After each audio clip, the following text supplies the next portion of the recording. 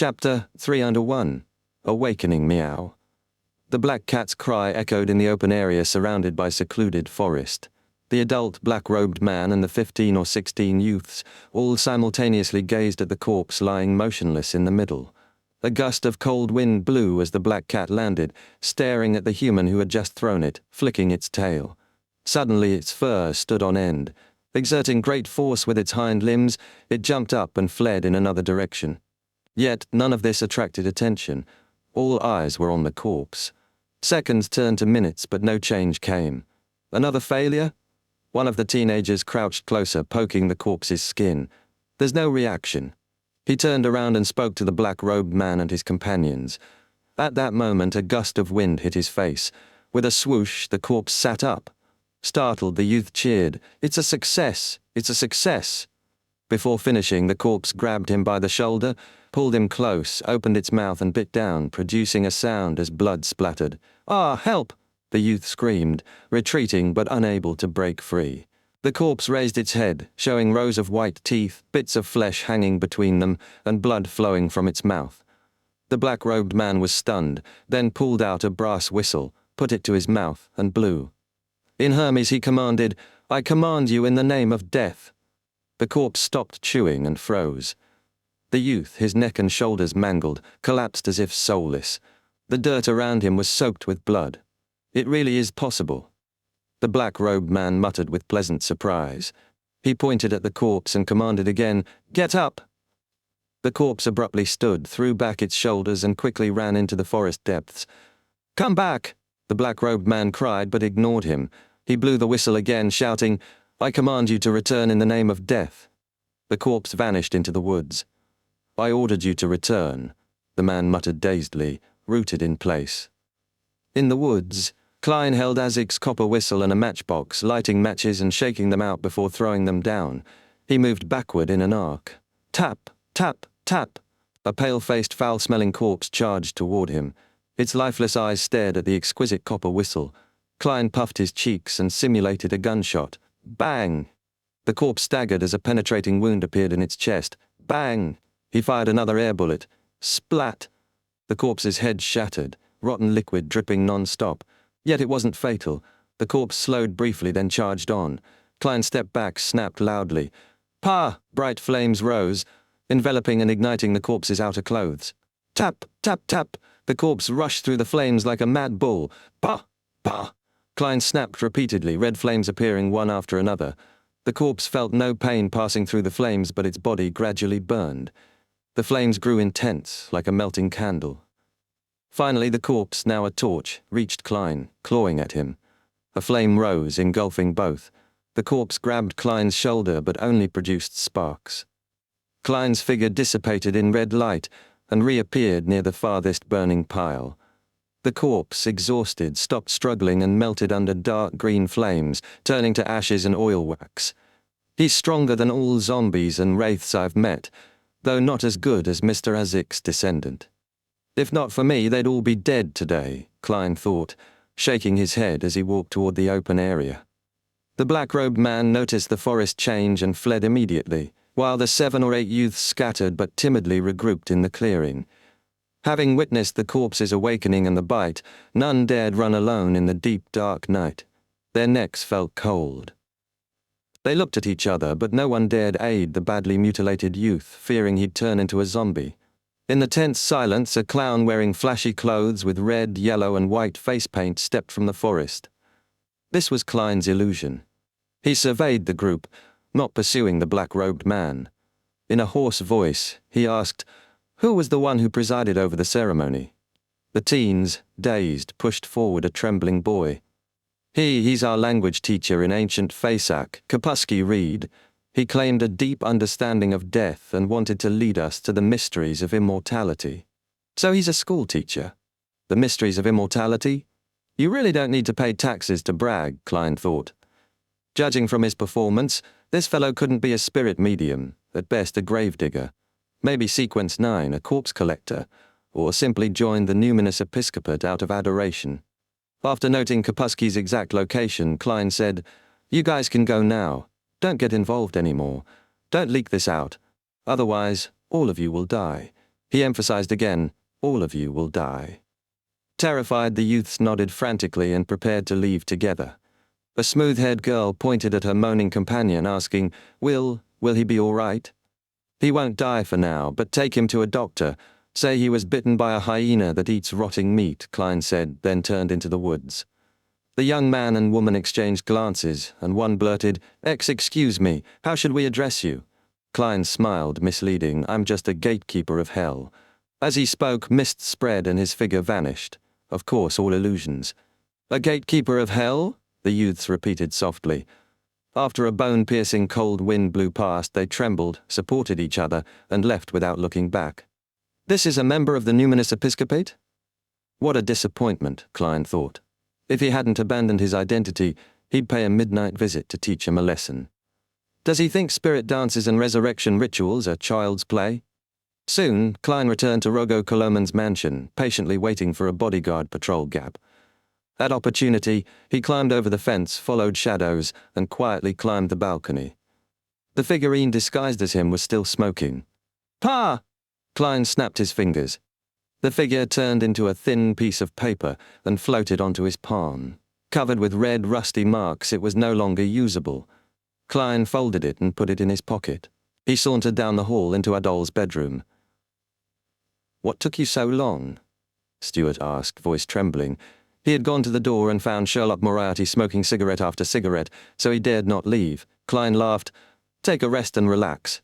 You can go too, I don't mind." Stuart hesitated, suddenly recalling he'd be alone on the cold, dark balcony. Forcing a smile, he said, "It's fine, I don't need it." Klein smiled silently and sat again, rocking gently through the night till daybreak. Nothing else happened. When Adol woke, he sat lost in thought. Klein said nothing, swapped places with Kaslana and her assistant, and slowly walked to the guest room to catch up on sleep. He was asleep when he heard Rogo Koloman exclaim in surprise, "Oh, my boy, you're fine now?" "Holy Lord of Storms, I'll donate £300 to the church." You're telling me they won't kill you?" It was all a misunderstanding? £300. How extravagant. Klein rolled over, wrapping arms around the warm quilt, mumbling. Then he went back to sleep. At noon, Kaslana sat across from him, frowning slightly. "What happened last night?" "Nothing," Klein answered simply, then laughed. "Does Adol waking up and going to the washroom count?" Next to him, Stuart slowed, nodded. She glanced at their faces, then quietly said, "No." The corner of Klein's mouth curled as he skillfully cut his steak. Chapter 302. A Clue.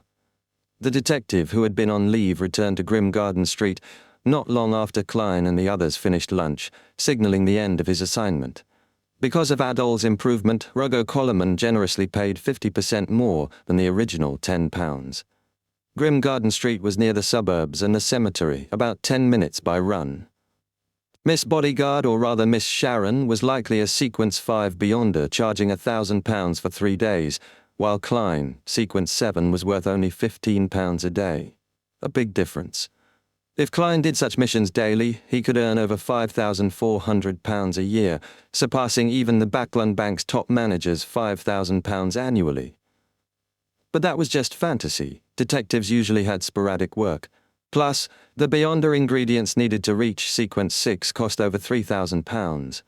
Just thinking about it gave Klein a headache. Good news, digesting the Sequence 7 potion after grasping the acting method might take 6 months to 3 years. Even quickly concluding magician rules would only reduce the lowest threshold by 1 or 2 months. Plenty of time to save money and search for clues. Wait.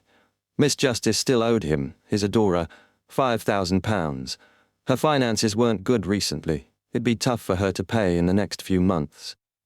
Taking 3 £5 notes, Klein left Westborough lost in thought. Back at Minsk Street, he burned the used paper figurine and made 2 new ones. That evening, Klein took the steam metro to the Backlund Bridge district. Using newspaper numbers, he knocked on the door of the gathering house. As before, he wore an iron mask covering half his face, a hooded black robe, and followed an attendant into the dim activity room, where a single candle flickered. Fewer Beyonders were present than usual. Klein wondered if others were late, but didn't change his pace. He chose a corner and sat. After a few minutes, The old Eye of Wisdom cleared his throat, announcing the gathering would start without the rest.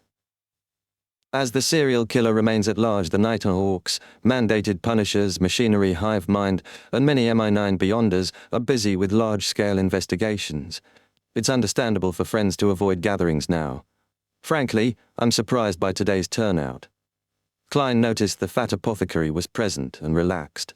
The apothecary nudged Klein's metal mask and called, seeking to purchase the Spring of Elves marrow crystals. Price negotiable. I have it, Klein said without hesitation, worried someone else might reduce the price of his stock. Though Beyonder ingredients were rare and rarely reappeared independently, caution was necessary. Seeking to purchase the Spring of Elves marrow crystals. The apothecary seemed unaware of Klein's answer. Suddenly realizing, he looked at Klein. You do? Yes. Klein met his fiery gaze and rolled up his black robe to show an iron cigarette case. Pah! Opening it, he revealed the faded, egg-shaped Spring of Elves marrow crystal. If you doubt it, old Mr. Eye of Wisdom can appraise it, Klein added quietly. Though unnecessary, Beyonder ingredients are obvious and quickly identified if contaminated. Appraisal helped those lacking mysticism knowledge. The apothecary gazed as if at a beautiful lady, mesmerized. After a moment he shook his head. No need. That's it. Klein smiled slightly and named his price. £300 and clues to the apothecary formula. Clues to the apothecary formula. It's you. The apothecary was stunned, realizing Klein was the man who made him bring sedatives for nothing. His regret deepened as he sighed. You really are a lucky guy. Why didn't I choose that road of fortune? I'm the king of yellow and black who wields good luck after all, Klein lampooned himself. The apothecary sighed and bargained. That's too expensive, £200 and a clue. The clue is just a bonus. I can't confirm its veracity, so £300 no less. I believe it's needed elsewhere. Klein smiled. This price is fair. Others might have offered £400 or £500, which you might have accepted. I'm not foolish. I can wait, the apothecary grumbled. The clue can be verified by old Mr. Eye of Wisdom. It must objectively exist, with detailed info before appraisal. Just a clue isn't enough, Eye of Wisdom said. Divination could roughly determine if the clue was effective, unless it involved powers 2 or 3 sequences higher than mine, Klein thought silently. But he wouldn't reveal that expertise at the gathering. All right then, £300 plus the clue. You lucked out. The apothecary breathed deeply, pulled out cash, counted it, then asked the attendant for pen and paper. After writing the clue, he crumpled it, handing it with cash and some items to the attendant. Klein was stunned when the attendant approached. Alongside cash and clue were 4 glass tubes filled with pure liquids. What are these? Klein asked. Have you forgotten? Your sedative, the special concoction, 10 solly a bottle, £2 for 4. So the cash is £298, said the apothecary. You can have it appraised if you want. Klein recalled the plan, gaining Miss Sharon's trust. Now that she wasn't here, maybe a sedative would handle unexpected situations. He took out the Spring of Elves marrow crystal, the items, counted cash by candlelight. £298 total. His wallet full, Klein rolled up the bills and pocketed them. After putting away the sedative, he unfolded the note and glanced at the clue. On the south side of the bridge, on Rose Street, at the Harvest Church, find Bishop Utravsky. Help him complete a mission and you'll get the apothecary formula. Harvest Church was one of the few Church of Mother Earth cathedrals in the kingdom, holding 2 Beyonder pathways, planter and apothecary. The clues matched well. As the gathering continued, Klein noted the female Beyonder, backed by an artisan, was absent or had no new weapons to sell. Disappointing, as he now had £509 and wanted to equip himself. After many failed transactions, a man on a stool said quietly, "A friend of mine was discovered in this investigation. He's imprisoned in a Lord of Storms cathedral by the mandated punishers. I want to hire helpers to rescue him." Eye of Wisdom immediately replied, "Stray dog, give up. A cathedral's mandated punishers and sealed artifacts can destroy all of us here. Your friend's fate is sealed. Don't fall into the same trap." Stray Dog looked around, no one responding. He thumped his thigh and growled. But what did he do wrong? He's an excellent physician, saved many patients, never hurt anyone. Just because he became a Beyonder by consuming a potion, he's imprisoned where the sun never shines. He'll be an experiment for mandated punishers? Why? Why? Stray Dog's agonized questions echoed. Even the silent apothecary couldn't help but sigh. Klein, a former official Beyonder, sighed inwardly. Without the spread of the acting method, wild Beyonders are ticking time bombs. But if it spreads, chaos and bloodshed will grow. As the laws of Beyonder characteristics indestructibility and conservation apply. In the heavy atmosphere the gathering ended. Klein, having gained nothing else, spoke again. Who has revolvers and bullets augmented with Beyonder effects? For example, purification, demon hunting, etc. He didn't specify bullet calibers, lacking a gun yet, planning to match bullets to the gun later. Silence followed until a female Beyonder in the same corner said quietly, "I can ask around and tell you at the next gathering." It seemed to be the artisan-backed lady. Klein sighed. All right. After the gathering, Klein didn't return directly to Minsk Street. Instead, he went to East Borough, changed clothes and headed to the border of North Borough and Hillston Borough, where suspected Numinous Episcopate member Kapusky Reed lived. Chapter 303. Rookie North Borough, Orca Street.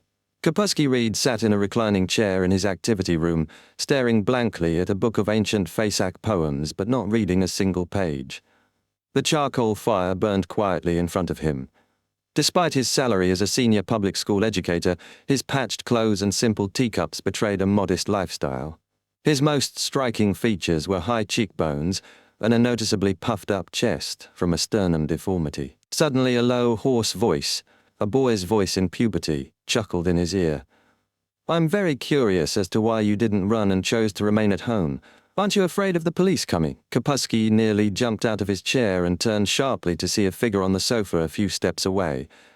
The figure wore light summer clothing, but their face was hazy and indistinct. Who are you? What are you doing here?" Kapusky asked nervously, gripping his armrest. Klein, using hallucination powers, leaned back and said leisurely, "Just last night or earlier this morning, I saved all of you." Kapusky relaxed somewhat. "You're that person in the forest? You took care of the corpse we awakened?" His fear was still palpable. The intruder had apparently infiltrated without detection, while Kapusky was awake, a fact that terrified him. "You all were lucky I passed by, otherwise there'd be nothing left but torn corpses on the forest floor," Klein chuckled. Then he asked again, "Why did you stay at home? Do you know what crimes you've committed?" From Kapusky's demeanor before and after the resurrection ritual, Klein knew he was a rookie unable to hide his true emotions. So Klein planned to rely on spirit vision and interrogation rather than brute force. Kapusky swallowed hard. "I know. Secretly buying corpses and grave robbing, crimes that could send me to prison for over 10 years. And the church will punish me too." He gave a wry smile. "But if I didn't cause too much trouble, the children and their parents wouldn't snitch because they do the same. Even if they turned themselves in to get lighter sentences, they'd still go to jail for a while." He laughed bitterly. "Some children have told their parents about me. Gangsters warned me to quit and leave school within a week. I agreed." Klein nodded. "Good to change environments. Don't bewitch ignorant children into crime again. That's heinous." "I won't. Never again. I never imagined it'd be this dangerous. I just saw they shared my interests, searching for immortality's secrets. And digging graves. Doctors did that ages ago," Kapusky said with lingering fear.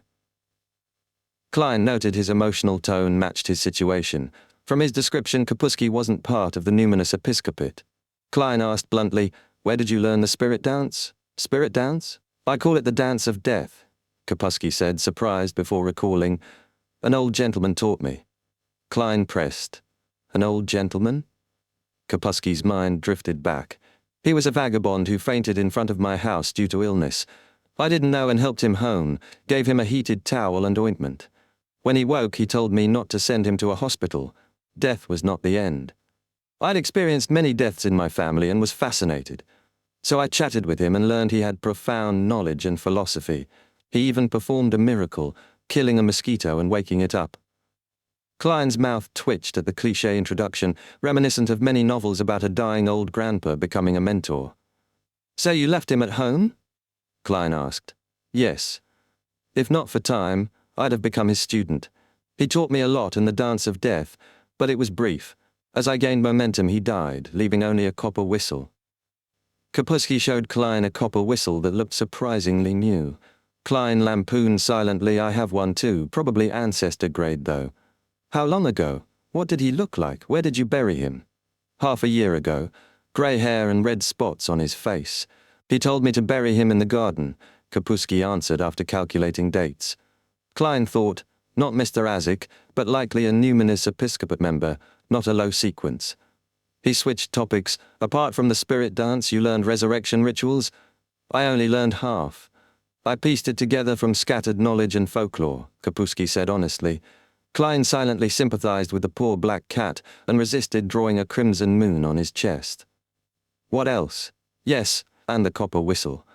I think it's the key to communicating beyond our senses." Kapusky blew the whistle and sighed. "Every time the surroundings turn cold, as if someone watches and tugs at me." Klein activated spirit vision. Water patterns rippled on the ground, cold air spread, and firelight dimmed. A skull with 3 unfocused eyes and black-jointed tentacles emerged. A tentacle impatiently touched Kapusky's leg repeatedly, but Kapusky didn't react. "Is this a messenger?" "The copper whistle summons their messengers. Why summon without a letter?" Klein was stunned. Kapusky, excited, said, "Did you feel it? The cold? The gas lamps dimmed. I'm not lying, someone is watching and tugging at me." The eerie messenger tried again and again to touch Kapusky, but having no letter, returned underground in resignation. Klein's mouth twitched. "I take it back. He's not a rookie. He's an utter noob. Not even a beyonder. Corpse collectors on the death sequence see ghosts directly." Kapusky hadn't even found the door. Klein sighed silently, wondering where a note handed to that messenger would be delivered. Perhaps a senior numinous episcopate member? Suppressing the thought, Klein nodded. "It has indeed turned cold." Then changed topic. "Have you felt anything unusual since the old gentleman's death?" "Not before, but in the last 2 weeks. Sometimes it feels like someone around me is like a corpse that can be awoken," Kapusky asked, curious and afraid. "Is it hallucination?" Klein looked at Kapusky's aura and replied sincerely, "I suggest you go to a cathedral at least 3 times a week for 2 months, attend mass, listen to preaching. If you don't, prepare a grave for yourself." "All right," Kapusky said, disappointed. He had hoped for signs of improvement. Klein's tone hardened. "Take me to the old gentleman's corpse." Kapusky hesitated, then accepted reality. He grabbed his tools and led Klein through the kitchen back door into a withered garden, stopping by a slanted tree. Kapusky dug skillfully, revealing a slate beneath the soil. He pried it open. The crimson moonlight faintly illuminated the shallow tomb. Suddenly, Kapusky screamed in misery, stumbling back and collapsing. There was no corpse or bones inside. Instead, the bottom of the tomb was covered in white feathers stained with yellow oil. Chapter 304, Feathers. White feathers in a corpse-free grave caught Klein's attention immediately. The word that came to mind was angel. In the major church's canon, angels were said to have pure white wings, sometimes 2, 3, or even 6 pairs. Yet Klein recalled a description from Mr. Azik's dream about a dark mausoleum with ancient opened coffins where corpses had white feathers growing from their backs. Was this a death pathway trait, or a phenomenon linked to the numinous episcopate? Klein calmly stared at the yellow oil-stained white feathers at the grave's bottom. He doubted the old gentleman was an angel. Terrifying sequence 2 or 1 beyonders usually left intense, surrounding effects upon death, like the holy artifact ashes of a saint at Chanis Gate, which emitted thin, black, freezing lines sealing everything nearby. Maybe the old gentleman hadn't truly died, like Mr. Azik? Klein picked up 3 white feathers, planning divination when he returned home. Kapusky suddenly regained awareness and scrambled beside Klein, fear in his eyes. "Where's the body?" "Maybe he left by himself," Klein answered quietly. Kapusky shuddered. "He left by himself, but I didn't perform the resurrection ritual on him." Klein looked at him for a moment, then said plainly, "Death is not the end. Death is not the end. Death is not the end," Kapusky repeated, terrified. "Will he come back?" Klein thought about the copper whistle Kapusky used to summon a messenger, probably tied to the old gentleman, effectively sending a letter to a man dead half a year. He calmly warned, "Don't blow that copper whistle again." "You mean it will draw him back?" Kapusky asked in horror, then begged, "See, can you help me throw this copper whistle into the Tusok River? If you can't, I'll do it myself." Klein smirked inwardly. Interested in the philosophy of death, huh? And reached to take the whistle. He planned to send the dead man a letter when the time was right, but only if it was safe. After instructing Kapusky to refill the grave, Klein briefly discussed the spirit dance and its mysticism with him, expanding his knowledge. He also confirmed Kapusky had laid the old gentleman's body facing down, as instructed. Using spirit dance to replace parts of ritual magic could be simpler and more effective under special conditions. Having achieved his goal, Klein warned Kapusky to stop experimenting with resurrection rituals. Leaving the street via the garden, Klein took a long carriage detour to East Barrow. After changing into his previous clothes, he entered his Minsk Street bedroom and performed divination above the grey fog, holding the 3 feathers and copper whistle. Seated in the fool's high-backed chair, pen and paper ready, he wrote, "Its origins." He silently chanted and entered a dreamlike grey-white world, thick with darkness but suddenly stained crimson.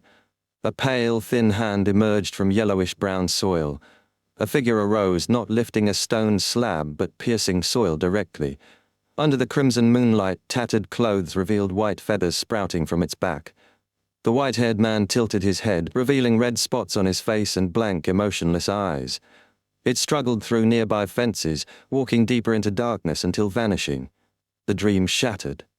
Klein awoke, reflecting that the corpse's white feathers resembled Miss Sharon's, but differed by giving off a heavy corporeal sensation, somewhere between human and spirit, a semi-natural, incomplete transformation. Perhaps an envoy linked to the real and spirit worlds. Tapping the table's edge, Klein pondered, then divined if using the copper whistle was dangerous.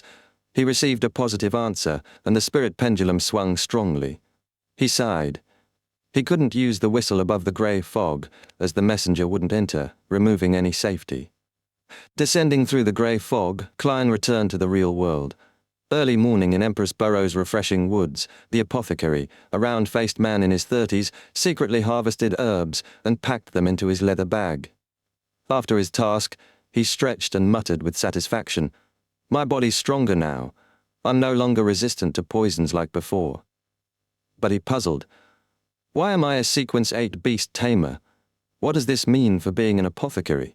Apothecaries tame plants and animal parts after death. Beast tamers use living animals. Does that include Beyonder creatures?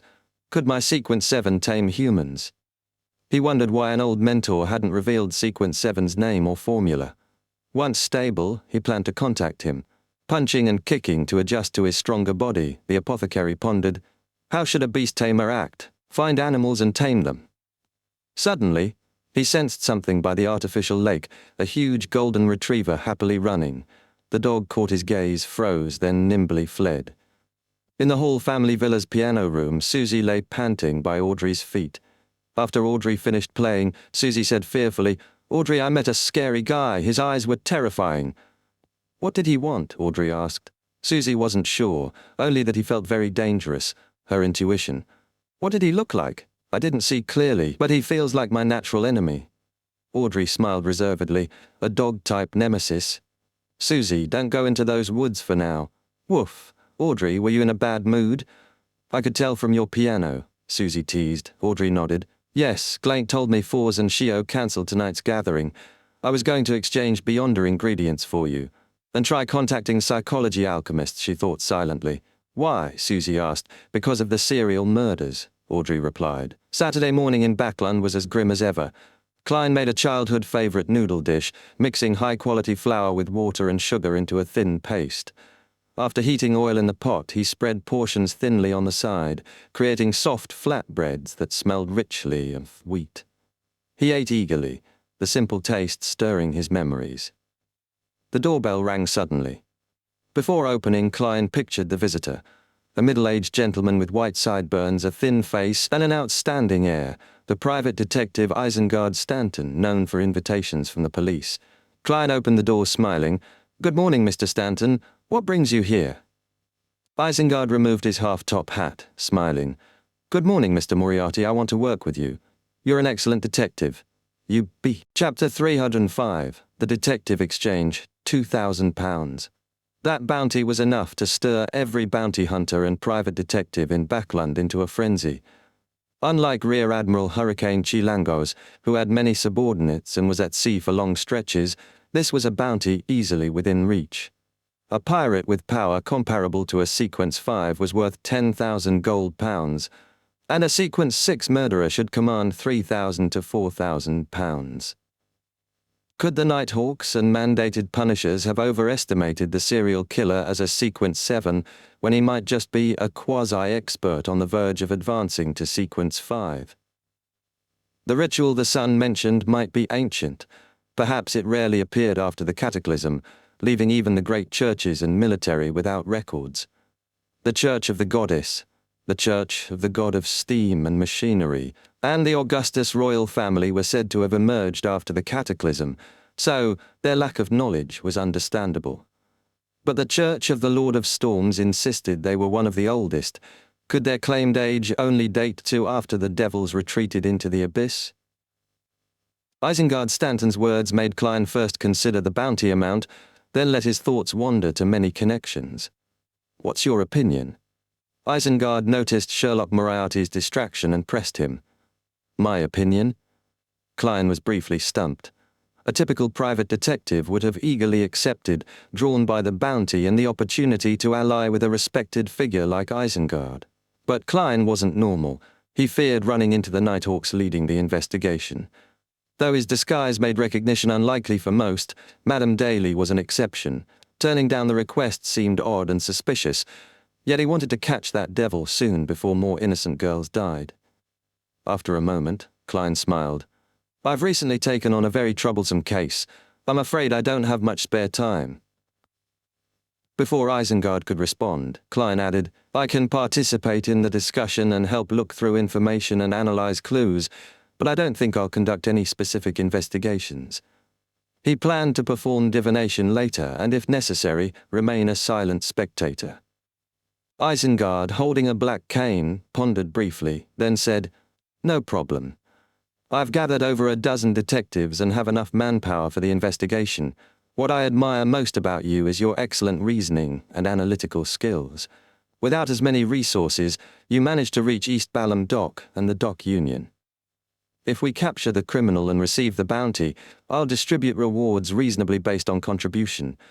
Trust me, I have credibility in this business. All right, I hope for a pleasant partnership. Klein shook Isengard's warm, dry hand. That warmth was rare for a middle-aged man in Backland's late autumn and deepened Klein's suspicion that Isengard was a beyonder.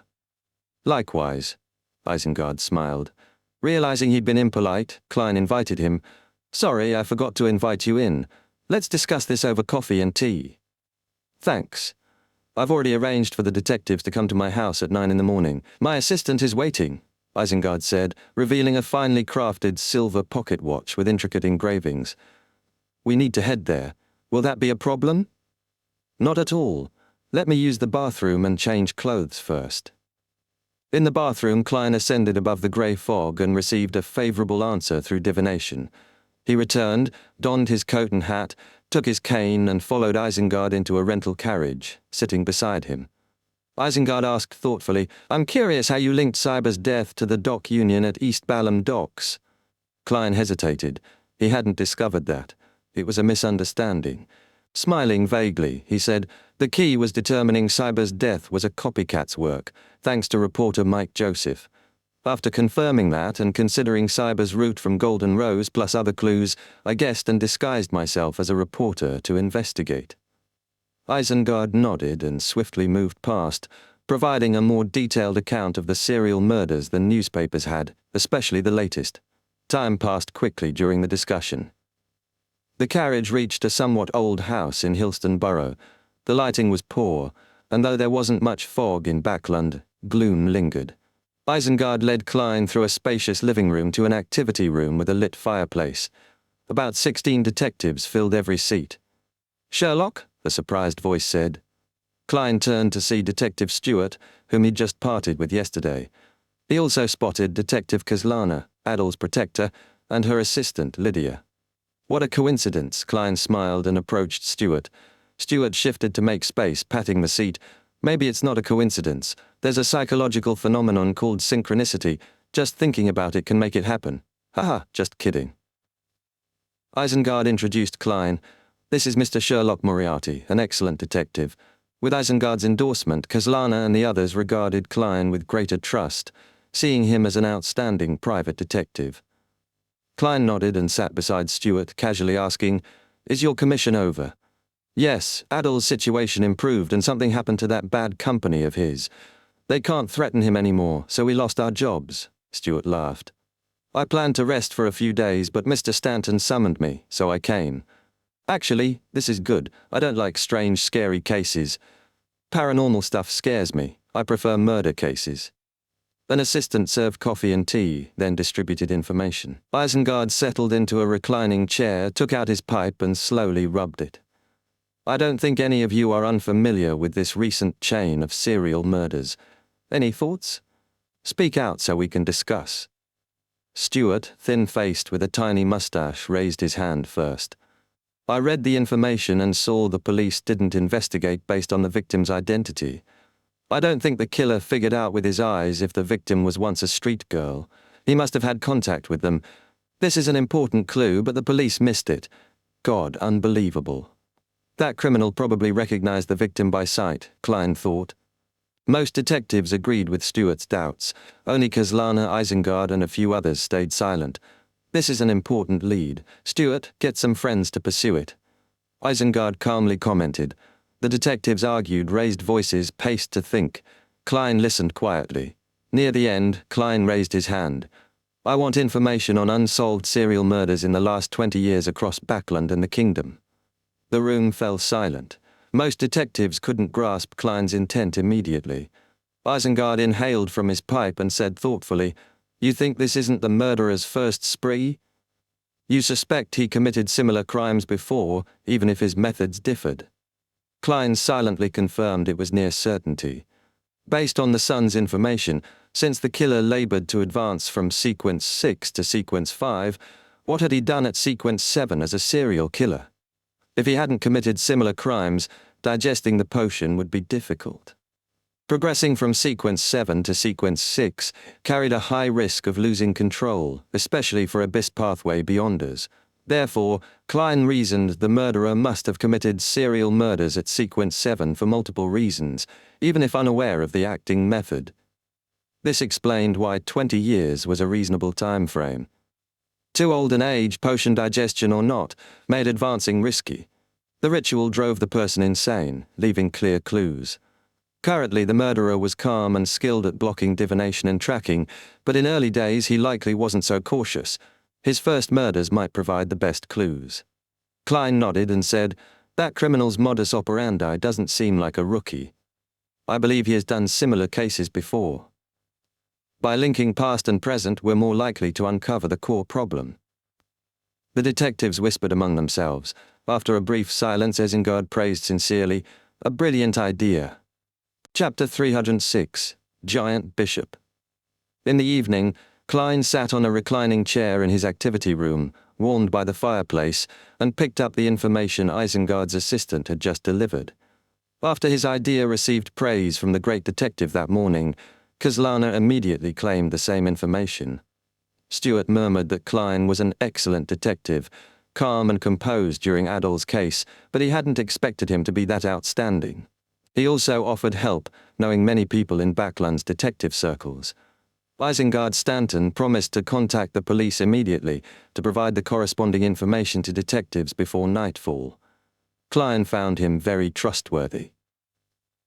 At the next tarot club, Klein planned to ask Little Sun through the world about the characteristics of Sequence 6 devils and the powers of Beyonders of this sequence. He hadn't planned on involving himself before and had forgotten to gather the relevant information, but since he had decided to help, it was best to be prepared. At least, he would know what was happening when danger appeared. Under the gas lamp's light, Klein began to look through the unsolved serial murders from the last 20 years in the Lone Kingdom. There were fewer than he had expected, 4 in Backland, 5 in other cities, 9 in total. Though this world lacked DNA technology and many detective skills, with the Emperor's support, rudimentary fingerprint investigations existed. Beyonder methods such as mediumship, divination, and dream entry supplemented these. The police usually did not request Beyonder teams from the three major churches for individual murder cases not involving nobles, rich people, or officials. However, serial killers caused panic, so they made the wisest choices. Having only a few unsolved serial murders in 20 years was therefore reasonable. Klein flipped through the cases one by one. Without enough information for divination, he first selected 2 serial killings that might be related to the current case. One case was 4 years ago. 5 victims, all single prostitutes with a child. They were mistreated before death but showed no signs of sexual intercourse. The police at the time thought the murderer must have known the prostitutes personally. Otherwise, selecting individuals with a child would be impossible. They identified suspects among neighbors and regular clients but failed to find the real murderer. Though the dossier briefly mentioned Beyonders from the 3 major churches had been called in, they still could not crack the case. With the powers of the Abyss Pathway Beyonders, recognizing signs that a woman had once been a degenerate did not violate mysticism's laws, nor did identifying an individual as a prostitute. But knowing the woman was single with 1 child made no sense. The police were right. The real murderer was like Klein, able to resist dreams, divination, and mediumship, evading mid-sequence Nighthawk and mandated Punisher investigations. The church's knowledge of serial killers was insufficient. The murderer might have had fortunate encounters. Klein analyzed these issues from his own standpoint. He thought wryly that analyzing the cases as a Beyonder truly lived up to the name Moriarty. He decided the first targets would be the 4 cases from Backland. He planned to have Mr. Stanton confirm suspects' current addresses via the police and ask Stewart to get others to help discreetly. This way, Klein wouldn't appear directly and could avoid encountering official Beyonders. After clarifying the situation, he would gather the suspects' belongings and bring them above the grey fog to make metaphysical deductions. The second case was 11 years old. 4 dismembered corpses had happened in succession. Originally considered isolated cases, suspicion arose due to the way the bodies were handled, confirming serial murders. The victims were men and women who worked late before returning home. They were not robbed and had no common connection. The delayed investigation wasted valuable time, and no clues to a suspect emerged. If spirit mediums had been summoned quickly, the victims' wraiths might have gathered around the murderer. Of course, the murderer might have killed the wraiths, leaving only ashes behind, complicating investigations. Klein rubbed his temples and noticed evening approaching. He stopped and rose. He had something to do that night. He wanted to go to the area south of the bridge, to the Harvest Church on Rose Street, to find Bishop Utravsky and obtain the apothecary formula. He had divined if it was dangerous. Having an apothecary subordinate was extremely helpful. He could get injured, fall sick, or encounter enemies, and having an apothecary he could find at any moment was reliable. After a detour to East Borough, Klein disguised himself and took the steam metro across the Tussock River to district south of the bridge. Along the way, darkness and gas lamps created an unforgettable scene. On the public carriage, Klein arrived at Rose Street and found the tiny Harvest Church. The golden cathedral had a striking steeple and a sacred emblem of life, a baby surrounded by wheat, flowers, and spring water, engraved on its outer wall, standing out. The cathedral's lights were dim, and no devotees were inside. Klein sneaked in from the side, carefully dabbing his face with paint rather than relying on illusions. Inside the hall, pews were neat. At the front was a large sacred emblem of life, flanked by candles. A tall man in his 40s or 50s, wearing brown clergyman robes, sat in the front pew. He seemed like a small mountain, giving off an oppressive feeling. He wore a bishop's bonnet, with light, thin eyebrows and wrinkles near his eyes, cheeks, and mouth. His eyes were closed, hands clasped to his chin, as if in the most pious confession. Suddenly he opened his light blue eyes. "The Mother's Church will not reject anyone. Why didn't you take the main entrance?" he said softly without raising his head. "Are you Bishop Utravsky?" Klein stepped from the shadows. "I prefer to be called a father. Father Utravsky," the man replied gently. All right, Your Grace. Klein laughed deliberately. Your name and your height tell me you're from Faceless. Why do you believe in Mother Earth? Bishop Utravsky raised his head slightly, staring at the sacred emblem, speaking with emotion. I was born along the coasts of Mid-Seashire Indoor. I was a man who was passionate about combat and killing. Indoor was in the Faceless Empire. Klein nodded subtly. Mid-Seashire formed a natural border between Lone, Intis and Faceless. The east coast belonged to Lone, most of the west to Intis, and the north had famous Faceless port cities like Indoor. Mid-Seashire extended northeast, penetrating Faceless and connecting to the North Sea. Many islands there housed polar bears and sea lions. Hunting these animals was a traditional festival for Faceless citizens. As Klein's thoughts wandered, Bishop Utravsky continued, I committed a serious crime and fled to the Sonia Sea, where I became a ruthless pirate. I was lucky enough to meet a missionary of Mother Earth before I fell into the true hell of the soul. After that day, I understood the value of life, understood the charms of all living things, and gained the joy that stems purely from life itself. I swore in front of the Mother Earth's sacred emblem that I would spread her faith in other countries to make up for my bloody past. Thus, here I am. I came here. His calm, emotional voice accompanied him as he stood. Over 2 meters tall with a sturdy build, his robes tight, he looked like a giant from legends reappearing on the northern continent. A real giant was 3 to 5 meters tall, with a single vertical eye. Citizens of Faceless were generally tall and believed they had the blood of giants. Klein had to raise his neck to look at Utravsky's face. What are you doing here? Utravsky asked, lowering his head. I heard you have a request and that the reward is the apothecary formula, Klein said in disguise. Bishop Utravsky fell silent for a few seconds before saying, yes. Although I'm not sure where you learned of this, it's true. Then, what task is it? Klein smiled. Utravsky sized him up seriously before saying, I don't think you can fulfill my request. Perhaps I can. I need to know the details before I can make an evaluation, Klein frowned. Utravsky stood like a giant pillar.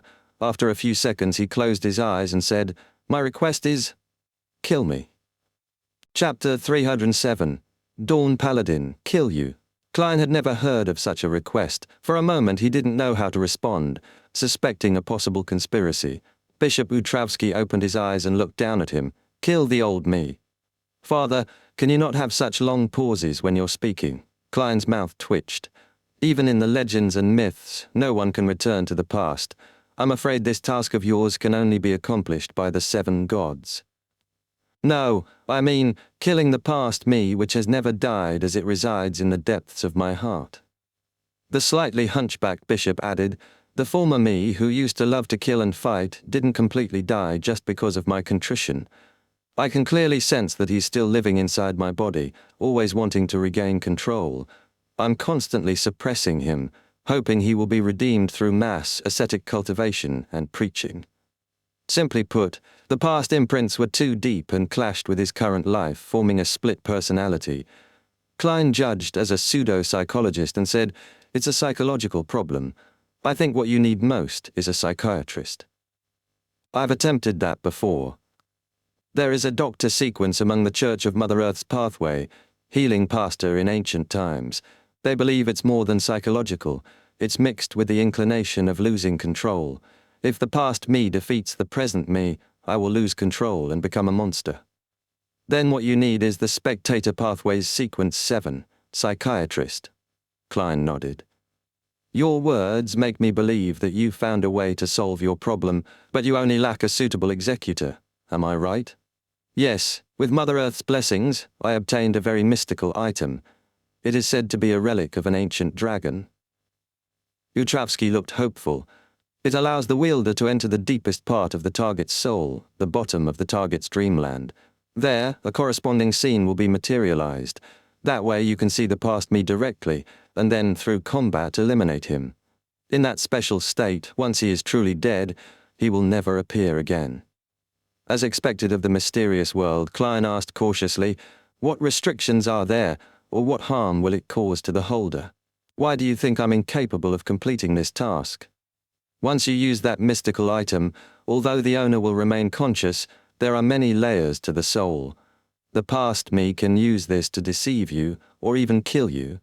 And after 5 minutes, that item will make you lose consciousness completely and become its sacrifice. In this way, you will become a vegetable. In addition, if you're killed in the lowest level of the dreamland, it's equivalent to true death. Believe me, the past me is much stronger than you think. So that's how it is, but it's not a problem for me. I can stay awake and rational during spirit channeling and dreams. Even if I start to lose myself, I can take 4 steps counterclockwise, chant my honorable name, and escape above the grey fog. The bigger question is how strong the past Bishop Utravsky is, and what my odds of victory are. How strong were you, Father Utravsky? I don't think I would definitely lose. Utravsky's eyes turned adrift. I was a warrior. I have already reached sequence 6 of my Beyonder pathway, becoming a Dawn Paladin. So, he's not a Beyonder of the Planter pathway. He committed crimes and became a pirate before conversion. Sequence 6, not invincible. A magician is stronger with prep, and the dreamland is my home ground. Will that mystical item weaken him? Yes, but it's still his main region of activity, so the weakening wouldn't be too great. At most, it would be like he had already fought an intense battle. That raises my chances. Is there anything I need to pay attention to in that special environment? Just like real combat, effective attacks are always effective. But one thing must be noted. He can bring you into a few other levels of the dreamland, creating a situation where it's hard to determine whether it's reality or illusion. Utravsky added, "You have to be at least at sequence 6, or some other special sequence 7. I swore on a holy artifact of Mother Earth that I wouldn't ask the church for help before my missionary succeeds, or this wouldn't be necessary. So that's how it is. I'm not afraid of a dream." Klein's lips curled slightly. Final question. Are there any points to take note of when fighting a Dawn Paladin? Utravsky frowned and sighed. This is something that requires absolute secrecy for Beyonders. However, the more details you know, the higher the chances of success are, right? Yes, Klein nodded. In a reminiscent tone, Utravsky explained, a Dawn Paladin possesses a power akin to that of a giant, enabling the area within a 40-50 meter radius to be basked in the light of dawn. Such light can dispel illusions, exorcise wraiths, and weaken evil spirits. They can conjure dawn armor, like full-body armor that doesn't weigh anything. If destroyed, it takes time to recover. They can also conjure different weapons. The strongest is a 2-handed rapier, the Sword of Dawn. It's sharp, solid, and each strike has a purification effect. Apart from that, Dawn Paladins have a power to create a hurricane of light. It can destroy a person's body, eliminate wraiths, and damage evil spirits. Not many Beyonder powers, but they're all my natural enemies. High offense, high defense, not afraid of illusions. The only good news is low mysteriousness, few unpredictable elements. Klein simulated possible combat scenarios in his mind. The level of mysteriousness implied strangeness, unpredictability, unfathomability. Bishop Utravsky quietly waited. After formulating a plan, Klein looked up and said, "Perhaps I can give it a try, but I will need to leave for a few minutes to confirm that you're not lying." Utravsky answered, slightly stunned, "No problem. However, do not belittle the past me. He's extremely skilled in combat. I wouldn't joke with my life." Klein pressed his hand to his chest, bowed, and left the Harvest Church. He found a secluded place, quickly went above the grey fog, and performed a divination. The result? Danger existed, but it was tolerable. From start to finish, he spent less than 20 seconds above the grey fog. He returned to the cathedral. Bishop Utravsky still stood at his original spot. "I'll take this commission," Klein said. Utravsky stared at him before slowly replying, "If you succeed, not only will I give you the apothecary formula, but I will also gift you a mystical item without much of a negative side effect." Klein was taken aback. "Father, you truly are a generous person."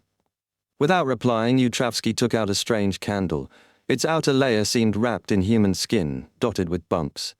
The black wick was etched with tiny scale-like patterns. "Ignite it with your spirituality." He handed it to Klein. Instead, Klein took out a matchbox, stuffed a few matches in his pocket, lit and blew out several others, and threw them around the cathedral. He adjusted the positions of his paper figurines, Azic's copper whistle, and charms. He was preparing for the worst-case scenario. Finally, he snapped his fingers, summoning a blue spiritual flame. Sizzle! He lit the black wick. Though nothing appeared to change, Klein immediately sensed he had entered the world of the mind. Before him, Bishop Utravsky stood unmoved, his giant figure oppressive, his expression twisted into a ferocious snarl. The surroundings shifted rapidly. Klein felt like he was plunged into a real, intense battle. Pa! At the battle's end, Utravsky fell to the ground, blood gushing from his body. Klein watched calmly. What a professional performance. But I know that this is a dream within a dream. Chapter 308, A Prepared Magician. When Klein looked down again, the strange candle wrapped in human skin had vanished. A faint, slightly sweet scent lingered around his nose. Ignoring Bishop Utravsky's body lying in a pool of blood, he took out a matchbox and lit a match. The blood vanished instantly. The messy church became tidy again. The towering Utravsky slowly got up and said with a twisted face, "It actually didn't have any effect. It's no wonder that you dared to accept this task. However, this is your misfortune. I didn't actually want to kill you." As he spoke, the candlelight in the cathedral flickered.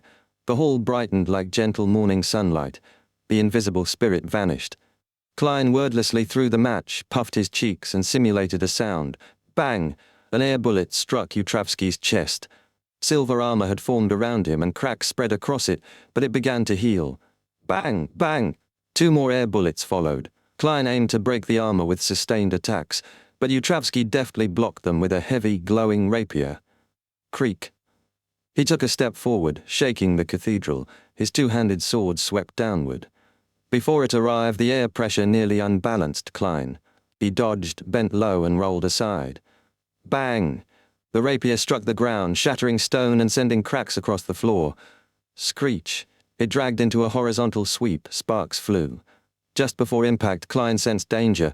He pushed off the ground and leaped up again. Whoosh! The wind from the rapier blew dust everywhere. Pews nearby were shattered. Utravsky didn't stop. He chained attacks rapidly, slashing, thrusting, sweeping, bashing again and again. His stamina was monstrous. The barrage didn't stop for dozens of seconds. The blade's range was terrifying. Klein dodged, rolled, ran, unable to retaliate. If not for the scattered matches and the altar candles still burning, he wouldn't have survived this long. As expected of a combat class beyonder, no mistakes, no weaknesses. Klein didn't panic. He kept observing, waiting for a flaw. Then he found one. The oversized rapier left a gap at close range. When the sword came down again, Klein rolled left, pressed off his palm, and dove between Utravsky's legs. At over 2.2 meters tall, the bishop's stance exposed his silver-armored crotch. Klein reached into his pocket, pulled out a long paper strip, and turned it into a hard cane. He stabbed into the gap at the side of Utravsky's crotch. A fatal strike, except a new vision flashed in Klein's mind. A downward stab, boundless light, a raging hurricane. A trap. He leaped forward without hesitation, passing beneath the bishop and landing behind him. At that moment, Utravsky held his sword overhead, driving it into the stone. Crack! Light burst out like dawn, sweeping the area in a storm. The stone vanished. Even the earth sank. His leg armor was also destroyed, revealing his skin. He had planned to take damage in exchange for a kill. Now behind him, Klein twisted midair, puffed his cheeks, and fired 2 air bullets. Bang! Bang! Bang! They shattered the metal at the back of the bishop's head, exposing flesh. Klein was about to finish him off when Utravsky straightened, twisted, and swept the rapier backward. Too fast. Klein pulled out a paper charm and raised it. Clang! The sword struck the paper with a metallic crash. Klein was flung like a tennis ball. The charm tore, leaving only a sliver in his fingers. Mid-air, Utravsky gave chase. Klein didn't panic. He flicked his wrist. The paper sliver flared and exploded into fire, surrounding him. Hum! The rapier cut through but did no damage, only a spark. At the altar candle on the right, a yellow flame grew, forming a painted figure. Klein. He pulled another strip of paper from his pocket. Pa! It turned into a flaming whip. Pa! Pa! Pa! Klein lashed at Utravsky from afar. The whip disintegrated under the rapier.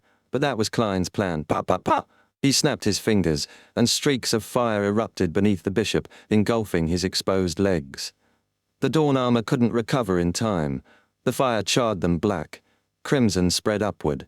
Still, Utravsky growled and charged through the flames like a steam train. His rapier cracked and burst into motes of light. Klein was cornered again. The matches on him ignited. Flame erupted. But it wasn't fast enough. The hurricane of light consumed it instantly. Klein's body shattered, yet turned to paper scraps. Behind Utravsky, a column of scarlet flame flared. Klein stepped out. He threw a matchbox at the bishop's unprotected lower body, aiming to trigger an explosion in the confined space. Utravsky jumped, drawing back his legs. "Pah!" The snap of fingers didn't ignite the box, but triggered an air bullet. Bang! It tore open the back of Utravsky's head. Blood and white matter burst out. The bishop turned slowly and said in a daze, "You!" The damaged matchbox fell to the floor. It never lit. Klein chuckled. "I've never said that snapping my fingers could only be used to control flames and not shoot out air bullets." "Look! Pa! Pa! Pa!" More air bullets blasted into Utravsky's skull, destroying his helmet and splitting his head. Bam! He collapsed, shaking the cathedral. "Pa!" Klein snapped again. The matchbox finally ignited, engulfing the corpse in scarlet flame. Klein didn't check for the candle's presence. He relied on his clarity of mind to force himself out of the dream's lowest level. Behind him, the burning corpse lay still as the world dissolved around it. Chapter 309, Choosing One Out of Two. The illusion faded and Klein found the strange candle back in his hand, black wick, pale white flame. The cathedral was spotless once more. The broken pews, shattered stone slabs and destroyed candles, all restored. Bishop Utravsky now sat hunched in a pew, head buried in his hands, fingers pressing his temples. Sweat trickled from his face, soaking the ground beneath. Sensing the extinguished candle, he shuddered and looked up. Tears flowed from his turbid eyes. His face was streaked, but his gaze was clear and emotional, filled with joy and newfound clarity. Gone was the oppressive presence. Now only a sense of physical heaviness remained. Klein felt as though he was looking at a newborn. Utravsky smiled kindly. "You're much better than I expected." "No, this is because I gained sufficient understanding in advance and made the appropriate preparations. As for the past, not only were you unsure of your opponent's strengths, you were also greatly weakened. If I were to fight against you in the real world, I would be considering how to escape," Klein replied calmly. A prepared magician and an unprepared magician are very different concepts. Utravsky didn't argue. Relief spread across his body. "Thank you, my friend. According to our agreement, I'll give you the apothecary formula. I'll also give you an additional mystical item." He produced something resembling a combination of a needle, tube, and container. "You have two choices. This is one of them. I never named it. You can use it to draw a tube of your own blood. At a critical moment, you can transfuse it back. Your fatigue will disappear, ailments and injuries will be alleviated, and your physical capabilities greatly enhanced." "What about its limitations and latent dangers?" Klein asked coolly. Utravsky examined the device's patterns. "After drawing blood, you'll be weakened for 12 hours. Transfusing the blood during that time will have no effect. The duration can vary depending on your condition. Also, don't use it more than once a week. Overuse brings temporary madness. Worse, the weakened state after drawing blood will become a trait of yours." He paused, then added, "If carried for over half an hour, it makes you slightly neurotic." Thank the heavens he didn't use this before. My chances of winning would have been abysmal. Klein frowned. The negative effects were troubling. Even temporary irrationality or mental instability was a serious risk. He had seen what happened to rampagers and those tormented by evil gods. Mental resilience mattered deeply. No acting method could compensate for a deteriorating state of mind. "What's the second choice?" he asked after a pause. Utravsky pulled out a simple brass key. "This is called the master key. It opens any mundane lock and some with minor mystical effects. If there's no lock or door, it can open a passage that doesn't belong to reality, so long as it's not blocked by strong beyonder powers or thick barriers." He added with a chuckle, "Its spirituality is completely restrained. When not in use, it appears as an ordinary key." Utravsky stood and approached a wall, pressing the key against it. He turned it gently. Ripples spread outward like water, and he stepped through the wall. Moments later, he re-emerged the same way. "Have you decided on the mystical item?" Klein hesitated. "What are the latent dangers of the master key?" "The person carrying it will occasionally get lost," Utravsky said warmly. "According to what someone told me, one gets lost at random."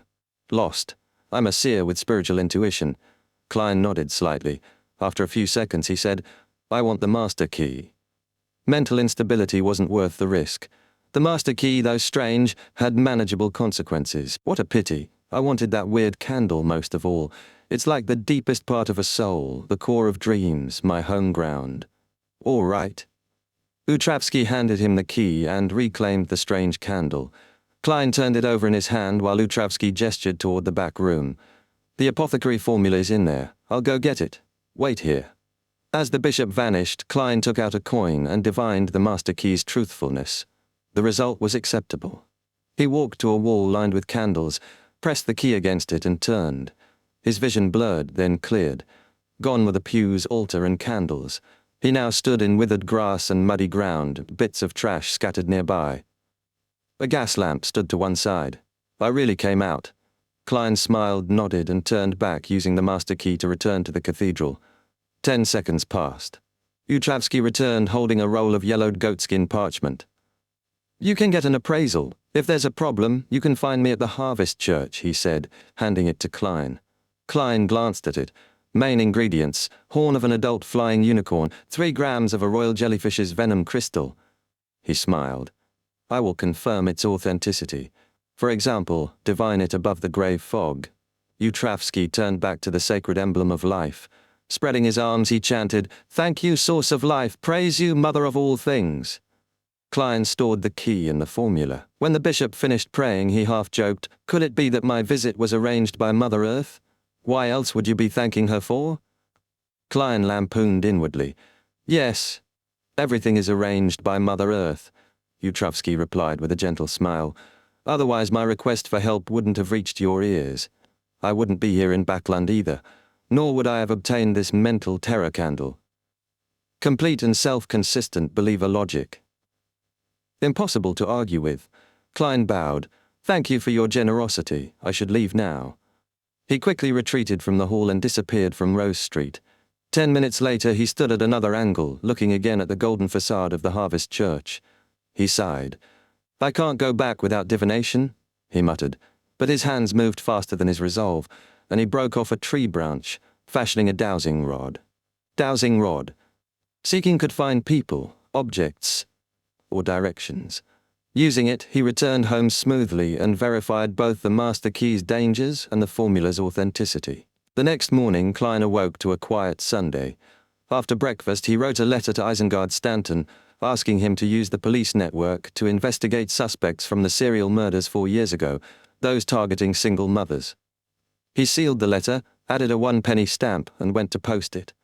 Outside, he spotted his neighbors, the Sammers, dressed to the nines, standing by a rental carriage. "Good morning. Why are you attending a banquet so early?" Klein asked. Luke chuckled. "It's not really a banquet. We're helping out." Mrs. Stellan raised her chin. "Mary has successfully entered the National Atmospheric Pollution Council. There will be a grand ball tonight, and we have to help out in advance." "Mrs. Mary's wish has been fulfilled?" "Impressive." Klein smiled. "Please pass on my congratulations." Luke nodded. "You haven't read this morning's paper, have you? All the members of the National Atmospheric Pollution Council have been published. The chairman of the council is Sir Durs Shaw and the first secretary is Mr. Hibbert Hall." Chapter 310, National Atmospheric Pollution Council. Sir Durs Shaw? Mr. Hibbert Hall? Who are they? I don't know them at all. Klein thought, feigning ignorance. Let's hope they bring blue skies and sunshine to Backland. Yes, although burning your own fireplace is everyone's right and legally allowed, blue skies and sunshine are better, said Luke Sammer from the Soot Reduction Association with a sigh, pointing toward the hired carriage. We should go. Mary urgently needs help. Stellan Sammer added, feigning restraint, there might be members of Parliament coming to the banquet from Backland or the Kingdom. Klein smiled politely. I can imagine the grandeur of this banquet. He watched the Sammers board the carriage and leave. Turning toward the post office at the end of the street, Klein saw a postman in dark green uniform arrive in a carriage and deliver a letter to his letterbox. A letter for me? Klein pulled out a bunch of keys, casually selecting a simple brass-colored one. Gotcha. The master key easily opened the letterbox. I just need to carry this key from now on. Klein mumbled as he took out his subscribed newspapers and the letter. The letter was from Isengard Stanton. He had also looked through the old unresolved serial murders yesterday and picked out the most suspicious cases. After confirming some information with the police about suspects, he wrote to Klein, Kaslana, and other private detectives interested in this angle to share his findings. The letter included the 2 cases Klein had been focusing on. Great detective minds think alike. The letter I wrote earlier was useless, Klein joked before returning to the living room. According to Isengard, the random murder cases of people returning late had many suspects, but no definitive narrowing down was done. After so many years, finding new clues was almost hopeless. One of the 4 suspects in another case was a teenager whose mother was also a victim, a single prostitute. The boy was abused, suspected by police first, but he died, seriously injured in a gang shootout in East Borough less than half a year later, and was cremated after a witnessed burial, so he couldn't be connected to the current serial killer. If he hadn't been cremated, I would have dug up the grave to verify. Klein, who had come back from the dead, seriously considered that the killer might also have returned from death. Of the remaining 3 suspects, one had moved multiple times recently. The police lost track and needed time to find him. Another had gone bankrupt and moved from North Borough to East Borough. The last still ran a grocery store on the same street. Klein took out a fresh sheet of paper, described the situation, and requested secret observation of the 2 suspects with specific addresses. He emphasized, serial murderers are cruel, brutal, and aggressive. Don't get too close. Act like an ordinary neighbor observing them. I need information about their recent mental state, irritability, shutting themselves indoors, rarely communicating, or beating others. This matched information from the Sun. After each kill, the devil ate the victim's organs by ritual and remained in a bloodthirsty manic state until the next kill. After emphasizing the safety of the investigators, Klein folded the letter, sealed it with a black stamp, and addressed it to Detective Stewart. In Empress Borough, the opulent villa of Count Hall, Susie lay bored in the study corner looking around. Count Hall, his belly bulging, puffed on his pipe and asked his eldest son, "Do you know why I insisted on you being on the National Atmospheric Pollution Council?" Hibbert Hall thought and answered, "To influence the formulation of related laws and policies." "No. Although I am the 2nd largest shareholder of the Constant Coal and Steel Consortium, I don't care much about this problem. I urge them to make adjustments. Fixing atmospheric pollution is a future trend. Hibbert, although our family has fixed seats in the House of Lords, and you will become a member in time, why do some nobles have more influence than others, even though all are members of the House of Lords, excluding special roles like the Speaker?" Hibbert replied, "Title, wealth, commerce, government, military ties. That's part of it. But also, people rely on experience and participation. To succeed politically, you must inherit your seat and engage actively, showing capability. Gradually, you'll earn trust and influence. Look at nobles in the Intis Republic. Over time, privileges weaken and titles lose meaning. Influence comes from business status, not just honor," Count Hall explained. "What if I'm bad at something?" Hibbert muttered. "Pretend you can handle it. Don't worry about money. Hire experts, listen, decide. Everyone has weaknesses. Money is multifaceted," Count Hall advised. Hibbert brightened. "I see, Father." Susie yawned nearby, then slipped into Audrey's art studio. "I have no idea what they were talking about," she muttered. Audrey smiled faintly. "They discussed a good thing involving reducing the pungent smell you notice." "Is that so?" Susie asked, confused. Audrey thought about the poor conditions in East Borough, the factories and docks. At recent social gatherings, she found no opportunity to bring it up. Nobles, MPs, and senior officials wouldn't mention those topics, not even if she tried. Monday afternoon, Klein returned to 15 Minsk Street from the Quillag Club. Since Stewart had yet to produce any preliminary results and no suitable apothecary candidate was found, Klein had little to do the past 2 days. He spent time practicing shooting, reading, and enjoying free meals at the club. He met many club members, essential connections for future business.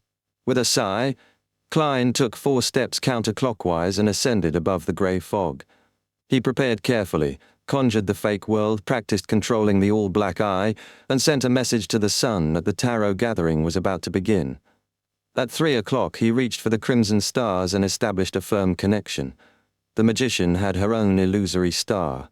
Pretending to focus on writing, Four's wall sent Shio away and was suddenly dazzled by grey fog. In an instant, she found herself above the serene fog inside a majestic palace, before an ancient mottled bronze table. Around it were blurry figures, one after another. These must be the gathering members Mr. Fool mentioned. Fours felt they were powerful beyonders, except me, she thought fearfully. But since she joined as a Sequence 9, as might not necessarily be stronger, the gathering likely required connection to Mr. Fool, not just strength. She relaxed slightly. At the same time, Audrey noticed a new member. It's a woman, Zio, or Fours, or someone else. Audrey nearly forgot to greet Mr. Fool as she scrutinized the newcomer. Despite the blur, Audrey saw hair color, silhouette, accent, and verbal tics. I must take note. Early on, Mr. Hangman identified me as a noble from my pronunciation and word usage. Audrey stood, lifted her skirt, and greeted Klein at the bronze table's end. Good afternoon, Mr. Fool. After greeting, she smiled and asked about the new member. This is? Chapter 311, Observing Each Other. Klein sat in the Fool's seat, looking around at the other members. This is Miss Magician, our new member, he introduced. He then looked at Fours and introduced the rest. This is Miss Justice, and that is Mr. Hangman. Fours nodded in greeting while studying the others carefully. Miss Justice was young and blonde, sitting gracefully. Mr. Hangman's dark blue hair was messy like seaweed, and though not bulky, his silent gaze was unsettling. She guessed he led some faction. Mr. Sun looked like a quiet teenager, reserved, perhaps as weak as she was. Mr. World's cold, gloomy eyes marked him as someone not to be trifled with. Fours noted that as a best-selling author, she herself displayed unique traits. While Fours observed them, they watched her back. Justice Audrey was the most attentive. From her figure, Audrey eliminated the possibility that Fours was Miss Zio. Brown, slightly curled hair didn't match. Could she be Madame Fours? Audrey couldn't rule out that Mr. Fool might have brought someone new.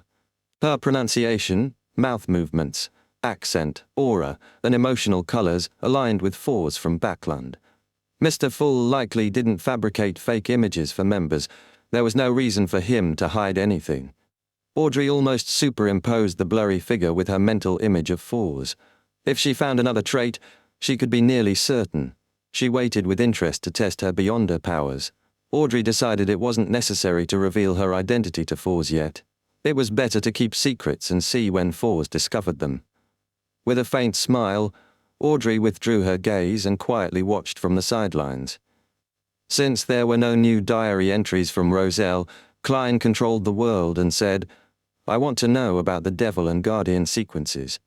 He knew the Sun was familiar with Sequence 6 Devil, having mentioned Devil studies before, and to avoid exposing his investigation into the murders, he also included Sequence 5 Guardian of the God of Combat, the Giant Pathway, mainstream among Beyonders in the City of Silver, so the Sun would know of it. Klein already knew the details of Sequence 9 Warrior, Sequence 8 Pugilist, and Sequence 7 Weapon Master from Nighthawk's confidential information, and just recently learned about Sequence 6 Dawn Paladin from Bishop Utravsky. So the only worthwhile question was about Sequence 5 Guardian. Also, Klein didn't ask the Sun directly but issued the request to everyone, since the world had just joined the Tarot Club and wouldn't know that the City of Silver had the Giant Pathway. If it's just the Devil sequence, I know a little about it, Alger, with standing in the Church of the Lord of Storms, interjected. Derek Berg glanced at him and promptly straightened. I'm very knowledgeable about these two sequences. The payment I want is information related to the fallen creator. The equivalence of the two pieces of information will be determined by Mr. Fool. He quickly turned to Mr. Fool, respectfully awaiting approval. Son, don't blame me, you made the request. Klein's mouth twitched in a chuckle. Sure. Moreover, regarding the true creator, no one there compared to Klein in understanding. While they discussed, Fours was stunned hearing their talk. The Devil sequence is the Devil Pathway, which number? Guardian Pathway, which sequence? She'd never heard of them. Fallen Creator? True Creator? They were exchanging info on the True Creator, the most ancient and powerful deity. What kind of organization did I join? After Mr. Fool agreed, the world said immediately, "Deal. I request a private exchange." Audrey wanted to hear it but needed to be frugal. 2 months till the new year. Endure it, Audrey. She blinked, reluctantly looking away from the sun. Klein then shielded their sights, vision, and spirituality. The world quickly lowered his head and wrote on conjured paper his understanding of the true creator, including likenesses like the hanged giant and the eye behind the shadow curtains. Members of the Aurora Order believed this evil god was the original creator of everything. At the end, Klein added his impression of the evil god from interaction with its spawn, feeling the deity's aura and voice. Fallen, twisted, bloody, crazy, evil. As Mr. Fool, he commented, "This info is slightly more valuable than that on the Devil and Guardian sequences, but not by much." "Thank you, Mr. Fool." Derek accepted the goatskin document and read it carefully several times. He was most concerned that the true creator was said to have created everything. Twisted, fallen, crazy. Derek repeated the words, sensing the dark tragedy that gripped the city of Silver for over 2,000 years. Did the Lord abandon us, or has he gone mad? Derek fought the blasphemous thoughts about the omnipotent God worshipped by the city. "It's time to answer my question," the world urged hoarsely. Derek held back sorrow and after 2 seconds said, "Different species consuming the devil potion experience different mutations with unique traits. Which kind of devil do you want to know about?" Klein was puzzled. There were distinctions. He realized a blind spot in his thinking. What if the serial killer wasn't human, but an animal? Consuming the potion, it could transform into a devil animal. Step by step, one sequence at a time, it would become a devil. Though animals are more likely to lose control, it raised more questions. Where would a mutated animal devil get the potion and Beyonder ingredients?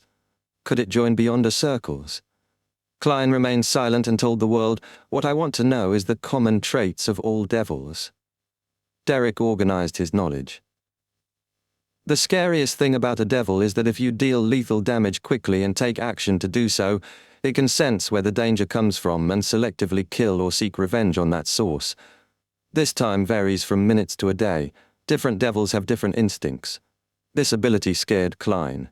Unlike a clown's intuition, it didn't work in combat but detected danger early, like whim powers from Xiangxia novels. Could he interfere or block this intuition here? Would Stuart be in danger? Klein leaned back, feigning disinterest in the discussion between the sun and the world. Seeing no surprise from the world, Derek continued. "They can gigantify their bodies to break bindings, temporarily increasing strength and speed. Their mutable skin acts as hard armor. Their blood and flesh retard damage, immune to most toxins and somewhat resistant to curses and flames. They have innate flame and corruption spells. They're cold-blooded, unafraid, skilled in physical combat, and adept with various damaging items. Their greatest weakness is losing control. Even if not, they show cold-blooded, cruel madness, easily driven by bloodlust and murderous intent." Really strong, Klein thought, as expected for a Sequence 6 devil. Perhaps Sequence 6 or 7 mark qualitative thresholds among the 22 Beyonder paths. Klein said, "I'm satisfied with your information." Derek nodded confidently. "Guardians rarely suffer damage. Once defensive and ceasing attack, few can break their defense below high sequences. Their attack lowers defense but remains stronger than full armor. Their Sword of Dawn and Hurricane of Light and other powers damage all monster types. They're immune to illusions and can shield comrades by taking damage themselves." Klein sighed inwardly. Compared to a Guardian, a Dawn Paladin's defense was like a child's, compared to an adult's. A Guardian could probably withstand steam rifle bullets and wouldn't die unless hit by large-caliber cannon fire in this era's wars. Chapter 312, A Failed Disguise. When Derek finished, Klein had the world nod approvingly. "More detailed than I thought. Transaction complete." Before the world finished, Klein removed the barriers shielding Justice, the Hanged Man, and the Magician. After a brief silence, the world looked around with a dark smile. "I don't have more requests for now." Fours, understanding the process and its nature, eagerly wanted to buy the Sequence 8 Trickmaster formula of the Apprentice sequence. She clearly remembered Mr. Fool's words that her pain from the full moon stemmed from her low natural order of life, which would lessen as her sequence rose. That made her eager to get the next formula. But revealing her beyond a pathway would expose her. When everyone becomes familiar, exposure matters less, but for a few more gatherings, she must conceal her true self. After a calm moment, Fors said, "I wish to obtain the formulas of apothecary and trickmaster. I will pay in cash." She added the apothecary formula deliberately to mislead others. If anyone had it, she'd buy it to resell to Viscount Glaint, who had long sought it. No loss, maybe profit. Fors wasn't short of money. Besides steady royalties from her bestseller, she also had additional income, like the £650 from Miss Audrey in the Chilangos and Inti's Ambassador Bakerland cases. Poor Shio spent over £200 compensating families in the Lanavus case. Would Audrey pay her after? The note with Mr. Fool's honorary name was found in Viscount Glaint's bookcase. Could one of his ancestors have been a member of this gathering? Was this gathering held regularly for decades, even centuries? Fors's thoughts drifted. Only 2 seats away, Justice Audrey was stunned by Fors's request before understanding her plan. She's Fors.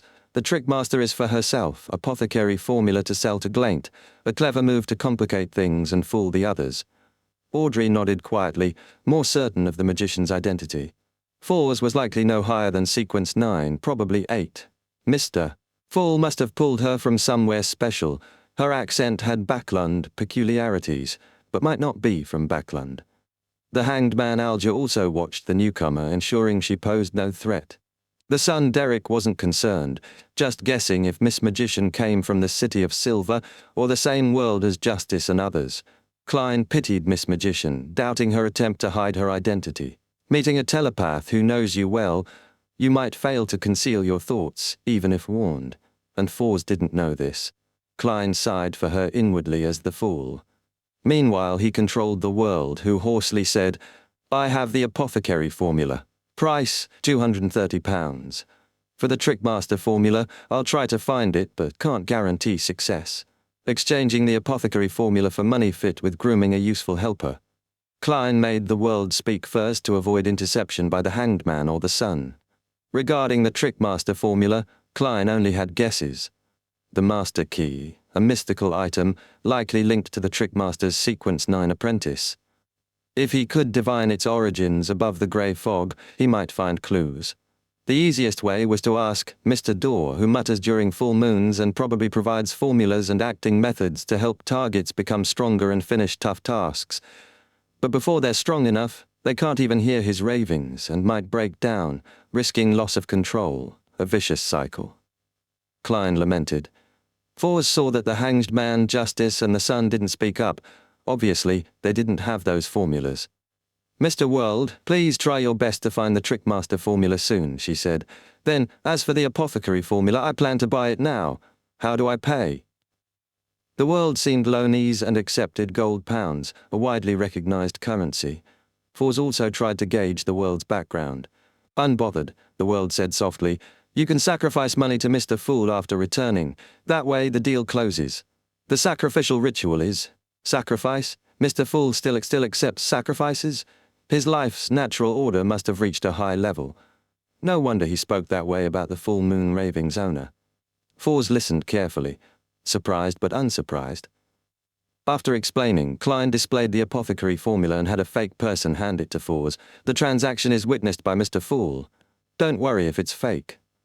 "I trust Mr. Fool," Fors said, nodding, spreading the formula to memorize it seriously. Audrey, unable to bear seeing her friend strain so hard, said, "You can ask Mr. Fool for help during the sacrifice to recall the formula. No need to memorize everything. If problems arise, you can pray to him by reciting his honorable name." Him? Justice actually used a deity-like salutation for Mr. Fool? Him. Could he really be a he? Why help with such trivial things? If the ritual's right, even 7 Orthodox gods respond to believers and fulfill requests. Fors thanked Justice. "Your name fits your character." Audrey felt guilty. Suddenly recalling a question, she asked hurriedly, "Miss Magician, do you know the acting method?" "Acting method?" Fors looked puzzled. She noticed the son and the hanged man had no reaction. Clearly, they knew what it meant. This gathering made Fors feel like a country bumpkin in Backland, even though she'd been to many Beyonder gatherings. She secretly wanted to write a novel, Miss Wall's Tour of Dreamland. Audrey judged from Fawz's reaction and usual behavior that she didn't know. Turning to the fog-shrouded figure at the table's end, Audrey asked, "Mr. Fool, can I teach the acting method to Miss Magician? If yes, what price would she pay?"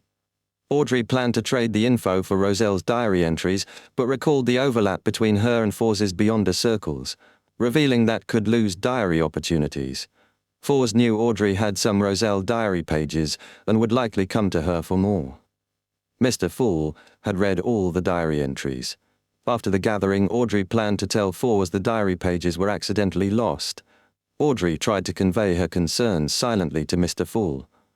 Klein guessed Justice knew Fawz but didn't want to reveal her identity or let payment cause trouble. He smiled thoughtfully. "You decide. Explain it. I don't want to repeat myself." Mr. Fool said respectfully, a form of respect to the goddess, Klein thought. "Praise, Mr. Fool." Audrey was thrilled. She straightened, chin raised, and looked differently at Fawz. "The acting method speeds mastery of potions and reduces loss of control risk. Do you want to know?" "Such a method? Really?" Mr. Fool is so lofty he wouldn't lie about small matters. Fawz's eyes widened and she said eagerly, "Yes, all Beyonders would want to learn such methods." Audrey said carefully, "2 requirements.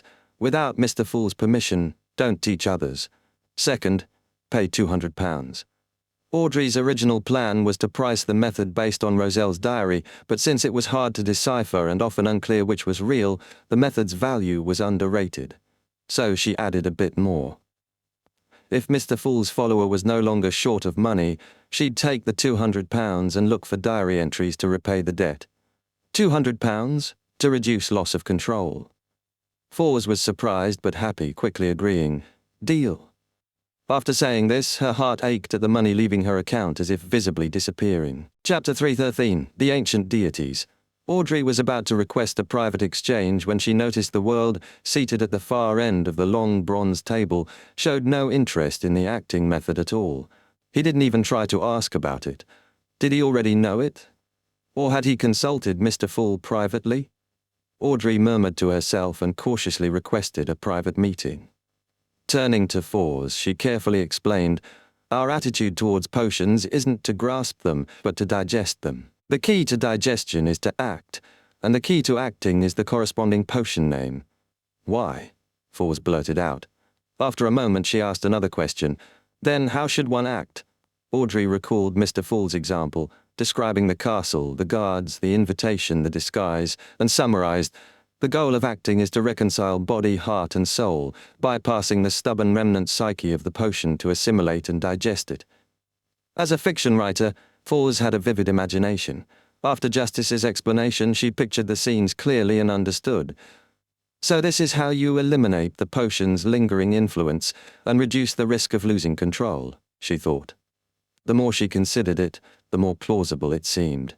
Her confusion gave way to surprise and hope. "Was this taught by Mr. Fool?" she asked.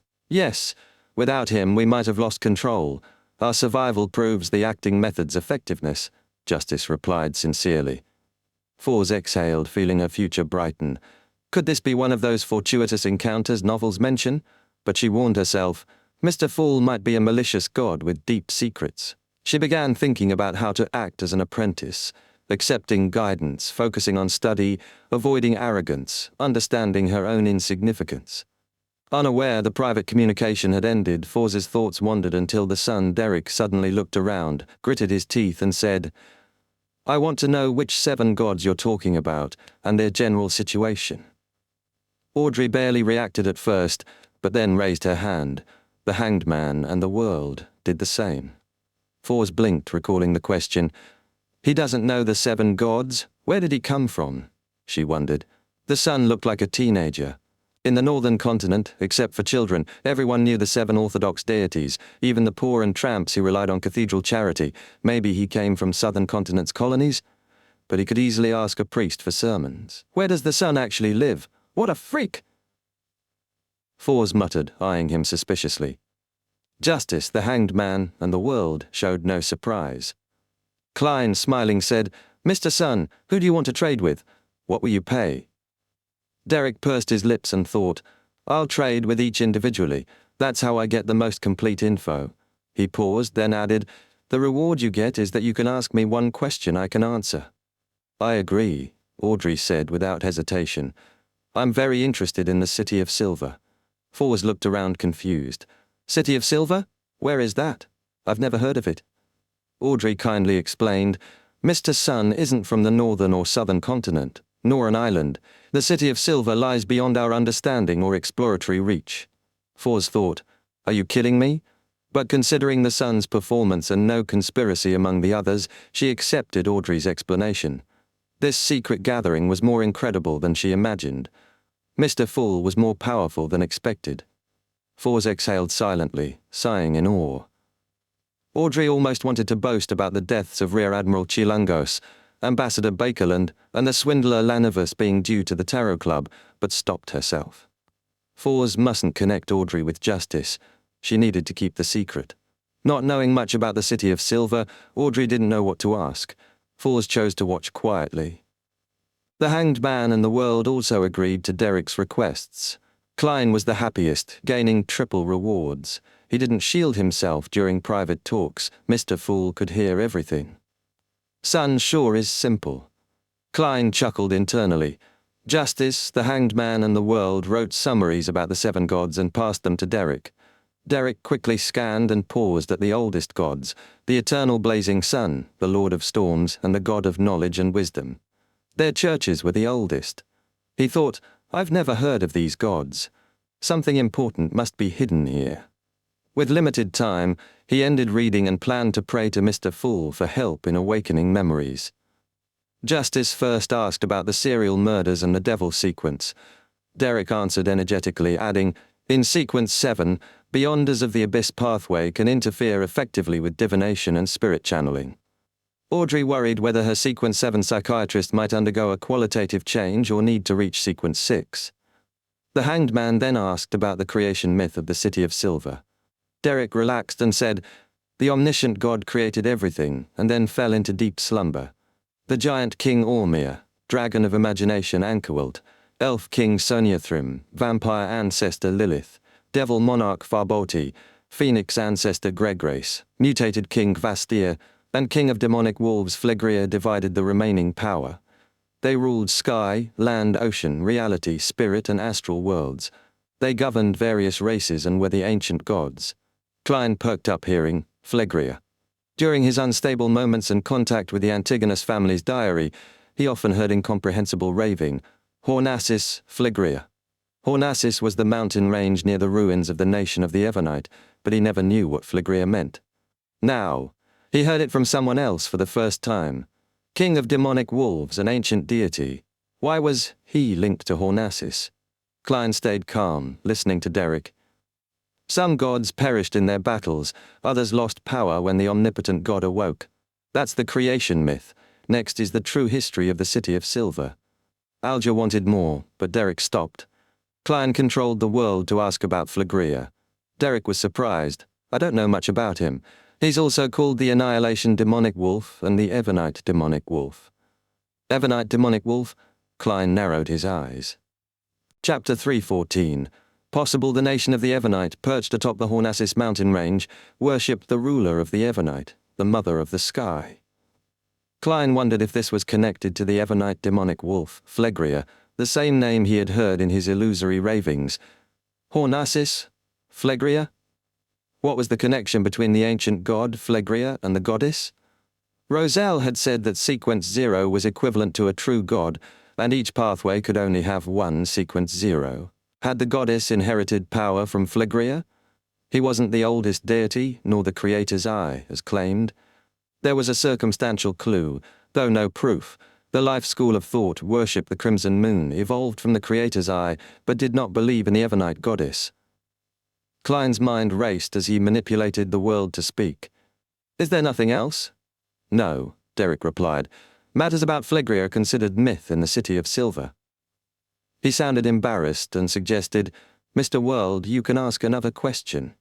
Klein chuckled inside. Change the question? Little son, you're too honest, then I won't stand on ceremony. He made the world ask hoarsely. Your honesty leaves a deep impression. I once met a Beyonder who could freely switch between body and spirit and direct zombies. Which pathway and sequence does this belong to? He cautiously avoided gender pronouns for Miss Sharon, changing she to he, since the son had no connection to Backlund's capital. By the way, he's not a high-sequence beyonder, the world added gravely. Derek thought seriously. If not high-sequence, the Phoenix pathway can be eliminated. The Phoenix pathway? Klein feigned surprise. Derek explained patiently. It governs death and partly controls the spirit world. Its sequence 9 is corpse collector. So it's the death pathway. The Phoenix ancestor Greg race was death in ancient times. Klein nodded calmly, controlling the world. I understand. Please continue.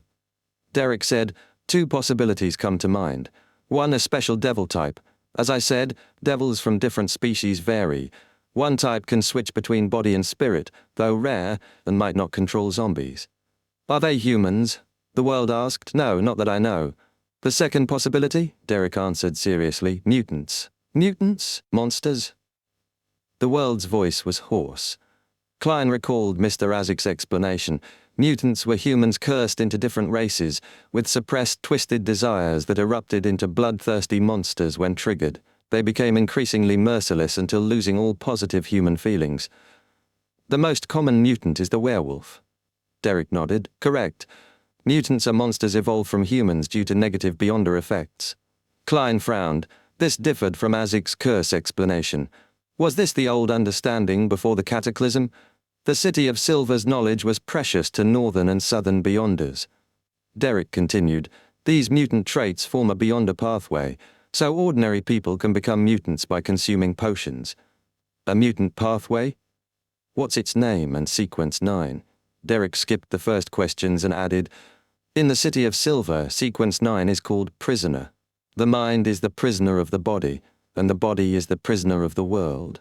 It means madness restrained and desire oppressed. Prisoner? That's the Rose School of Thought's pathway, known for bloody sacrifices and worship of the chained god. Miss Sharon didn't seem that cold or indiscriminate. Was Marek being pursued by a faction because he and Sharon betrayed the Rose School to avoid becoming crazy heretics? Klein speculated as he had the world say, I'm very satisfied. Transaction complete. Other members then shared experiences and news. Klein ended the tarot gathering just before his spirituality was spent. When the grey fog calmed and the fake world vanished, he travelled between the real world and the mysterious space, bringing the master key to the ancient palace. Though Roselle's diary suggested the apprentice pathway likely had no sequence 0, Klein couldn't be reckless. If a sequence 1 or 2 existed, they might launch cross-space counterattacks. And what if there really was a sequence 0? He wouldn't gamble with his life. After recovering, Klein wrote a divination statement, its origin. Holding the master key to avoid misdirecting the it, he chanted and drifted to sleep. In the shattered world's grey haze, he saw a bronze lamp rack with flickering candles. Around it was a secret room without external light. Long tables, black iron pots, glass jars, brown notebooks, and other items filled the space. A young man in a classic black robe stared at a potion in his hand. Ancestors, I am about to embark on the path of extraordinariness. I will restore the Abraham family's glory, he mumbled, then drank the potion. His face twisted in pain. Suddenly he cried out miserably and fell, writhing and strangling himself. After seconds he tore off his clothes and skin, transforming into a bloody monster. Boom! His flesh exploded. Each piece seemed alive, crawling everywhere, leaving corrosion marks. Eventually, they couldn't escape the chamber and calmed down. Specks of light gathered, merging with a broken finger to form an ancient, simple brass key. At the same time, Klein saw a diamond-inlaid silver pocket watch among tattered clothes. The dream ended. Opening his eyes, Klein sighed. Seriously, he said he'd restore the Abraham family's glory but failed at step 1. It's risky even at sequence 9. The Abraham family had been a powerful Tudor dynasty aristocratic family during the 4th epoch. They reportedly held the apprentice pathway, though likely incomplete. Klein tapped the table edge, murmuring, he spoke lone, but I can't place his accent. It was during the last decade when embedding pure diamonds in pocket watches became popular. Maybe I should visit the Harvest Church and ask Father Utravsky where he got his master key. Perhaps there are clues. As Klein prepared to leave the fog, the magician's illusory star swelled and contracted. Fors was requesting a sacrificial ritual. Fours, having planned to attend a Beyonder gathering, had left £500 on her. The gathering was cancelled, so now she could pay £430 for the apothecary formula and the acting method. Seeing the light screen and the money vanish, she thanked Mr. Fool sincerely. "I'll sell the apothecary formula to Viscount Glaint for £300. Can't be greedy or ruin our long-term partnership. As for Audrey, I'll ignore her for now. She hopes to contact psychology alchemists to get the formula. If that fails, I'll try buying it at the tarot gathering." Sighing, Fours thought about testing the acting method and possibly praying to Mr. Fool. Oh, Shio is such a fool. She's been unknowingly fulfilling the acting method requirements by acting as an arbiter. Klein received £430 and a prayer from Miss Justice. She offered to exchange £200 for Roselle's diary entries if Mr. Fool's worshippers no longer needed cash. "I'm satisfied. I'm only a few dozen pounds short of 1,000, Klein declined. He busily helped the son awaken memories about the 7 gods. Exhausted, Klein returned to the real world, opened the curtains, and reviewed the serial murder dossiers, searching for the possible animal. Chapter 315, Return to Harvest Church. In his cramped room in the City of Silver, Derek Berg sat quietly by his bed, pondering the 7 gods he'd learned about. The names were unfamiliar, the myths vague, but they all pointed to a world utterly unlike the City of Silver. Is that land still protected by gods? Or is it shielded by new ones? Lightning flashed through the darkness outside his window. He compared the new gods to the ancient ones. The god of combat resembled giant King Ormir, the lord of storms, pixie king Soniathrim. The Evernite goddess seemed like a fusion of king of demonic wolves Phlegrea and vampire ancestor Lilith. But the eternal blazing sun, Mother Earth, god of knowledge and wisdom, and god of steam and machinery, had no counterpart. I wasn't paying attention in myth studies, he admitted to himself. Since he had no patrol duty, he decided to visit the Spire's library. Like most City of Silver residents, Derek had been taught mainly practical subjects, devil studies, monster classification, charms, Beyonder foundations, all focused on survival and agriculture. Mythology, viewed as irrelevant to survival, was barely covered. Had the city's history not been used to instill unity and pride, Derek doubted he'd remember even the last few decades. Carrying the axe of Hurricane, he followed the old stone road to the North Towers. One spire held the library and merit exchange. The other, a dome, housed the 6-member council, and, it was rumored, a mystical artifact sustaining the city for 2 millennia.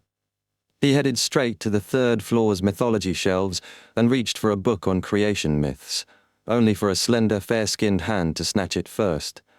Derek followed the arm and immediately lowered his head. "Greetings, Elder Lovia." Shepherd Lovia, a council member, wore a long black robe embroidered with mysterious purple. Her thick silver-grey hair curled slightly. Her smooth fair face and light grey eyes made her look in her early 30s. She merely nodded and left without a word. Elder Lovia seems to have returned to normal. She's not like before, always switching between different temperaments at random, sometimes crying, sometimes sneering, sometimes grunting angrily, sometimes indifferent. Such a thought subconsciously flashed across Derek's mind. Suddenly, he felt an inexplicable sense of fear. It was because Elder Lovia was acting normally. Normal. In Backlund, Klein had finished reviewing the serial murder dossier. There was no mention of animals, a clear oversight. He reminded himself not to act rashly. He lacked the means and confidence to evade a devil's perception. And meeting a Nighthawk was another risk. His role was auxiliary, analyze, suggest, verify. He couldn't entrust Stewart with checking pet ownership. That could be dangerous. It's still early in the investigation. Stewart probably won't run into danger, and devils aren't like Aurora Order lunatics. They won't expose themselves unless necessary. He'll file a report soon. Maybe he'll spot clues others missed. Klein began pacing. He needed a way to make the investigation team consider animals without triggering suspicion. He couldn't mention it directly or steer them too obviously. After careful thought, he settled on a plan. He sat down, pulled out stationery, and wrote. "Dear Mr. Stanton, I thought of a problem. Previously, when the detectives were in discussion, they all found the murderer's actions skilled without any hint of inexperience.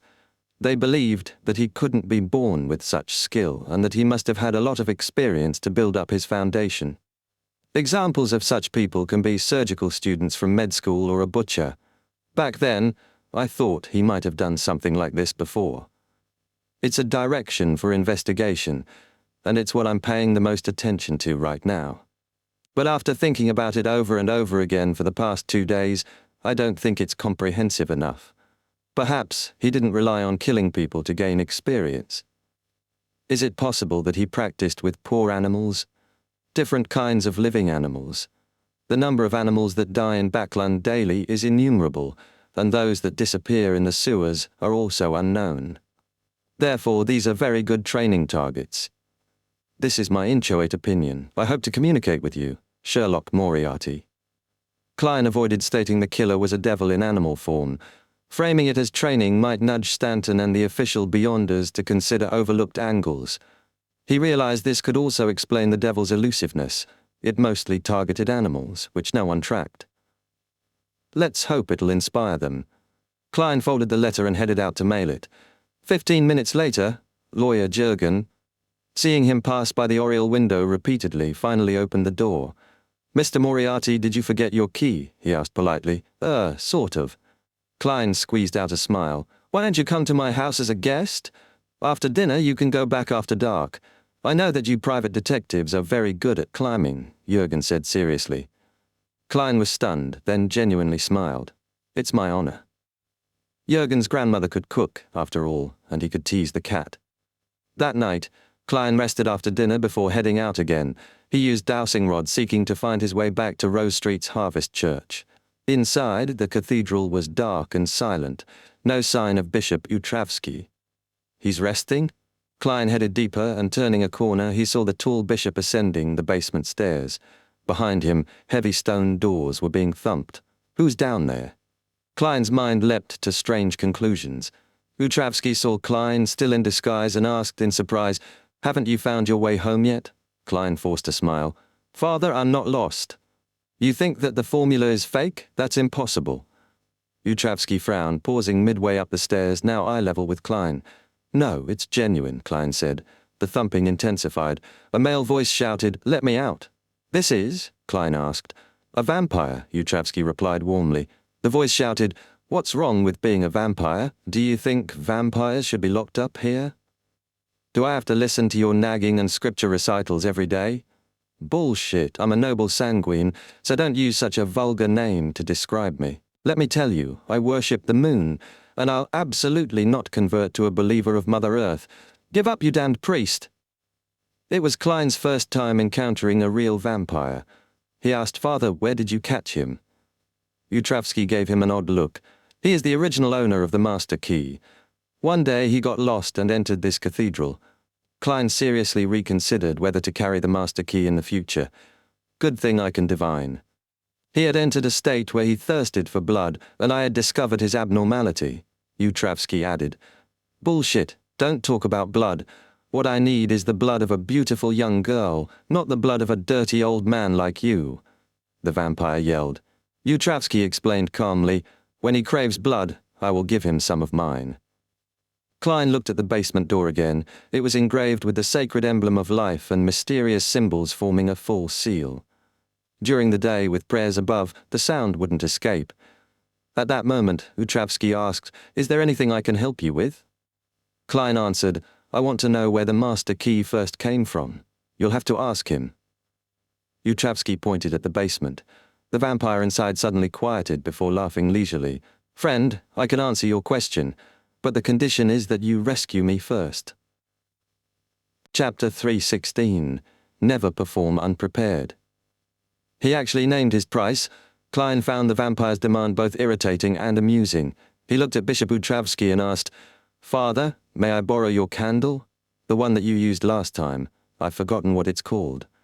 Before the bishop could respond, the vampire called out in alarm, "What do you want to do? What do you want to do?" Utravsky smiled. "It's called the mental terror candle. What are you borrowing it for?" "Father, you're very cooperative." Klein's lips curled.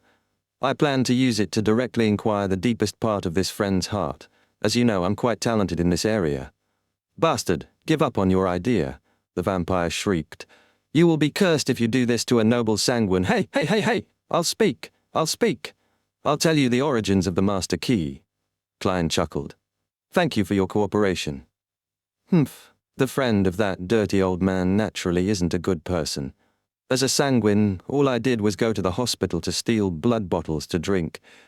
Why did I end up locked up in here and forced to listen to this naggy housefly-like Bible of life? Frankly, if you really are who you claim to be, I'd have let you off with a warning. But you ran into Bishop Utravsky, who used to kill for fun. Now he's pious and repentant, but he still kept you." Klein thought silently. The vampire continued. "About a month ago, I went to the hospital in South Borough to steal blood and ran into a thief. He was trying to get into the finance department but got lost and stumbled into the blood bank, got caught by me. He had the master key. Said he found it when he burgled some house, along with a pocket watch with inlaid diamonds. In the basement. He thought the key went to a room or safe, but found it could open all doors. A miracle for a thief. He had great success, until I caught him and took the key. Damn, I didn't expect the key would make you get lost.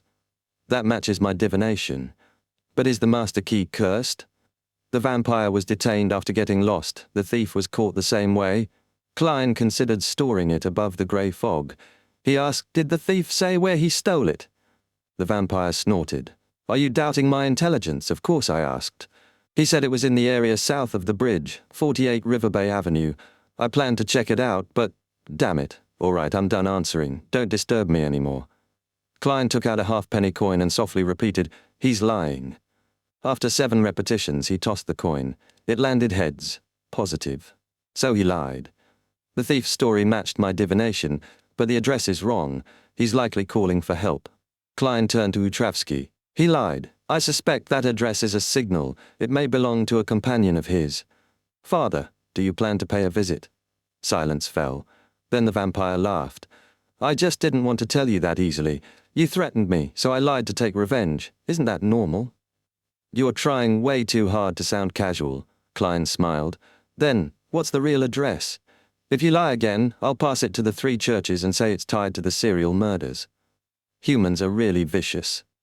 The vampire muttered, "The area south of the bridge, 32 Verdi Street." Klein flipped the coin again. It showed he was telling the truth. Vampires likely can't interfere with divination. I'll verify it above the grey fog. Klein pressed his hand to his chest and bowed toward the basement. "Thank you for your cooperation." "Humph," came the snappy reply. As Klein turned to go, the vampire shouted, "Remember that my name is Emlyn White. Remember, my name is Emlyn White." "Why do I need to remember? I'm not going to save you. Without preparation and a home-ground advantage, I'm no match for Father Utravsky. Plus, he has that blood transfusion item. Is someone offering a bounty for him?" Klein left the church silently. Finding a quiet place, he undid his spirit pendulum and divined whether he should visit 32 Verdi Street immediately. The result? Some danger, but not too high. Where's the danger? That apprentice who died may have become a ghost-type monster. A strong one. But the thief got out with the master key just fine. Maybe the danger lies in another part of the house. Klein decided to wait until he was better prepared. At the very least, I need bullets that can purify wraith shadows. He nodded. With that thought and recalling his past fight with Utravsky, Klein concluded the magician's first rule: never perform unprepared. Otherwise, you'll probably mess up. On Tuesday morning, after toasting bread and preparing butter, Klein retrieved the day's newspaper. A letter. It was from Stewart. He must have completed his preliminary investigation. Stewart reported that both suspects showed no abnormalities. One stayed at home with his family, lifeless but peaceful. The other was busy working odd jobs. No irritability, no isolation. He ended the letter with a lament about East Borough and a desire to escape it when old. "Thank you for your help. I will share my findings with the rest of you if there are any other clues," Klein replied briefly. Stewart hadn't been discovered, so there was no need to involve him further. Otherwise, the devil might eliminate him. Finishing the letter, Klein picked up his butter-soaked bread and enjoyed it with black tea and the newspaper. He felt a little regretful. There were no signs that the Beyonder gathering organized by old Mr. Eye of Wisdom would resume. "Sire." This devil has really disrupted Backlund's Beyonder life. Hopefully Mr. Stanton picked up on my hint. He should be a recognized Beyonder by the officials, Klein thought as he wiped his mouth and packed up. Today's plan had been set since last week. He was visiting the Royal Museum for the Emperor Roselle Memorial Exhibition in Empress Borough, the lavish villa of Count Hall. Audrey, in a lace dress and snow-white fur, waited as her maid Anne adjusted her pearl-dotted hat. Susie sat beside her with a bow around her neck. "My beautiful little princess, where do you plan on going?" Count Hall asked, descending the stairs. "Father, I plan to attend the Roselle Memorial Exhibition," Audrey answered brightly. "I can look at the original diary and maybe get some for Mr. Fool," she added silently. Count Hall frowned. "Why today? It'll be crowded. I'll speak to the Church of the God of Steam and Machinery and arrange a private visit for you and your friends. That way, you'll have a quiet tour. You can also request a closer look at anything that interests you." "Even better. I'll be able to examine the diaries thoroughly," Audrey curtsied sweetly. "Thank you, handsome Count Hall." Chapter 317, Roselle Memorial Exhibition, West Borough, 2 Kings Avenue, Royal Museum. Although it wasn't the weekend, Klein found a long line already formed when he arrived. According to newspapers and magazines, the middle class had few pastimes: reading, concerts, tennis, plays, banquets, and of course visits to parks, exhibitions, and vacations. Thanks to Emperor Roselle, annual vacations were now a common practice. At 9 sharp, Klein, dressed in a silk top hat, black cane, and long frock coat, entered the museum with the crowd. Inside, the visitors were split into groups, each guided along different paths. Klein joined about 20 others under the lead of a good-looking woman, introducing Roselle's life. As a half-historian, Klein found the lecture tedious and instead checked the location of his wallet. Now that he had £952, just shy of 1,000, his wallet couldn't hold it all, so he kept a portion on him and stored the rest above the grey fog for safety. They soon entered the first exhibition hall. "Ladies and gentlemen," the guide said with enthusiasm, "these are the daily necessities of Emperor Roselle. That's his velvet quilt, that's the golden glassware he used to drink wine, and that's the toilet he used, the first toilet in the modern sense." Even a toilet? Klein sympathized briefly until he saw it. Gold-foiled, patterned, and ostentatious. How extravagant. Sympathy gone. Beside the toilet were Roselle's clothes, cuffs, pleated shirts. The guide was clearly impressed by Inti's fashion. After the daily life display came original versions of Roselle's important documents, including the Civil Code. The guide pointed to a display case. "This is one of the diaries left behind by Emperor Roselle. It uses his self-created mysterious symbols that have yet to be deciphered to date. Many historians and archaeologists believe that these notes contain the least-known secrets of Emperor Roselle. As a romantic, I have my own guesses. Perhaps these are the symbols he had agreed upon with his most beloved woman. They wrote about each other, but were never able to truly be together. You're suited for writing novels." Klein's mouth twitched. He looked at the notebook inside. Simplified Chinese greeted him. 6th March. Damn it, I'm almost constipated from eating the food here. 17th March. Are the ladies of Intis so open? Did I hit on her or did she hit on me? I just find it odd.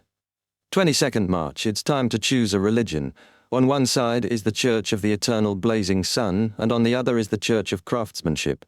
My choice is without a doubt. Praise you, God of all machinery. One day I will make the Church of Craftsmanship change its name to the Church of Machinery. Romantic constipation indeed. Klein thought dryly. This must be from Roselle's early days, nothing valuable, and handwriting worse than Klein's own. He glanced around. I wonder how tight the security is here. Is there a way to sneak in and flip through the rest? Surface-level guards were numerous, perhaps even beyonders from the Church of Steam. He followed the guide into the next room. The gentle Roselle. This is Emperor Roselle's first love letter. This is his first love poem he created, When You Were Old. Shameless, Yeats's coffin can't be held shut any longer. Klein lampooned. The guide continued, this is a bracelet he made. This is the original manuscript of his novel. Klein tried to keep a straight face. Still, as an artisan, Roselle's craftsmanship was undoubtedly excellent. This is the basic education textbook he improved for his children. Each word has a picture. This little game he invented is similar to Inti's chess. These are toy blocks he invented. Isn't this Chinese chess? And Lego wants licensing fees from you. Klein smirked. At that moment he noticed a tall woman, over 1.7 meters, with chestnut hair down to her waist, standing in front of a display. She wore a lace dress with a black out-of-fashion bonnet and a fishnet veil over her face. She stared at the items for a long time, unmoving, even as the rest of the group moved on. They passed through more exhibition halls. The guide gestured ahead. The next thing you will see is Emperor Roselle's restored study. Of course, it's only a part of it. The space opened into a room like a library. Shelves 2 stories high lined the walls, with ladders and aisles weaving between them. You can imagine how the owner of this place had once climbed up and down the ladder in search of the book that he wanted to read. No, Roselle would definitely send his servants to fetch books. He wouldn't do it himself. Klein mentally corrected her. In the center were desks, chairs, brass lamps, and more, all sealed behind glass. Among them, Klein spotted a stack of yellowed manuscripts. The top page held a drawing and notes. This is a portable, miniaturized application of the telegraph. Through it, one can connect to the person holding the same item and receive and exchange information. You can even converse with them directly. This requires better positioning. I think we can boldly cast our sights to the sky. There are no obstructions in the sky, and it would allow for better transmission of signals. Emperor, you aren't even letting go of a cell phone. Klein facepalmed internally. These record the wonderful ideas of Emperor Roselle, the guide explained. Inventions he couldn't realize in time. They record the glory of what our human civilization is capable of. Klein ignored the praise and casually scanned the surroundings, until he noticed a bookmark in a hardcover book on the desk. It bore a childish doodle. Roselle isn't good at drawing. But then he remembered. Roselle once said he hid a card of blasphemy by disguising it as a bookmark inside a valuable book. Could it be this one? Klein studied it. Nothing seemed unusual. Right, the cards have anti-divination and anti-prophecy. They wouldn't reveal themselves easily. If it were obvious, the church would have confiscated it by now. He looked at the other books. All had different bookmarks. Using his clown ability to control facial muscles, he asked curiously, "Are these all books that Emperor Roselle has read before?" "Sorry, I mean, are these the original books?" The guide nodded. "Yes, these are all the items from Emperor Roselle's study from back then. They include, but are not limited to, books, manuscripts, bookmarks, lampstands, ink bottles, but even more were destroyed during the several conflicts." Klein nodded and studied the bookmarks again. Roselle said he'd put the card of blasphemy in a very valuable book, so no one would guess the most valuable thing inside was the obscure bookmark. He began mentally eliminating options. Glorious era. Unlikely. The history of the Inti's kingdom. Doesn't seem right. Geography of the northern continent. Maybe, but not likely. The improved principles of steam machinery. Same. His gaze returned to the first manuscript pile. It described Earth inventions Roselle had wanted to build. That one had a bookmark too, a depiction of Roselle in his royal attire. Chapter 318, Verification. His manuscript of creativity, not plagiarism, was definitely valuable. Could that bookmark be a card of blasphemy? Klein's heart skipped a beat. He lightly tapped his molars, quietly activating spirit vision. Nothing unusual. He scanned the other bookmarks. Still nothing. Right. If it were that easy to detect, it wouldn't have survived this long. Deactivating spirit vision, Klein turned to deduction. Roselle had said the book holding the card was valuable. But not just valuable, valuable enough to highlight the absurdity of hiding something world-shaking behind an unobtrusive bookmark. Classic Roselle humor. So mid-tier books were out. Klein swept his gaze across the room, ignoring the guide's chatter. Only one book fit the profile, the manuscript of creativity. The rest were too ordinary. Yes, the kind of thing he'd say is hidden in plain sight. Klein imagined the Emperor cackling with glee. Of course, he couldn't confirm the bookmark was the card just yet. The true mysticism books Roselle owned, those wouldn't be here. The church would have hidden or destroyed them. He needed confirmation before doing anything reckless. Sadly, he couldn't use the date 20th January to narrow it down. No one knew which bookmark was placed where or when. Klein turned to the guide with a polite smile. Do the books on the shelf also have things stuffed in them? For example, a note written by some noble lady to Roselle. That drew a few chuckles from nearby men. The guide shook her head. No, there aren't any. The books that contain other items have all been taken out and placed here for everyone to see. This is just a restoration of Emperor Roselle's study, not a recreation of a specific moment in time. Klein grinned. Ah, disappointing. Perfect. That meant there was only one suspicious bookmark in the entire exhibition. Much easier to verify. As the guide introduced Roselle's favorite books, Klein took in that no gas lamps, only iron-barred oriel windows and a chandelier provided light. The brass lamp on the desk had no candle, pure decoration. Outside the window there he noted a yellow lawn and an iron-black lamppost. Time to assess the risk of theft. If he were an archbishop handling Roselle's effects, he'd have burned everything. If the cards of blasphemy could be destroyed, that would have satisfied the gods.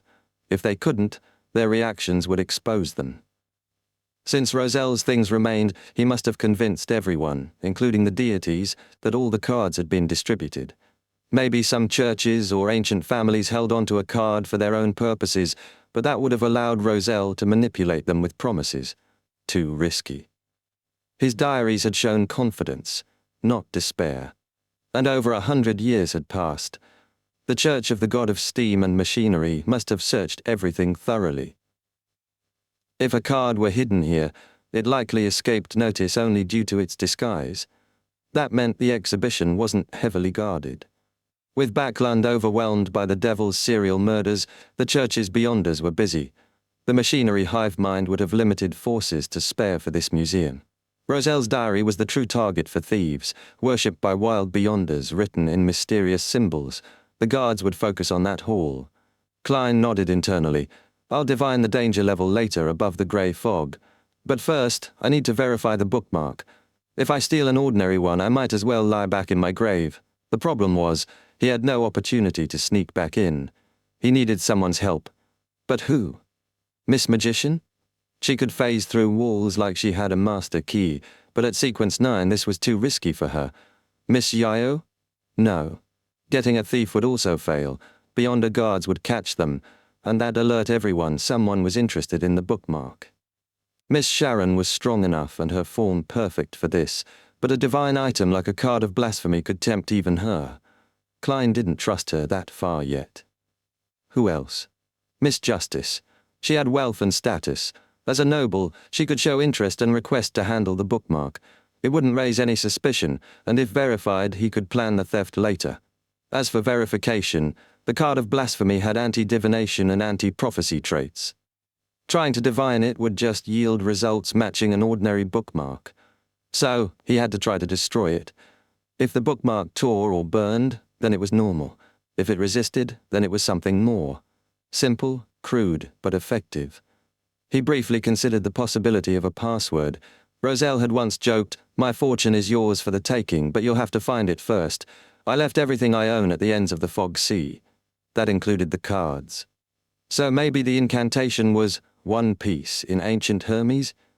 No, that wouldn't fit Roselle's desire for chaos. Only a second transmigrator could solve it. Pirate King in Hermes or ancient Hermes made more sense. Klein tucked the idea away and kept mapping the room. After the study, they moved to another exhibition hall. When the tour ended and visitors were allowed to roam freely, Klein casually asked, "Excuse me, where's the washroom?" "Upstairs." "No, that's where our office is," the guide said politely. "If you follow this path to the end, then turn left. You'll see it." Using the excuse, Klein noted the positions of the restroom and exhibition halls, sketching the floor plan in his mind. At noon, he left the Royal Museum and returned to 15 Minsk Street without taking any action. He had initially considered passing the request to Miss Justice via the Fool, but hesitated. Mr. Fool must remain unfathomable. He can't be relaying his adorer's messages every time. He needs to appear calm and distant. Klein paused, then smiled to himself. There was a workaround. He would pass the voice and image of the adorer's plea directly to Miss Justice, altered with distortion and mosaic to conceal his identity. Mr. Fool would say nothing. Klein drew the curtains, rubbed his cheeks, and began the prayer.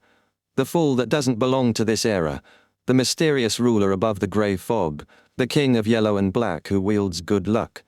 I pray for your help. I hope that someone can help me touch the bookmark in Roselle's manuscript of creativity. Help me inflict small and unnoticeable damage to it and tell me of its results. While doing so, one can recite the corresponding term for Pirate King in Hermes or Ancient Hermes. And no matter who helps me, even if there isn't a reaction, I will be willing to pay them £500. This can be deducted from the £5,000 that has not yet been paid. If there is a reaction, I am willing to give more. After praying, Klein waited, then ascended above the grey fog. He saw the prayer replaying in a projected light screen. He divined that stealing the bookmark entailed moderate danger, not too high. Satisfied, he extracted the plea, added distortion and mosaic, and hurled it into the illusory crimson star representing Misjustice. Chapter 319. Audrey's Adventure. In Count Hall's opulent villa, Audrey sat at her dressing table, thinking about how to read and memorize Roselle's diary that evening. She was supposed to be practicing piano, but her mind was elsewhere. Suddenly her surroundings turned hazy. Greyish-white fog spread out, and the fool appeared high above the grey fog, listening to a barely visible man pray. I pray for your help. I hope that someone can help me touch the bookmark in Roselle's manuscript of creativity. How does Mr. Fool know I'll be visiting the Roselle Memorial Exhibition this evening after it closes, and that I'll get the chance to touch items? Although surprised, Audrey didn't find it strange.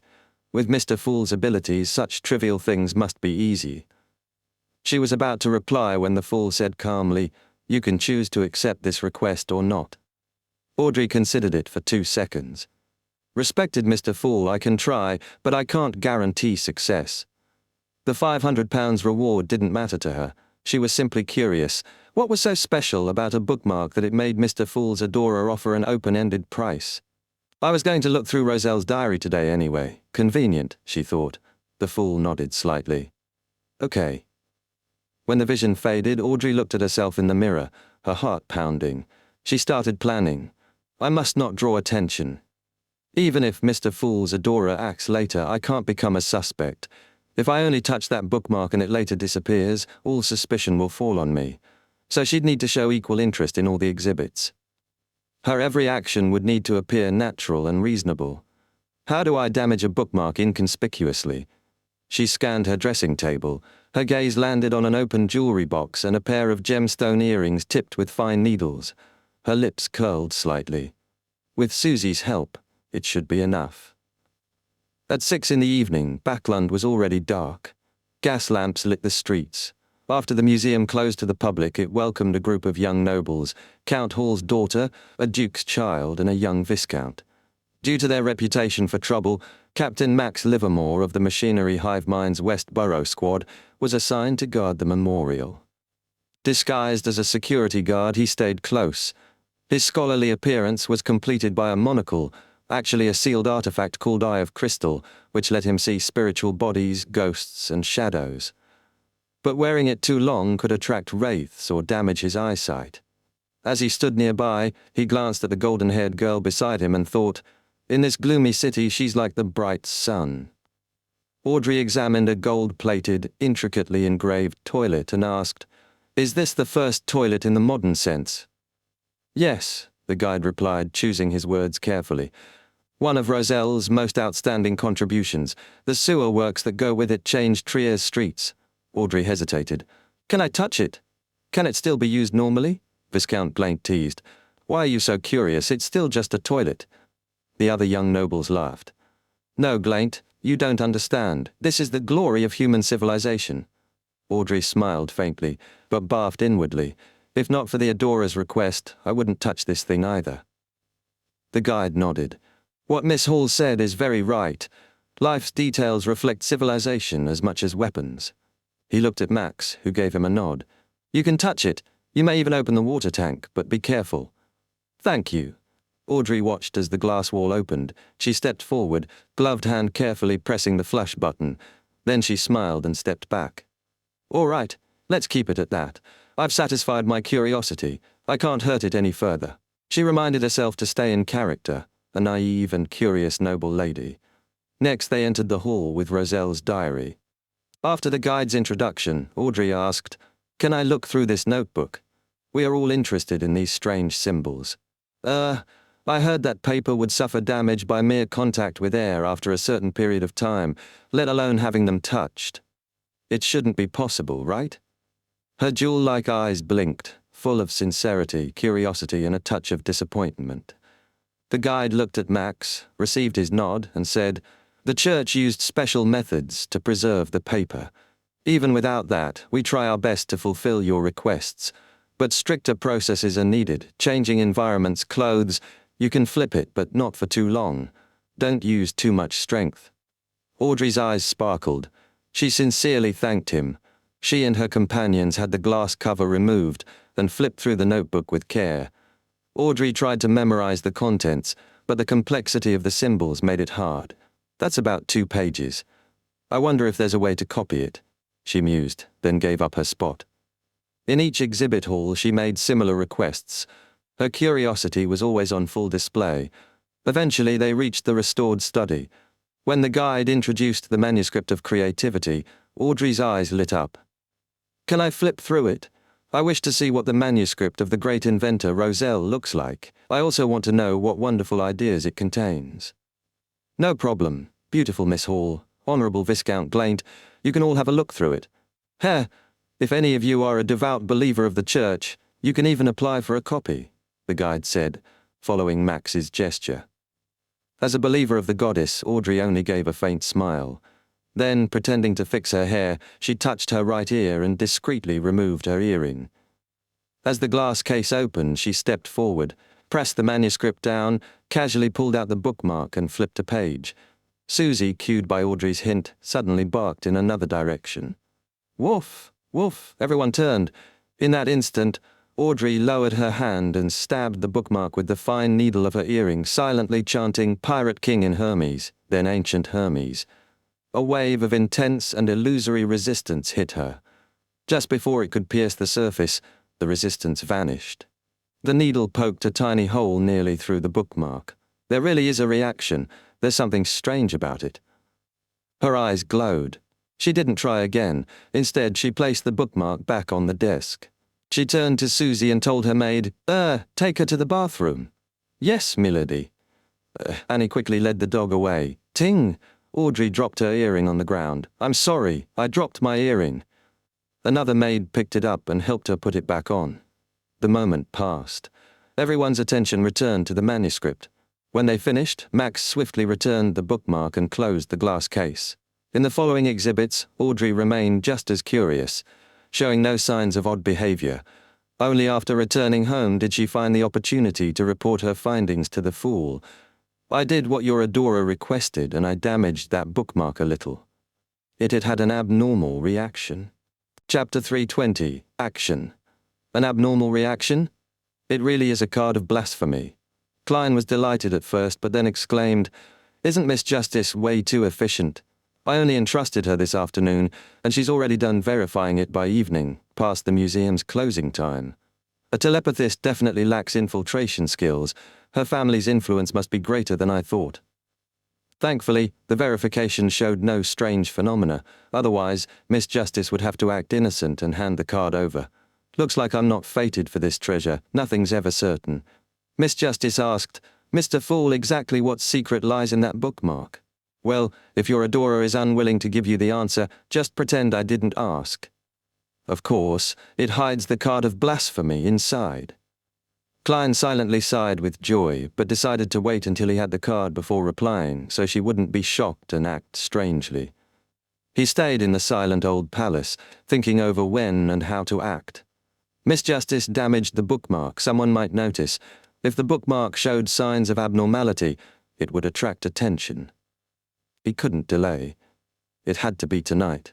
Based on his morning observations, Klein conjured a layout of the museum's first floor and nearby conditions, quickly establishing a safe plan. He made another divination, no change in danger level. Then he returned to the real world to prepare.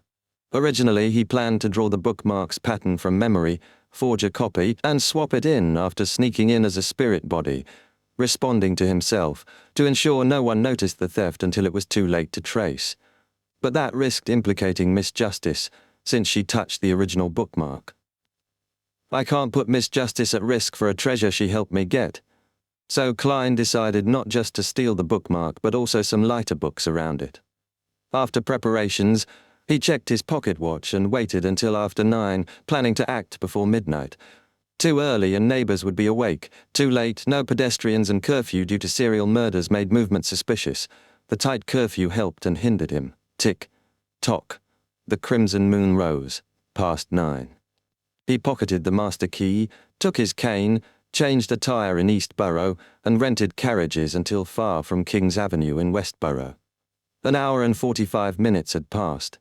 His original plan was to become a spirit body and speed across boroughs, but high risks. Backlund had multiple high-sequence beyonders, and in a panic caused by serial murders, some might actively monitor with powers or sealed artifacts.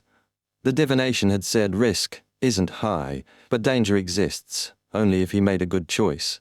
So, Klein modified his plan, keeping the core idea, but moving cautiously. To King's Avenue Royal Museum. 4 guards stood on a polygonal roof, dressed warmly, monitoring the surroundings.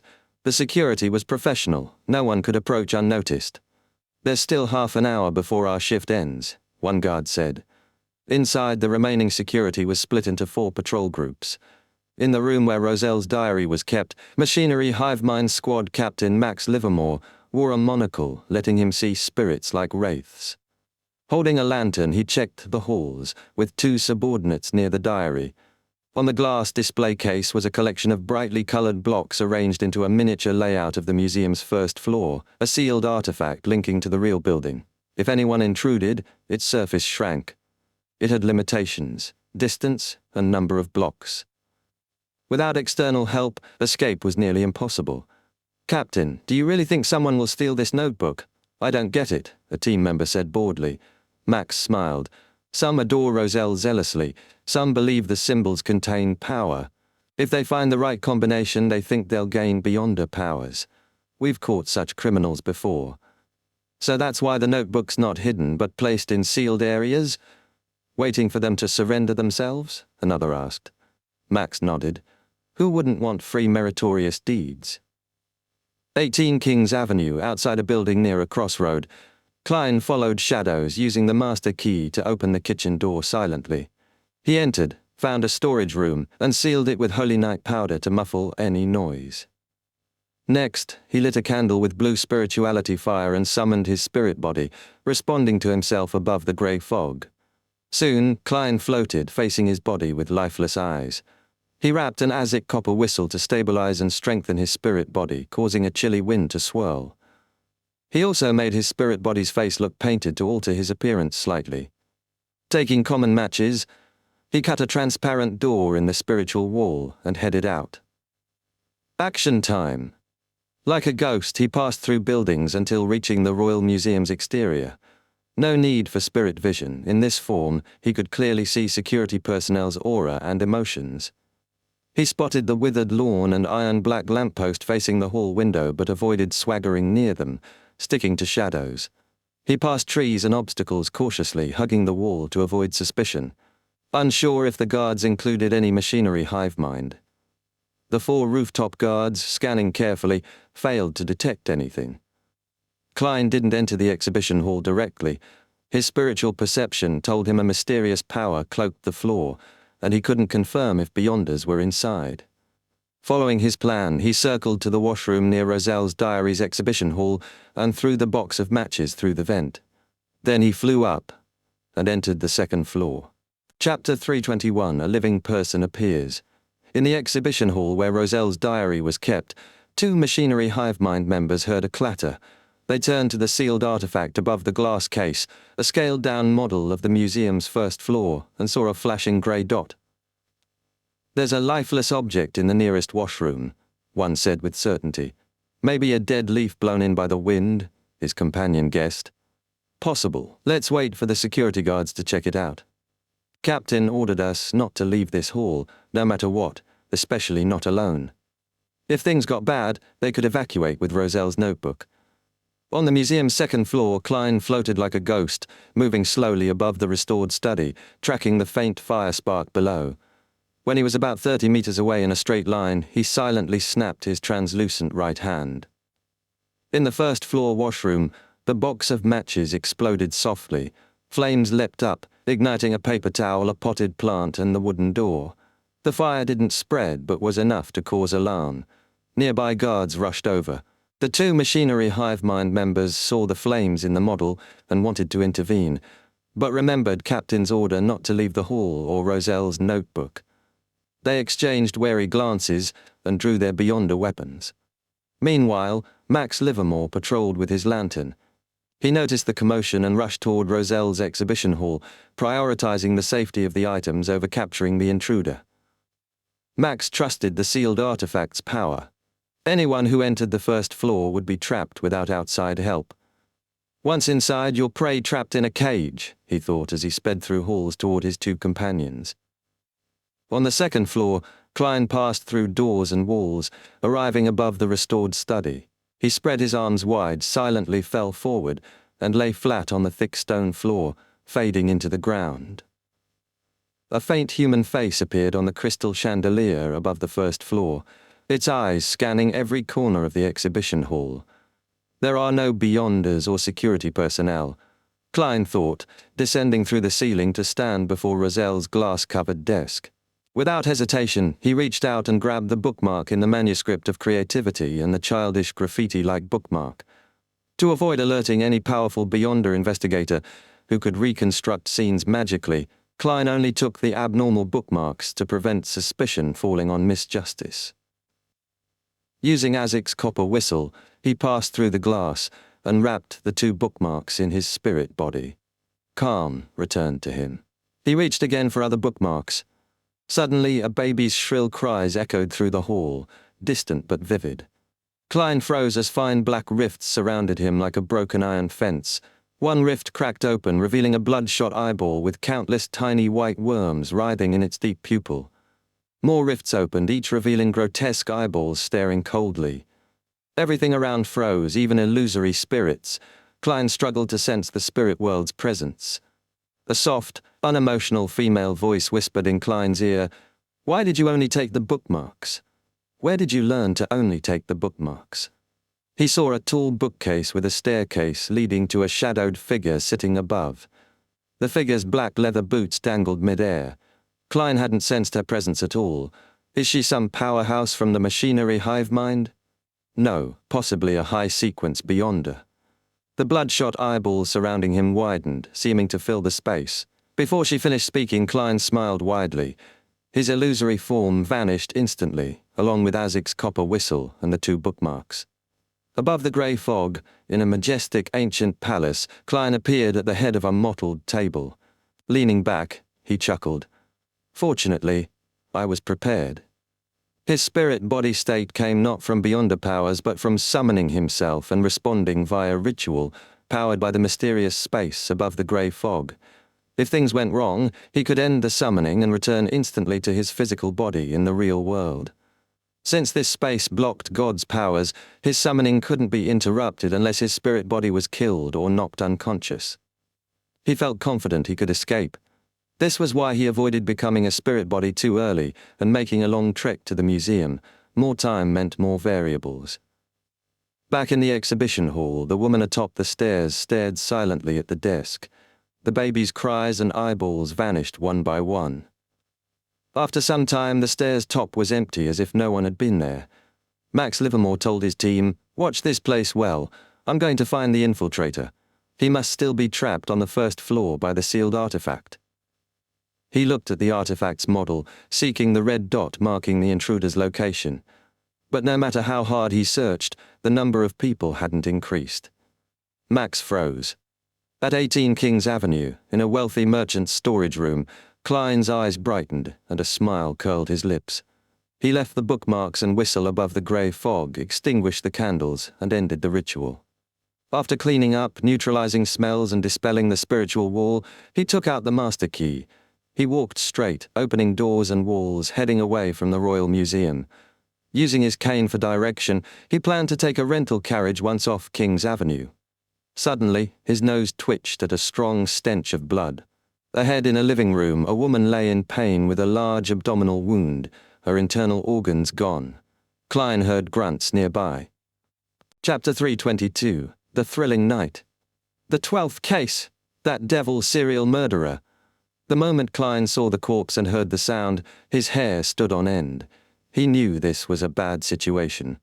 The living room was bright with yellows, neat decorations, nothing unusual except the carpet stained bright red with blood, soaking through slowly. Beside the large wound in the female corpse's abdomen sat a huge black dog. Its mouth was half open, showing sharp white teeth stained dark red like rust, likely from prolonged flesh consumption without brushing. The dog's teeth clutched blood-red small intestines and raw meat bits. Its magma-like eyes reflected Klein's disguised figure. "Grunt!" it roared, asserting dominance. It was an animal, a Sequence 6 devil about to advance. None of Klein's preparations accounted for it. Suddenly, the dog rapidly grew to a 2 to 3 meter monster. Giant bat wings spread on its back, goat horns with mysterious patterns grew beside its ears. Red and blue flames leapt from its fur, sulfur scent following. Klein stomped ground and charged, swinging his cane like a cannonball. The devil dog pounced, claws flashing, slicing through the air and penetrating Klein's body. His figure vanished, an illusion. Klein had already rolled toward the oriel window, pressed off it with his left hand, and smashed through the glass to escape. The dog's magma eyes flared. It opened its foul-smelling mouth and snarled a word in the devil language. "Die!" Suddenly Klein froze mid-air, heart clenched invisibly. His figure thinned, dimmed, turning into a crudely cut paper figurine covered with red rust. Smash! Clang! Klein's real body reappeared, smashing through the window, pouncing toward the street. The paper substitute floated down, igniting with sulfur smell. The devil dog growled low and leapt onto the windowsill, breathing a crimson-blue fireball at Klein's escape route. Klein landed, rolled aside as the fireball hit nearby, but didn't explode, as if held by an invisible force. Boom! It exploded after Klein scrambled away, shattering pavement. Seeing the dog ready to pursue, Klein shouted, "Murder! Save me! Murder! Save me!" His amplified voice echoed through the silent night, waking residents and patrollers 2 streets away. The giant dog paused, then retreated inside to clean the scene. Klein disappeared with his cries. Inside a nearby extinguished fireplace, charcoal flared up and flames rose. Klein appeared with a light leap, cane in hand. He used the master key to open doors and walls, quickly escaping another way. "Phew, a scream without Beyonder powers beats simulating gunshots at times like this," he sighed, applying a mantha extract to mask his scent. As the original race of the devil was canine, its scent tracking was a special power to fear. Klein hurried on until a crossroad, then hired a rental carriage. Only after some distance did he breathe easy. He knew the devil couldn't catch him. That master key was strange. I got lost and ended up at the murder scene. Must be more careful. That really was an animal-transformed devil. Where did its potions come from? Does it have a human accomplice? How does it pick its targets? What's gratifying is that now it will be much harder for it to commit crimes again and more likely to be caught. As the carriage sped along the gaslit empty street, Klein's heart skipped a beat.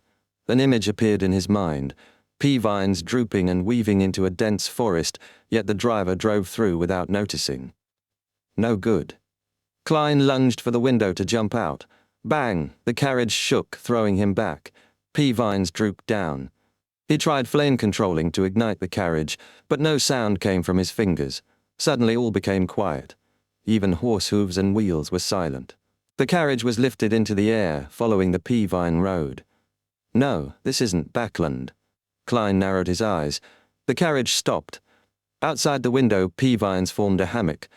A pair of black leather boots dangled and a gentle, emotionless female voice said, "What were you doing?" It was the woman from the museum. She suspected to be High Sequence Beyonder. She didn't recognize him. He'd disguised with Ezekiel's copper whistle. She must have heard the cry for help. Klein gulped and said, "I'm a private detective. Many friends and I investigate the serial murders. I have a mystical item called the Master Key. It opens doors and lets me pass through walls, but it causes the holder to get lost. It was during this process that I ran into the crime scene. I wasn't the murderer's opponent, so I shouted for help while running." Everything was true.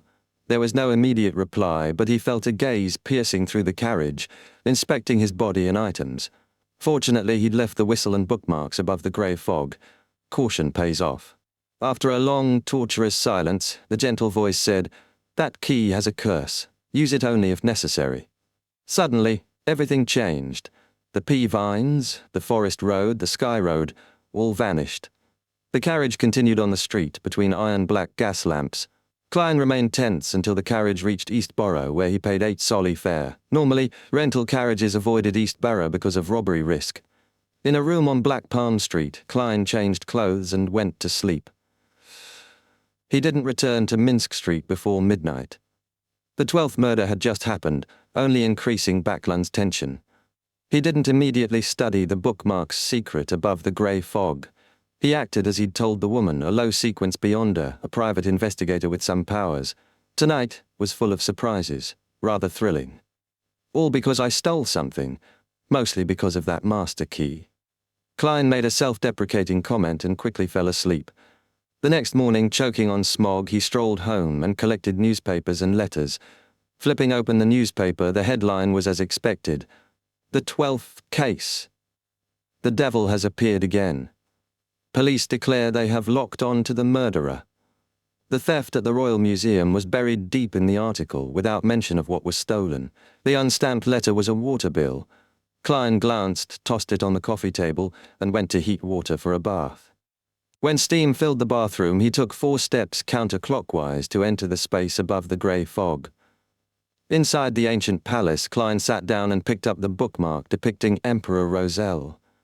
It really wasn't easy getting you. He gently caressed its surface and sighed silently. Chapter 323, The Opening Incantation. The bookmark was seemingly ordinary. Roselle's portraits were everywhere in the exhibition hall, and this image was from when he was middle-aged. Klein carefully examined the bookmark and found a tiny puncture, confirming it was the one Miss Justice had verified.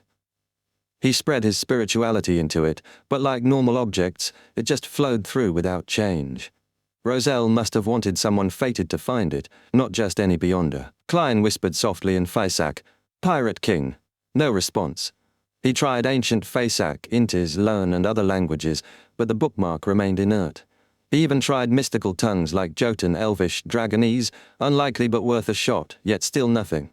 Next, Klein whispered in Faceak, "One piece," but the bookmark stayed silent. He reflected that his earlier guess was probably wrong. The young Roselle might have joked about the Pirate King meme, but older Roselle would have changed. People do change. Tapping the long mottled table, Klein tried to infer the unlocking method from the diary's clues. Roselle was clearly maniacal, despairing, and had warped humor. He wanted the fated ones to discover the cards of blasphemy by coincidence, not by a complex ritual. So the unlocking incantation couldn't be something ordinary or commonly said. Roselle's state was desperate and unwilling to part with something. Klein imagined himself as Roselle then, trying out vulgarities, words of hope, all failing. He then pondered what Roselle would be most reluctant to give up. His wife, Matilda, unlikely, given his licentious nature. His children, the eldest daughter Bernadette, eldest son Ciel, and second son Bornova. The diary indicated Bernadette was the one he couldn't forget and might become important. Klein tried Bernadette in Intis. Nothing. Lone Highlander, Faceak, all failed. He sighed and said Bernadette in ancient Faceak with deep voice. The name echoed quietly, and suddenly the bookmark sank into his palm. It became an invisible whirlpool, sucking Klein's mental energy. For an ordinary person it would be overwhelming, but as a Sequence 7 magician, Klein endured easily, joy swelling inside. The bookmark emitted bright light bit by bit, the Roselle portrait replaced by a new image. Roselle sat on an ancient stone throne wearing a black jeweled crown, pitch-black armor, and cape. He held a scepter and stared coldly ahead. In the upper left corner, stars condensed into text. Sequence 0, Dark Emperor. Sequence 0, the divine secrets hidden here. The bookmark transformed into a miniature 3D book, flipping on its own to show Roselle in a white hood with a description in ancient Faceak. Sequence 9, Lawyer. Skilled at exploiting loopholes and opponents' weaknesses, excellent reasoning. Potion formula. Klein glanced at the formula but didn't study it closely. The book flipped pages on its own. Sequence 8, Barbarian. Problems unsolved by law solved by force, resistant to psychological influence. Sequence 7, Briber. Sequence 6, Baron of Corruption. Sequence 5, Mentor of Confusion. Sequence 4, Count of the Fallen. Sequence 3, Frenzied Mage. Sequence 2, Duke of Entropy. Sequence 1, Prince of Disorder. Sequence 0, Dark Emperor. Klein sighed at the profound secrets of godhood concealed here. No wonder high-sequence beyonders try to build kingdoms. It's part of the ritual to become a god. To ascend from Sequence 1, the Prince of Disorder, to Dark Emperor requires owning a country, claiming the Emperor title, establishing strict, abnormal rules and architecture. They must inspire citizens to secretly build 9 pyramid-like mausoleums, then enter one themselves. Sacrificial rituals scatter across cities. The prince drinks the Sequence 9 potion and advances. The Dark Emperor isn't truly dead until all 9 mausoleums are destroyed. Even if annihilated, he can awaken from one. Even after destruction, if remnants of the deity's order remain, he can mysteriously revive, a loophole against death. The only way to fully destroy him is for a new Dark Emperor to arise. This is a deity. Mortals and angels can't fight deities. Those not yet gods can't fathom their power. Roselle ended with heavy implications. Klein also realized if a true god with Sequence 0 exists, no Sequence 1 Beyonder can appear. If none exists, there can be at most 3 Sequence 1 Beyonders, due to the law of Beyonder characteristics indestructibility and conservation.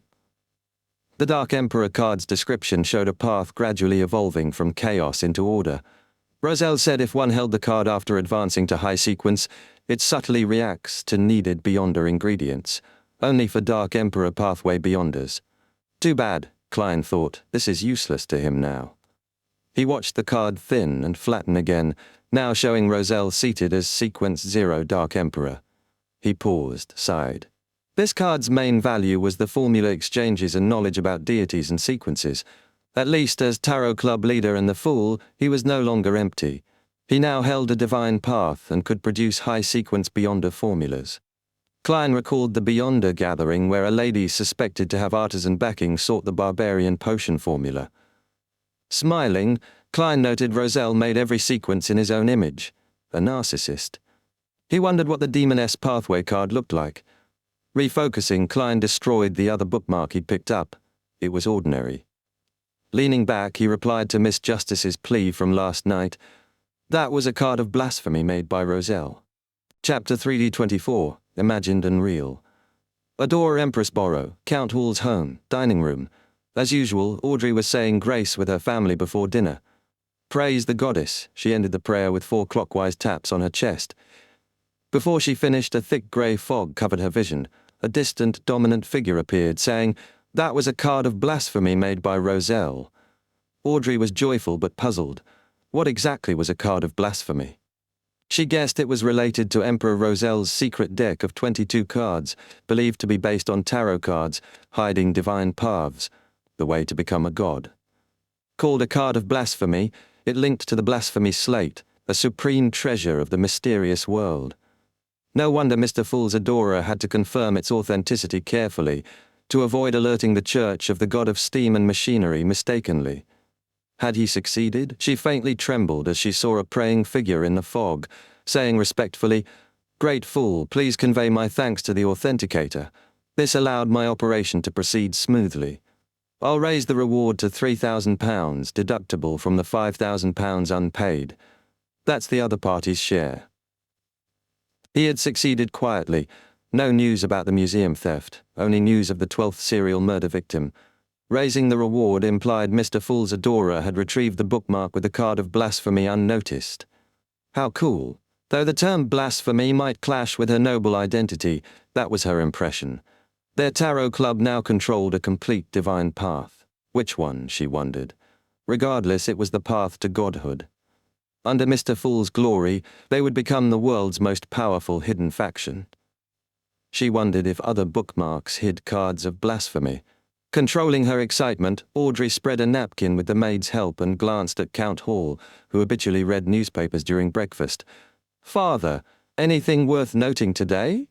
He sighed. That devil killed another innocent, case number 12. She was a newly famous fashion designer. She'd only once been a street girl out of desperation but met this fate. Thankfully, an eyewitness saw the devil at the scene.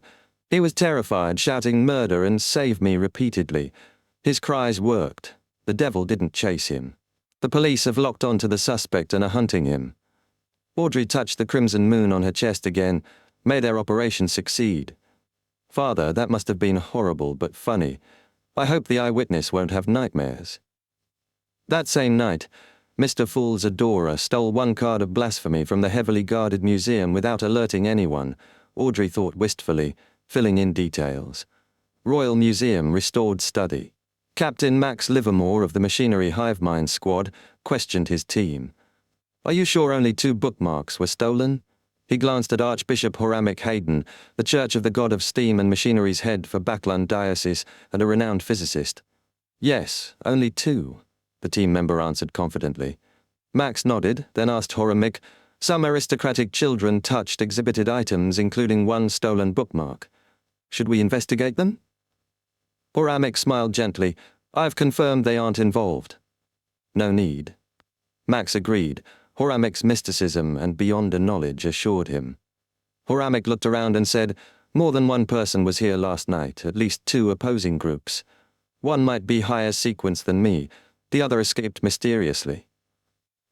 Though I can't reconstruct the whole scene, I can see some parts. This is more complicated than we thought. He sighed. I also know why they wanted the bookmarks. We've been tricked by Roselle for over 150 years. I gave up £3,000. That hurts. I've saved a long time and now have less than 1,000 left. But the card of blasphemy is priceless and can't be exchanged for money. Miss Justice's contribution was worth it. Thankfully, I could deduct it from what she owes me, easing my burden. If I meet Mr. Azik, I'll pay him the £15,000 owed by the Adorer with a high-sequence beyonder formula. I wonder what the other cards of blasphemy looked like. Given the Emperor's personality, they must be surprising. Klein looked out over the grey fog sea in the palace and sighed quietly. As a precaution, he left the Dark Emperor card above the grey fog, on the bronze table facing the Fool's seat, along with Azik's copper whistle. Returning to the real world, Klein performed a ritual to throw the Master Key, a sealed artifact that causes bad luck and disorientation, above the grey fog. Though it didn't seem hugely harmful, it caused life-threatening risks. He planned to use it only when necessary. The Master Key was a relic of an unlucky Sequence 9 who'd just advanced. Its negative influence couldn't be weakened even by a mid-sequence beyonder. There might be more to why the apprentice lost control, causing abnormal events. Klein thought his previous caution was right. To explore 32 Verdi Street south of the bridge, he must be careful. A sealed artifact's effects may not depend solely on the owner's sequence. Factors like contamination by an evil god must be considered. Klein bathed in cold water, refreshed, then went downstairs for corn pancakes he'd bought, a local delicacy from Finer Potter Klein's Highlands, crispy, fragrant, sweet. After eating, he reviewed last night's events for clues. Even with the Master Key, if not a beyonder, escaping a devil is impossible. The mysterious lady must have realized he wasn't an ordinary detective. He had no intention to hide it. By not capturing him, she might be an official beyonder friendly to wild beyonders, or not from the 3 churches or military. He favored the latter, otherwise she'd have confiscated the Master Key. Back then, despair nearly overwhelmed him. He thought he'd be imprisoned underground by the Church of the God of Steam and Machinery. He even considered breaking out. Who knew she'd just let him go? Which organization is she from? Or is she wild? For wild beyonders to reach her power, they'd need their own organization.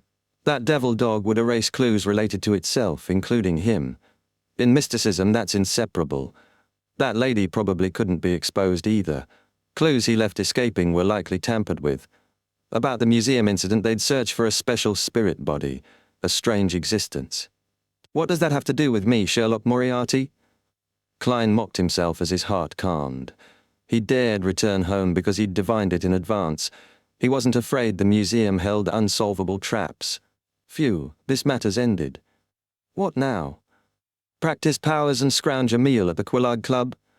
He wondered if the Nighthawks and mandated punishers had identified the murderer. Maybe he'd write another letter to Isengard Stanton for hints. As his thoughts raced, Klein heard footsteps. Another letter?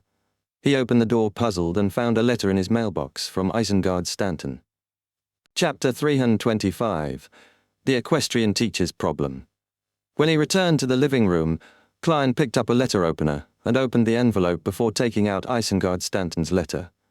The famous detective wrote, "Your idea has greatly helped us. Please allow me to thank you here first. After receiving your letter, we immediately organized some people to sweep through crucial areas. As expected, we found some clues, and quite a few stray animals that had frequently appeared and were remembered by the residents had disappeared. In the process, we also noticed an interesting thing. 4 years ago, in the serial murder case, yes, the targets were single prostitutes with a child. Quite a few people living near the scene of the crime had mentioned that, although the most suspicious teenager was eccentric and vicious, he was quite fond of animals, especially a large black dog. After the boy died in the gang firefight, the people who lived around him never saw the dog again. I'm curious, who is its current owner? Was it the murderer of some unsolved serial murder case from even further back? The above facts have all been proven to be true at the scene of the 12th murder case, and it has played a key role in giving the police a preliminary idea of the suspect. If all goes well and the culprit is arrested, we will be able to get the majority of the reward money. My friend, I clearly remember your contribution. I will not forget your share. Isengard Stanton seems to suspect I knew the truth about the devil, so he hinted at something?" Klein muttered. Still, the letter reassured him.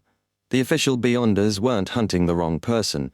If the gigantic devil dog didn't receive any more help, it was only a matter of time before it was caught.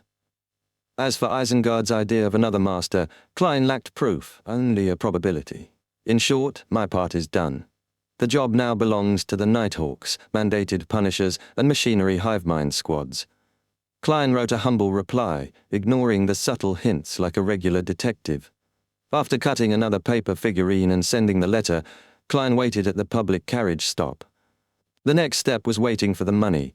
Leppard would visit the Roselle Memorial Exhibition for 3 days. Only Saturday would be suitable to meet him and pay the final installment. Hopefully, the bicycle patent would be filed by then. The Backlund Patent Office was notoriously slow. Since no Beyonder gathering was happening, Klein suddenly had free time. His plan for the day was clear: practice marksmanship and Beyonder powers at the Quelaag Club, have lunch there, then visit a circus to watch magicians for inspiration. He checked his golden pocket watch and boarded the carriage in a good mood. Hillston Borough, Quelaag Club. Visiting twice a week, Klein was well known, requiring no proof of membership or constellation badge. It was Wednesday morning and most members had regular jobs, so the club was nearly empty except for a few in the coffee corner. Spotting an acquaintance, Klein greeted, "Talum, with this weather, you should be at the turf club." Talum, the aristocratic equestrian teacher who had introduced Klein to the club, smiled and replied, "Oh my, the honorable great detective. What have you been up to? I haven't seen you in a long time." "That's because you haven't been here in days," Klein smiled as he sat next to him.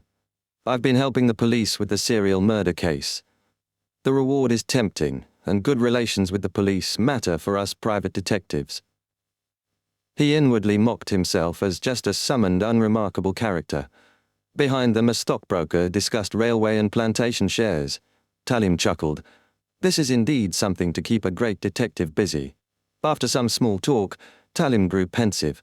As Klein prepared to leave for the shooting range, Talim asked, "Mr. Moriarty, may I ask a question? You can charge me a consultation fee. This one's free. Just call me Sherlock," Klein laughed. Talim hesitated. "I have a friend who has fallen in love with someone he shouldn't have. How should he deal with it? I always think a friend questions mean me," but Talim's tone seemed different. After activating spirit vision, Klein relaxed and said, "I'm not a psychiatrist or expert on emotions. My only advice, don't break the law. Just kidding. First, why shouldn't they be together? Is there a family feud?" Talim shook his head. "No, it's not Romeo and Juliet." Klein thought of Roselle Gustave's classic works and smiled.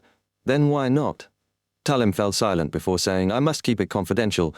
Please forget I asked." "Confidential? Must be someone important? Same sex? Blood relations?" Klein suppressed curiosity and suggested, then read bestsellers like Stormwind Mountain Villa or Love and Jealousy. Talem sighed, that's a last resort. Those novels' feelings don't happen to normal people. I agree, Klein said. After smiling, Klein left for the shooting range. Later at lunch, he noticed the limited cuisine was red wine fried foie gras with sliced apples and butter-soaked bread. He sat with Talem and another acquaintance, Surgeon Aaron Seris. Klein noticed a crutch leaning on Aaron's chair. Aaron, what happened? He asked. Aaron, tall and thin with gold-rimmed glasses, patted his leg. Bad luck. I fell downstairs, fractured seriously, had to plaster it. Unlucky, Klein agreed, savouring foie gras. Aaron rubbed his temples. I've been unlucky a long time. He glanced at Klein and Talem, then hesitated. Mr. Moriarty, do you know many people? Klein was puzzled. Aaron lowered his voice. Anyone like a village witch doctor? A capable fortune teller or mysticism enthusiast? I feel my bad luck is abnormal. I know it's probably a scam, but nothing else helps. Church, prayer, donations, mass, no effect. Capable mysticism enthusiast. That's me, Klein thought. Aaron, tell me everything. Talem nodded. I'm religious but open-minded about mysticism, Klein said. Aaron sighed. Mistakes at work, accidents on the steam locomotive, my house was burgled, then falling downstairs again. Do you think I'm cursed? Klein frowned. As a former Nighthawk, he suspected a sealed artifact, misfortune cloth puppet. Could it be similar? He activated spirit vision and asked, Aaron, before all this, did you or your family experience any misfortune? Chapter 326. Professional. Suggestion. Klein wanted to ask if Aaron or his family had brought home anything unusual, like a slightly dirty rag doll, before the unlucky events began. But as the words neared his lips, he thought it was too direct and might reveal his deep knowledge of mysticism. Although he could explain it as experience, why take unnecessary risks? So he chose a roundabout question and asked Aaron if his family suffered similar misfortune. Aaron carefully recalled. No, except for the steam locomotive accident that happened to them as well. They were the same as before. Mostly they neither experienced good nor bad luck. So no, they can't be considered especially unlucky. That's odd. If it was a sealed item like the misfortune cloth puppet, it should affect those nearby. Could Aaron have linked himself to it with his blood? Klein's spirit vision saw no abnormalities in Aaron's aura or mood. He asked again, Is there any colleague at the hospital as unlucky as you? No, Aaron said, pulling at his bow tie nervously. So I think I must have been cursed. Under Talem's curious gaze, Klein thought for a moment. Before your streak of bad luck, did anything strange happen? Like cutting yourself? Blood is often the medium for curses in folklore. I checked after suspecting a curse. I haven't lost any blood in 3 months, Aaron replied, mood heavy, knife and fork in hand. That's strange. I can't do complicated divination here. Any other odd events? Klein pressed. Talem echoed. Aaron, think carefully. Misfortune rarely happens without cause. Have you offended anyone or become a hurdle for someone? Aaron looked down at his food, lost in thought. Klein ate his meal before it cooled. When he began dessert, Aaron raised his head. I'm not sociable. I don't get along well with colleagues, but I doubt they'd curse me. Well, after you mentioned it, I recall something. It might be related to mysticism. What is it? Klein and Talem brightened simultaneously. Before my bad luck started, I cared for a patient, an under 10 child. Pitiful. Due to complications, I had to amputate his left leg. Aaron nudged his glasses. I'd just become a father, so I felt sympathy. I chatted and encouraged him every time I checked the ward. After a pause, his thoughts flowed more clearly. I remember it was the day before his surgery. I went to his ward. He was upset. He played tarot cards he'd brought when admitted. Family wasn't allowed to take them away. To calm him, I played cards with him. I drew a card, the reversed Wheel of Fortune. He looked at me and said with a pure smile, Doctor, your luck will get worse. Doctor, your luck will get worse. Talem shivered. Why does that chill me? Did he die during surgery? Aaron shook his head. No, the surgery succeeded. He was discharged soon and thanked me. I never suspected before, but thinking now, this is the only time I came in contact with mysticism. Tarot cards are for divination after all. A brass coin appeared in Klein's hand, bouncing lightly as if analyzing the case. Flicking it up and catching it, Klein glanced at Aaron and asked, What's the boy's name? Where does he live? Aaron replied immediately, Will or Septin? Where he lives, I don't recall. What's your suggestion, Mr. Detective? Do you know experts in mysticism? Klein sipped his black tea and smiled under their expectant gazes. Go to the cathedral of your deity, tell the bishop about your misfortune, and ask for help. Aaron, you believe in the Evernite goddess, right? He nearly said goddess outright, but caught himself. He was a detective believing in the god of steam and machinery. Aaron shook his head. My prayers, mass attendance, donations, all useless. I think I need capable fortune-tellers. Talum nodded. Deities don't care about luck. Luck is a blessing, misfortune a test. Friend, your faith isn't pure enough. Beware, the Lord of the Storms might zap you with lightning. Klein grinned at them. This is simple logic. If mysticism is effective, the 7 Orthodox churches master it. Otherwise, they'd be replaced. If mysticism is a sham, fortune-tellers won't help. Better to seek help from a high-ranking bishop. Aaron analyzed and nodded. Makes sense. Maybe I'll need the bishop to pass on my message to the goddess. No, with the bishop involved, the Nighthawks would notice abnormalities, Klein thought. He didn't want to help Aaron himself. Solving luck problems means finding root causes and doing specific rituals. Besides, Klein didn't know luck-enhancing rituals. Even if he did, exposing Beyonder powers to strangers is risky. Better the Nighthawks handle it. I just don't know if the problem comes from the boy or his tarot cards. If the latter, that might be a sealed artifact worth investigating. Klein shook off greed and emotion. Aaron grinned at Klein. Thank you, Mr. Moriarty. Though you don't know mysticism, your strict logic gave the best advice. I really don't know mysticism, Klein smiled. Just call me Sherlock, Aaron. Ever since leaving the Nighthawks, my mysticism knowledge has grown stranger. I've learned secrets about high sequences and deities, but only basic ritual magic. I know sacrificial rites, bestowment rituals, and 3 charms. Klein sighed, wanting a deeper book on mysticism.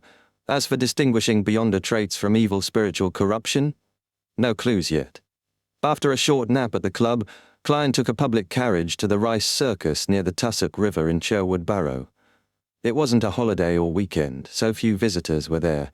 The clowns looked listless. Walking past the divination lodge and tents selling pies, pancakes, fruit pies, and alcohol, Klein found a small theatre. A blackboard read, non-holidays and weekends, 4 performances a day, 1 hour each. The first afternoon show started at 2 o'clock. After buying a ticket, Klein entered amid cheers. A beast trainer was on stage, whip in hand, ordering a black bear to perform naively. Nearby lay a tiger with yellow-black crisscross stripes and a seated dark, curly-haired baboon.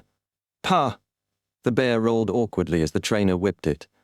"I say, this guy wanted to slap you a moment ago." Someone shouted loudly from the front row, drawing laughter. The audience thought it was part of the act. Klein noticed the trainer's expression leaned more to anger and annoyance. He smiled and took a seat in the first row to watch properly. The man shouted again, "That tiger wants to bite your neck off. That curly-haired baboon wants to use you as a cushion."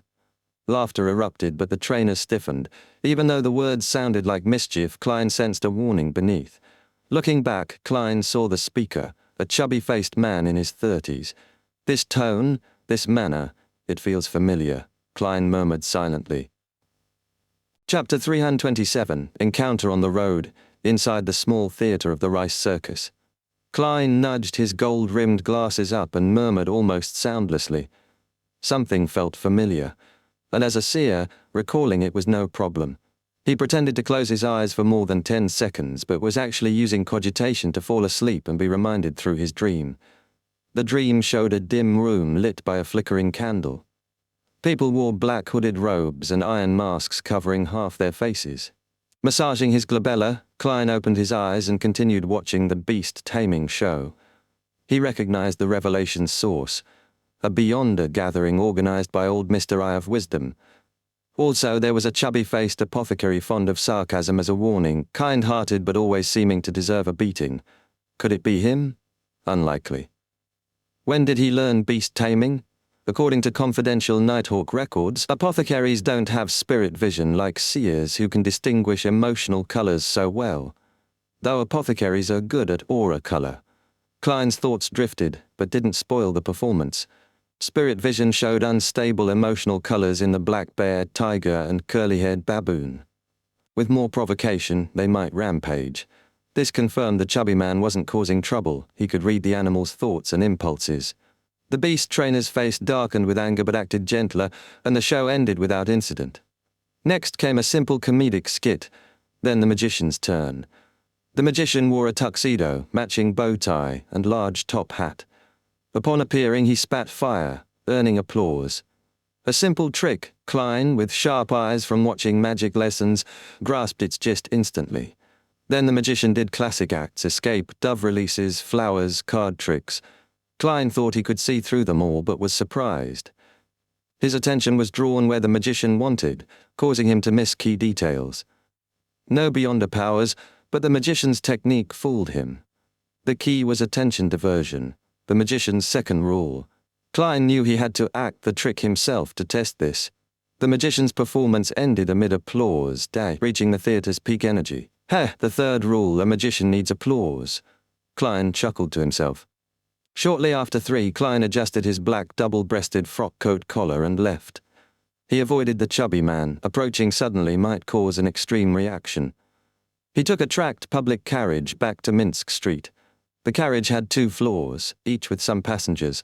Klein chose a window seat on the first floor, as usual. The carriage moved, stopping now and then. Klein half closed his eyes, recalling his inspiration. Suddenly, his heart palpitated. He became alert, as if someone intruded his dream or channeled his spirit. He realized he was no longer in the real world. Feigning unconcern, he looked around. The gentleman in tuxedo to his left flipped a newspaper. 2 children were being scolded by a vexed woman in light blue for mischief. Others chewed bread or drank tea. All appeared normal, but Klein activated spirit vision. None emitted auras or emotions. They had no ether bodies. They talked, ate, read, but showed no signs of life. Illusion, or sudden death with lifeless motion. Looking out, carriages and pedestrians passed, but also without aura. Klein grew serious, confused. He checked himself and saw a clear spirituality luster, unlike those around him. Suddenly, an angry roar not human sounded. He looked up, a large black dog on the street, its sharp white teeth stained with blood and rust. It was the huge devil dog known for heinous crimes. The dog swelled into a tall devil with bat wings and goat horns covered in mysterious patterns. It looked skyward and roared in devil language, "Corruption!" Klein confirmed reality. The dog emitted aura and strong spirituality lusters. Following its howl, illusory pedestrians exploded into black mist, blocking sight. Yet Klein saw real people with auras mid-air and around, beyonders using spirituality lusters. What's going on? Ordinary people are illusions. Beyonders are real? Had the Nighthawks and mandated punishers found the devil dog and used a sealed artifact to create a battle zone not disturbing reality? That artifact affects only beyonders, not normals. And I, unlucky passerby, got pulled in? Klein guessed. Suddenly, blood-curdling screams pierced the air. The black gas cleared. The gigantic devil dog fell, split in 2, light converging on something bright and pure. Like a moon shining on darkness, it roared, then exploded, igniting blue and red flames. But the flames dimmed midair, absorbed by that bright moon-like object. It vanished. The huge devil dog died completely, leaving no trace. So powerful. Klein thought, would official beyonders notice me, a wild beyonder, sitting here among illusory passengers? His heart tightened, scalp numb. He pulled a paper figurine and transformed it into his double, no aura or emotion. Using a substitution spell, Klein hid in its shadow. A light snort came from across the street, angry and indignant. Who? Not an official beyonder, Klein thought. He didn't dare peek, but watched as eyes swept the crowd briefly. Then the void cracked and shattered like glass. Reality flooded in. Klein removed the double and relaxed. Passengers returned to normal, reading, chewing, scolding. The carriage had moved far forward. The battle zone, time and space, synchronized with reality. If the fight dragged, the carriage would leave the zone, exposing him. Luckily, Backlund is the capital of capitals, home to high-sequence beyonders from 3 major churches. Klein recalled his earlier thought. It should take days for the Nighthawks and mandated punishers to find the devil dog, assuming it stayed in Backlund. Leaving Backlund breaks ritual range, advancement fails. The devil, already bloodlusting, would lose control immediately. Yet in a day and a half, the devil dog was found and cleansed. Terrifying. This is the church's true power. A Sequence 6 Beyonder about to advance left a tiny trace, and was quickly found and killed. That sealed artifact must block the devil's danger sense perfectly. Klein resolved to be more careful. He remembered the angry snort. It might be the devil dog's companion, its master, unnoticed. Maybe it orchestrated the dog's final explosion. Or maybe a secret faction opposes official Beyonders. Klein peered out the window. People in tweed coats, half-top hats, bright skirts passed by, seemingly ordinary. But who knows what lurks beneath? Chapter 328. He that touches pitch shall be defiled. The carriage wheels pressed steadily on the track as horses dragged it forward, carrying Klein away from the sight of the gigantic devil dog's death. Wearing a neutral expression, Klein waited until the carriage passed 2 stops before disembarking early, deliberately taking a wide detour back to the place where the fierce battle had occurred. He wasn't searching for the devil dog's Beyonder traits. They'd surely been collected by the church's top experts long ago. Nor was he investigating the source of that faint snort he had heard. Too much time had passed. Carriages and pedestrians had come and gone, and any trace would have vanished. Even divination wouldn't provide answers. Instead, Klein's goal was to observe subtle remnants on the street and understand the nature and boundaries of the sealed artifact that had created that strange battlefield environment, preparing himself for what might come. This is a magician's acting, he sighed silently, walking beneath a grey sky along the street lined with gas lamps. He had waited 2 stops before getting off, because he suspected official Beyonders might be secretly sweeping the battlefield, and he preferred to avoid any encounter. Dressed neatly and leaning on his cane, Klein spent over half an hour surveying the area with spirit vision, but found no unusual signs, no traces of the fierce fight, no awareness among the passers-by of the deadly battle just concluded. The sealed artifact was truly magical, more powerful than large-scale hypnosis. Yet Klein's spiritual perception detected one key thing: the artifact's scope and boundaries. When he crossed the block and left by another street, he felt a subtle, illusory sensation, as if entering a different world. The artifact's influence covered at least 1 block, though its upper limit was still unknown. Satisfied, Klein nodded thoughtfully and headed to a decent cafe. Ordering a cup of rich Southville coffee, he sat by the window, watching the street outside grow busier as the afternoon progressed. He hoped to spot any changes, but saw none. Still, he'd confirmed one thing: a magician never performed unprepared, a strict rule of acting. A faint stirring of subtle precipitates in his body reminded him of this. By evening, Klein ended his vigil and returned to Minsk Street in a public carriage. Gas lamps flickered on both sides of the road, casting a blue glow on wet cement and withered leaves. Holding his cane, Klein passed Lawyer Jurgen's house on his way to Unit 15. Suddenly, he realized he'd used up all his cooking ingredients. If he went home now, no dinner awaited. Should he visit the meat and fruit shops or find a restaurant? After hesitating, he decided to rest and eat something ready-made. Passing Jurgen's house again, Klein was spotted by the lawyer, who called out from an open oriel window, "Mr. Moriarty, did you forget your key again? Or drop it?" Klein chuckled. "No, not really." Jurgen nodded solemnly. "Then why not come to my place? We can eat, and you can return when it's dark." Klein hesitated but smiled. "It will be my honor." Inside, the black cat Brody licked his paws in a corner. Jurgen moved quietly to the kitchen. After Klein hung up his coat, hat, and cane, he entered the dining room, finding the table laid with food, blackened steaks and equally black mashed potatoes. This was typical of Mrs. Doris, Jurgen's grandmother. Her cooking looked unappetizing but was delicious. "She's a good chef." Klein smiled as he sat, making small talk. "Were you about to have dinner?" "Always," Jurgen replied. "I like to look outside before eating. It helps my thoughts roam." Klein glanced around. "Where's Mrs. Doris?" Jurgen sighed. "The cold worsened her chronic lung condition. She's been admitted to the hospital." "May God bless her," Klein murmured, drawing the sacred emblem of the Church of the God of Steam and Machinery on his chest, a gesture still unfamiliar to him. He cut a piece of steak, took a bite, then suddenly thought of something. "So you cooked this?" "Of course, just now," Jurgen answered. "If not Mrs. Doris's work, then this food." Klein's mouth twitched. He stifled a shiver but chewed steadily. Frowning, he swallowed hard and forced a smile. "Why 2 servings prepared?" One is for my grandmother in the hospital, Jürgen said. I'll make more later. Klein nodded. He braced himself and finished his meal. Jürgen finished his portion, put down his utensils, sipped red wine and asked evenly, "How is it? Which dish do you like?" Klein smiled and shook his head. "The white bread's not bad." "That's from Dodge Bakery," Jürgen replied, resuming eating. After a pause, Jürgen said, "Detective Moriarty, I have a simple favor to ask." "What is it?" Klein drank water. The mashed potatoes were too salty. "My grandmother's in the hospital and I might be tied up with cases. Brody would be hungry." He glanced at the black cat. "Can you feed him, clean his litter and play with him? He loves chin scratches. If no light's on at night, you can come in 2 solly each time until she returns." Klein saw the sincerity in Jürgen's face, smiled and said, "Simple task, generous reward. I have no reason to refuse." He looked at Brody, who turned away slowly. Klein's smile froze. Later, after his fill, Klein excused himself and strolled home through the quiet streets, few pedestrians and carriages.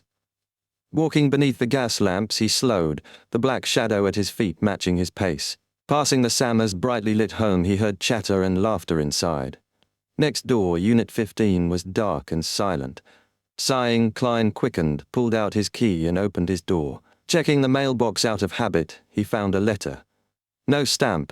The handwriting resembled Isengard Stanton's. He nodded and entered, closing the door and switching on the light. The letter read, "I'm pleased to inform you the murderer has been found and killed on the spot. The police think our work merits at least half the bounty. They'll pay me this week. I'll invite you and our friends to share it then." Isengard had news fast, surely due to his close ties with the Backland police. No stamp meant personal delivery. Lone Kingdom's postal system wasn't that efficient. No letter sent in the afternoon could arrive by evening. Klein sighed, set the letter down, and prepared to change clothes. With the serial murders solved and Backland's situation easing, he planned to do a few things. Find Caspers at the Bravehearts bar and contact Marek to see if the Beyonder who controlled zombies and Miss Sharon had any books on mysticism.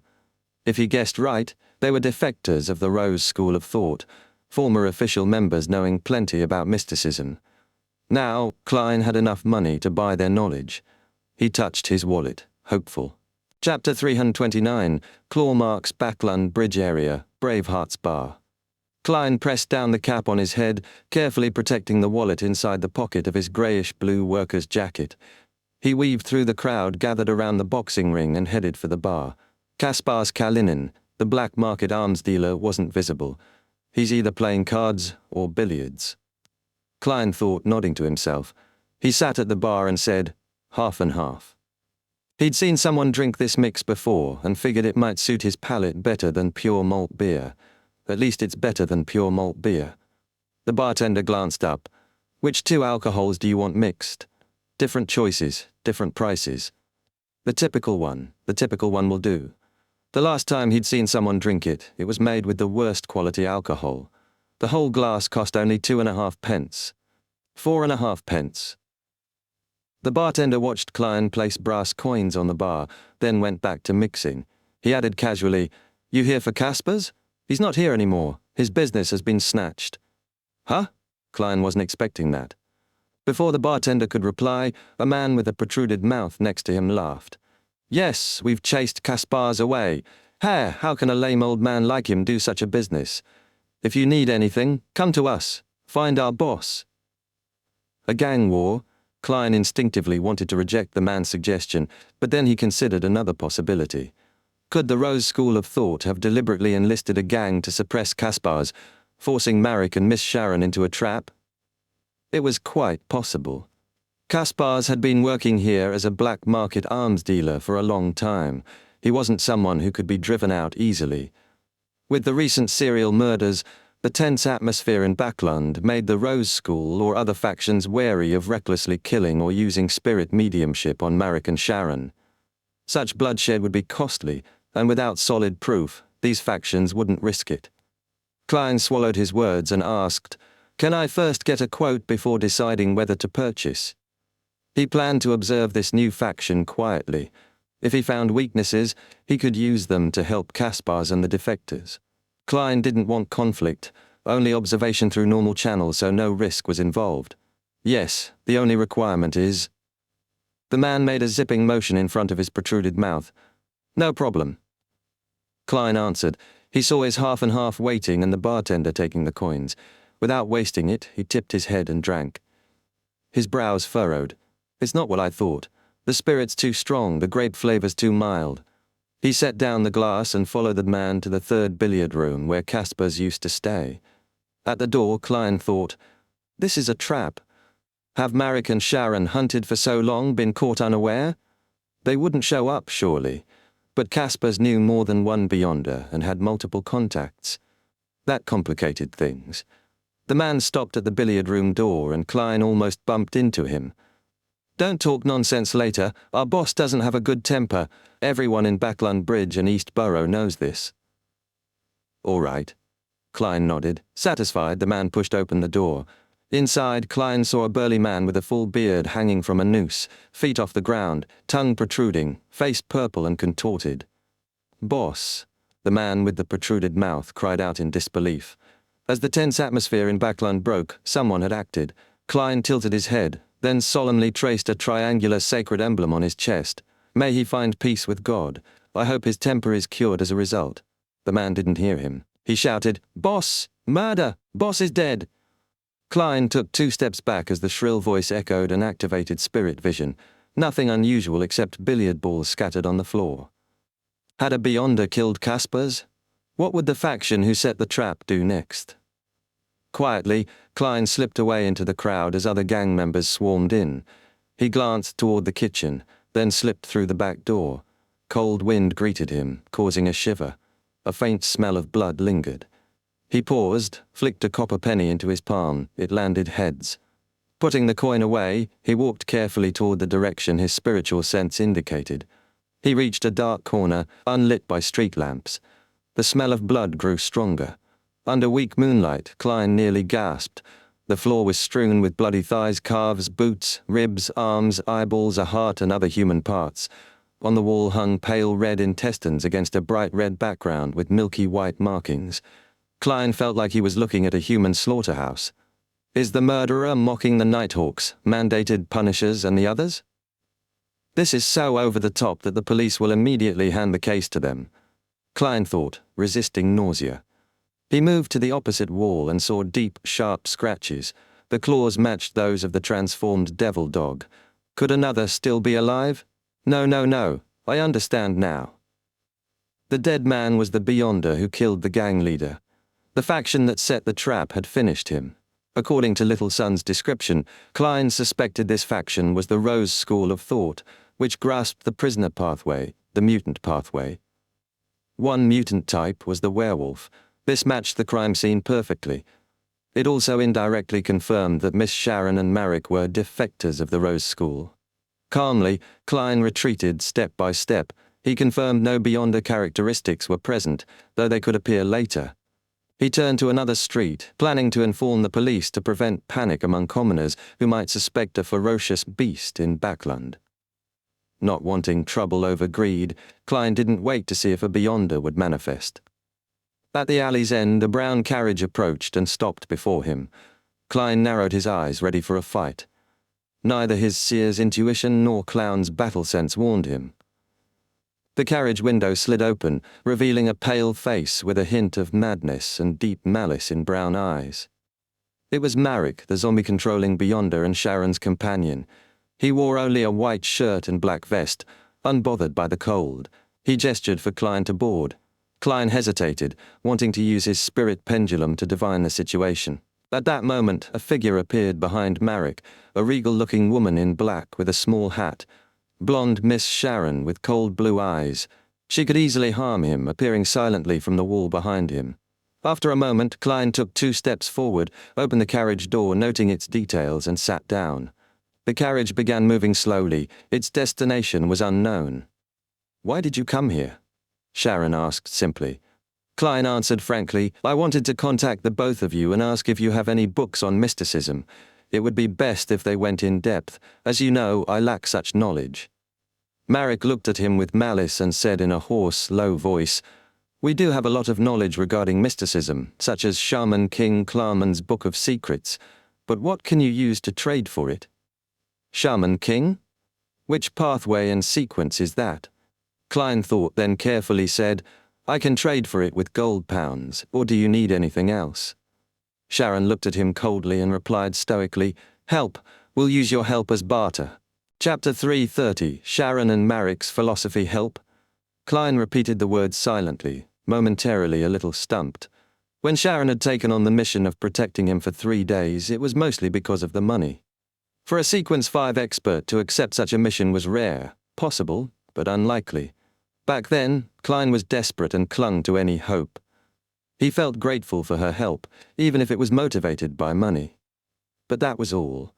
He wouldn't recklessly interfere in a dangerous unknown situation without weighing his strength and circumstances.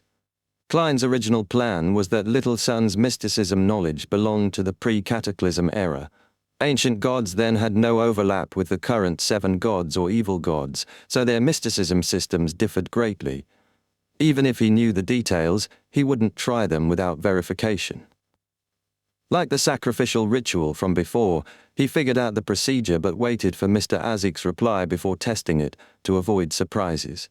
The hanged man, a bishop or captain in the Church of the Lord of Storms, possessed much orthodox mysticism knowledge, but it wasn't necessarily suitable for Klein.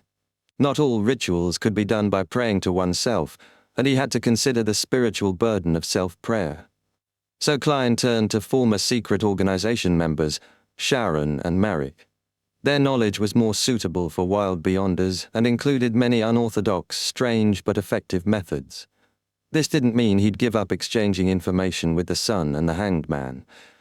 Combining ancient, orthodox and secret knowledge would give him a well-rounded, deeper understanding of mysticism, the ultimate goal being to return to Earth.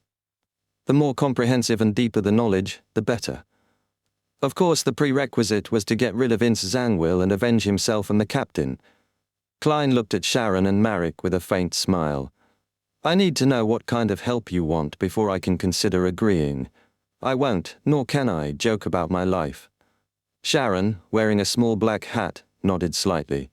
Marik leaned forward, fist to mouth, and said, We originally belonged to a rather old and secretive organization. That I can guess. Klein kept a serious expression. That organization formed at the start of the 5th epoch, after the berserk sea storms cut off the northern and southern continents, creating the Highlands Kingdom and Paz Kingdom. But its origins go back before the 4th epoch, even before the Cataclysm. Marik continued. That I know too, the Rose School of Thought, traceable to the Mutant King's era. Klein's expression grew attentive. Marik scratched his messy hair. They believe in an evil god and see magic as science and art, shaped by one's will. This requires religious ritual systems and law. Before the Northern Continent's invasion, they were an orthodox organization in Paz Valley and Star Highlands, alongside the Church of the God of Death. They believe wills come from various desires, combined with beyonder powers to do unimaginable things. Because of this, they kept ancient, bloody traditions of primitive sacrifice, skinning people, using children's skulls as ritual objects, letting many believers release all sorts of desires fervently. We couldn't accept such cruelty or their handling of desires, so we looked for a chance to escape. Problematic in how they handled desires? Klein knew their bloody sacrifices well, and wasn't curious about that part. Sharon's ethereal voice replied, They indulge and burn. Our philosophy is to repress and show temperance. So that's it. Klein recalled the prisoner sequence's description. The body is the cage of the heart, the world the cage of the body, madness bound, desire suppressed. If the Rose School had the mutant pathway, Sharon's and Marik's philosophy fit the acting method better. Why hadn't others noticed? Klein frowned. Marik explained, they were influenced by that evil god and believed indulging desires strengthened willpower. When many let loose, they influenced each other, fueling fanaticism to a peak. We think the opposite. Desire must be suppressed like underground flames and magma, only unleashed at crucial moments for terrifying power. Simply, lust versus abstinence. The evil god's influence conflicted with their pathway's needs. Something felt off. Klein asked, You escaped to Backland, and now they're hunting you? Did the dead man in the alley get involved? We didn't involve him. He got himself involved in something else, Marik replied. Then why not flee Backland? There are many big cities nearby: Intis, Fasak, Feinepotter, Lenberg, Massin. Why stay? Klein thought, then said, Okay, I get the gist. What help do you need? My sequence isn't high and I know no powerful beyonders. I can't fight that organization directly. After getting potion formulas for sequence 7, 6, and 5 of the Seer pathway and killing Lanvas, Klein didn't have to stay in Backlund. There was a huge gap between him and his target, Ince Zangwil, holder of sealed artifact 008. No hope of quick success. Approaching him was risky. Leaving Backlund would only waste prepaid rent. Klein stayed for the many beyonders and resources here, making it convenient to advance his sequence. It fit the divination revelation. When I become a Faceless and digest it, I'll head to sea to find a mermaid, he thought. Sharon said calmly, Be our support. To kill a sequence 5 beyonder together. Klein blinked. With your strength, that organization only sent one sequence 5 beyonder after you? Could cults really be that brainless?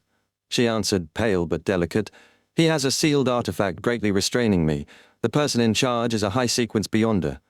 But we misled him with clues to lead him away, Marek added. Backlund isn't our only base. If we kill the nearby borough's leader and seize that sealed artifact, we'll disguise ourselves and flee, no longer hunted normally. Klein nodded tersely. But why me? I look so weak. And it's a sequence 5 beyonder with power and a strange sealed artifact. Sharon looked at him steadily. You're not just sequence 9, you're special. Klein dry laughed. Besides, you still have that eye. That eye? The all-black eye left by marionettist Rosago? Klein nodded. But I can use only a small part of it, and it's corrupted by the true creator, he said. That's enough, Sharon said tersely. Marek said, The sequence 5 beyonder we face shares traits with Sharon. Only your eye can help find him. Sharon continued, Marek will be bait first. I'll be second. You're the hunter. I can't guarantee absolute safety, but you'll be safer than us. Sounds sincere, but I'll verify with divination. Klein thought and said, I want to understand that other person's traits and sealed artifact before deciding. Chapter 331. The Accursed, dressed in a black regal dress, Sharon pursed her bloodless lips and tilted her head to look at Marek, nodding slightly. Marek clasped his hands and said while concealing some of his madness, You know about the prisoner pathway, don't you? Yes, I've heard of it in the Beyonder circles, Klein answered frankly. Of course, these Beyonder circles refer to the Nighthawks and the Tarot Club. He sighed inwardly as he added. Marek seemed to recall something, falling silent for nearly 20 seconds. Outside the window, the rhythmic sound of carriage wheels rolled across the pavement. He ruffled his messy brown hair and spoke with a slightly twisted expression. Prisoners are those locked up in prisons, which corresponds to having their spirituality and desires constrained by reason, body, and the world. Beyonders of this sequence have strong bodies and keen senses, often combining a staid appearance with a crazy heart within. They possess many criminal techniques and are proficient at killing with whatever they can casually acquire. The corresponding sequence 8 is lunatic. I believe you aren't aware, because even orthodox organizations like the 7 Orthodox churches aren't fully informed. That secret organization's members wield powers beyond imagination. Those nearly twisted bastards are bound, body or soul. It's difficult to gain useful information relying solely on mediumship and divination. Sharon and I endured this for a long time before finding a way to remove the binding and successfully escape. As all beyonders in this pathway are cursed and have crazy traits, we avoid relying on the 7 major churches. We'd lose all freedom and leave nothing behind. So that's the case. No wonder the Nighthawk's confidential info lacks much on this. Even sequences 7 and 8 of Prisoner were missing. I could understand this at my level, Klein replied thoughtfully. I really don't know the situation beyond Prisoner. Marek looked at Klein with his brown eyes and continued, Compared to a prisoner, a lunatic's greatest trait is their ability to autonomously sacrifice rationality and let desires run amok in exchange for strength and enhancement. Apart from unclear thoughts during this period, there's little issue. They can gain stronger resistances to beyonder powers that disrupt thoughts and influence the mind. To put it simply, I'll get rid of you first, making it impossible for you to kill me. Klein couldn't help but lampoon.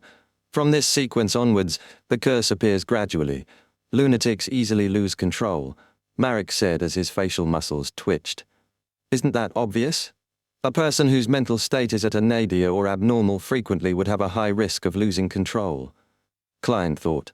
He looked at Miss Sharon, imagining what she looked like in prisoner and lunatic stages.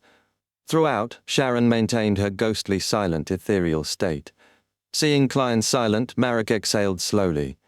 The next sequence is werewolf. The mutation begins, but to normal people, the crazy prisoners and lunatics are similar to such mutants. Werewolf being sequence 7 is lower than I expected. Klein's thoughts wandered. Marek continued, a werewolf is fully cursed.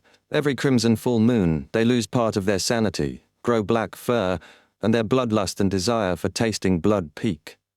His voice grew erratic, recalling the bitter experience of repression. A werewolf has powerful rejuvenation, terrifying strength, agility, and speed. Their claws and teeth rival beyond weapons of the same sequence and contain venom. They know darkness-related spells. For instance, targets under werewolf control become subordinates after venom infiltrates their bodies.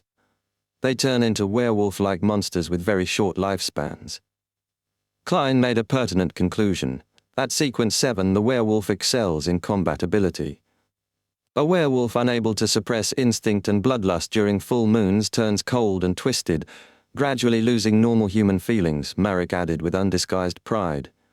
It fits Mr. Azik's mutant description. Klein glanced at Sharon, imagining her werewolf form, but her cold gaze made him shiver, and he looked away quickly. Marek unconsciously licked his lips, not seductively, but with a dangerous air.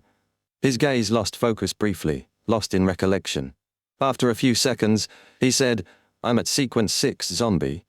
Zombie, your appearance fits that. No wonder you play cards with your own kind, a real living zombie. Klein thought and said, Casper's told me you aren't afraid of bullets? Marek nodded. My body is as hard as steel. Even revolver shots to my head only make me dizzy at best. 5 shots to the same spot are needed to break my defenses. Even then, damage isn't lethal unless the brain is destroyed. My strength is raised from the werewolf foundation. I wield death-related spells, summon zombies, control ghosts, and use cold and decaying beyonder powers. Each mutant sequence has distinct traits. Progressive pathways differ little. Klein asked, what about the zombie curse? Marek clenched his teeth. I thirst for warm human blood and fresh meat, especially during full moons. Thankfully, a zombie's curse replaces the werewolf's and lunatic's curses. They do not coexist. Every crimson full moon causes me great pain. If I don't control myself, I lose fighting ability. Indulging makes me less human and risks losing control. Even normally, I resist the desires and malice within. Phew. Compared to other sequences beyonders, the others fare better, except Abyss and Demoness, Klein thought. Marek glanced at Sharon. She parted her lips in an illusory voice. Sequence 5, Wraith. Wraith? Such a sequence? The mutant pathway indeed. Klein was surprised, then understood. Typical spirit body traits, easily transformed. Prompted, Marek added, a wraith can turn into a real wraith and gain powers like passing through obstacles, hiding in mirrors and attacking souls. They can jump through reflections. Unlike ordinary wraiths, even spirit vision barely detects them unless one is high sequence. Yes, wraiths wield many death spells, including possessing and controlling enemies. The curse, on full moon nights, they either consume many human souls or become extremely weak. Choosing to consume souls means risking loss of control. Before Klein could speak, Pale Sharon said, our target is also a wraith. Zombie, werewolf, lunatic, and prisoner powers don't disappear with advancement, Marek emphasized. Sounds like my nemesis. I fear those impervious to revolver bullets and immune to ordinary flames. Ghosts. Klein's heart thumped. After pondering, he asked, what does the sealed artifact do? Why restrain you? That you'd tell me your weaknesses and curses. Klein guessed. Marek's expression darkened. The cursed artifact needing sealing is Scarlet Lunar Corona. Within a range, it creates effects like a full moon. For those cold and warped, it grants explosive strength, but weakens us and saps fighting ability. I'd choose death over giving up. Persistent for a coward like you, Klein thought but said nothing. The wearer of Scarlet Lunar Corona is immune to full moon effects, gaining terrifying speed, rejuvenation, and powerful darkness spells, but their blood gradually freezes. Without stopping or drinking living blood, they die as their blood freezes. Marek feared Scarlet Lunar Corona greatly. After finishing, Sharon looked at Klein with calm blue eyes. Together with Steve are Zombie Jason and Werewolf Tyre, but if Steve falls, the others are no problem. Marek added, "If we succeed, Steve's Beyonder characteristics become mine. The Scarlet Lunar Corona goes to Sharon, and the spoils plus the Book of Secrets will be your payment." Chapter 332, Notary Certificate. Very generous conditions. Klein almost couldn't believe his ears.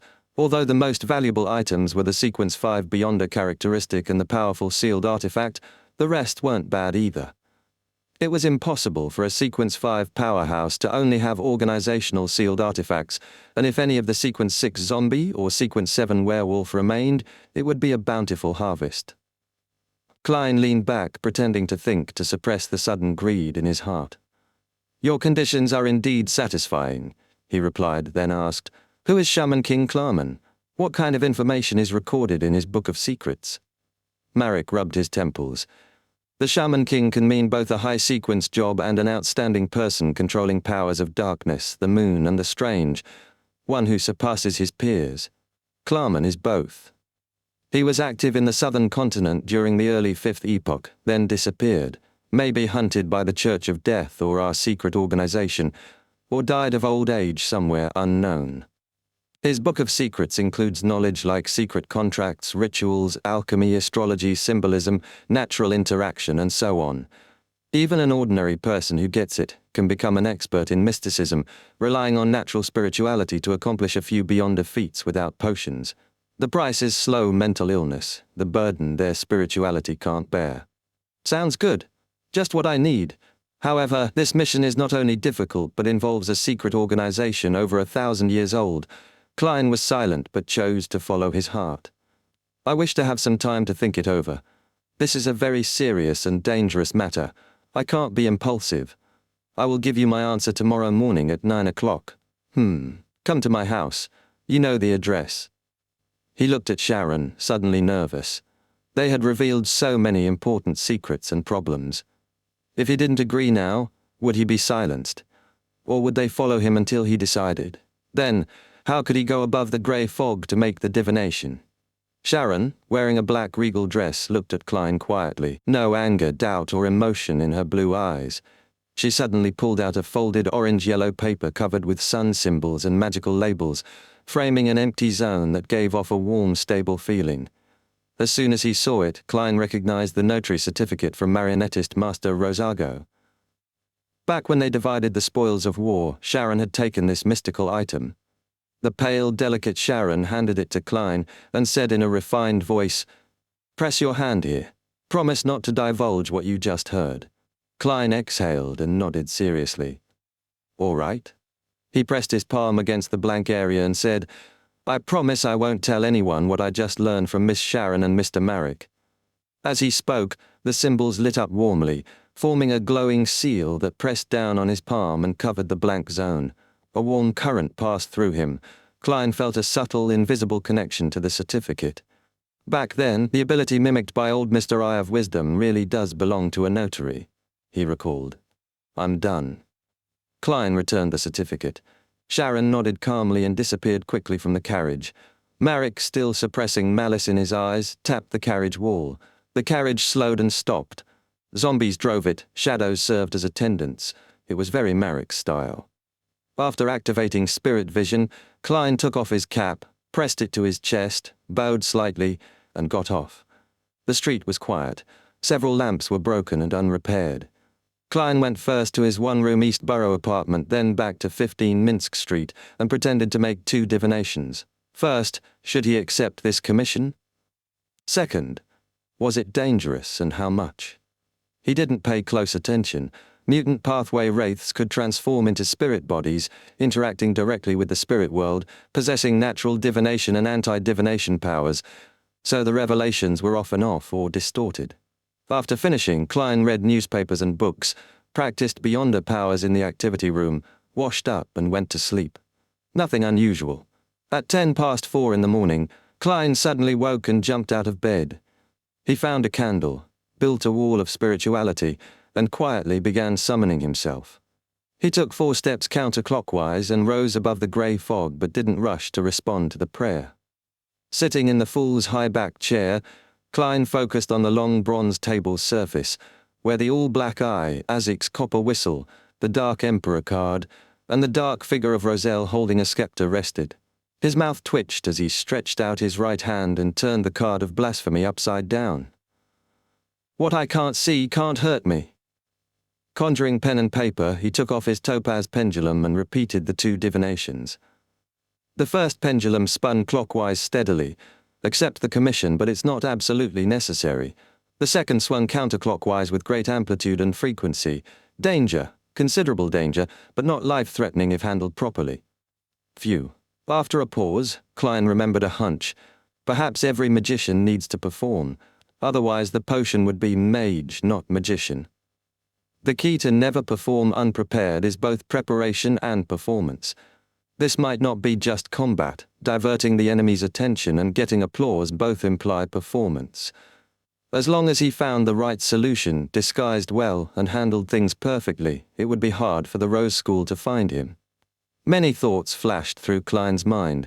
Combined with the divination's revelation, he quickly decided. Leaning back against the fool's chair, he looked at the ancient palace and the boundless grey fog with a slight smile.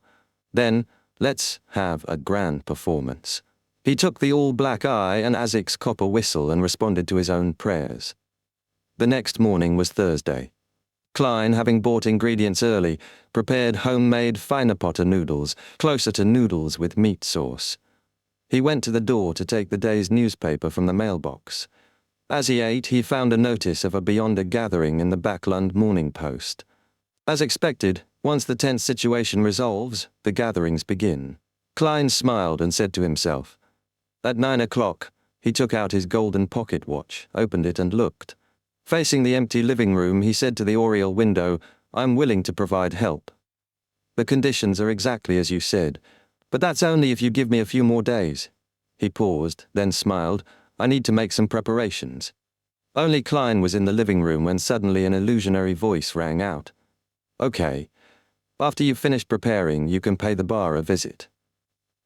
In Viscount Glaint's study, Audrey sat in a chair, helping Susie straighten the fur on the back of her head. She said to Fors and Shio, quietly sipping wine beside her, Why were you in such a hurry to bring me here? Although this was the first time Audrey had seen Fors and Shio since the Lanvis incident, she had already paid them through Susie. After joining the Tarot Club, Fors seemed unchanged, still languid and fond of snide remarks to Xiao, but some things about her were different. The dispirited, depressed Fors who seemed to hold little hope was gone. Audrey, a telepathist, smiled faintly and observed Miss Magician calmly. After finishing her red wine, Fors said, It is indeed Ormir, the most famous red wine, much better than any I've drunk before. The levels are clear and distinct. She put down her cup. The gathering that might have the spectator and clues to the psychology alchemists will be held this afternoon. Is that so? Why the rush? Audrey asked, puzzled. Fors smiled. Because the serial killers wasted too much time. Also, that's in the outskirts of Northborough. It's when the Nighthawks are most relaxed. Okay. Audrey nodded lightly and said no more. Her gaze swept the room. She sighed silently. Compared to the past, Shio was quieter than Fors. Viscount Glaint chuckled. Audrey, I will go with you. Why? Audrey asked despite knowing the answer. Glaint cleared his throat. I've obtained the apothecary formula. I just need to trade for some ingredients. My vault lacks 2. Oh, Fors sold it to me. £300. She guarantees it's authentic. £300. I remember you bought it from Mr. World for only £230. Audrey glanced at Fors. Chapter 333. The Tracker. In the suburbs of Northborough, inside a soon-to-be-abandoned 3-story medical school, the afternoon fog and clouds darkened all of Backlund as if a storm was coming. Along the dilapidated corridor, gloomy light sliced diagonally through grimy windows, making everything look silent and scarred, eerily terrifying. This was Audrey's second visit here, and she no longer felt as nervous or tense. Wearing a surgical cap and big mask, she habitually scanned every detail. Viscount Glaint walked beside her, increasingly apprehensive. He whispered, "Why do I find this place a little strange? Could there be evil ghosts?" As a mysticism enthusiast with only half a foot in the Beyonder world, the only Beyonder phenomena he'd seen were fours passing through walls and a door opening. He wasn't sure if wraiths and shadows truly existed, but that didn't stop him from fearing such monsters. Fours turned and shot him a glance, suppressing a laugh. Most participants here are Beyonders. If there really were evil ghosts or spirits, they'd be happy. It usually means ingredients or servants. Seeing Glaint relax a bit, she added, "Of course, I mean the weaker ghosts. A true shadow might kill everyone here silently. And if you run, all you can do is circle these 3 stories endlessly. It's like a maze." Shio nodded approvingly. "I once encountered a similar wraith. I ran in circles in a cemetery, unable to escape. People turned their heads for no reason, then died suddenly. If not for a Beyonder carrying a sun charm, maybe you wouldn't be seeing me here today." Glaint shivered, staring out the window, just as a withered tree branch tapped the glass in the cold wind. He nearly shouted, inching nervously toward Fours and Shio. Audrey resisted smiling, quietly observing. "I've met Mr. Fool, who's close to a deity. I know the City of Silver in the Forsaken Land, and all kinds of terrifying monsters lurk in darkness. Why fear ghosts and shadows? But I haven't met a ghost yet. Pooey! Better not to. Unless I become a psychiatrist with Beyonder powers or get mystical items to restrain ghosts and monsters." The 4 quickened their pace and soon reached the gathering venue. Before entering, Fours bent and whispered to Shio, "You did well cooperating. You made up a story fast enough to scare others. Look at the spots not covered by Viscount Glaint's mask. So white you can't see any color." Shio turned her head, answering blankly, "I didn't make it up. That really happened before I came to Backland." Fours blinked, then asked, "For real? Why would I lie?" Shio's puzzled face was hidden behind the mask. Fours took 2 steps forward and suddenly shivered. Glaint, no longer wanting to linger in the creepy corridor, pushed open the gathering room door. The creaking echoed as he stepped inside. A concrete floor and antiseptic smell hit his nose. He frowned. In the middle was a large pool filled with clear yellow liquid and floating figures. Some naked, some mostly intact, others with half their skin ripped off, all brownish like beef jerky. Corpses. "Ah!" a shrill cry echoed. All eyes turned to Glaint. Those eyes belonged to people in white coats, surgical caps and big masks, only their eyes and patches of skin visible. Glaint swayed, wanting to flee, but saw Audrey, Fours and Shio pass him as if nothing had happened. He realized they were pretending not to know him. Breathing deeply, Glaint nearly vomited. He glanced outside. The corridor was dark and filled with shadows, no living soul in sight. Shuddering again, Glaint hurried to catch up and sat far from the pool. Minutes later, a man in white pulled a corpse out with a wooden pole hooked at the side. He dragged it onto the concrete floor, paused, then slit the abdomen with a scalpel. As the gash deepened, a cold, hoarse voice emerged, "Let the gathering begin." Glaint pressed down his mask, throat tight, nearly vomiting. Midway through the gathering, with trades happening, successes and failures alike, Audrey finally spoke calmly, "I want the spectator potion formula." Before finishing, she felt gazes sweep over her but quickly move away. After a few seconds' silence, the transaction was aborted.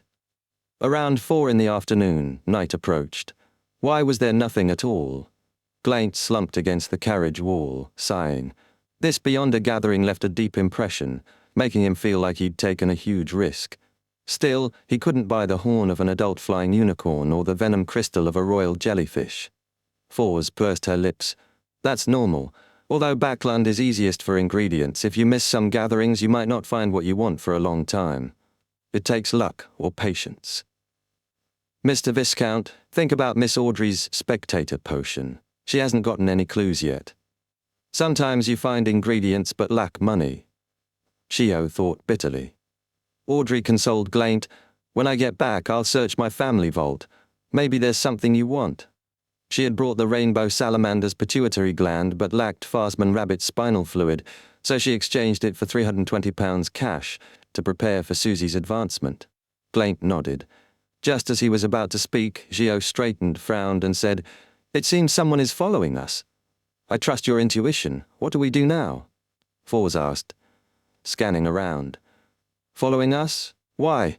We only sold one Beyonder item and got some cash. Even if robbed, we shouldn't be top targets. Though Glaint acted like a rookie, we didn't. Plus, the gathering organizer ensured member safety and no followers, unless the tracker came from the organizer. Last time was normal. What's different now? Audrey's mind raced and suddenly clicked. Perhaps my request for the spectator formula attracted the psychology alchemist's attention. They wouldn't sell the formula randomly. Recruitment would follow. Recruitment isn't simple. Beware quasi-nighthawks, quasi-mandated punishers, or spies from other factions. Without careful observation and investigation, the organization would collapse. After a moment, Audrey told Fours and the others, "Prepare to be attacked. Pretend you don't notice the tracker. If we return safely to Emperor's Burrow, don't worry about exposing Glaint or me. Both of you must leave secretly." Her green eyes swept Glaint. She smiled. "Many know we are mysticism enthusiasts. It's normal to attend a Beyonder gathering. Even if the tracker is official, they won't suspect us. We're just regular people. At worst, they'll warn us through other channels. But I'm already Sequence 8. Phew, contacting the psychology alchemists is risky. Official Beyonders shouldn't target me for trying to buy a formula, nor bypass the organizer to track us. I want to trust my judgment." "Okay," Glaint mumbled in agreement. The horse carriage circled a few times, then Audrey and the others switched to another carriage as planned. Throughout, the tracker never attacked. When they reached Viscount Glaint's mansion back door in Empress Burrow, the nobles used their usual means to return. Fours and Shio left by their own methods. About 10 minutes later, Audrey, with her huge golden retriever Susie and maids, openly left by front door in her carriage. Listening to the wheels roll, she couldn't confirm if anyone still followed her, only letting her thoughts wander. The daughter of Count Hall isn't a Beyonder spy. Her past is clean. Her love of mysticism is well known. Her status offers assistance different from others. Perhaps in 2 days, psychology alchemists will try contacting me. Audrey thought with some nervous anticipation. Although he said he was preparing, Klein spent 2 days at the Quelag Club as if nothing happened. He even played cards with equestrian teacher Talum and others, winning a few solli. Before bed, he checked outside lawyer Jurgen's house to see if lights were off, and fed the cat. At 8 o'clock Friday night, he donned his iron mask and black hooded robe, entering old Mr. Eye of Wisdom's activity room. Chapter 334, Bullets. The only candle flickered in the activity room, casting dim shadows on the walls. Klein scoped out the best escape route before surveying the crowd. There was the deep-cheeked Eye of Wisdom and the plump apothecary. Even with half his face covered by an iron mask, Klein recognized him as the annoying man from Rice Circus. He looked away and waited for the gathering to start. The hidden woman, backed by an artisan, hadn't made herself known yet. A few minutes passed. Eye of Wisdom glanced at the clock and chuckled. "There's a lot of people here today. Let's begin." The plump apothecary wasted no time. "I need a Beyonder creature for an experiment. It's best if it's an animal, and it's best if it's already restrained and one that's not too dangerous." Klein perked up. He recalled the apothecary mentioning his ability to read the thoughts of beasts. He's already advanced. The next sequence must involve directing wild beasts. Someone scoffed. Who would keep a Beyonder creature by their side? It's dangerous and easily discovered. Wouldn't it be easier and more concealed to kill them to obtain its Beyonder ingredients? The apothecary sneered back. What a foolish thought. You can't guarantee that the ingredient is exactly what you need or that you can sell it. You might as well tame it and direct it to be your helper, increasing your strength several-fold. Realizing he had said too much, his voice trailed off. Damn it. Why can't I control this mouth of mine? Klein nodded indiscernibly. As expected, no one offered what the apothecary sought. Most participants were low-sequence Beyonders, barely getting by, with no means to keep a dangerous pet. Sighing, the apothecary said, "I've brought quite a few bottles of medicine. All of you know the effects. If you want them, speak up at the end." Klein lampooned to himself. The few medicines to treat wounds, go berserk and increase one's ability in that aspect. Then he chuckled and suggested, You can purchase a Sequence 9 formula, find the corresponding ingredients, and concoct the potion to feed the animal you fancy. This way you'll have a Sequence 9 Beyonder creature, and you can also continuously advance it. Of course, that's built on the premise that you are rich enough and can deal with the defective ones that lose control. The apothecary was stunned. Then he muttered, "How extravagant. Just saving up and finding the ingredients for myself is difficult enough. It'll take several times before I succeed. Someone who can do this must have a mine or owns a bank. Miss Justice likely rears a Beyonder creature." Klein thought with pity. Apothecaries could get rich, but also get targeted. After a few more deals or dead ends, someone said quietly, "I only brought one Beyonder weapon this time. They are 50 bullets with different effects. 20 are engraved with the Sun Domain's labels and symbols, purifying bullets. Another 20 are for corrupted creatures, demon hunting bullets. The last 10 are exorcism bullets, meant for evil-type monsters.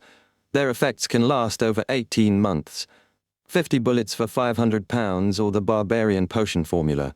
It comes with a revolver with matching caliber.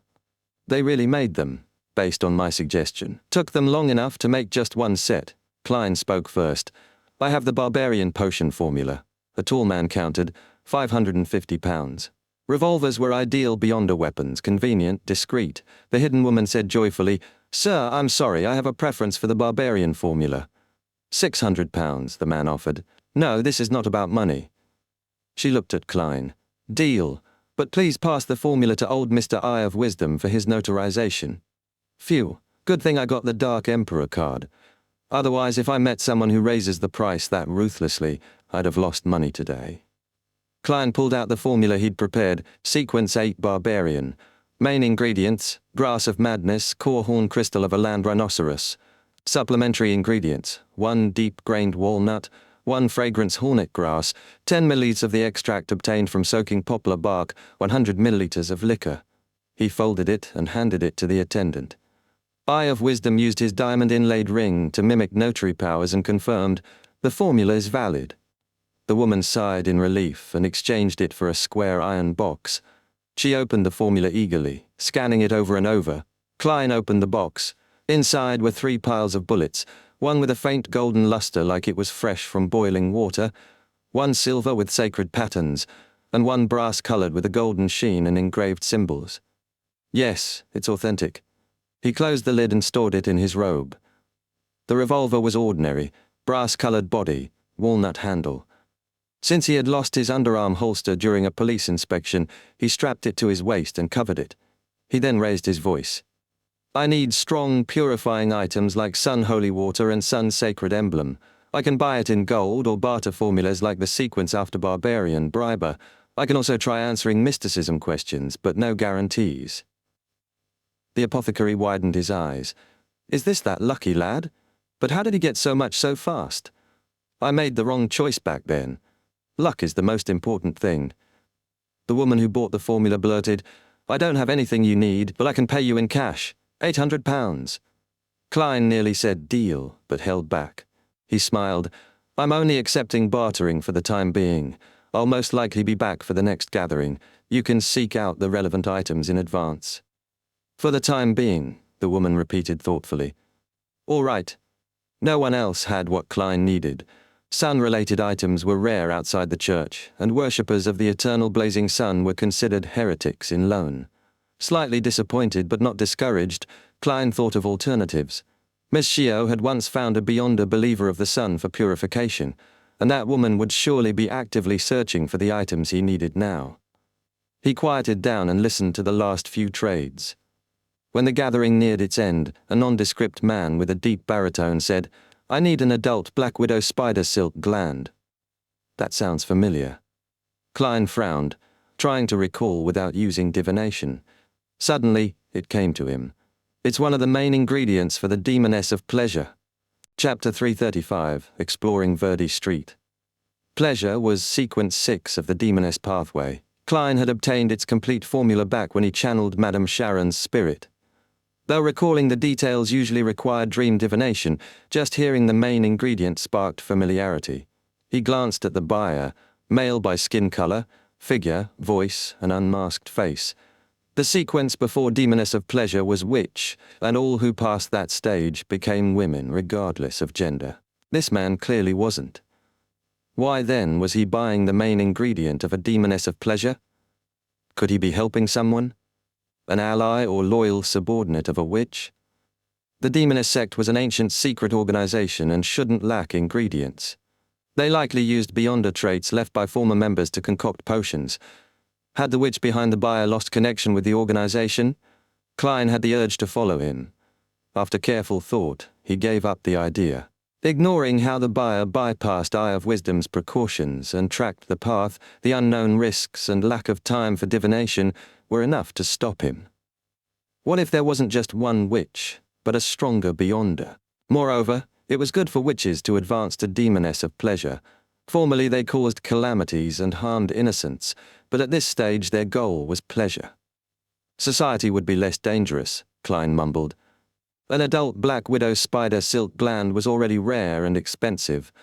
Like the mutated pituitary gland of the thousand-faced hunter or the human skin shadows characteristic cows, Klein needed to ascend to sequence 6. Its cost was nearly half a capital house, so the buyer got no responses. To be precise, no one responded. Silence fell until the plump apothecary began selling his medicines.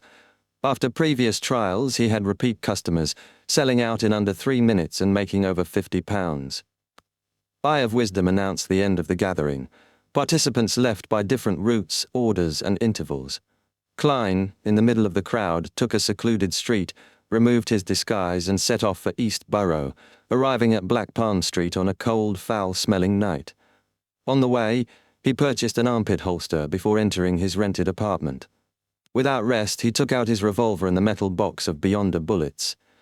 He pulled out 2 purifying bullets, 2 demon hunting bullets, and 1 exorcism bullet, loading them one by one. Taking aim, he tested the trigger and firing. Klein slipped the revolver into his armpit and busied himself with other preparations. He checked the all-black eye in the iron cigarette case and placed Azic's copper whistle in the bullet box.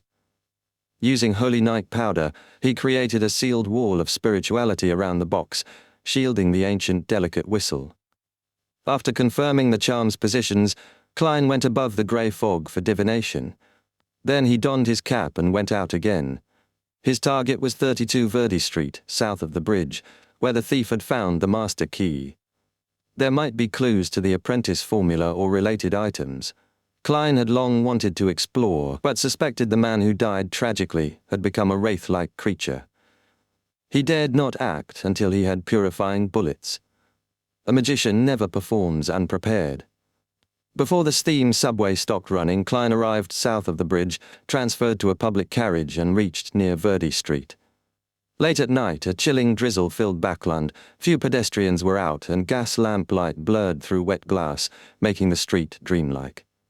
Klein circled the area, observed Unit 32, climbed to the second floor and entered through the balcony door, the one the thief hadn't closed. He didn't bring the master key, fearing it might trigger an abnormal chain reaction. The house layout was normal, a corridor connecting 2 balconies, bedrooms, a bathroom, solarium, and activity room along the sides. Moonlight illuminated open doors and scattered items, a mess from the previous thief. The thief couldn't carry everything, so likely took valuables. But with the master key, opening doors was unnecessary. Klein searched room by room for mystical clues.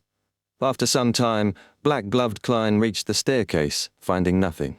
Just as he took 2 steps forward, a figure appeared pressed against the stairwell wall, back facing him. Thick black hair nearly covered its neck.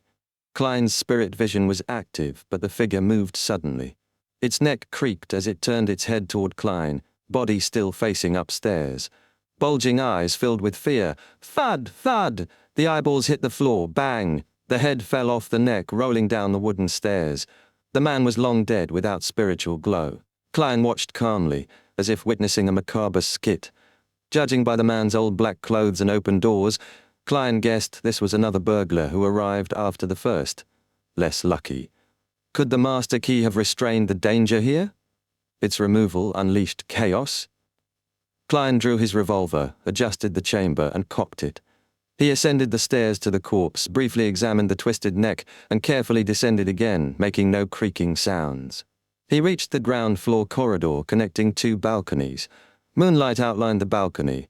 Doors were open, the scene messy. No living room, dining room, or kitchen here. This was the second floor. Klein went down only to return to the same floor. He found nothing unusual. Calm, he slowly turned. Behind him was a staircase leading down. His special ability resisted invasion of his beyonder powers from powers like dreams or spirit channeling, or from realizing the environment was unreal, but hallucinations still affected him. Klein pulled out matches and threw one every few steps. Once more he reached the corner and saw the same headless corpse. A cold wind brushed his neck, raising hairs. "Pah!" He snapped fingers, and a red flame soared behind him like a monster brandishing claws. It didn't burn anything. Klein prepared spirit vision but suddenly froze, as if in icy water. He trembled as his left hand crept toward his neck. He suppressed it. Sighing, he put his hand in his pocket, removed the wall of spirituality, and opened the bullet box. He grabbed Isaac's copper whistle, shook it, and threw it into the air above the stairs. Instantly, the chill left his body. Spiritually, a sinister mass leapt toward the whistle like a dog chasing a ball. Klein smiled, aimed, and softly said, "Bye-bye." Bang! The pale gold purifying bullet flew out and hit the cold, indistinct entity. A blood-curdling screech echoed as golden flames outlined a human silhouette mid-air. Under the warm light, all coldness and evil disappeared. Clang! Isaac's copper whistle landed, bounced, and rolled into the living room. Klein looked around. The corpse was now whole, having strangled itself. He chuckled, it's easy when you're prepared," and went downstairs. He retrieved the whistle, swung it twice, confirming no other wraiths or shadows remained. Satisfied, he headed for the basement. Going down the stairs and through the door, he saw the scene from his dream divination, the long table and a brown notebook atop it. Chapter 336, The Abraham Family. Other than the master key and the silver pocket watch with inlaid diamonds which had been taken by the thief, the place was just like in Klein's dream.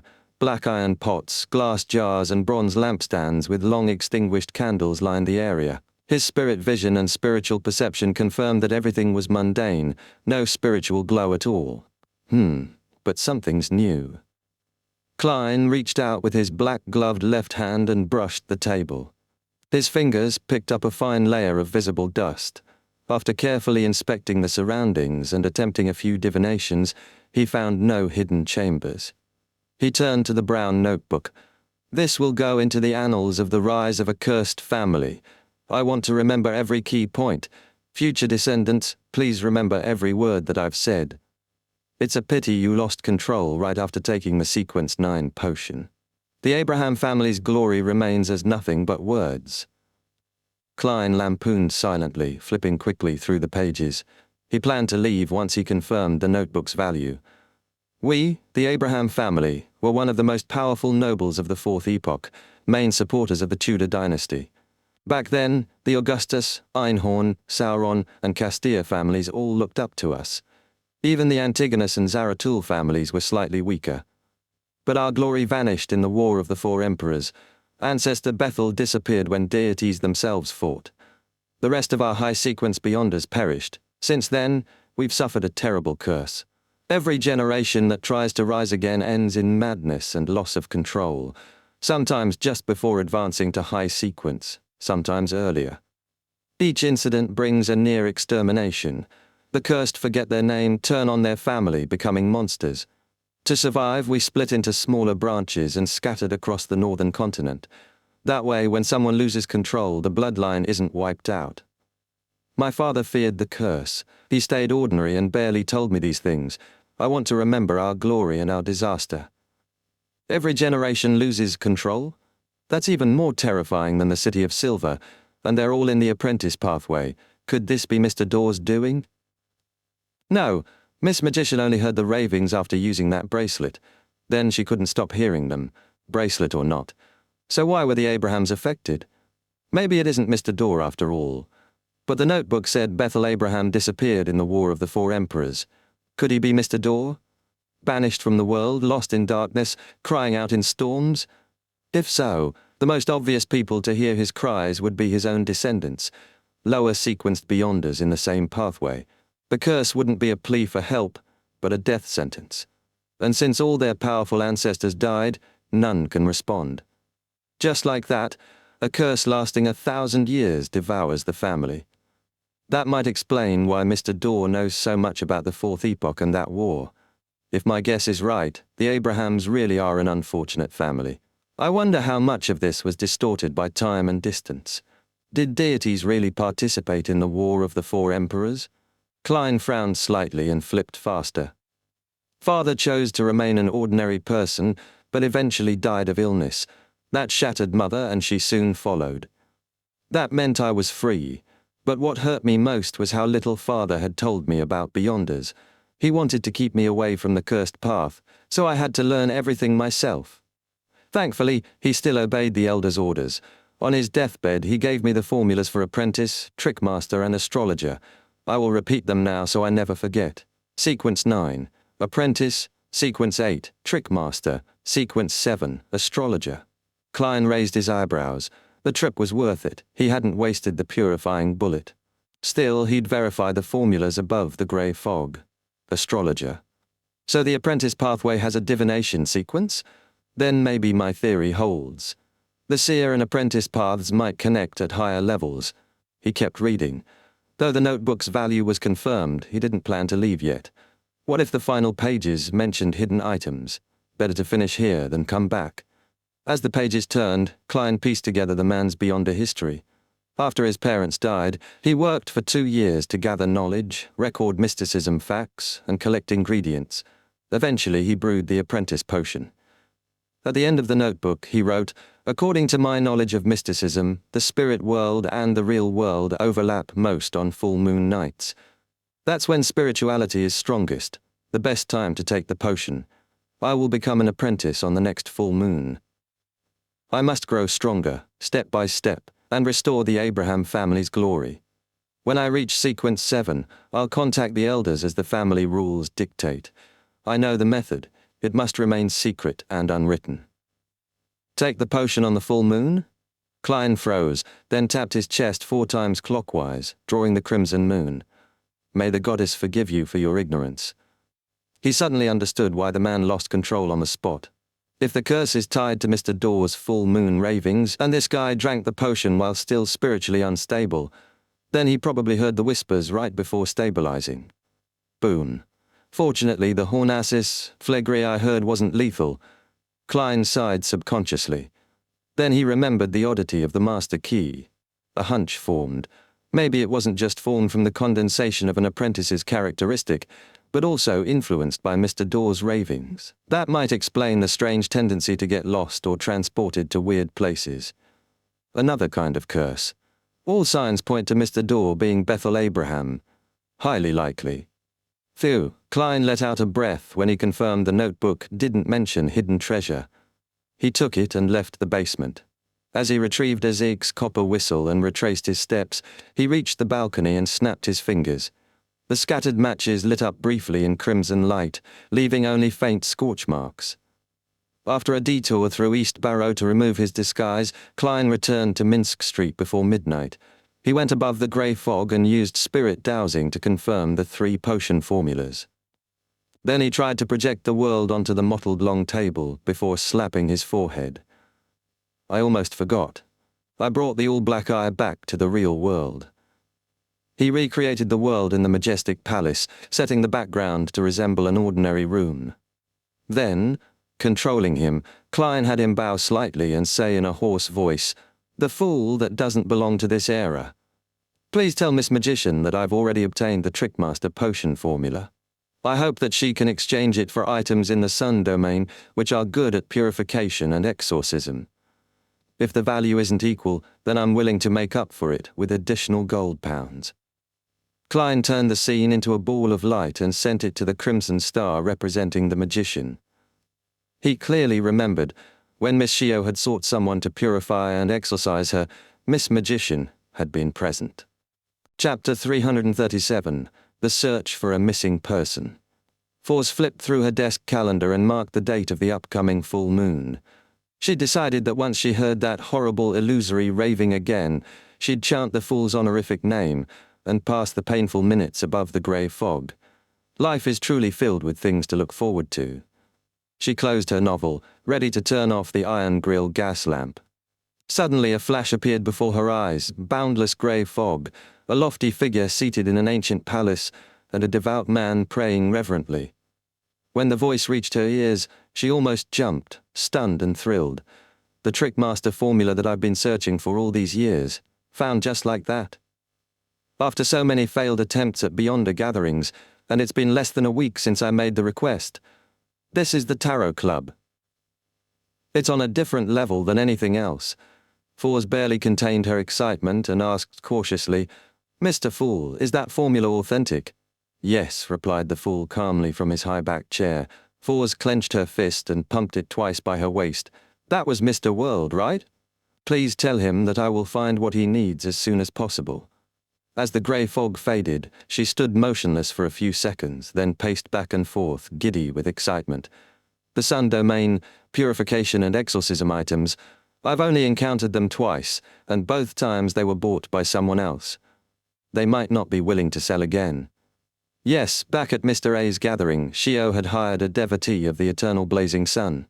He's at least sequence 7, he must have the relevant items, or at least clues. But how much would it cost? Even if Mr. World covers the difference, I'll need money up front. She quickly tallied her finances. £370 in cash, mainly from the apothecary formula sale, £510 in the bank. Around £900 total. Similar items can cost £2,000. Even the cheapest are £500 or £600 and might not meet Mr. World's needs. What if I find the right item but can't afford it? Bank loan. Loan shark. As long as it works out, the debt's manageable once he pays me. Or I could borrow from Miss Audrey. She never cares about money and definitely wouldn't charge interest. Fours came to a quick decision. Just then, Shio returned from practicing combat in a secluded place. Seeing Fours' light still on, she knocked on the door. "Are you pulling an all-nighter to start your new book?" Fours, you seem really happy. Did the publisher raise your rate?" No. Fours froze a little, then smiled. "I just received a piece of information. It might be a clue to the Trickmaster potion formula." "Really? Your waiting finally paid off." Shio grinned, unaware of anything unusual. Seeing her friend's happiness, Fours felt a pang of guilt. "I'm already part of a secret organization. From that moment on, I've had to lie and hide things from the people closest to me. Is this just one of the prices I'll pay?" Saturday morning, Klein visited inventor Leopard again at his workshop on 3rd Street in St. George Borough. Since the bicycle still wasn't patented, Klein simply paid the remaining £20 and advised Leopard not to discuss investment or partnerships until the patent was secured. Leopard agreed readily. He'd been cheated twice before. Once investors understood the invention, they'd cut him out, bribed the patent office, and registered it themselves. Leaving the workshop, Klein headed to Isengard Stanton's place in Hillston Borough. The house was dark and gloomy. Today, the reward for solving the serial murders was being distributed. In the activity room, Klein greeted Kaslana and Stuart, then sat next to the latter. "Sherlock, how much do you think we'll get this time?" "It should be more than the Adol case. Of course, I didn't do much, so I'm not expecting a lot. But as Emperor Roselle said, the more ploughing and weeding, the better the crop." Stuart clenched his fist under his chin. Klein smiled. "The split might go as high as a few £100. Even the lowest should be at least 10. And I'll get the higher end, assuming Isengard Stanton meant what he said." Just then, Isengard himself entered, wearing a white shirt and brown vest, pipe in hand. His hair was white at the temples, his face thin and serious. Sitting in a reclining chair by the fireplace, he smiled. "Ladies and gentlemen, I just returned from the Backlund police station. They've acknowledged our contribution and agree we were instrumental in cracking the case.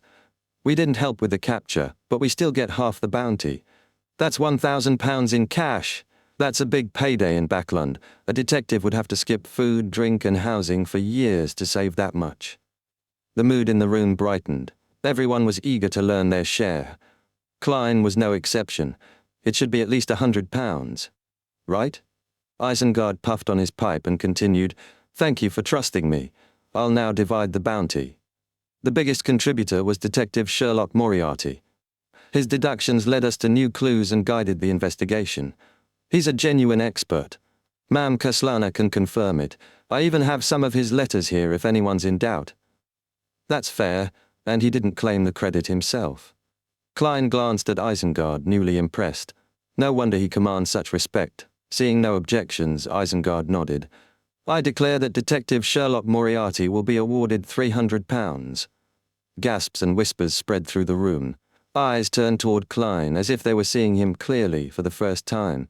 What a generous man, a just man. Klein beamed and didn't bother with false modesty. Isengard and Kaslana each received £160. The remaining £380 were split among the others, with even the lowest getting 15, equal to several weeks' pay. Stuart, who got 40, was satisfied. He'd only done 2 days of observation, and the suspect he watched hadn't even been the real culprit. Of course, he'd have to share that 40. Informants and helpers still needed paying. After the money was handed out, Stuart suddenly remembered something. He pulled a note from his pocket and handed it to Klein. Sherlock, I've picked up a missing person case. Pays well. If you find anything, I'll make sure you get your cut. Sure, no problem, Klein replied casually. Stuart passed him the paper. This guy's been missing for almost 2 weeks. Because he might have done something shady, the client doesn't want the police involved. Klein nodded and unfolded the note. It showed a black and white lithograph of a young man with slicked back hair, handsome features, and a haughty expression. Right, his name is, Stuart squinted. Emlyn White. Emlyn White? Klein froze and turned to look at Stuart. Ah, isn't that the vampire trapped in Father Utravsky's basement?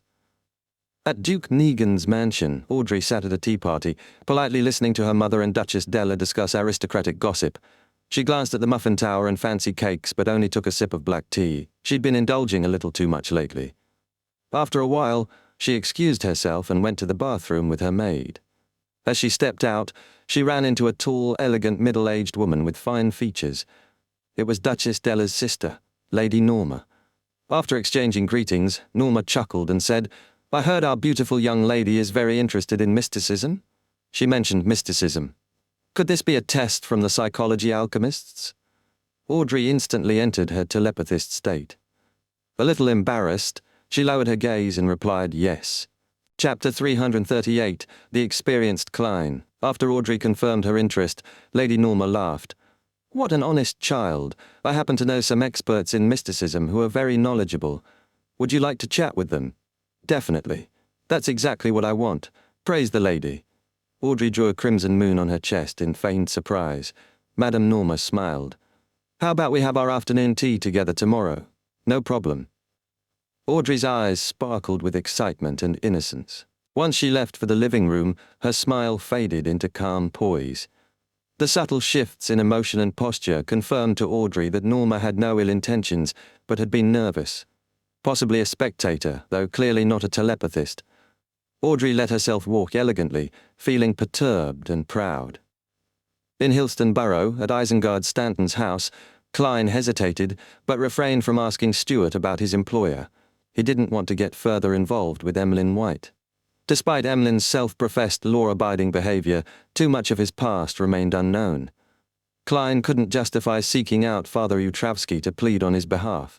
The priest was a Dawn paladin, skilled, powerful, and equipped with mystical items. Let's hope he gains the priest's approval and finishes his sentence soon. Klein tapped his chest in prayer for Emlyn White. After the bounty was split, the detectives left.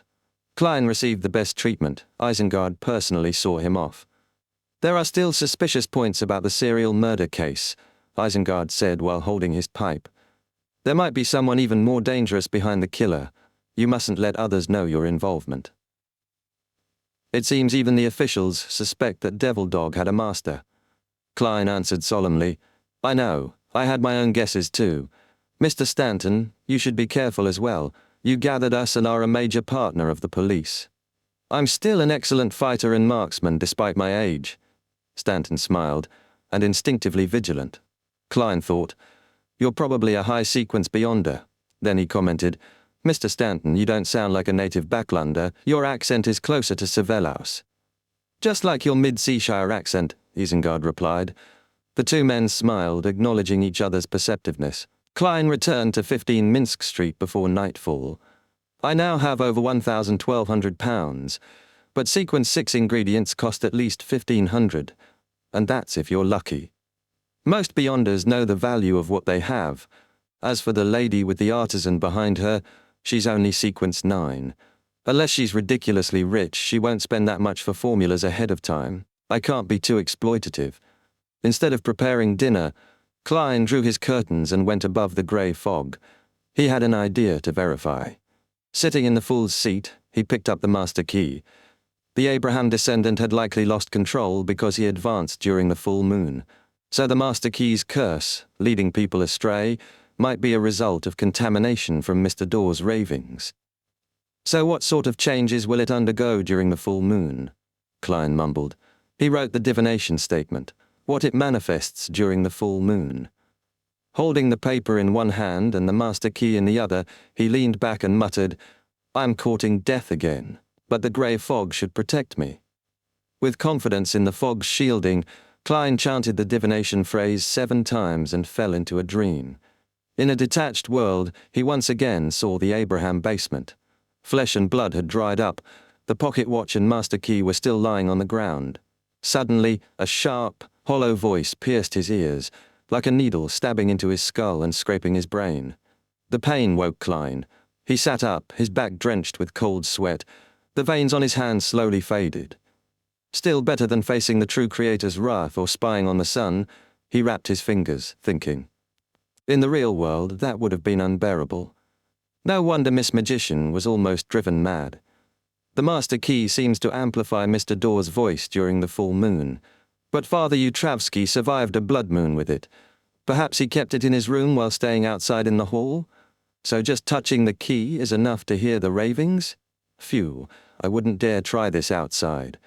Klein recalled the phrase he had heard something like requesting assistance in ancient Hermes. All he could do was twitch the corner of his mouth. A true death-seeking cry for help. It's a pity we can't make the Rose School hear that on a full moon. They'd probably explode from it. After considering possible methods of weaponizing it, Klein returned to the real world, had dinner, changed clothes, and left the house.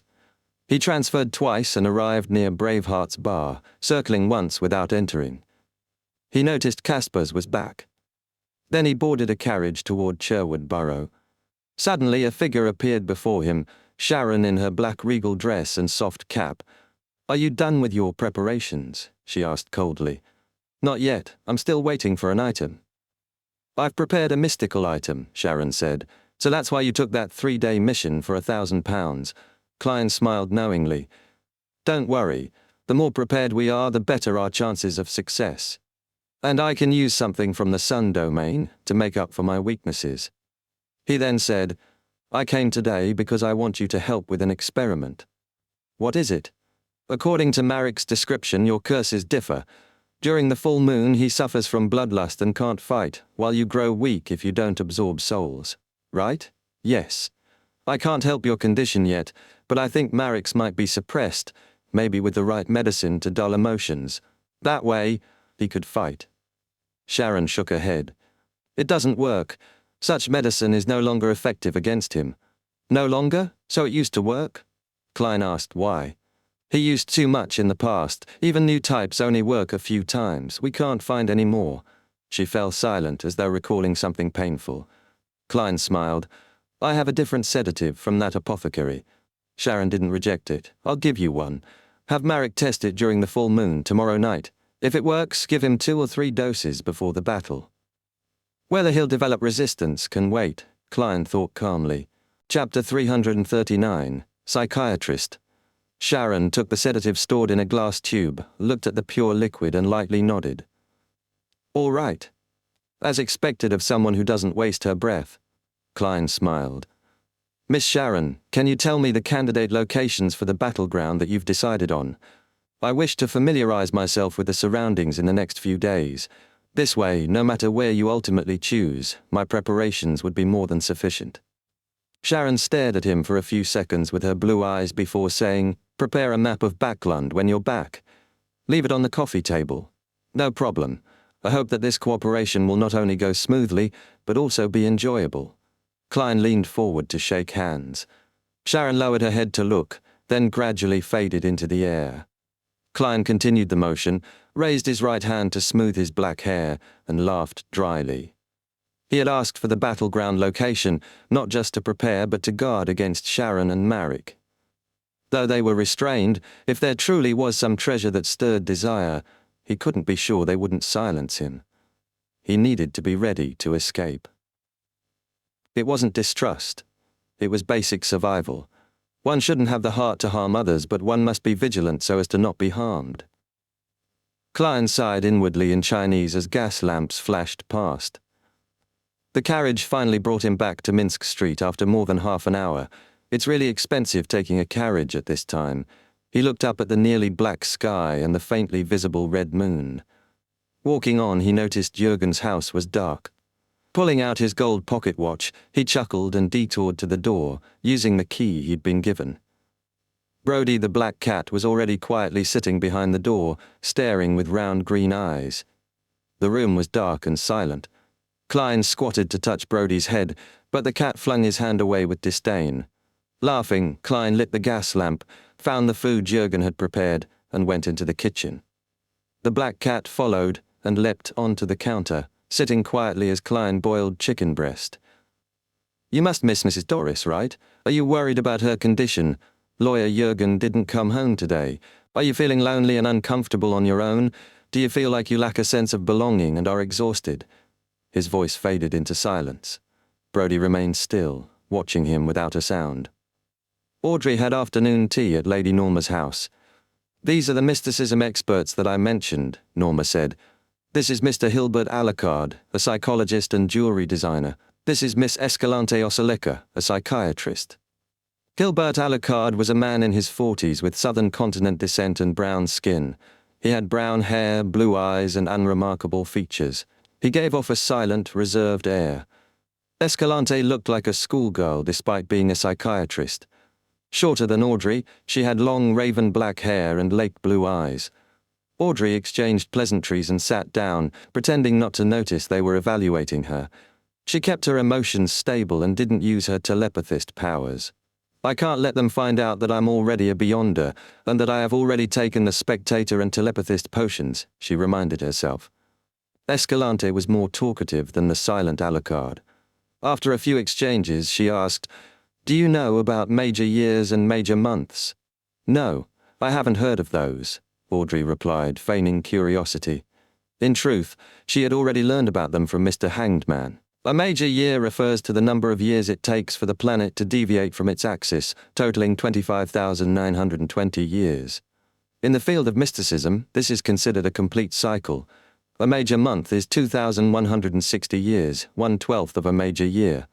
During the transition of major months, terrible disasters will occur, and we aren't too many years away from the end of the current major moon. Escalante explained confidently. Audrey pretended ignorance, occasionally asking naive questions to appear as a curious, uninitiated mysticism enthusiast. Time passed quickly. When tea ended, Alucard and Escalante left, to Audrey's slight disappointment. She had imagined they might hint at the psychology alchemists, but they said nothing. "Yes, as a secret organization that cannot be exposed, the examination of candidates can't be that simple and direct. They'll observe me first before deciding." "That's good. I can report this to Mr. Fool." Audrey quickly understood.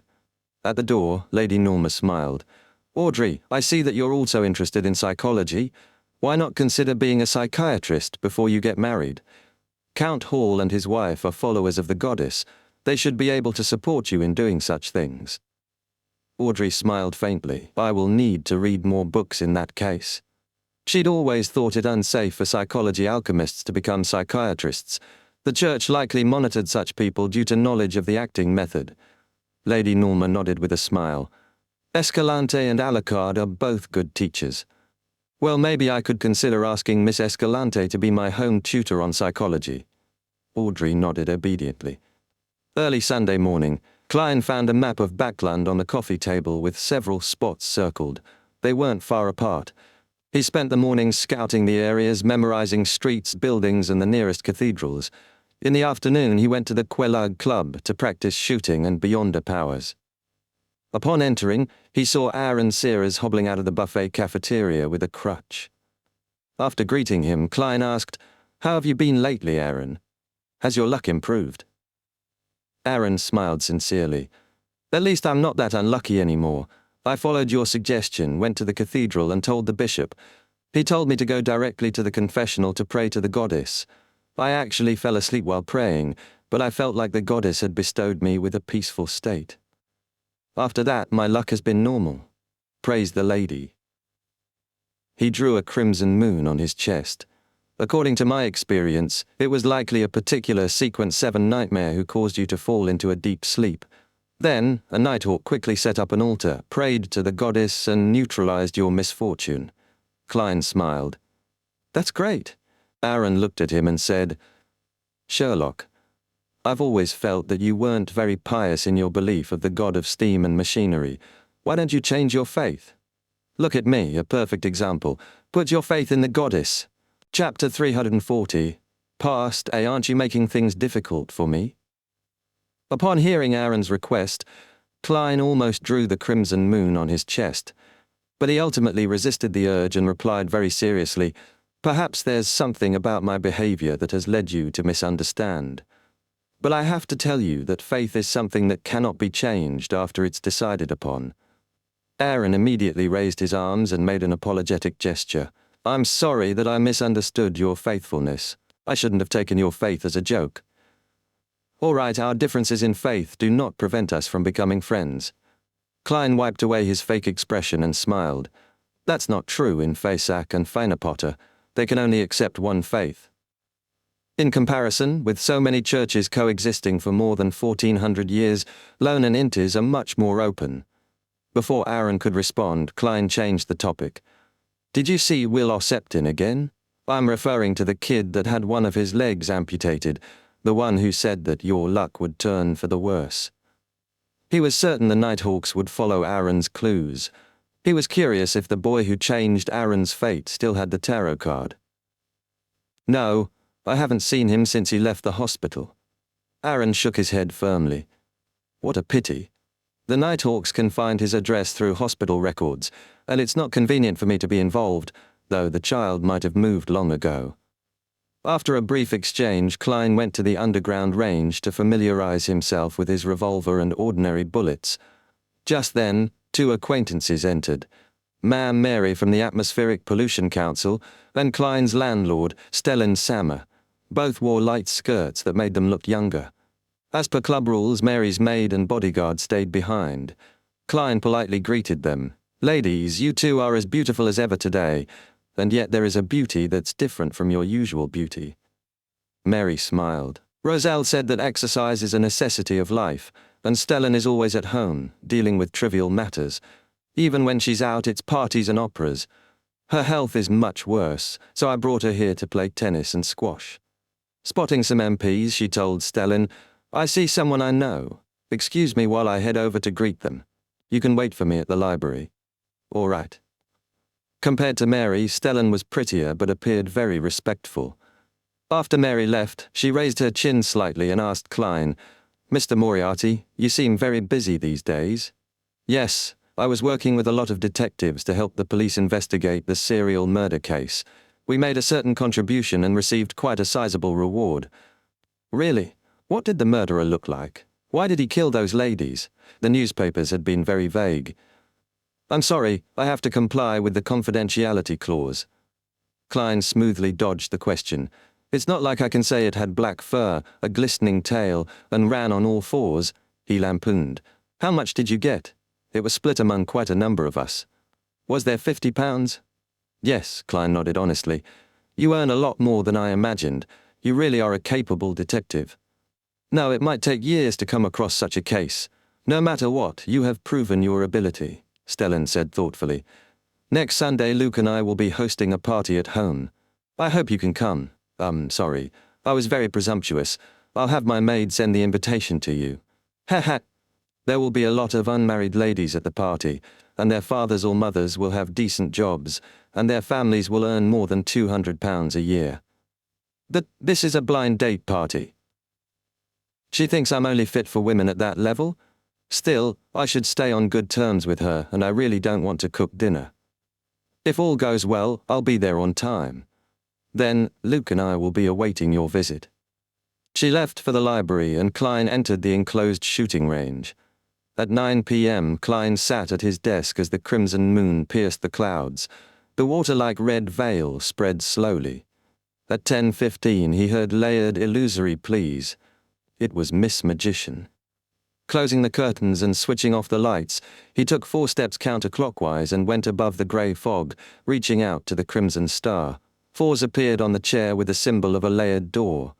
She sighed in relief, stood, and bowed. "Honourable Mr. Fool, you have saved me once again." "That's not something to worry about," Klein replied lightly. Fours was speechless, then sat down again, unsure what to say. With no one else around, the silence grew heavy. Fours began panicking. "What should I say? This is like being alone with the boss. The pressure is stifling." Klein noticed her unease and smiled. "Maybe you can tell me how you became a Beyonder. For example, how you obtained the apprentice formula and that bracelet." He thought silently. Fours relaxed slightly.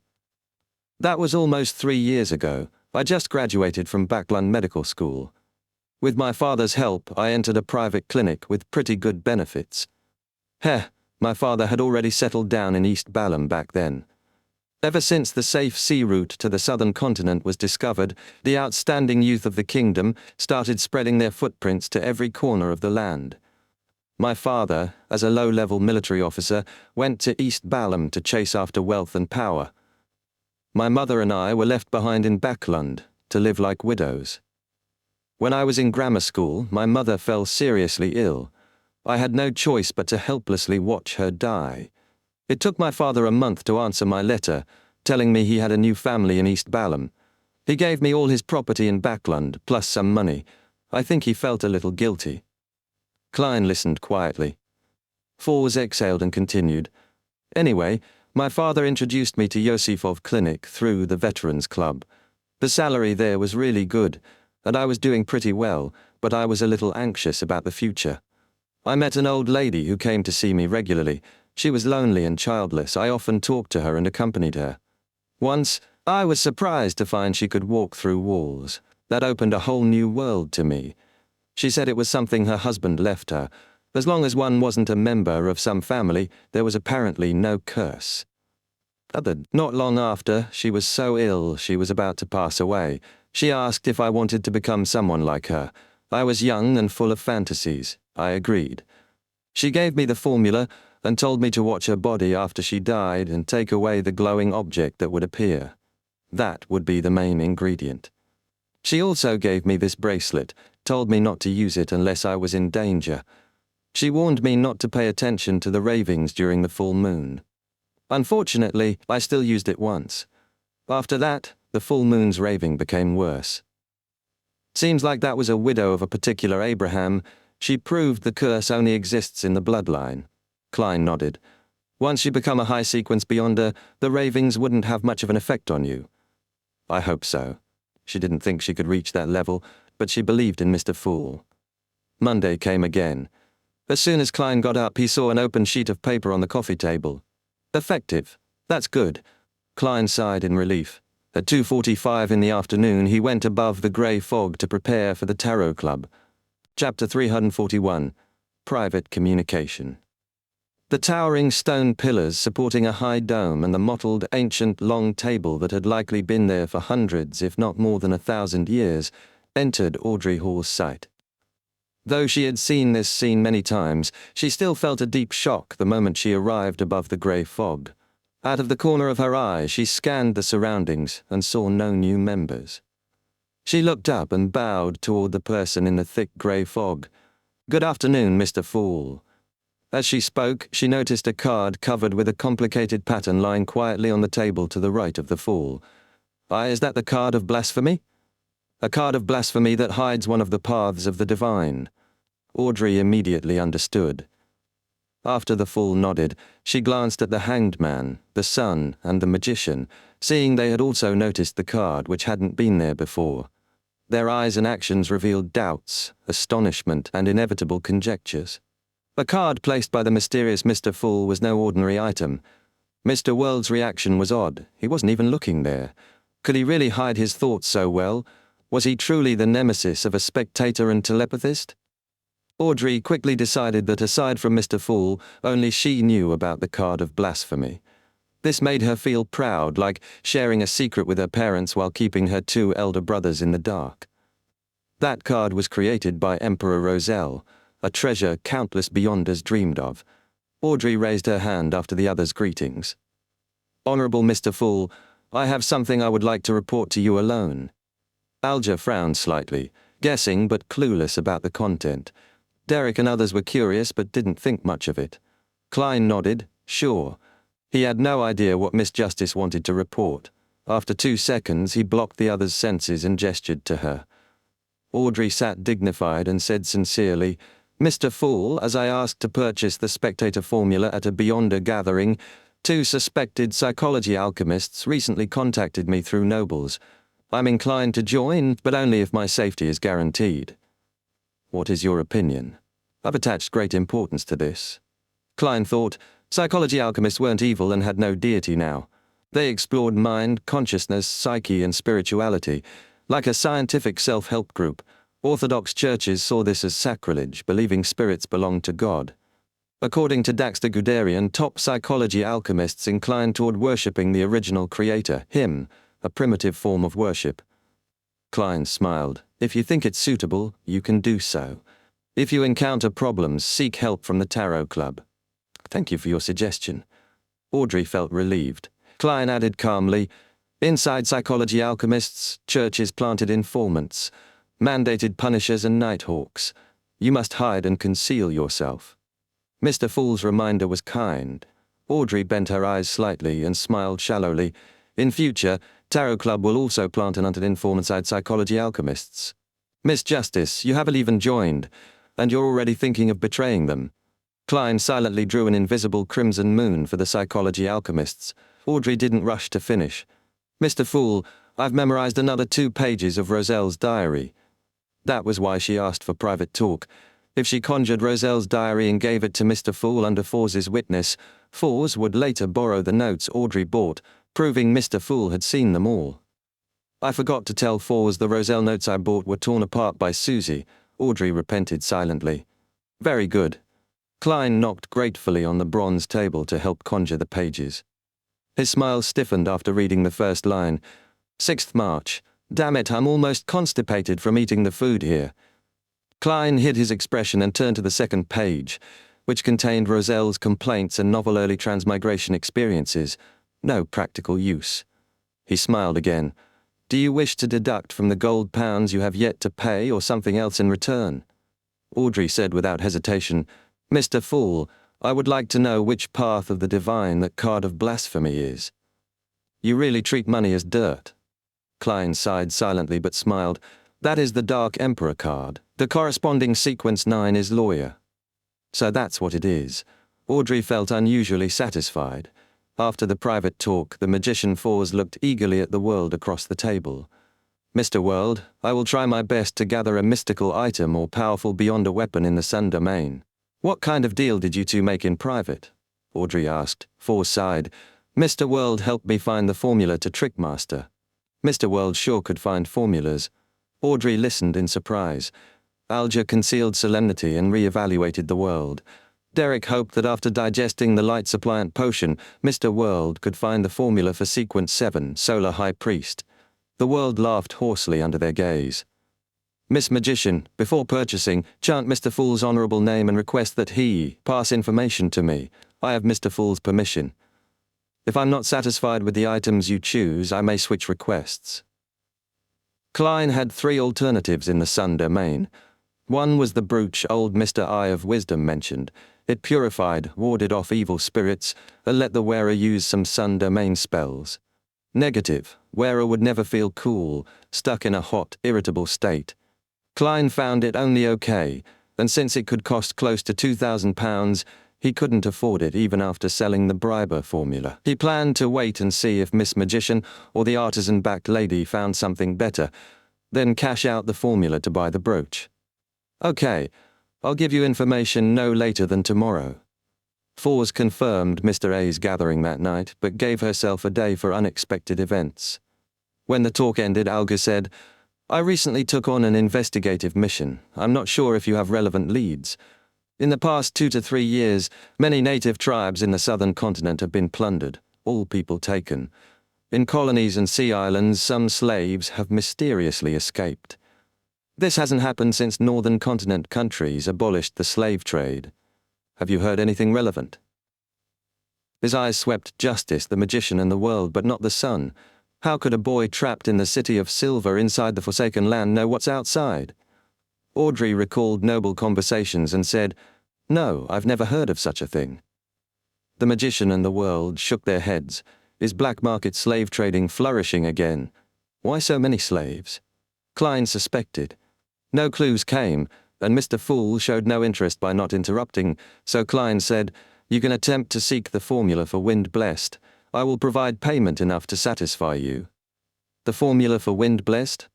Mr. Hanged Man's nearly done digesting the Seafarer potion.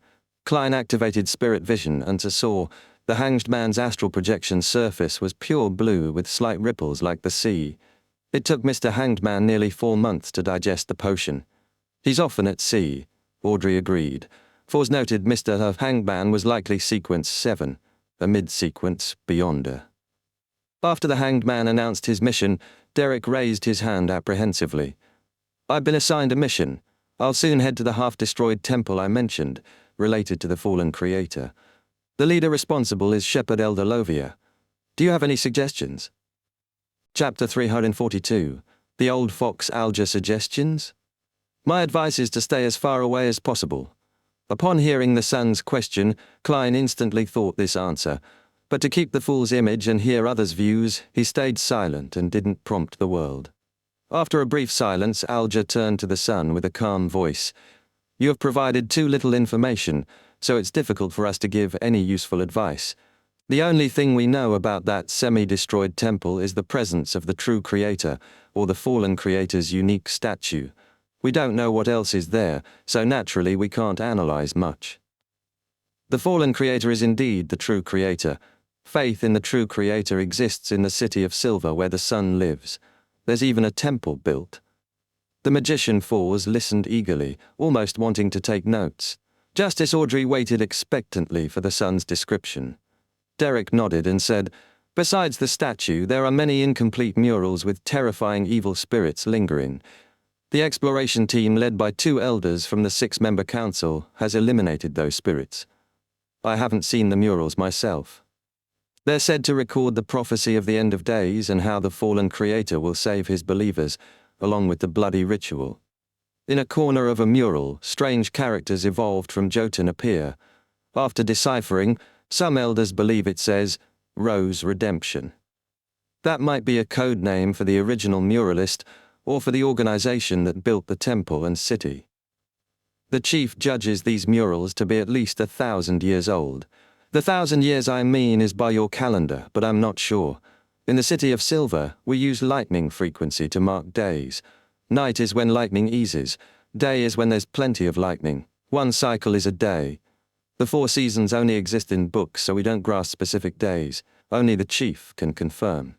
At this point, Fours suspected she was hearing a fairy tale. A city without sun, red moon, day, night, or seasons sounded unreal no matter how she listened. Only a mad author high on cannabis could imagine such a city. Her first thought, I want to use the city of silver as a novel's blueprint. But she soon dropped the idea. She didn't know what the city of silver really meant. Maybe a secret concealed by the 7 churches. Publishing such a book might bring nighthawks knocking on her door for copper pennies on her gas meter. So that's the city of silver's environment. The sun often mentions monsters lurking deep in darkness. Unfortunately, I'm only sequence 8. Otherwise, I'd ask Mr. Fool to send me there for an adventure. No, Audrey, you're no longer innocent. You should know how dangerous this is. Audrey switched between fantasy and self-reflection. At least 1,000 years. The Aurora Order isn't older than 3 centuries, maybe 2. They probably didn't build it. Maybe the true creator's faith began in the 5th or 4th epoch. The organization that worshipped him wasn't the Aurora Order. The 7 Orthodox churches repressed it for 1 or 2,000 years, causing true Creator believers to be in crisis. The churches destroyed them repeatedly, and they finally resurrected as the Aurora Order? Klein silently speculated, maintaining his posture. Derek paused and said, "The terrifying monsters in the city ruins and temple were preliminarily cleared. Our mission now is to explore the underground temple. Do you have suggestions? With your fallen creator knowledge, what should I watch out for?" "My suggestion," Alger answered without hesitation, "absolutely don't go. The fallen creator is a true evil god. Even if his temple is destroyed, it may still have abnormal, undetectable dangers. If your team leader is another elder of the 6-member council, insist on going. It's risky, but not wrong. But you said Shepherd Lovia leads this mission, and the true creator is the peak deity of this Beyonder pathway, so absolutely do not go," Alger added. "Your suggestion matches mine, but it didn't require the sun's temple description. You could have concluded this earlier. I get it. Mr. Hanged Man, you did this on purpose to get a rough idea without paying. You're bullying a little kid." Klein rested his forehead on his hand at the table's end. The sun was silent, then said, "But the mission is compulsory." The Hanged Man chuckled. "Nothing is necessary. Will you patrol before the mission? Find a chance to deliberately get injured by monsters. How serious? Reference past City of Silver cases." Audrey read a message from Sun's eyes. "That actually works." After surprise, Derek frowned. "But I don't have patrol missions soon." Alger sneered. "You can pretend to be on the brink of losing control. No, push yourself there. In such a state, the City of Silver's higher-ups wouldn't bring dangerous baggage on the mission, right? There's a trick. Keep your spirituality empty for 2 days, and you'll hear hallucinations and show signs of losing control. Stop suppressing yourself, and you'll improve in a week, not really losing control. Your City of Silver surely has methods and contingencies for this. Recovery is quick, so time it perfectly. Best to start 2 to 3 days before departure." Derek was stunned, then muttered, "Yes, those showing signs of losing control get quarantined underground in the spire, treated with medicine, rituals, and mystical items. If not too serious, only medicine is needed. Sigh, an honest kid corrupted by an old fox. But Mr. Hanged Man, how do you know this trick? Using it often might cause real loss of control." Klein sighed inwardly. Audrey was dumbstruck, feeling educated. Seeing the son hesitate as if unwilling to lie to elders, Alger asked slowly, "Do other 6-member council elders know the fallen creator controls the shepherd pathway?" "They don't." Derek shook his head. Alger asked, "Do you think Shepherd Elder Lovia might harm the City of Silver? Just yes or no, no explanation." "Yes." Derek couldn't lie. Alger chuckled. "So you're the only one who knows but haven't warned the other elders?" "Yes." Derek's face darkened. Alger leaned back. "This mission is immensely risky, you know it. If you die in that temple, who will expose Shepherd Lovia's strangeness? Who can save the City of Silver? The fallen creator is a real evil god. You're not pretending to lose control or lying for yourself. You're doing this to save the City of Silver. Which is more important, your honor or that?" Derek clenched his teeth, nodded solemnly. "I understand. Thank you, Mr. Hanged Man." Audrey and Fours almost facepalmed. He's an easily fooled kid, but that's good. It keeps the Tarot Club from losing members soon. Klein sighed silently and controlled the world to say, "I have a question for Mr. Sun. This might involve a transaction. I request a private exchange." Klein switched back to himself, nodding indifferently. "Sure." After screening others, the world asked the Sun, "Does the City of Silver have a way to remove an evil god's mental corruption on a Beyonder characteristic?" Klein had wanted to ask before, but restrained himself, fearing all eyes would turn to Mr. Fool if the Sun couldn't answer. "We've never encountered an evil god," Derek said earnestly. "We can only separate a rampager's mental corruption from a Beyonder characteristic. That's it. This might work. After all, I have the grey fog." Klein suppressed joy and made the world ask, "What do you need in return?" "It's not about compensation." Sun shook his head. "That knowledge requires me to be at least a patrol team captain, or a strong exploration team captain. The former requires Sequence 7, the latter at least Sequence 6. "Phew." Klein sighed and had the world say hoarsely, "I hope you attain those qualifications soon." Chapter 343, By Oneself. After the private conversation between the world and the sun, the tarot gathering entered its free discussion session. Audrey asked with great interest about the sea's unique scenery and any strange happenings, while Alger gave selective descriptions based on his knowledge. Fawes listened quietly, inspired to write a novel about a pirate king who captures a female passenger and has a complex love affair, a fantasy mingling with reality. Derek could only imagine the sea from paintings in the City of Silver and related words. In the end, Klein, whose spirituality was gradually drained, announced the end of the gathering. He quickly returned to the real world and made up for it with a nap. 7:30 at night, Empress Borrow inside a particular noble's house. Fawes wore a hooded robe, attending once again the gathering organized by Mr. A after many days. Sitting quietly in a corner, pretending to casually survey the surroundings, she noticed Mr. A sitting alone on a sofa seemed different. Not in appearance or temperament, his face was hidden by his hood's shadow, but an almost intuitive feeling. Mr. A was no longer carefree and indifferent, no longer looking supercilious at everyone. Now he seemed repressed, trying his best to control something, much more dangerous. In the past, Mr. A was a mountain. Now he was more like a reared-up snake, tongue flicking vociferously. The best-selling writer Fawes felt grateful she hadn't brought Shio along. She needed to hide Tarot Club matters and not let her know about the Sun Domain search. This way, if there's trouble, my escape is easier. She rotated her bracelet, which had only 2 stones left. She didn't rush to write her request. Instead, she patiently observed. It wasn't natural caution, but lessons learned. The 2 stones were proof. After more than 10 minutes, she picked up paper and pen and wrote in deliberately distorted handwriting, seeking to buy mystical items or powerful beyonder weapons in the Sun Domain. She handed the note to the attendant, looked around, but couldn't find the eternal blazing sun believer who'd helped with purification and exorcism among the disguised or masked figures. Trades went on as attendants moved about. The hall stayed quiet and orderly. Soon, Fawes' request was added to 2 chalkboards in front. Not long after, an attendant handed her a small white slip densely written, "Mystical item, Band of Light ring. It can make the wearer an envoy of light, an attendant of the sun. They will be immune to diseases and wield sacred powers. The wearer can summon blinding light and use several spells in the Sun Domain. It purifies all dead spirits within 50 meters, a nemesis to such creatures. If the wearer is acknowledged by the ring, they are enhanced, otherwise weakened. The problem is that frequent use slowly turns the wearer into a believer of the eternal blazing sun, defending doctrines and praising the sun from the heart.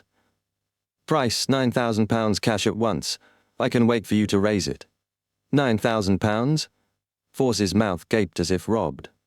Such wealth was beyond borrowing, even if she asked someone. Aside from the deposit for assassinating the Intis ambassador, Fawes had never seen so much money in one place. A person with £9,000 cash was a tycoon even in Backland. Though mystical items were expensive, this was beyond her expectation. Does he want to take £9,000 and quit Beyonder gatherings to enjoy life? For a moment she dared not reply. Pretending nothing happened, she waited nearly 10 minutes. When no cheaper Beyonder weapons were offered, she went to the washroom. Confirming no one was nearby, she closed the door and sat on the toilet. She recited Mr. Fool's honorable name, prayed about what happened, and asked him to pass the message to the world. Klein, hearing the layered illusory sounds, rose above the endless grey fog to understand the situation. £9,000, he mouthed, expression twisting. Calculating the money he could raise soon, he sighed, conjured a fake person, the world, and made him reply, "The negative effect of this item is too serious. I do not wish to be a believer of the sun. You don't have to worry, we'll transact in cash instead. Pay £450 and you'll get the formula for Trickmaster." After speaking, he cut the connection. Watching the world disappear, Klein rubbed his forehead, muttering, "Next, I have to see what the barbarian lady can gather. Otherwise, I can only buy that brooch from Eye of Wisdom." In the washroom, Fawes sighed in relief. She planned to hold the sacrificial ritual once back. It was a pity she didn't know the formula yet. Otherwise, she could check if there were any Beyonder ingredients she needed. Returning to the hall, she focused on the 2 blackboards. She ignored the earlier note, nor considered bargaining. Even if discounted by £1,000, she lacked the money or liquidity and doubted Mr. World could afford it either. She stayed until the end, and due to Mr. A's changed mood, she didn't linger or speak to anyone. She quickly left. More than 10 minutes later, the gathering ended, leaving Mr. A and attendants alone. Slowly, Mr. A rose and walked down to the basement. Suddenly, his knees buckled. He fell, rolling down several steps. Sprawled on the ground, the shadow beneath him turned scarlet red. His flesh and blood melted and mixed with the shadow, creating a new, skinless, monster-like figure seemingly separated from his body. Gasp! Mr. A's breathing gradually normalized, his taut body relaxing. The blood and flesh flowed back, and everything returned to normal. Mr. A crawled forward, knelt in the basement, and confessed his sins while sobbing. He was lamenting his prior oversight. His lack of vigilance caused the Lord's descent to fail. City of Silver, Derek Berg's house. Derek paced silently around a table, unable to decide. Reason said Mr. Hangman's suggestion was best, but memories of mission members flashed, and he felt guilty for pretending to lose control. Is there no way to save them? Should I tell the chief the half-destroyed temple belongs to the fallen creator, an evil god who controls the shepherd pathway? Should he beware Elder Lovier and change the mission leader? But how to explain where I got this info? To them, Mr. Fool is as evil as a god. Derek pulled his hair in frustration. The axe of Hurricane lay within reach. Lightning streaked past the window, casting faint light. Suddenly Derek stopped, looking into the dark sky. He saw again the state of his parents before death, remembered the pain of stabbing downward. There's no time. I must prepare so I'm not suspected for discovering the fallen creator. His expression twisted. He clenched his teeth and muttered. He left the window, returned to the table, and began practicing light-suppliant powers to drain spirituality quickly. Hall family's luxurious villa. In an art studio, Audrey leisurely smeared oil paint when a rhythmic knock came. Her maid Annie opened the door to find Countess Caitlin. Though close to 50, the Countess looked like early 30s with blonde hair, green eyes, and a graceful appearance that drew many eyes. "Mother, is something the matter?" Audrey put down her brush and stood. The Countess smiled at her beautiful daughter. "I just attended a dinner party. Lady Della said you're interested in psychology and wanted a tutor, right?" "Yes, but I haven't decided yet," Audrey answered hesitantly. The Countess smiled knowingly. She recommended a psychiatrist named Escalante. "If you agree, I'll send someone to invite her twice a week. How about that? It's your decision." Audrey smiled more brightly. "Mother, come sit. I'm lacking a beautiful model." Tuesday morning. Klein confirmed from the Backland Morning Post that Eye of Wisdom's gathering would be tomorrow night. He was relieved, no longer worried his item acquisition wouldn't be ready before Miss Sharon's attack. To celebrate, he decided to take a day off at the Quillard Club. Chapter 344. Spending lavishly. At the Quillard Club's underground shooting range, Klein finished his practice, serviced his free revolver, and adjusted his bullet ratio to 3 purifying, 1 demon hunting, and 1 exorcism. Phew. He exhaled, packed up, and returned upstairs. Today's limited dish was pan-fried dragon bone fish. In the cafeteria, he spotted Talim Dumont, the equestrian teacher from a fallen noble family, eating absent-mindedly. Klein sat beside him. Talim hesitated several seconds before mumbling, "Sherlock, do you know rare people who have strange abilities and are very powerful?" "Yes, one sitting in front of you." Klein didn't answer directly. "What do you want to do?" Talim said nothing at first, then forced a smile. "It's nothing, just curiosity." Last time he asked what to do if you love someone you shouldn't. Now it's about people with powers. Is he trying to hire someone dangerous? That's basically murder. Klein silently mumbled as he ate a piece of fish. Talim quickly finished his meal and wiped his mouth. "Mike wants to hire you as his bodyguard for a few days." "Mike Joseph? The reporter?" Klein chuckled. "What's he doing now?" "No idea. Something about an interview. He'll visit you the day after tomorrow. I hope you have time." "I can't be sure," Klein replied. Just then Illusory Please echoed, "Miss Magician?" She was ready to sacrifice money for a formula. Klein quickly finished eating, went to a lounge, sealed it, and entered above the grey fog. Indeed, Fours was requesting a sacrificial ritual. She only had £370 and had to withdraw more before proceeding. £450 vanished into the grey fog and a new formula appeared in her mind. Sequence 8, Trickmaster. Main ingredients: stomach pouch of a spirit eater, 20 ml deep sea marlin blood. Supplementary ingredients: 5 ml hornbeam oil, 10 grams string grass powder, a red chestnut flower, 80 ml pure water. Finally, Fours paced, proud and overjoyed, then quickly copied it down. The main ingredient alone is £300 if I'm lucky, only £430 left. I need money. I'll write a new book. For once, she felt motivated. Wednesday evening, 5 minutes to 8, Klein, hooded, iron-masked, arrived at the Eye of Wisdom's gathering carrying all his savings. 1,605 gold coins, my peak wealth. How much will remain? He scanned the candlelit room. The apothecary's absent. Busy? He took his usual seat. Eye of Wisdom clapped. Let's begin. A heavily shrouded woman spoke immediately. Is the friend who wanted to sell the briber formula here? I'm here, Klein answered. She sighed in relief. There's a Beyonder weapon you may need, or cash. What's the weapon? Klein asked, hiding his eagerness. A whip woven from holy sunbird feathers, usually disguised as a belt. When used, pure holy flames cover it, severely damaging undead. Weaker ones are directly obliterated. You can soak it to create sun holy water, but that reduces its spirituality by a month. It has 13 months durability. You can trade it for the briber formula. No cash needed.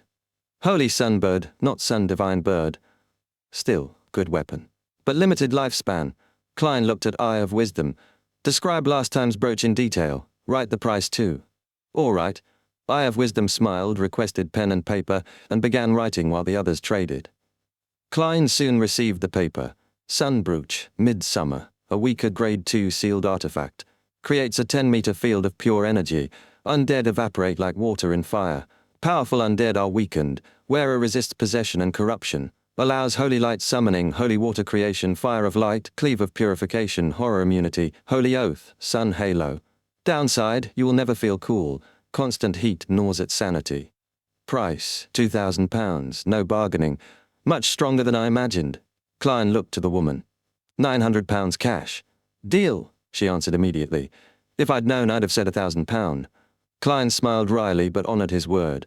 He exchanged the formula for £900, raising his fortune to £2,574, enough for a lifetime for a single man. Eye of Wisdom confirmed authenticity, and the woman admired her prize. Sequence 7, Briber. Main ingredients: 1 weeping infant flower, strange-faced cannabis crystal. Supplementary ingredients: 5 drops golden jimsonweed juice, 5 drops black jimsonweed juice, 4 drops fantasy grass oil, 80 milliliters red wine. After finishing the trade, Klein took a deep breath. £2,000. I want that sun brooch. Eye of Wisdom chuckled. Honestly, I didn't wish to sell, but with 281 I don't need it, and I don't renege. Wait 3 minutes. All right, Klein braced himself.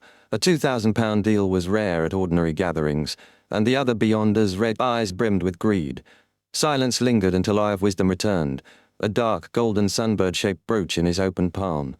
Sweat dotted his face. Chapter 345, Sun Brooch. You can confirm it before you pay. The hooded Eye of Wisdom walked directly to Klein and handed him the dark golden brooch. Very generous. Klein reached out to take it, but before he could examine it closely, he felt the air grow scorching hot. The wind seemed ignited, and each breath spread warmth like fire into his lungs. He felt himself leave cold, humid Backland and enter a sun-scorched desert in the northern continent. Above, the sun blazed with endless heat, surrounded by dry yellow sands. Phew, it makes me want to eat ice cream. Sweat gathered on Klein's forehead but couldn't escape his iron mask, instead sticking to his skin. Through direct contact, he felt the brooch's pure, warm power radiate out, but none of the other Beyonders were affected. After securing the brooch, Klein infused his spirituality into the dark golden surface. With a boom, golden dots filled the sky as he received a flood of information, including how to use certain sun domain spells with the brooch. Most importantly, he learned the incantations for activating them and infusing spirituality. One trick required 2 seconds of spirituality to summon a holy beam of light to purify undead and deal damage. A continuous 5-second supply of spirituality would produce sun holy water to exorcise spirits, dispel cold, and purify wraiths. Other spells included Fire of Light, a concentrated flame that appeared with a thought. Cleave of Purification, effective against wraiths and enhancing bullets, Horror Immunity, which nullified fear, and Sun Halo, which boosted allies' courage and purified evil energies within them. Not bad. It complements my magician abilities nicely.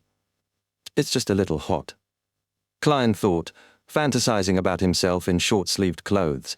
He rolled up his robe, counted out the £2,000 he'd received from the lady with the artisan backing, and handed it to Eye of Wisdom's attendant. After confirming the amount, Klein's wallet shrank drastically. He now had just £574 and 5 gold coins left. But he had his second mystical item, the sun brooch. It had fewer side effects than the master key and was much more impressive overall. The only problem is it's so hot. Klein almost took off his iron mask to fan himself. With the money gone, Klein decided not to buy anything else. He quietly sat and listened until the end of the gathering. The large deal of £2,000 made the gathering lively. For instance, a whip woven from holy sunbird feathers sold for £850. Eye of Wisdom also bought an ancient book and a Beyonder ingredient. When the gathering ended, Eye of Wisdom surveyed the room and looked at Klein with a chuckle. "You shall be the first to leave."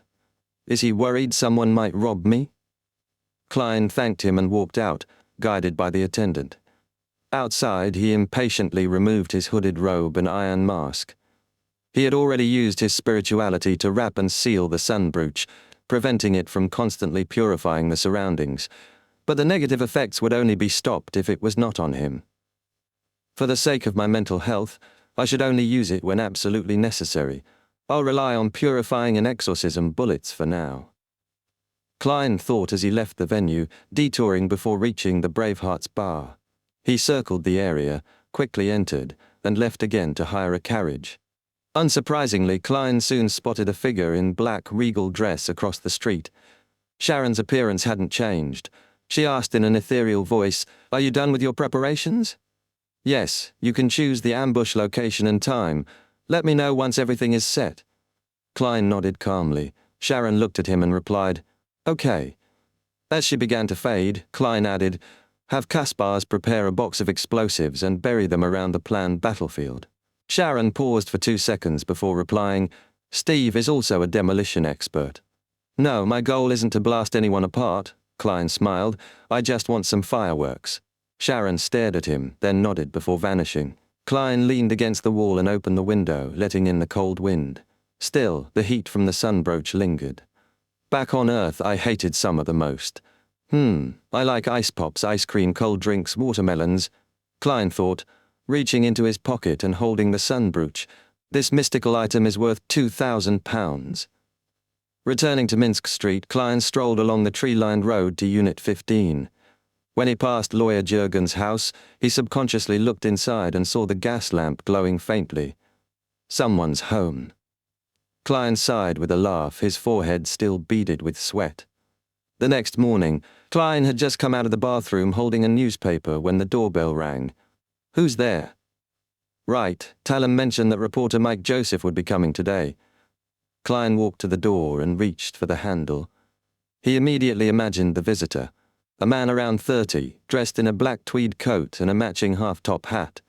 He had sparse eyebrows, charming blue eyes, and a handsome mustache. His skin was rough. This was Mike Joseph, the reporter from the Daily Observer. "Good morning, Mike. Talon told me about you," Klein greeted him as he opened the door. Mike pulled at his bow tie and said, "Sorry for disturbing you so early, but I have some things to deal with later." "I understand," Klein replied politely. "Have you had breakfast? Would you like to try my toast?" Mike smiled suddenly. "I'm sorry, that would be so nice of you. Could I also have a cup of hot coffee? Milk would do too. I noticed you ordered fresh milk." "All right." Klein smiled back, then busied himself with the toast, poured the milk and set the table. They ate in silence. After a while, Klein put his cup down. "Mike, you wanted to hire me to protect you?" Mike set his knife and fork down and took a sip of milk. "Yes, for 2 days, Friday, Saturday, maybe even Sunday morning." "Who wants to hurt you?" Klein asked, pondering. Mike chuckled. "No, it's more of a proactive measure. The editor asked me to investigate East Borough, the docks, and the factory district, all sponsored by some church or aristocrat." He paused, then added, "There are gangs in East Borough. thugs everywhere. People will betray their conscience for a meal. I need a bodyguard who's good at fighting and shooting. I don't, Klein thought quickly. I rely on mysticism, not physical skills, but I might not have time in the next few days. He had to wait for Sharon's actions. Mike cleared his throat. I've already applied for £10. Even if nothing happens, I'll pay you that. Klein chuckled softly. Mike, I'm serious. Tomorrow, come after breakfast. If I have time, I'll take the job. If not, I'll introduce you to other detectives. Stewart or Kaslana, for example. Mike finished his toast. That's fine. After breakfast, Klein watched Mike leave, then looked out the window at the freezing rain, passing carriages and pedestrians with colourful umbrellas. Finally, a normal mission. Nothing to do with Beyonders or cats. Pity it isn't a murder case, then I could truly feel like a detective. There's always only one truth. Klein thought idly, feeling unexpectedly carefree. If not for Sharon and Marek, I'd visit museums, attend operas, and try the best food in Backland. I'm a tourist. Klein laughed at himself before heading to the sofa to look through the newspapers. Then a slip of paper appeared on the coffee table. The handwriting was elegant. Tonight at 10 o'clock. Meet at the back door of Braveheart's bar. Klein paused, then sighed, looking outside the window. Is it finally starting? Chapter 346. A magician before going on stage. At 10 o'clock at night, in the alley by the back door of the Braveheart's bar, Klein, dressed in a black double-breasted frock coat and matching half-top hat, circled the bar once before strolling to the nearest street. A carriage stopped before him, revealing Marek's brown eyes behind the glass, suppressing a glimmer of malice. Klein pressed his hat, gripping his sturdy cane, and boarded with the calm of a man hailing a cab. He sat, adjusting his bow tie as if heading to a banquet. That outfit isn't suitable for battle, Marek said, sizing him up. In a white shirt, black vest and tights, his frown betrayed doubts about Klein's strength, though he trusted Sharon's judgment. Klein smiled casually and said, My Beyonder powers are different from yours. Our fighting styles are different too. This type of clothing will not affect me negatively in any way. It even suits me very well. For example, it has a lot of pockets, and they can be used to store different items in different places, so as to avoid taking the wrong things when in a hurry and losing my life through such a laughable mistake. He pulled 3 sedatives, apothecary-crafted specials, from a concealed pocket. A figure in a black regal dress and soft hat outlined itself on the carriage window. Wraith Sharon, sequence 5 of the mutant pathway. You explain too much, Sharon said in an ethereal tone. Not natural enough. Just trying to get into character. Klein laughed dryly and replied, Probably it's because I'm a bit nervous. He handed the sedatives to Marek and said, Find a chance to drink it yourself. I'm sure that you're more experienced than I am. You won't drink it too early or too late, much less drink too little or too much. Marek shook the test tubes, eyeing the liquid. 2.5. Any more and I will really be sedated. I wouldn't do anything for a short period of time. Very good, Klein praised, turning to Sharon. Have you guys decided on the ambush spot? Sharon nodded and said, We're on the way there. Very cautious. Klein thought, then asked, Will you be hurt by purification? As a zombie, yes. Same when I'm in my spirit state, Sharon explained succinctly. So purification's ineffective on a sequence 5 wraith in physical form. Klein nodded thoughtfully and asked, What about exorcism? What about demon hunting? Sharon answered calmly, Demon hunting will deal damage to our bodies, likewise for exorcism to both our bodies and spiritual bodies, but it wouldn't be fatal. Klein smiled, exhaling, and said, I understand. He deliberated, then asked, Do you feel the power of purification and exorcism now? No, that Marek replied hoarsely. The spirituality cage works, blocking the sun brooch's effects. But this heat is killing me. Klein sighed inwardly, theorizing the brooch's warmth stemmed from its sun domain origins, likely a crafted item channeling divine power without consciousness. Its utility made it worth the discomfort. He asked, Wraith Steve, Zombie Jason and Werewolf Tyre, do they have any other mystical items or Beyonder weapons besides the Scarlet Lunar Corona? We don't know, Marek said, pinching his glabella, irritation flaring as he suppressed his malice. Sharon added without discomposure, When influenced by the Scarlet Lunar Corona, Jason and Tyre will be in a rather fervent state. Even if they have mystical items, they would lack the reason to use them. Unless it's something passive, Marek added. But to a werewolf, their claws are their beyonder weapons. It's the same for me, Tyre, and Jason. It can tear through steel and comes with venom. Klein's eyes darted as he nodded and said, "All right, I have no more questions." The carriage sped through quiet streets, wheels splashing puddles. After 10 minutes, Marek halted the zombie driver. Klein peered out, seeing a dilapidated building and hearing distant water. "This is the West Balham dock that has been abandoned for a year and is about to be rebuilt. Our planned ambush point will be around its warehouses," Marek introduced. West Balham dock. Tussock River's an escape route. Lever Cathedral's 2 kilometers northwest. Klein recalled his surroundings. He stepped off, tidying his clothes leisurely, cane in hand, following Sharon and Marek into the dock. After 5 minutes they reached an open space ringed by warehouses, soil dark and weed-strewn. A wooden chest sat in a corner. "Those are the explosives you asked for," Marek pointed. Klein nodded and said, "Aren't you afraid that a tramp might steal them?" "My zombies are sleeping underground here. If anyone enters, they will scare that person away," Marek said, pointing to spots. "Avoid them when you bury the explosives." "No problem," Klein replied, then asked, "Will my purification and exorcism effects hurt your guys?" "No, they are equivalent to corpses when in deep slumber, and there's also a thick layer of soil shielding them." Marek gave an affirmative answer. Sharon spoke up. "Stay here and make your preparations. We'll go and lure the enemy over. It won't take more than 30 minutes. Please make use of the time. After you finish your preparations, hide in a warehouse. Don't be in a hurry to make your move. Make sure to be patient. No matter how dangerous the situation is, treat it as normal. When I become weak and the Scarlet Lunar Corona appears, you can use that eye to search for Steve and launch a sudden attack on him. I will also use my mystical item to complement you." Klein chuckled and said, "A very simple plan." "The simpler the plan, the more effective it is," Sharon calmly responded. Marek pinched his forehead, shook his head and said, "Steve isn't a fool. If any problem arises in internals in a complicated plan, it will lead to a complete disaster."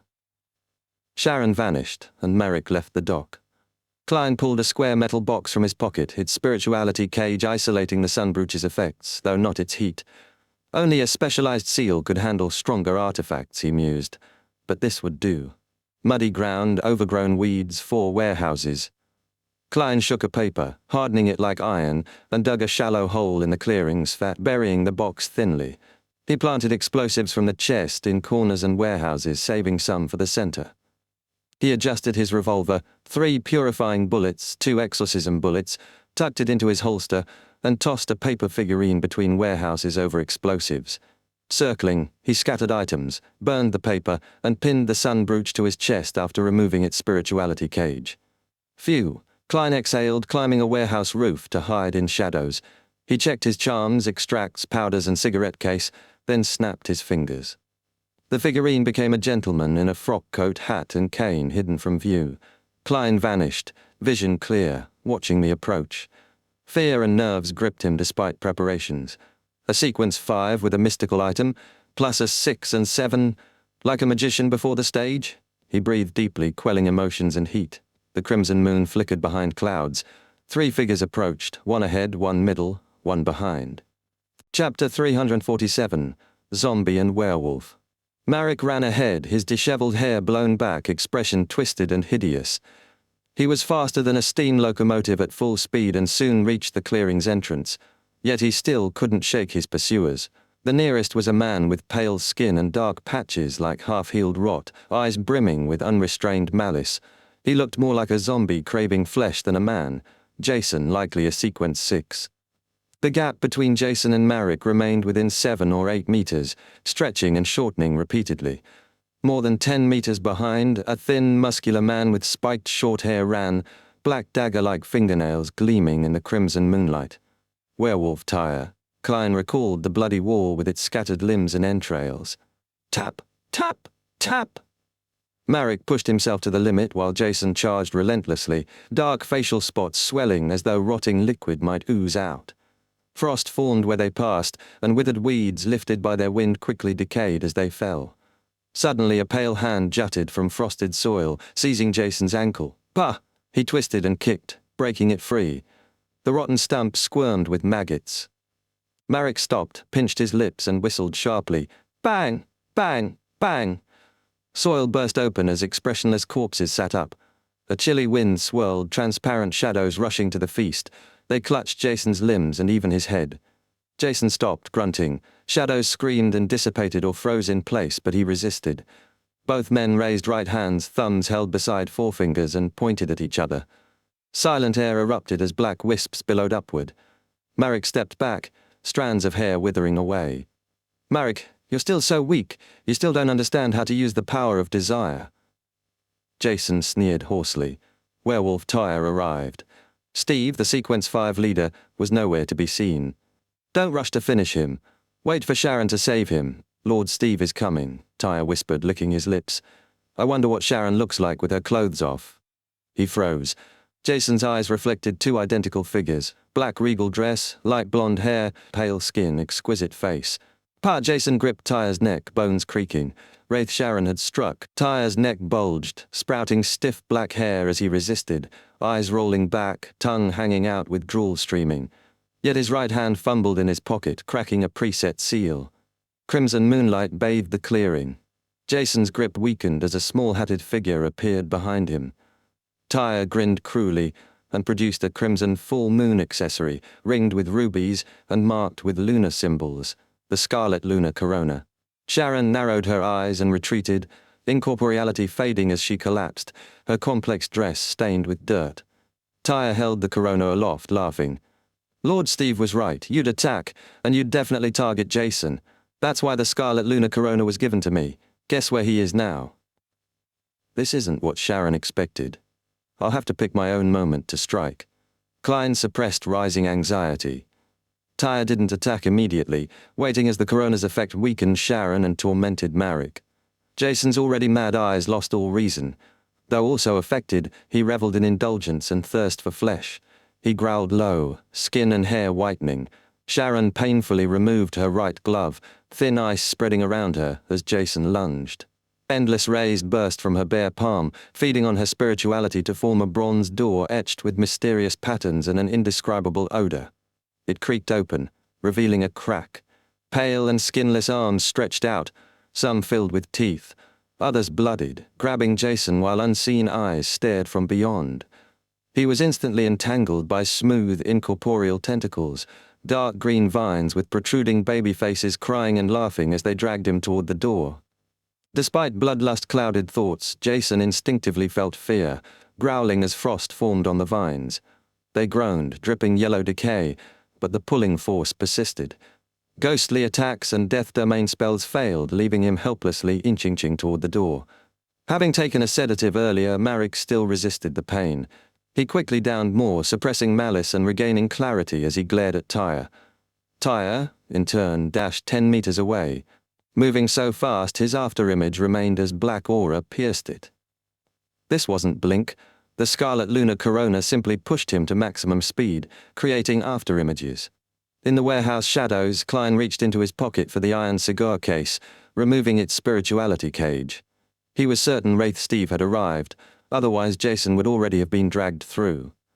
Tyre, boosted by the corona, still couldn't kill Marek instantly, and if Sharon turned the door of mysteries on him, the corona would switch owners. The moment Klein's fingers touched the all-black eye inside, insane ravings flooded his mind. Blood vessels bulged, his eyes threatened to crack, and his head felt ready to explode. Through the madness, he saw strange black threads, some connecting to Sharon, others to Tyre, all stretching into the void without entangling. Many threads originated near Marek, none overlapping. Wraith Steve. He wants to possess Marek. Klein quickly withdrew his hand. Instead of drawing his gun, he silently snapped his fingers. Boom! An explosion erupted between warehouses, flames and heat flushing out a figure in a black double-breasted frock coat.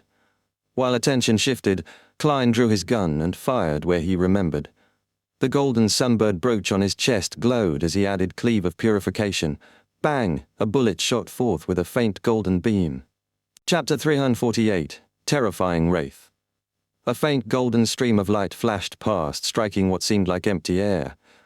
Suddenly, brilliant flame surged from that spot, forming the silhouette of a man clad in a black tuxedo and a dark red cloak. His left arm blazed with holy, pure flames that faintly emitted black and green smoke, casting a dark green glow over his pale, emotionless face. He was a man in his 40s, his oily hair slicked back with meticulous care. His dark green eyes showed no pain or emotion. Wraith Steve. He turned and looked maliciously at Klein, who stood atop the warehouse. Klein felt a sudden chill crawl through his body. The heat from his sunbrooch could not counteract it. His limbs stiffened, eyes glazing over, his pupils reflecting the same image as the man before him: black tuxedo, dark red cloak, slick oily hair, cold pale face. Almost instantly, Klein's thoughts dulled under Steve's control. This was the ability of a Sequence 5 Wraith, a strange, difficult-to-defend power. Fortunately, Klein had anticipated this and was prepared. The exorcism effect of his items could resist possession by evil spiritual beings. Before losing his mind completely, he stimulated the spirituality of his soul body and channeled it into the dark, golden sunbird brooch. Just as Steve's ghostly hand reached for his neck, a warm and pure ray of light descended from the sky, enveloping Klein like a pillar of holy brilliance and purification. It was holy light summoning from the sun domain. Within the sacred light, the possession weakened, and Klein's eyes regained their luster. His body ignited, brittle and charred, leaving behind a thin piece of paper.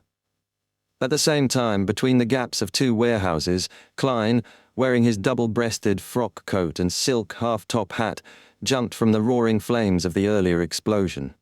His cane had been discarded long ago, and the figure floating above his head was destroyed by the flames, reduced to ashes scattered by the wind.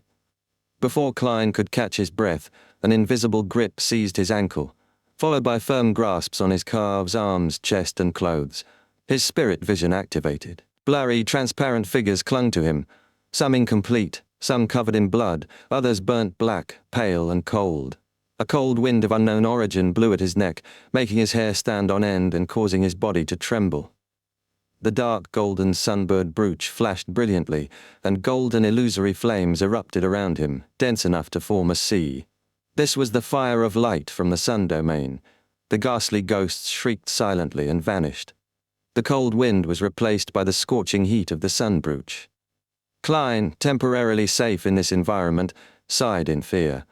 Even with preparation and countermeasures, a one-on-one battle with a Sequence 5 Wraith was precarious. The performance had almost failed from the beginning. Not far away, Steve's figure in dark red flickered, becoming slightly incorporeal. The holy flames on his left arm were extinguished by a black aura. His dark green eyes shone with malice and desire, his mind seemingly lost.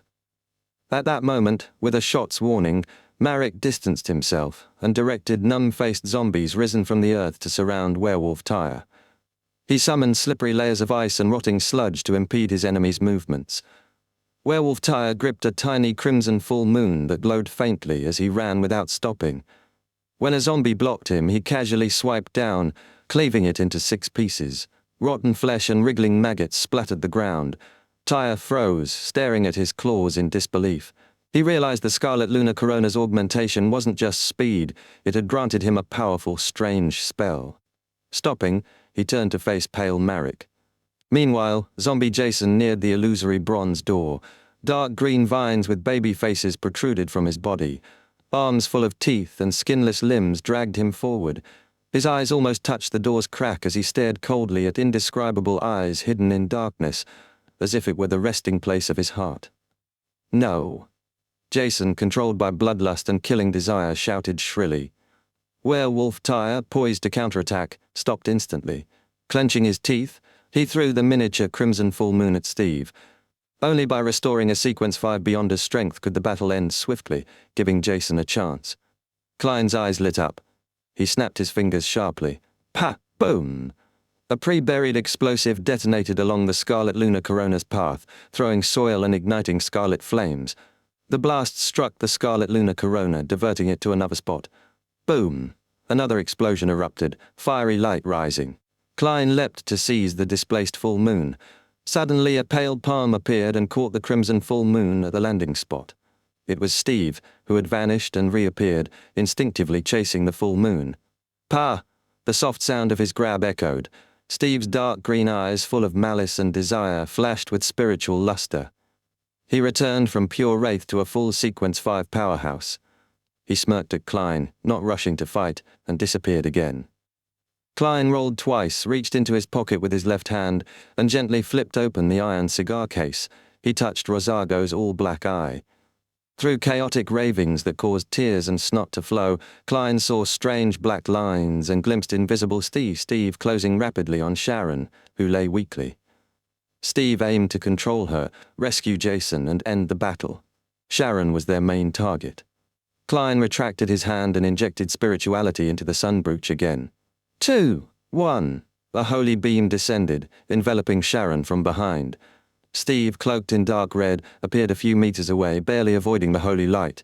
With Scarlet Lunar Corona's augmentation, his speed was terrifying, enabling near-instant dodges. At the same moment, kneeling Klein raised his right hand and pulled the revolver's trigger. His target was Jason. A radiant bullet flew toward Jason's back, meant to help him enter the mysterious bronze door. Steve vanished and reappeared behind Jason, blocking the bullet with his open left palm. Sizzle! Sunlight from the explosion burned Steve's arm. His skin charred and peeled, but healed swiftly. Suddenly, a crisp sound cut the air. Klein snapped his fingers again. Boom! A nearby explosive detonated, sending shockwaves and stones flying. Many struck Jason and Steve. "No!" Jason screamed blood-curdlingly as his clothes tore and white spots darkened on his skin, as if fresh blood might seep out. For a zombie with a steel-hard body, these injuries were ineffective, but to Jason, barely holding on, they were fatal. He could no longer resist as terrifying arms dragged him into the bronze door's crack. "No!" His scream echoed. The illusory door slammed shut with a clang, swallowing his cries. The clearing fell silent. Jason had vanished as if never born. Steve's eyes widened. He screeched, "Damn it!" Bam! His voice struck Klein like a hammer blow, his vision blurred, breath tasted of blood, everything blood-red. For a moment, buzzing filled his ears, drowning all other sounds. After Tyre delivered the Scarlet Lunar Corona, black fur sprouted and sharp fangs appeared. He was no longer immune, painfully covering his ears. Blood trickled from his eyes and mouth. Marek, who should have seized the opportunity, was worse off. His suppressed desire and malice flared again, nearly causing him to lose control of his zombies. His expression twisted horrifically. Chapter 349, Poison Bottle Wraith. Steve's shriek forced the weakened Miss Sharon into a pained expression. Struggling, she closed her palm with great effort, severing the rays of light and causing the illusory bronze door to vanish. Klein sensed the situation worsening. Enduring his headache, he stepped back and dove into the fire, vanishing and reappearing in another explosion nearby. Just as he jumped out to counterattack, Steve, the middle-aged man in the dark red cloak, stopped, as if waiting for something. A dizzy, agonizing feeling surged in Klein. His head spun, his stomach cramped, and he rapidly weakened without understanding why. Marek, recently recovering from Steve's shriek, reacted strangely as well. He clawed at himself repeatedly, as though uncontrollably itchy. His ragged nails tore his clothes, leaving white streaks across his body. The more he scratched, the deeper the wounds, red and raw, began to seek blood. Sharon collapsed, unable to stand, her blue eyes lost focus as if blind. "Poison," she whispered. Nearby, Steve eyed her clenched fist. He seemed wary of the bronze door, covered in mysterious patterns and an indescribable scent, unwilling to act recklessly. In his right hand he held the Scarlet Lunar Corona, the crimson full moon glowing coldly. From his pocket he withdrew a brown, translucent glass bottle and snorted. Biological poison bottle can be used to randomly create different kinds of toxins. As long as you open it, the poisons will gradually spread to its surroundings. It will be effective in less than a minute, and the symptoms will only become worse. In 4 minutes, if you don't leave the poison-filled environment, then the corresponding effects will be unpreventable, such as death. What a pity. I thought Jason would be able to hold on to this moment. "Sharon, you wouldn't have been affected since a spirit body isn't afraid of poison, but unfortunately, there's the Scarlet Lunar Corona here, which prevents you from switching states. Perhaps you can give up resisting and let me understand your hidden charms." He spoke leisurely, as though waiting for Klein and his group to lose all resistance before attacking. Unaware of this, Tyre, the irrational werewolf affected by the scarlet lunar corona, attacked without hesitation. He lunged forward, swiping his claws across Marek's body. Clang, clang, clang! Nails tore through steel repeatedly. Marek's skin finally revealed bloody wounds. Klein pinched his forehead, feeling heat rising. The poison's effect wasn't as severe as Steve claimed. The sun brooch's constant purifying aura must be weakening it. Klein sneered. Are you planning on attacking us after we succumb to the poison? Why do you think I didn't use fireworks just now? Why do you think I relied on explosives? With so many explosions, I've definitely attracted the attention of others. The official Beyonders nearby are rushing here at this very moment. You don't have much time left. Steve glanced at Klein, whose face was masked by paint.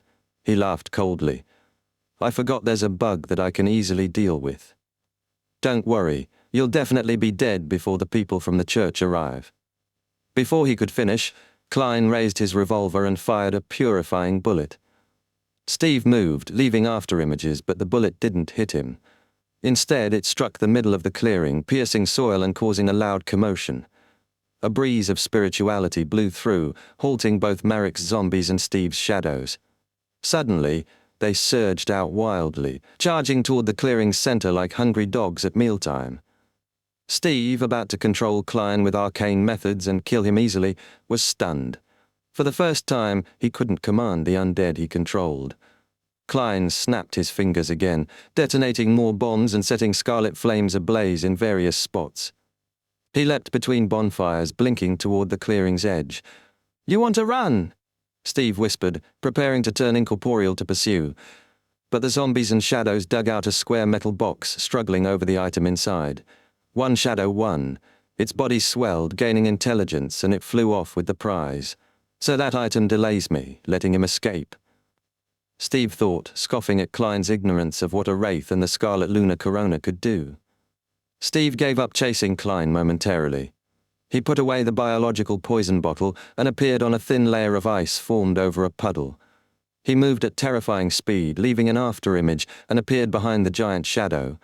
His eyes flashed dark green. The shadow vanished silently, dropping the item. Other zombies and shadows ignored Steve's oppressive aura, rushing to grab it. Steve's alarm grew. His spiritual intuition failed to glean any revelation from the object. He stepped forward and grabbed it with his left hand. It was a dark gold key ring. Hanging from it were an ancient, exquisite copper whistle and a simple bronze key. They clung together in his pale palm. Meanwhile, the scarlet lunar corona in Steve's right hand emitted a crimson glow like a miniature full moon. Suddenly, a strange, faint sound ripped into Steve's mind, tearing nerves and scraping his scalp. Ah! Steve screamed miserably, falling from midair. The scarlet lunar corona and the key ring flew from his grasp. He writhed, his body bulging grotesquely. Baby-sized arms sprouted from him, and foul yellow liquid sloshed inside. At that moment, flame ignited again. Klein, who had escaped, leapt into the path of the scarlet lunar corona. He didn't try to catch it, but flicked his wrist, diverting its trajectory toward the weakened Miss Sharon. Steve's painful cries faded as the scarlet lunar corona landed on Sharon. Her form instantly became incorporeal, and her unfocused blue eyes regained luster. Clenching her right hand, she held the palm-sized accessory set with dark rubies. Her body began to float. The scarlet lunar corona made its wielder immune to the full moon's influence. Sharon was no longer weak, and in her spirit-body state, she was unaffected by the biological poison. Meanwhile, zombies and shadows resumed their fight over the chained master key and a Zix copper whistle. Klein paid no attention. He raised his left arm and pointed. The sun brooch on his chest flashed dark gold before vanishing. A bright, holy light fell from the sky, enveloping the struggling undead. In what seemed like daylight, transparent shadows melted away. Pale, stinking corpses emitted black smoke before igniting and burning like candles. When the light faded, only a Zeke's ancient copper whistle and the master key remained, lying silently on the blackened key ring. Sharon ignored Marek, whose injuries worsened from Tyre's attacks. Using her ability to phase into mirror-like objects, she reached the thin ice patch Steve had used and stepped out. She stretched out her right hand toward the transforming Steve and opened her palm wide, aiming it at him. Endless rays burst forth, intertwining into the mysterious patterned bronze door. Creak! A sudden gust blew her small black hat off, her carefully combed blonde hair falling in disarray. It was clear the mystical item had taxed her heavily. Creak! The bronze door cracked and shrill laughter, sobbing and shouting echoed. Toothy or skinless arms wildly reached out, grabbing Steve as pustules burst from his body. The dark green vines with infant faces and illusory tentacles bound the Sequence 5 powerhouse. Ah! Steve cried out again. Pale yellow pus flowed, barely letting him resist the pull. A bright red crack appeared on his face, revealing a hole to a dark tunnel. Klein raised his revolver, aimed at Steve, and calmly pulled the trigger, his face masked beneath the half-top hat. Bang! Bang! Sunbroach flames ignited the bullets which struck Steve's head. Though they didn't pierce skin or bone, they set him ablaze like a torch. Ah! Steve screamed as the bronze door pulled him closer. Klein released the cylinder. Spent shells clattered. He drew his box of Beyonder bullets, injected spirituality into the Sunbroach again. 2, 1. A flawless pillar of light struck Steve instantly. Klein loaded 3 purifying and 3 exorcism bullets into the revolver. Aiming again, he fired 6 shots rapidly. Bang, bang, bang, bang, bang, bang. Chapter 350. Splendid Fireworks. One by one, Klein's bullets, either swirling with a golden luster or emitting resplendent beams, struck Steve's head.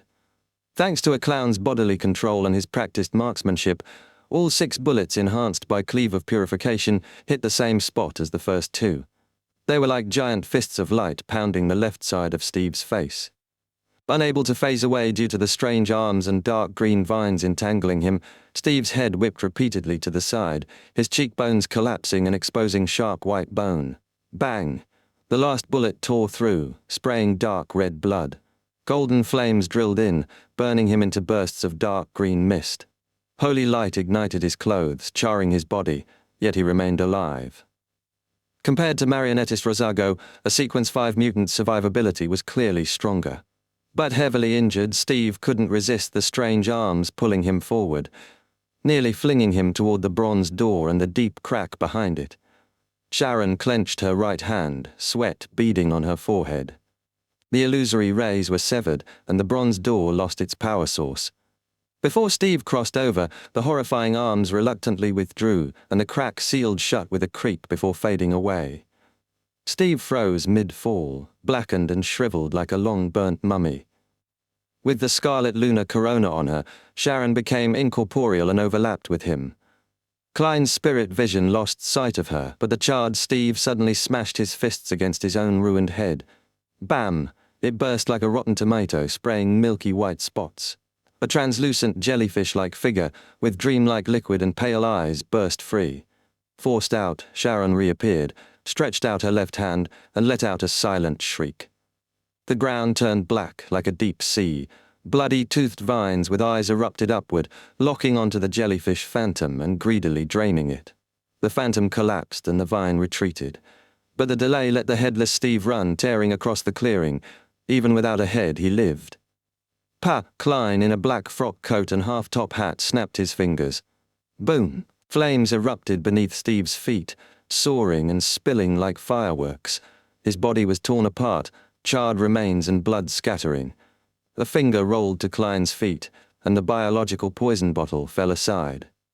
Amidst the fireworks, Klein felt his spirituality stir and his control over newfound power deepen. He switched the revolver to his left hand, doffed his top hat with his right, pressed it to his chest and bowed slightly toward Sharon. Sharon looked past him to Werewolf Tyre and Marek. She vanished, reappearing within Tyre's sight.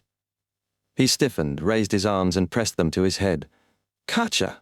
With a twist, he pulled his own head free, blood dripping, yet his body stood tall.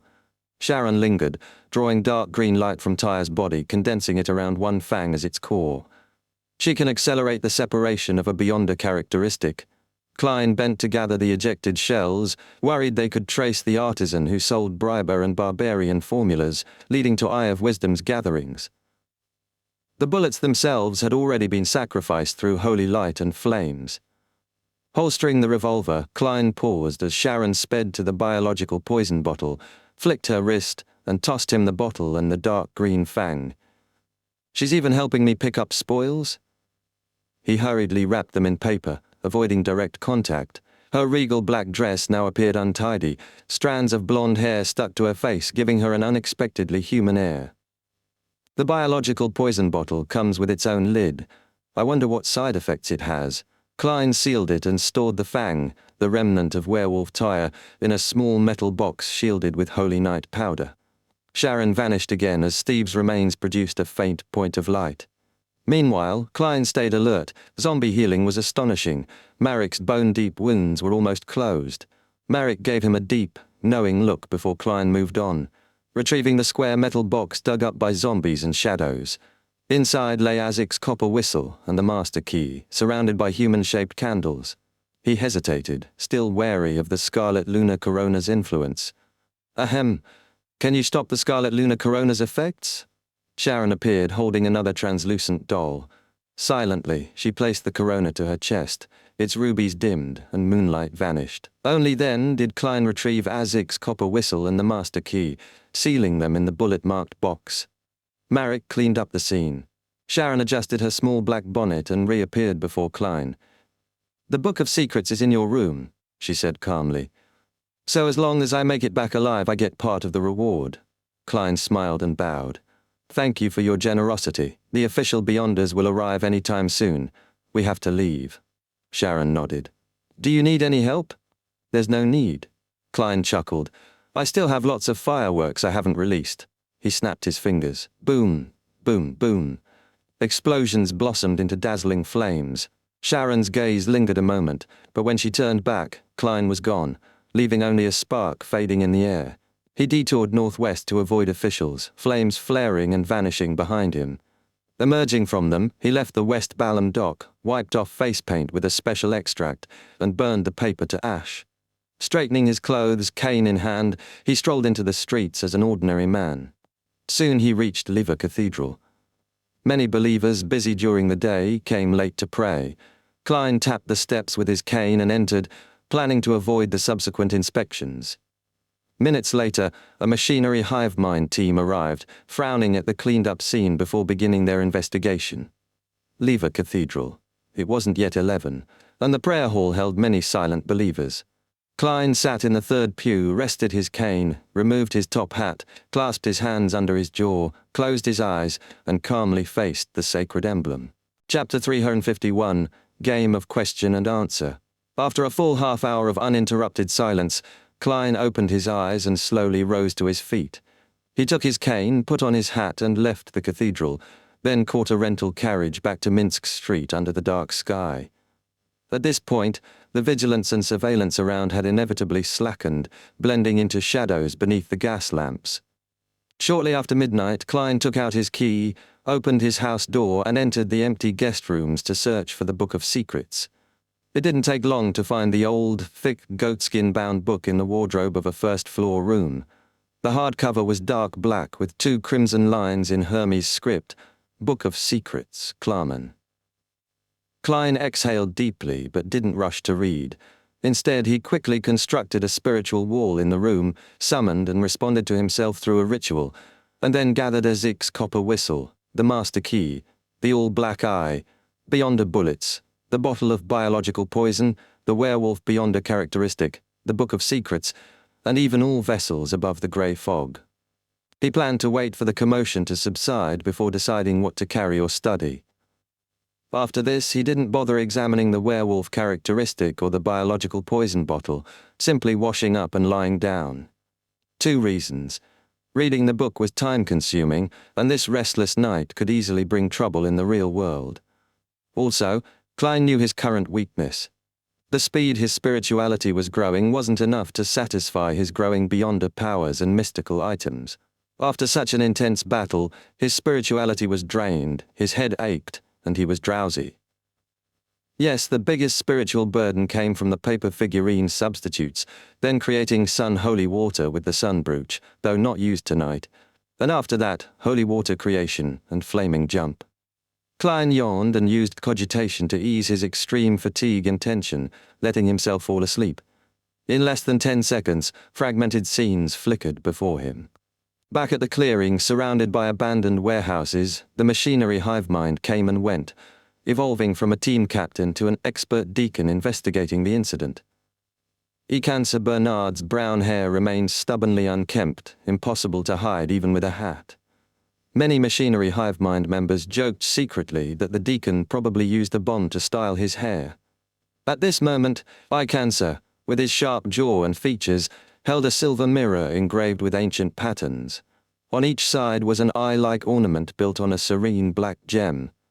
Ikansa surveyed the area and said, "Although the sewer rats are experts at interfering with divination and mediumship and had dealt with the scene effectively, this is a mysterious beyond world, so 100% success is impossible." As he spoke, he touched the mirror's surface thrice with his right hand. After a 2-second pause, he took a deep breath and said in a deep voice, "Respected Herodes, my question is, who were the participants in the incident that just happened here?" The surrounding darkness thickened. The silver mirror's surface rippled with aqueous light. Soon, a scene appeared. Amid rising flames floated a figure in a black double-breasted frock coat and half-top hat. His body distorted, face indistinct and smeared with paint. Flames engulfed his feet. The scene shifted to a middle-aged man in a dark red cloak, his arm ablaze, head hidden in shadow. One scene after another unfolded. A woman in a complicated black regal dress with messy blonde hair, her face completely transparent as if non-existent. Beside her were 2 men covered in black fur, seen only from behind, being pulled by strange arms. Finally, the images settled on blazing fireworks lighting up the sky. In the dreamlike scene, the man in the black frock coat appeared again. Twisting and retracting, he faced forward, pressed his hat to his chest and bowed slightly. His face was extremely blurry and glistened with oil. Just as Ikansa prepared to ask his teammates for opinions, several lines of ancient Faceac text appeared on the mirror's surface. Based on the principle of reciprocity, it's my turn to ask the question. If you answer wrong or lie, you will be punished. The word punishment was blood red, dripping with liquid. Ikansa's face twisted, then turned seriously. The mirror flashed again, displaying a new line. What's your sexual orientation? Ikansa was stunned as all his teammates' gazes fell on him. 6 in the morning. The sky brightened. Sleeping Klein awoke to punctual church bells. Usually, he'd roll over and sleep until nearly 8, but this time he sat up immediately, looking around. "Yeah, I didn't get raided on the pretext of checking my gas meter," he sighed in relief, then without cleaning, took 4 steps counterclockwise to rise above the grey fog. He wanted to study his spoils from last night. Sitting in the fool's seat, Klein started with the simplest item. He picked up the dark green fang, observed it, then conjured pen and paper, writing the divination sentence. Its effects. This didn't mean divination replaced experimentation, but given his possession of the item and his knowledge of prisoner, lunatic and werewolf from Sharon and Marek, he believed he could gain some insights. After reciting, he quickly entered dreamland, witnessing scenes. A vicious wound on werewolf Tyre's stomach, spilled intestines dragged on the ground. He washed it with water, stuffed intestines back, pinched the wound, and it healed. Under a perfect red moon he howled at the sky, black fur growing inch by inch, fangs distinct. He cracked a steel plate with claws. He ran wildly through wilderness, putting distance between himself and pursuing grey wolves. His attendants, glazed-eyed but cold, charged enemies fearlessly. He used bombs and weapons, growing stronger as he lost reason in his rage. Opening his eyes, Klein grasped the werewolf's characteristics and dangers. Tyre, illuminated by the full moon, was unrestrained by desires. After death, he left a strong spiritual mark. Beyonders using this characteristic to craft potions to advance must resist its effects early or risk losing control. The negative effects didn't reach sealed artifact levels. The werewolf Beyonder characteristic could still be used as a main ingredient. That was good. Unfortunately, Zombie Jack's characteristic was swallowed by that strange door. Where did it lead? Could it be recovered? Klein put down the fang, regretful, and picked up the brown translucent biological poison bottle. Repeating the process, he performed dream divination with the statement, its positive and negative effects. In the dream's grey gloom, tragic scenes replayed. Someone fell, scratching, tearing off skin, flesh, bones. Another held his head, eyes unfocused, aura weakening. One vomited, another convulsed before death. Someone laughed uncontrollably, unable to breathe. Some stopped fighting, looked at each other, then hugged and kissed. The scene ended with the brown bottle placed in a cup of water. The liquid inside turned amber and was drunk. The holder weakened, coughed, touched his forehead, scalding. His condition worsened. The dream ended quickly. Klein tapped the table, struggling to interpret. According to Steve, these meant the biological poison bottle emitted poison once the lid was removed, affecting opponents randomly and uncontrollably, even the wielder. The poison was abominable, range couldn't be divined. Soaking it in water and drinking the amber liquid beforehand might prevent poisoning, but how long to soak? Even without opening the lid, bodies would slowly get infected and worsen. What was the exact cutoff time? Klein rubbed his forehead, planning experiments above the grey fog, unsure if the poison worked there. In his current spirit-body state, he wasn't afraid of poison. He'd leave it for now and study in detail later. Turning to the Book of Secrets, goatskin bound, he casually flipped to the first page, a simple pattern title page, no writing. Flipping again, he saw the opening line, "We worship the moon, not the Evernite goddess." Chapter 352, Breakfast. Another statement about only worshipping the moon and not the goddess? Klein's brow furrowed in contemplation, the dim morning light filtering through the curtains of his Minsk Street home, casting soft shadows across the room. The air carried a faint chill, tinged with the scent of fried eggs lingering from breakfast.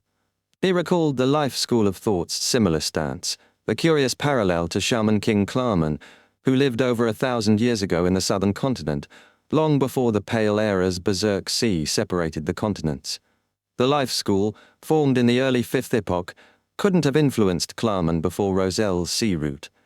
Yet both factions, isolated across continents, revered the moon itself, ignoring the Evernite goddess in near unison. Such a coincidence begged questions. Could a new god have claimed the moon's authority, yet remain obscure? Or did the goddess seize it, leaving primordial moon god followers to persist from the third or fourth epoch, splitting into the Life School and Klarman's group? Klein mused, the Book of Secrets heavy in his hands. Lacking clues, he shelved the thought, the mystery lingering like the fog outside.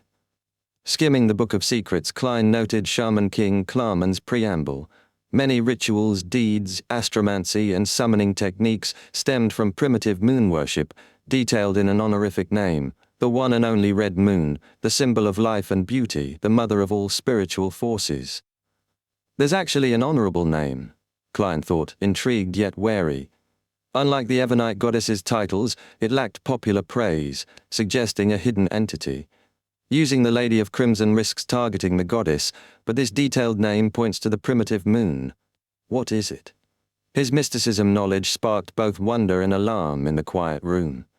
With time short, Klein focused on the book's structure, not its moon rituals, to craft his own deeds and rituals for the King of Yellow and Black. Perhaps I'll build my own mysticism system someday, he dreamed, unwinding his spirit pendulum to confirm the book's authenticity. Satisfied, he delayed divining the werewolf's beyonder characteristic or researching the biological poison bottle, wary of their risks. Returning to the real world, Klein drew the curtains, revealing a pale sun veiled by clouds and fog. "Achoo!" he sneezed, head aching and feverish, realizing he'd caught a cold as a Sequence 7 beyonder. The biological poison bottle's negative effects, weakening and illness, had struck, unblocked by spirituality seals.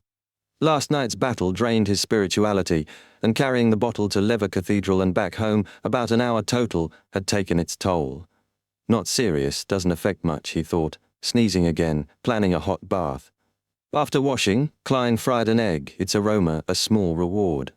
A Shaman King's Book of Secrets, a biological poison bottle rivaling the sun brooch, a Sequence 7 werewolf characteristic. Quite a haul, though I missed the zombies, he tallied. Wincing at the 11 Beyonder bullets used, nearly 100 pounds burned. No wonder Beyonders crave money, he thought, glancing at his pennyworth breakfast. Post-breakfast, Klein read newspapers, sneezing intermittently, tissues piling in his pocket. At 8, the doorbell rang. Mike Joseph, the Daily Observer reporter with blue eyes, thin mustache and rough skin, removed his hat. "Detective Moriarty have time to take the job?" Despite his cold, Klein needed normalcy to avoid suspicion. Smiling, he said, "I'm slightly ill, but that doesn't affect my fighting or shooting skills." Mike grinned. "Thank you for your help. Let's set off now." Detective Moriarty, have you had breakfast? I'll treat you. As your employer, I should be in charge of providing you your meals today. Inviting me to breakfast? Klein paused. I just finished eating, but I suggest you go to East Borough to have breakfast there. That way you can see a lot of things. I'll just need a cup of coffee when we're there. No problem, Mike replied, pointing to the waiting carriage. Klein sized him up. Sir, you'd better change into something a little worse, otherwise there will be lots of work for me. Mike glanced at his tweed coat. This is too eye-catching? It is in East Borough, Klein said, offering workers' clothes. I have some specially prepared clothes. We're about the same size. Mike exclaimed, you really are a professional. Professional criminal? Klein lampooned inwardly. They changed and boarded the carriage to East Borough's outskirts. Achoo! Klein sneezed, folding a tissue into his pocket, no trash can nearby. The food in this coffee shop is okay. Of course, this is relative to the residents of East Borough, he said, pointing to a greasy corner shop he frequented near his one-bedroom apartment. Looks like it's a pretty good restaurant, Mike said, mistaking it for more than a coffee shop. Past 9, the shop was nearly empty, East Borough residents having eaten by 7. Mike ordered stewed beef with potatoes, bread and coffee. Klein chose a window seat, spotting an elderly man from a past encounter, wearing a thick jacket, grizzled hair oily, beard prominent but less pale and tired. He brought me here once, Klein told Mike. You have an interviewee. Carrying his coffee, he approached. Good morning. We meet again. The man looked up, surprised. Mr. Reporter, it's you? Klein laughed dryly, gesturing to Mike. This is my colleague. He wants to do a deeper investigation on my previous interview. Mike nodded, experienced enough not to question Klein's prior reporter ruse. The elderly man blurted, So you really are a reporter, but that doesn't stop you from being a kind-hearted person. Klein smiled. How have you been recently? The man sipped cheap tea. Thanks to your help, I finally had a good night's sleep and ate my fill, so I wasn't that weak. My original plan was to go back to my original job, making shoes, but they didn't want me. They said my hands shook. He chuckled, skipping details. Later, I went down to the docks and found some work. It was tiring, but at least I made money. I've already rented a spot in someone's house for only 6.5 pence a week. Of course, I can only sleep there at night. Well, that's how working at the dock is like. I went early today and ate nothing. I raised my hand and shouted my name and the supervisor's name, but I wasn't chosen, so I had to come back here. Fortunately, there's still a chance in the afternoon.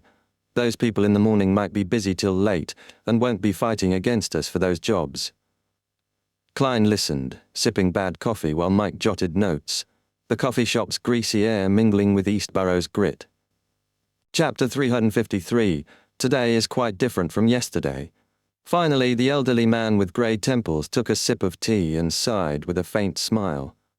In truth, this is already much better than my previous situation, and much better than many people here. For example, he pointed toward the window where a group of tramps huddled in a filthy corner, sheltered from the wind. Men and women of all ages lay on the ground, possibly never waking again in the cold late autumn. Klein's eyes caught an old woman in her 60s walking slowly by the street. Her dress was worn but neat, hair trimmed, her face carrying the usual tramp's wariness, but she kept apart from the group, occasionally gazing numbly at the coffee shop. She's also pitiful, the former tramp who had eaten the black bread said with a sigh. She once led a good life. Her husband was a grain merchant, and they had a spirited child, but he went bankrupt and both husband and child died soon after. She's different from us, you can tell at a glance, sigh. She won't hold on much longer unless she's lucky enough to get into the workhouse every time. Mike's expression darkened. He sighed and said quietly, I want to interview her. Can you invite her here? She can eat and drink whatever she wants. The man looked at Klein and Mike as if confirming they were truly colleagues. Yes, I'm sure she'd like that. He finished his tea, stood, and walked out. Soon the pale old woman entered, her face slightly brightened by the warmth of the coffee shop, but trembling as if shedding the cold bit by bit. Even after sitting, it took a minute before she warmed. "You can order whatever you want. This is your reward for this interview," Klein said on Mike's behalf. Mike nodded. The woman modestly ordered toast, cheap cream, and coffee. She smiled faintly. "I heard one shouldn't eat greasy food after not eating for a while." Very polite, very restrained, not like a tramp at all. Klein sighed silently. Before the food arrived, Mike asked casually, "Can you talk about how you became a tramp?" The woman's face softened with bitter reminiscence. "My husband was a grain merchant who bought grain from farmers, but we went bankrupt quickly after the Grain Act was repealed. He wasn't young. After the setback, his health collapsed, and he passed away. My child was a bright young man learning business from his father. He couldn't bear the blow and jumped into the Tussock River on a moonless night. His first attempt failed. He was sent to the magistrate's court. The police and judges were impatient, felt he was wasting their time. If you want to commit suicide, please do it quietly and successfully. Don't trouble us." That was probably what they wanted to say, but too direct. My child was imprisoned. Not long after, he succeeded on the second attempt.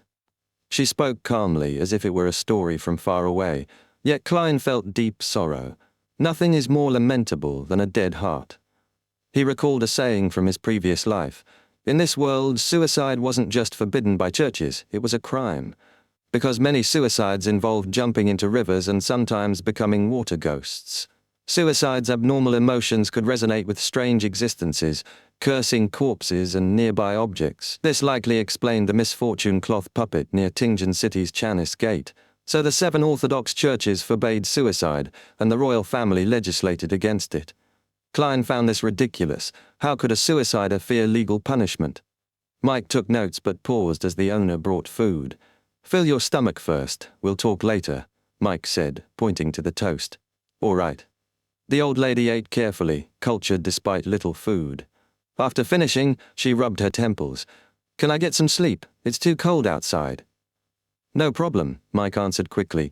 She thanked him several times, then curled up and fell asleep. Mike looked at the man beside him. "You seem familiar with this place. I want to hire you as a guide. How's 3 soldi for the day? Sorry, forgot to ask your name." No, that's too much. I usually earn 1 soldi a day at the dock. Call me Old Cola." Mike smiled, "Then 2 soldi a day. You deserve it." Klein blew into a tissue and was about to sip coffee when he noticed something wrong. He looked at the sleeping old lady. Her rosy face had turned pale again, her aura and moods gone. Klein stood and checked her breathing. Mike and Cola watched in surprise. "She's dead." Mike was speechless. Cola tapped his chest thrice, smiled bitterly. "I knew she wouldn't hold on long. This happens every day in East Borough. At least she filled her stomach and died in a warm place. I hope the same for me." Klein was silent, then said, "Cola, go get the police." "All right." Cola tapped his chest thrice again and ran out. The boss glanced over but stayed seated, uninterested. After a while, a policeman in black and white checkered uniform with baton and revolver entered. He questioned Mike and Klein, then waved his hand. "That's all. You can leave after I get someone to collect the corpse." "That's it?" Mike blurted, surprised. He wasn't familiar with East Borough. The policeman sneered. "Such incidents happen daily in East Borough." He eyed Klein and Mike. "You don't look local. Who are you? What's your identity?" Mike showed his press ID. Klein said he was a private detective protecting Mike. The policeman's face grew serious. "I suspect you're carrying an illegal gun. I want to search your belongings. Cooperate, or it's resisting arrest." Mike looked worried. Private detectives often had illegal firearms. Klein, expressionless, spread his hands. "All right." The search found nothing. After the corpse was taken away, the policeman left disappointed. Mike slammed the table. "A living person just died here, yet all he cares about is illegal guns." He turned to Klein. "You didn't bring a gun." Klein pulled his revolver from under the table, calmly said, "As a detective, I know this area well." As a magician, he could place the revolver where no one noticed. Besides, he hadn't bought ordinary bullets. The Beyonder bullets were left above the grey fog. His revolver was empty, but that didn't stop him shooting. He just mimed a bang with his mouth. Old Cola whispered, "So you're a detective?" Klein pointed at Mike. I was entrusted with a mission by this gentleman last time as well. Mike didn't refute. After silence, he said, though I've investigated gangs and the miserable lives of some prostitutes, I'm not familiar with Eastborough. Help me see if this investigation plan has problems. He took out papers and spread them on the table. Klein glanced. Interviews with Eastborough residents of different ages? Too troublesome. Let's divide by location. In better apartments, 5 or 6 people squeeze into one room. Others stay in sheltered street corners, park benches, bars, at workhouses. They can also be segregated by work start and rest times. Mike nodded thoughtfully. Not bad. What do you think, Kohler? Old Kohler pinched his nose. I can't read, but whatever Mr. Detective says seems all right. Mike changed his plan. Then let's go to a nearby apartment and make a random selection. Chapter 354, Tales of an Adventure in Eastborough. In Backlands Eastborough, at a busy intersection, Mike Joseph, a senior journalist new to the area, noticed several pitiful-looking children dressed in rags. Feeling sympathy, he wiped his mouth with a handkerchief and moved to give them some pennies. However, his gesture was abruptly stopped by Old Kohler, a former tramp and local guide. They're thieves, Old Kohler warned sternly. Mike, surprised, questioned, Thieves? What about their parents, or are they controlled by the gangs? Although Mike had never been to Eastborough before, he had heard rumors about gangs exploiting street children for stealing and begging. Old Kohler sighed and replied, Parents? They either don't have parents, or their parents were thieves, or might still be thieves. Of course, Mr. Reporter, you're right. Many of them are under the control of gangs. I heard that gangs teach these children how to steal. For example, they hang a gentleman's coat on a wall, put a handkerchief in the pocket, and hang a pocket watch outside it. The children practice stealing the handkerchief without shaking the pocket watch. This is what I heard from others while I was homeless and at the workhouse. He babbled on. I remember the youngest thief ever caught on this street was only 6 years old. Sigh, 6 years old. He took out a cigarette, but instead of lighting it, he just sniffed it, lost in painful memories of a child lost to disease. Mike was stunned at the mention of 6 years old. Klein, quietly listening, sighed deeply. This is Eastborough, Klein said, looking around carefully before composing himself. This place is closer to a jungle than human society. Our interview has to be treated as an adventure. You must learn how to avoid the territories of dangerous creatures, but also those little things that don't seem harmful, like mosquitoes in the jungle. He warned Mike, if you expose the thickness of your wallet to those kids, even if you protect it well and they don't steal it, robbery is destined later during the adventure. If you dare resist, then maybe there will be one more body floating in the Tussock River tomorrow morning. Old Kohler agreed. You're absolutely right, Mr. Detective. There are so many people in Eastborough, and no one notices the few missing people every day. Mike listened closely for a moment, then suddenly stated, 135 million. Klein, hoarse from a cold, asked, Huh? That's a preliminary estimate of Eastborough's population, Mike explained, but I know there's definitely more than that. Old Kohler was startled. Though familiar with Eastborough's residents, he had never expected such a large population. Klein compared it mentally to Tingen's city. The number was several times larger. Looking at the nearby intersection, Klein asked, which way should we go next? Old Kohler warned, definitely not straight. That area is controlled by the Zamanga gang. They're vicious and unreasonable. If they see reporters doing interviews, they'll beat us up. Klein's mind immediately recalled the Zamanga gang as the brainless gang that had caused him to lose £10,000. Though he barely remembered the executioner's name, he recalled the price eventually exchanged for potion formulas, the all-black eye, and the Intis ambassador's life.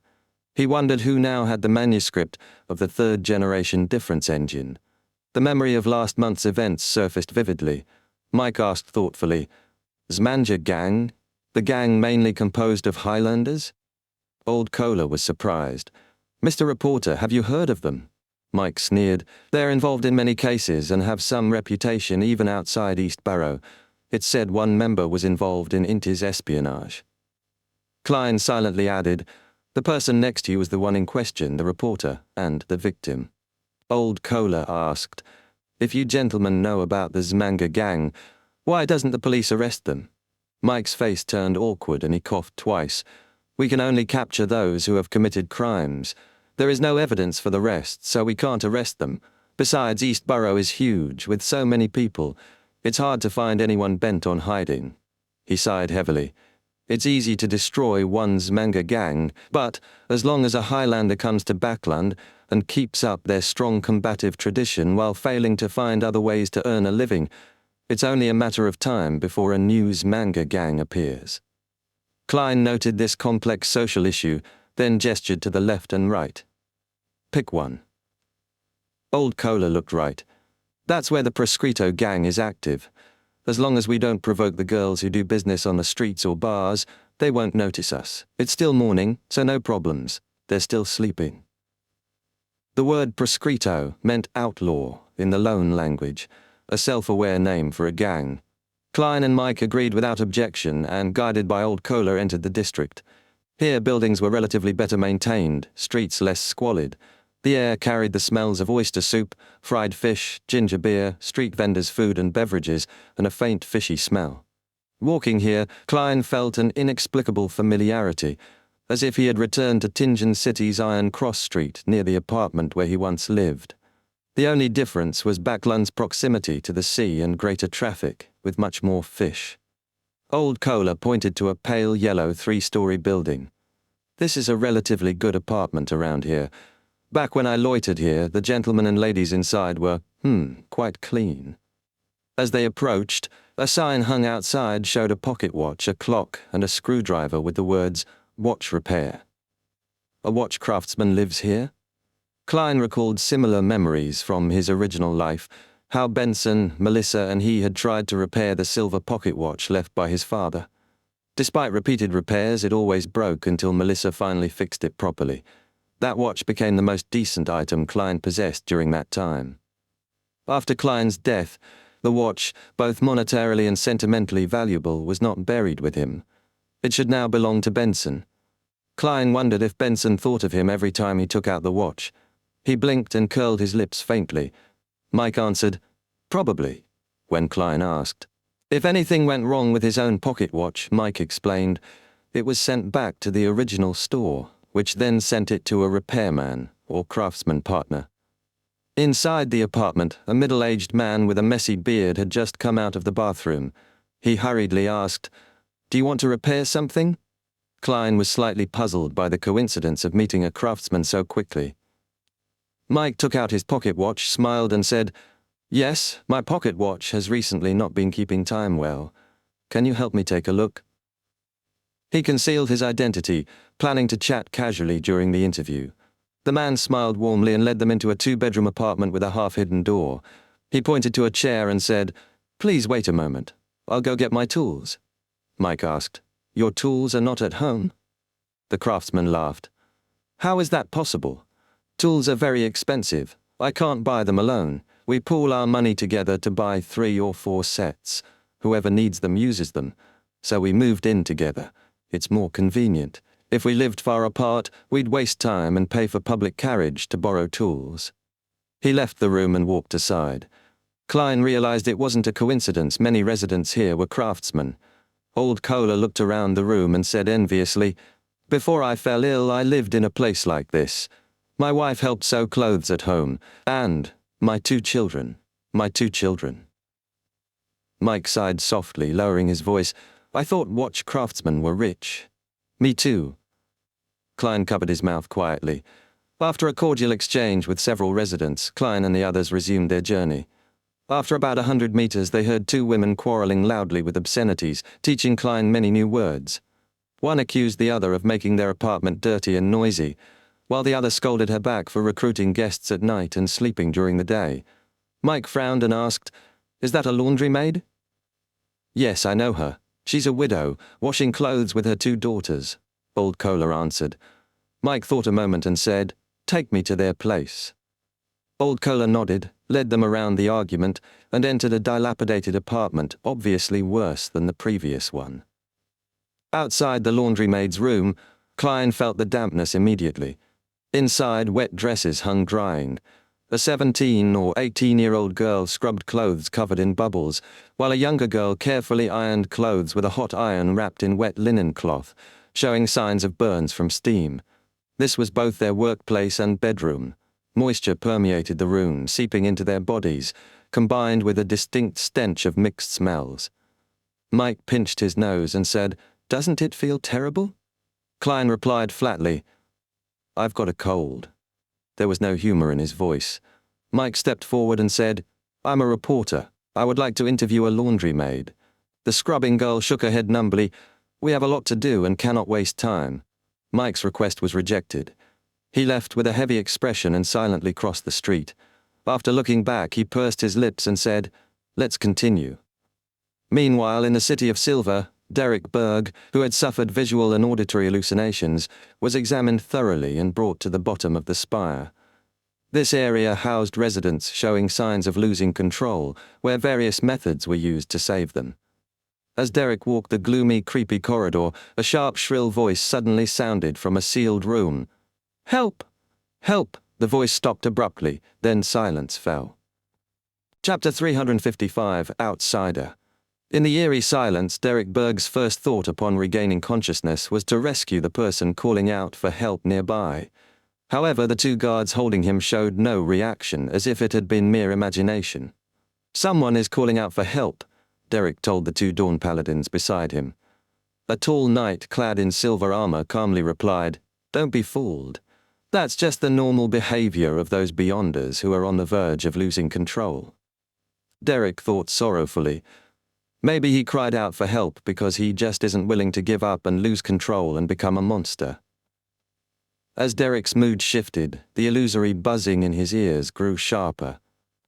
After a few silent steps, the Dawn Paladin pointed to a door on the left and said, "You will be staying here for the time being. We will bring you your food and medicine on time." He pulled out an iron-black bottle crafted from remnants of black-faced grass, the City of Silver's staple food. When in contact with liquid, the bottle produced a thin film that waterproofed and sealed it. Derek drank the liquid and felt a cool sensation slide down his esophagus into his stomach. Instantly, the hallucinations and swaying scenes before his eyes stabilized, and the buzzing in his ears weakened. Creak! The heavy iron door closed and locked him inside a sparse room. Derek saw a candle flickering faintly, a low bed, a chair, and a square table. The walls and door were engraved with complicated, mysterious symbols and labels forming a complete seal.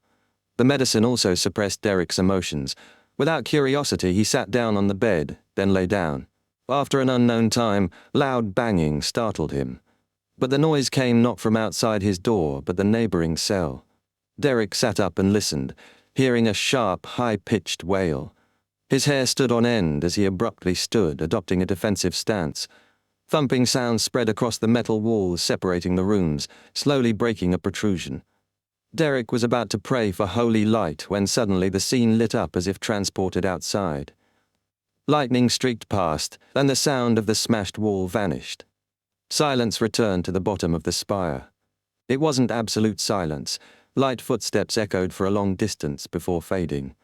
Wondering what happened to the neighboring Beyonder, Derek then heard tapping on the metal wall beside him. Tack! Tack! Tack! It sounded like someone bending a finger, tapping lightly. "Who is it?" Derek asked, voice tense. The knocking stopped. After a few seconds, a deep yet old voice faintly replied, "So it turns out to be a young fellow." "You are?" Derek asked, pressing his ear to the cold metal, surprised the other could communicate. The elderly voice chuckled. "The person next to you almost lost control several times. He ultimately couldn't be saved today." "He completely lost control?" Derek asked. "So he's become a monster now?" "No, not a monster, but a corpse. He was finished off by the item sealed in here." The voice sighed. "I've been here for 42 years. Yes, those guards told me they've seen too many similar incidents." Derek was surprised. "You've been here for 42 years. Normally, losing control has 3 stages. First, warning signs like auditory and visual hallucinations. Second, the body and mind lose control, showing terrifying or strange states. Third, a complete breakdown, transforming the rampager into a terrifying monster. The progression from second to third stage is quick. After discovering symptoms, an ordinary Beyonder can turn into a monster found deep in darkness. After a second stage Beyonder arrives at the spire's bottom, treatment with medicine and rituals either stabilizes them, allowing them to leave within 18 months, or they lose control quickly and are purged. No one stays locked up for 42 years. First stage Beyonders take only days to weeks to be fully treated. The elderly voice chuckled. That's right. I also didn't expect to stay here for 42 years. I don't have any signs of losing control, but they believe I'm rather dangerous and can turn into a monster at any time. Derek frowned. What happened 42 years ago? At that time, Derek's parents hadn't been born. The voice paused, then said, I was once captain of an exploratory team. We found a destroyed city about half a month away from the City of Silver. Heh, that's based on our speed. That city was similar to our City of Silver.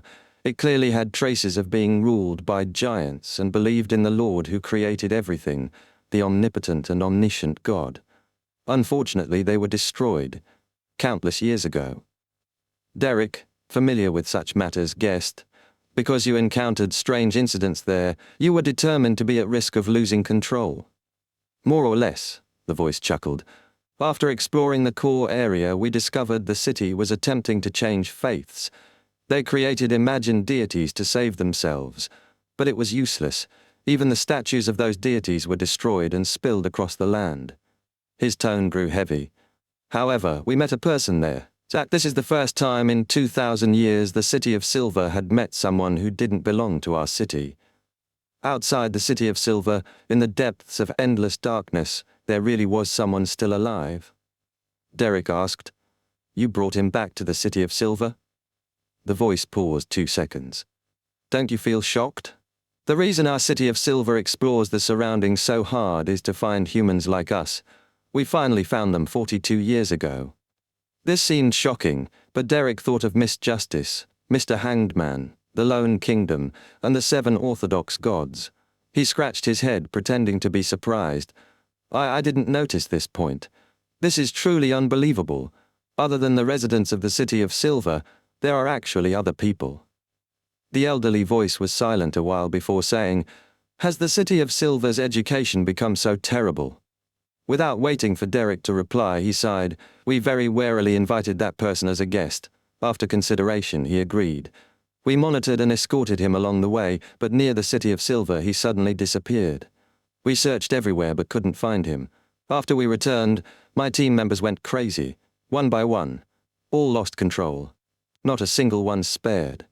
The 6-member council suspected contamination and believed the person was not human but an evil spirit or monster. So they locked me up here. They come to check on me occasionally but never tell me what the problem is or let me out. Derek exhaled heavily. Do you remember what that man looked like?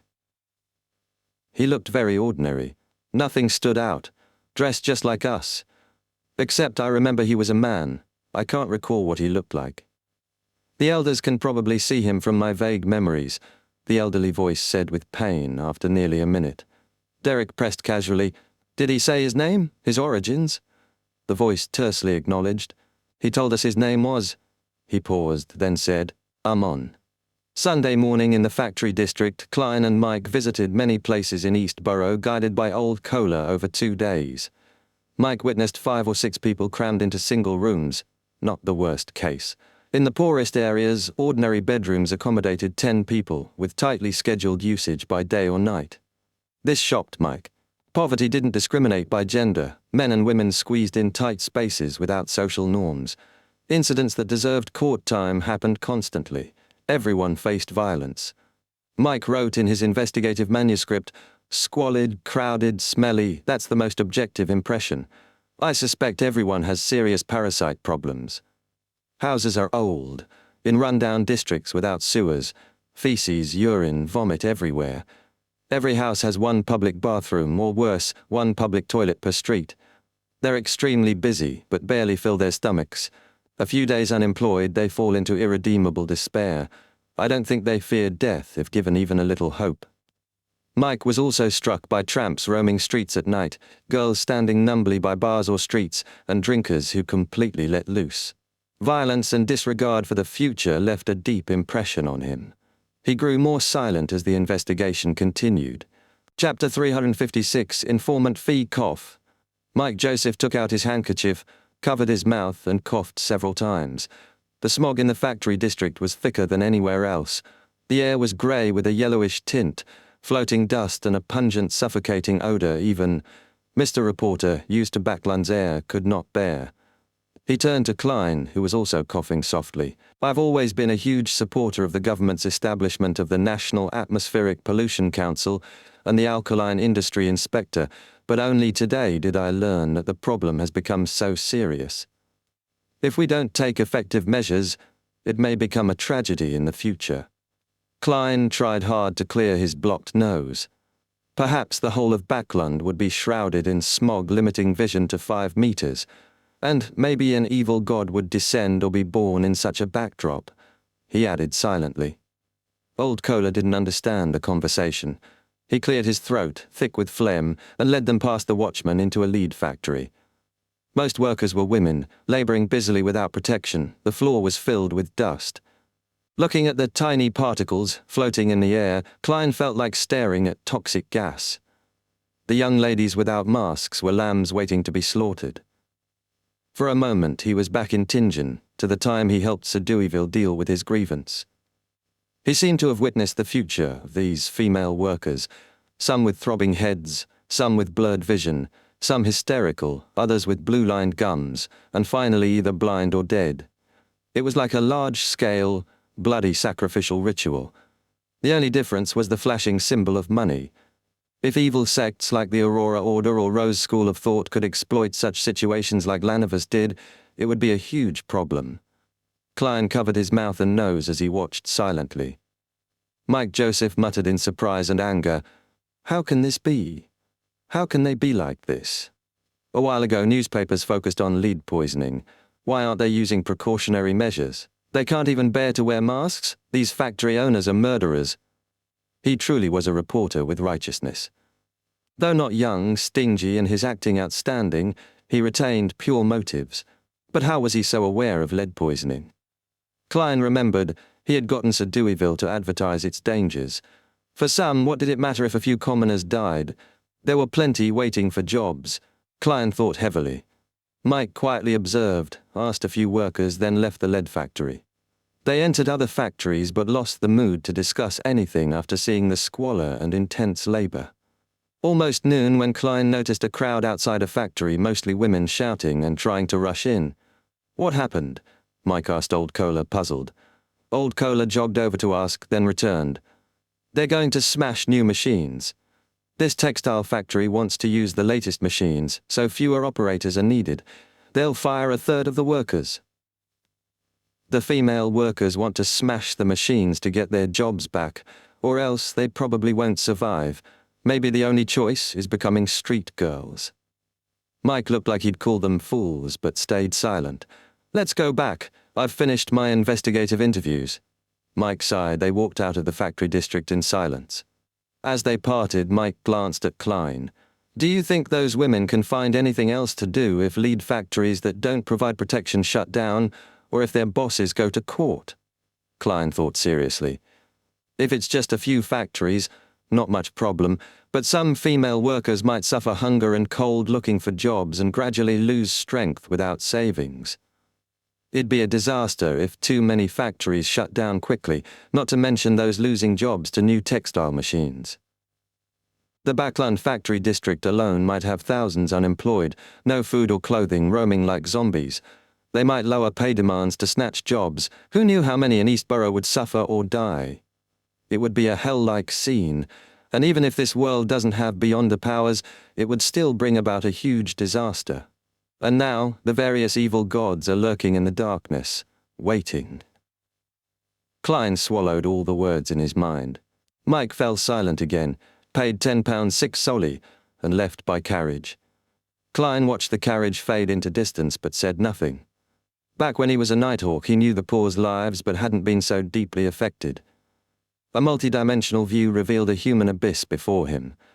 Eastborough brimmed with hidden dangers and tinder-like threats. If careless, a cult could ignite it. Klein pondered seconds, then said, "Kohler, I'd like to ask you to help me keep an eye on the situation in East Barrow. Oh, only when you're not bogged down by work.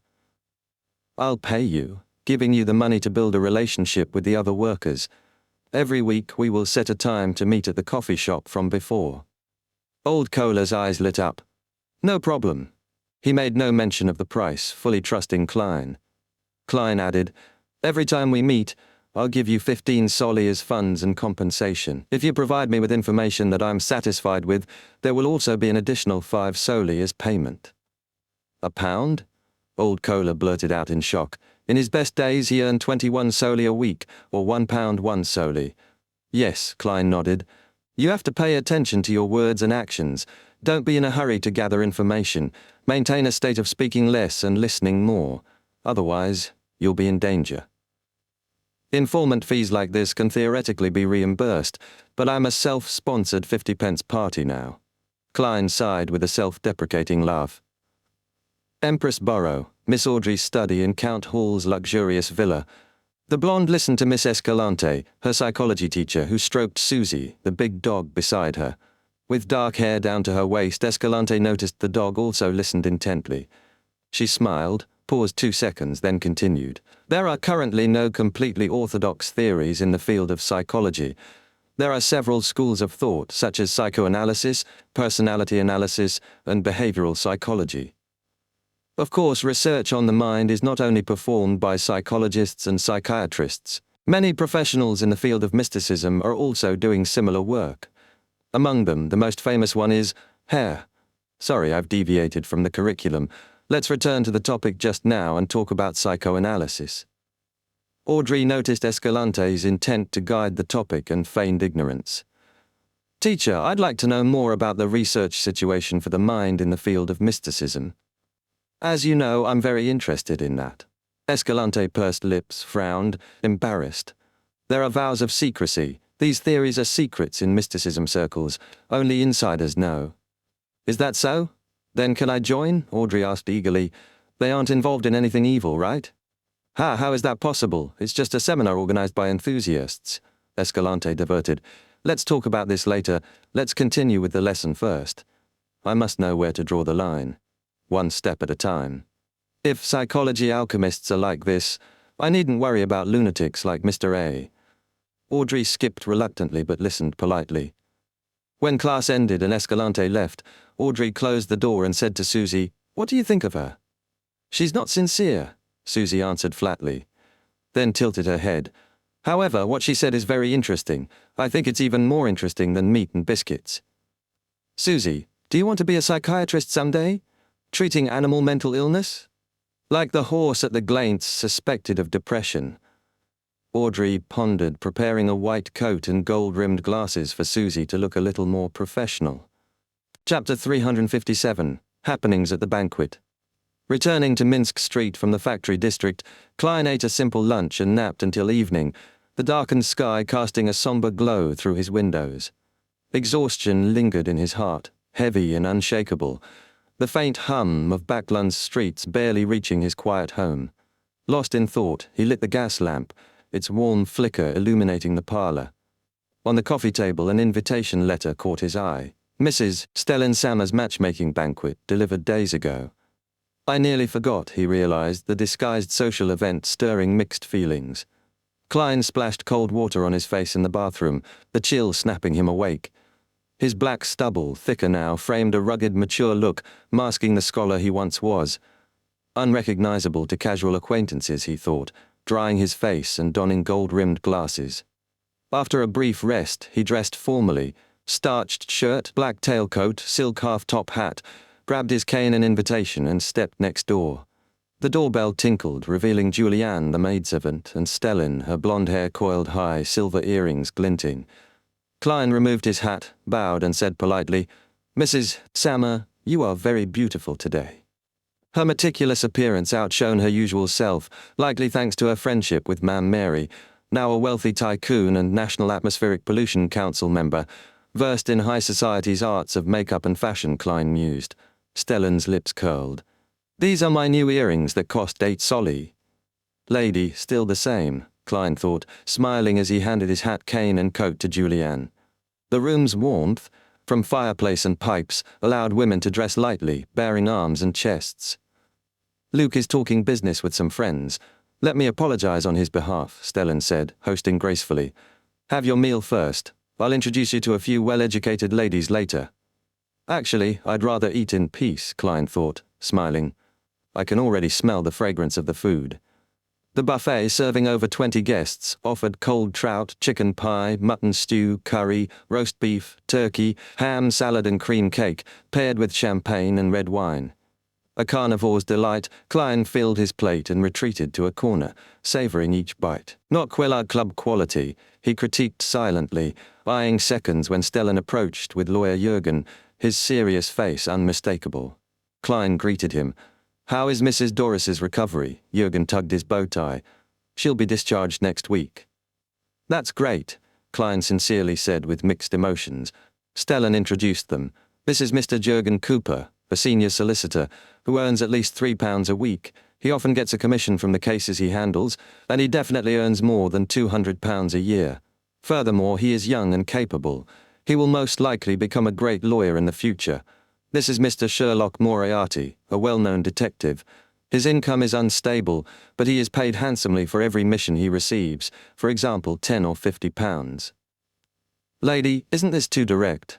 Klein couldn't help but silently lampoon. Jürgen, who was standing beside him, evidently frowned. Stellan continued, unfazed. Miss Sarah Taylor. Her parents are teachers at a grammar school. Miss Angelina Watson. Her father is a civil servant at the Backlund Police Department. Klein greeted each lady numbly. Jürgen interjected, Mrs. Sammer, it's impolite to mention the income of others in front of others. Stellan replied earnestly, No, it's very important. If you end up liking each other and decide to start a family, then income is essential. Think about it, there must be meat, vegetables, fruits, milk, white bread, butter, cream and other foods every day. It costs at least £1.05 a week on food alone, not to mention the alcohol. In addition, to rent a better house is nearly £1 a week. Yes, there's also the need to purchase water, gas, charcoal, soap, and the like. One still needs to consider transportation expenses. This adds up to about 10 soldi. That is just the most fundamental expenses. Are you not bringing your wife to a musical concert or to go watch a play? Don't you need to get new clothes every year? Ladies, I believe that a family must spend at least £30 a year on it in order to be considered to be living a decent life. In addition, there is the salary of the maid, the cost of education for any children, the emergency money that's needed to be set aside for medical treatment, as well as the expenditure of some necessary decorations. Only with an income of more than £200 a year can those needs be met. Only then can a happy family be achieved. Thus, in order to not delay everyone's time or cause any misunderstandings, I believe it is necessary to include this in the introduction. Jürgen, speechless, maintained his stern look. Big-hearted, but tactless, Klein thought, smiling.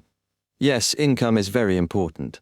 Only with an income of more than £400 a year can one host a dinner at this level. Only with that much can one afford to have his wife be dressed in beautiful dresses and exquisite earrings. Stellan's chin lifted. £430. I mean that there must be some savings each year to prevent any accidents or to have spare cash to invest into stocks or bonds. Her husband's income, Klein noted. Stellan left, and Klein sensed the lady's preference for Jürgen's stable career over his detective work, his rugged beard adding to their hesitance. After brief chatter, he excused himself, eating in a corner while watching Jürgen's awkward exchanges. His lawyerly eloquence vanished. The Sammer children ran past, stopping to ask, Mr. Moriarty, we heard that you're a detective? Klein nodded, smiling. The girl asked innocently, Can you tell us about the cases you've cracked? Her brother nodded eagerly.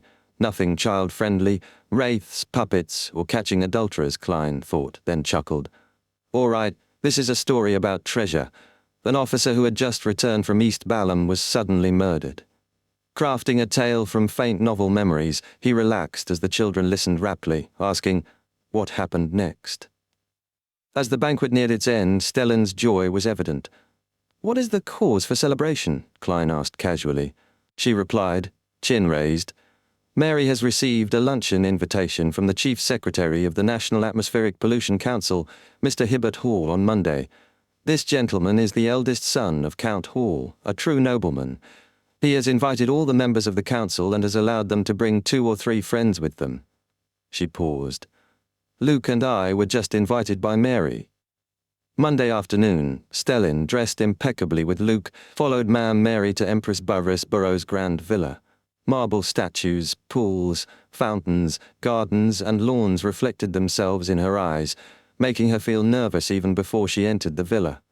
"Luke, does my necklace not match my dress?" she asked, tilting her head. Luke laughed. "Darling, you're too nervous. You don't have to worry about that. The nobles only live in a place that's slightly bigger than ours and eat a little better. We aren't lacking in any way." Stellin nodded, reassured. Inside, crystal chandeliers and a vast hall gleamed, plates brimming with foie gras, baked lobster and Almere wine. It's exactly the same as the magazine's description, she thought, eyeing the misty champagne, a luxury beyond her holiday budget. A blonde girl in a beige palace dress approached, green eyes sparkling, emerald earrings glinting, her elegance angelic. Stellin, despite her pride, felt inferior, greeting clumsily, "Hello." The girl replied gracefully, "Hello." Later, on the balcony to calm herself, Stellin saw the girl with a golden retriever by her rose-ribboned shoes. "It's so cute," Stellin ventured. The girl smiled faintly. "Let me thank you on Susie's behalf for your praise." Stellin, inspired, asked, "I heard that the nobles rear a lot of hunting hounds. Is this one of them?" The girl nodded. "Yes." Stellin smiled. "May I know how much money is needed to buy one?" The girl glanced at the retriever. £450. Chapter 358, The Son's Worry. In a luxurious carriage leaving Count Hall's villa, Luke chatted with Ma'am Mary about the influential guests they had just entertained. Officials like Sir Durs Shaw, chairman of the National Atmospheric Pollution Council, and Mr. Cave, an MP involved in crafting the Anti-Pollution Act. Their presence highlighted how critical public opinion had become in the coal and charcoal industry's fight over future market control. They will certainly not be stingy with their money and will certainly lobby the heavyweight members of Parliament to interfere with our investigation. We must have a clear solution, just like what Mr. Hibbert Hall said. We need to take hold of public opinion and let the newspapers and magazines repeat the horrors of smoke pollution. Luke, the senior manager at Coyman Mary's key assistant, noticed something was wrong. "Stellin, what happened?" His wife snapped out of a daze, forcing a smile. "Nothing. I'm just a little tired." "That's right. You must be extremely tense seeing so many important figures. Exhaustion is a very normal thing. Actually, it's the same for me." He smiled warmly, but Stellin didn't respond. Her gaze drifted to the park outside, ears still ringing from the noble girl's offhand comment, £450. A trained hound is priced between £450 and £700. Far away in the city of silver at the bottom of the spire, Derek Berg sat quietly in his cell. His mental state had stabilized after regular medication and meals, and the hallucinations were gone. "I'll be able to leave in a day or two. But staying locked up like this for long is still unbearable. That former captain in the next cell has lasted 42 years. I would have gone mad. But those tales of exploration and monsters, they're both terrifying and fascinating." He stared at the dying candle, awaiting his next meal and the coming of true darkness. Then the familiar grey fog swirled forth. The fool's deep voice echoed in his mind, "Prepare for the gathering." The vision passed, and Derek instinctively counted his heartbeats, then remembered he no longer needed to hide. But a question surfaced. Would being pulled above the grey fog be detected while inside this spire's seal? That seal was made by mystical items that had protected the City of Silver for centuries. Before he could decide, dark red light engulfed him and dragged him into silence. Not even his own breathing made a sound. Tap. A knock from the cell beside him, the signal the two used to speak. Tap. Then silence. The third tap never came. After a long pause, another hesitant knock sounded. Then, nothing. Audrey, having finished her luncheon and piano practice, returned to her room. On her way, she passed her father's study and spotted a thick stack of papers. Those weren't there before. Curious, Audrey slowed down and winked at Susie. Susie, trained in spectator behavior, padded into the study, reared up, and scanned the page. Survey of living conditions at all levels in East Borough, the dock area, and the factory district. Audrey, what do those words mean? Why would Dad have this? I never mentioned anything, Audrey wondered. Was it commissioned by the church? There's the sacred emblem. Perhaps they asked Father as a believer to support the cause? She looked around. Seeing no servants nearby, she entered the study. It was indeed as Susie had said, a typewritten document by reporter Mike Joseph, stamped with the goddess's emblem. As she flipped through, she saw others had done fieldwork too, covering cults and gang-linked beyonders. Phew. She glanced at the clock. It was nearly 3. She restored the document, grabbed a book as cover, and exited. At the stroke of 3, as the chimes echoed, Audrey appeared beside the ancient long table above the fog. She stood, smiled, and curtsied. "Good afternoon, Mr. Fool." The fool nodded lightly. She then greeted the hanged man, the world, and others, quickly noticing the son's unease. "What are you worried about?" she asked gently. Klein, who had already tidied the table, Isaac's copper whistle, poison bottle, numinous episcopate whistle, and more all hidden beneath thick fog, was grateful for her timing. Now only the Dark Emperor card remained visible. Derek didn't hold back. He described how he had faked being unwell to avoid his duties, been locked away under observation, and now worried. "Honorable Mr. Fool, will that mystical item detect my participation in the Tarot Club?" "How would I know? I don't even know what it is," Klein thought. But seeing no invasion attempts from powerful forces like the True Creator or the Eternal Blazing Sun, he calmly tapped the table. Generally speaking, it wouldn't make any discoveries. But some mystical items possess special effects. Derek exhaled in relief. "I'm not sure of its special effects either. It's one of the City of Silver's top secrets." Suddenly, he remembered something else and blurted, "Have any of you heard of a person named Ammon?" Klein paused. The name was familiar. He didn't speak, instead glancing at the hanged man, who he knew would have more context. Audrey followed his lead, looking at Alger. She, too, remembered the name from him. Four stared blankly. Everything they discussed here seemed beyond her grasp. Alger frowned. "You ran into a man who called himself Ammon while exploring around the City of Silver? Or perhaps you discovered related records?" Derek nodded. "Yes, 42 years ago, an exploratory team encountered a man claiming to be Ammon in the depths of the darkness. After they returned, they lost control one after another. Only one of them survived, and he's in the cell next to me." "Maybe he went mad too, and that was just a figment of his imagination," Fours offered, drawing on her novelist's instincts. Alger glanced at the fool, who remained expressionless. Emboldened, he said, "Imagination is a possibility, but one shouldn't imagine the name Ammon for no reason." He turned to the sun. "In the Fourth Epoch, about 1500 years ago in the kingdom we live in, there was a family with strange powers. They belonged to the Tudor dynasty, and their surname was Ammon. Even in an era with numerous high-sequence beyonders, the surname of the clan was taboo." Chapter 359, The Blasphemer Justice. Audrey asked instead of the sun, "Why?" The hanged man didn't answer her directly, but continued, "Abraham, Antigonus, Ammon, Jacob, and Tamara are the 5 great families that supported the establishment of the Tudor dynasty, second only to the Blood Emperor. Among them, the Ammon family is the most mysterious. They left behind the least history, seemingly distorted or erased by some kind of power. There's a piece of information from the King of the 5 Seas, Nast.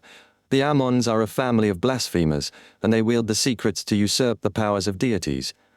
Also, the Ammon family call themselves the descendants of the ancient sun god." Derek Berg was confused. In the myths he knew, there was no sun god. Among the 8 ancient deities, giant King Ormir, dragon of imagination Anki Welt, mutated King Fastir, elf King Soniathrim, king of demonic wolves Phlegrea, vampire ancestor Lilith, phoenix ancestor Gregrace, and devil monarch Farbauti, none represented the sun. If I had to make a connection, then perhaps the omnipotent god who created everything wielded sun powers. Could the Ammon family be his descendants? Noticing Sun's silence, Alger stroked his chin and said, "The Ammon family existed 1 to 2,000 years ago. It's almost ancient history. I'm very curious, why did the gentleman you met appear near the City of Silver? What's his goal? Right, why did he fail to fulfill his promise of visiting as a guest? Why did he vanish and leave the entire team in chaos except the captain? What was he looking for? If he's the Lord's descendant, could he be trying to uncover the ancient cataclysm and the truth of the curse, just like me? Derek's thoughts spiraled. After a pause, he shook his head. Mr. Hanged Man, I'm unable to answer your question. I'm also trying to figure out this matter. Alger looked a little disappointed. Try to communicate more with the former captain in your neighboring cell. See if you can dig up more information. Then he warned, but be careful. I think that person is very dangerous. Very dangerous? You think so too? Derek was surprised. The 6-member council elders also thought so. The Hanged Man looked up at the dome and sighed. Those who don't think so are the ones without sound minds. He added, he's the only surviving member of the team. That alone is suspicious. He's been in the dungeon facing rampages for 42 years, yet he remains lucid and rational. That's odd. Add in the connection to Amon, and the danger becomes obvious. These were thoughts Derek had before but hadn't pieced together. Enlightened, he said sincerely, I understand. Thank you, Mr. Hanged Man. Audrey, observing closely, resisted the urge to facepalm. The son is even more naive than I was. Seeing that everyone's curiosity was satisfied, she turned to the end of the long bronze table with a smile. Mr. Fool, I request a private exchange. Again, Klein was amused. Sure. Rather than isolating himself and Audrey, he simply shielded the senses of the others, worried they'd chat out of boredom and expose the world as a mere repeater. Audrey smiled. Mr. Fool, I have another 3 new pages of Roselle's diary. After the card of blasphemy was stolen by the Fool's adorer, she hadn't avoided the Royal Museum. Instead, she requested another visit through her father and got the chance to read more pages. She believed that acting naturally was the best way to avoid suspicion. Feeling guilty would only draw attention. I understand that this isn't a matter that requires a private exchange, but I wish to keep this from Miss Magician for a week or two. That way, even if she knows that you need Roselle's diary in the future, she wouldn't suspect that I'm justice. She had seen Fours and Shio midweek, and during the conversation mentioned that Susie had chewed the diary, making it unreadable. She had also simulated Fours' likely thought process. Wait, that diary Mr. Fool needs, Miss Audrey had one that got chewed up? Isn't that a little too convenient? To avoid this suspicion, Audrey wanted a brief delay before revealing anything. As a telepathist, she had learned to guide others without acting abrupt or illogical. Only when her actions were subtle and reasonable would they go unnoticed. Subtle and reasonable were the 2 most important keywords. She had returned to read the notebook again precisely to avoid any inconsistencies. She truly is worthy of being a telepathist. She's realized Miss Magician is one of the people she recommended. Klein smiled faintly. What do you want to exchange those 3 pages for? Now that he had the Book of Secrets, Klein was confident. In mysticism, he lacked little, and even the deity's secrets or sequences weren't beyond his understanding. We will still be friends if you don't talk about the psychiatrist formula, he lampooned inwardly. Audrey hesitated just a moment. Mr. Fool, I wish to ask one question. Why is it said that the cards of blasphemy hide the profound secrets of the deities? Great question. Klein smiled secretly. Giving her a look to puzzle it out herself, he replied calmly, Sequence 0, Dark Emperor. Sequence 0? There's still a Sequence 0? Audrey was stunned. Is that a sequence representing a god? The Dark Emperor is a god? Excitement filled her. She took a deep breath and conjured the diary pages. Klein took them, skimmed quickly, and confirmed they were new. 23rd February 1143. I've transmigrated to this world for more than a week. I have to write something down and describe the things I have encountered, or I feel like I'll go crazy. Heh, if I write it in simplified Chinese, I'm sure that no one will be able to decipher it. This world uses alphabetical words. I am now Roselle Gustave, but I'll never forget my real name. Huang Tao. I don't know how I transmigrated either.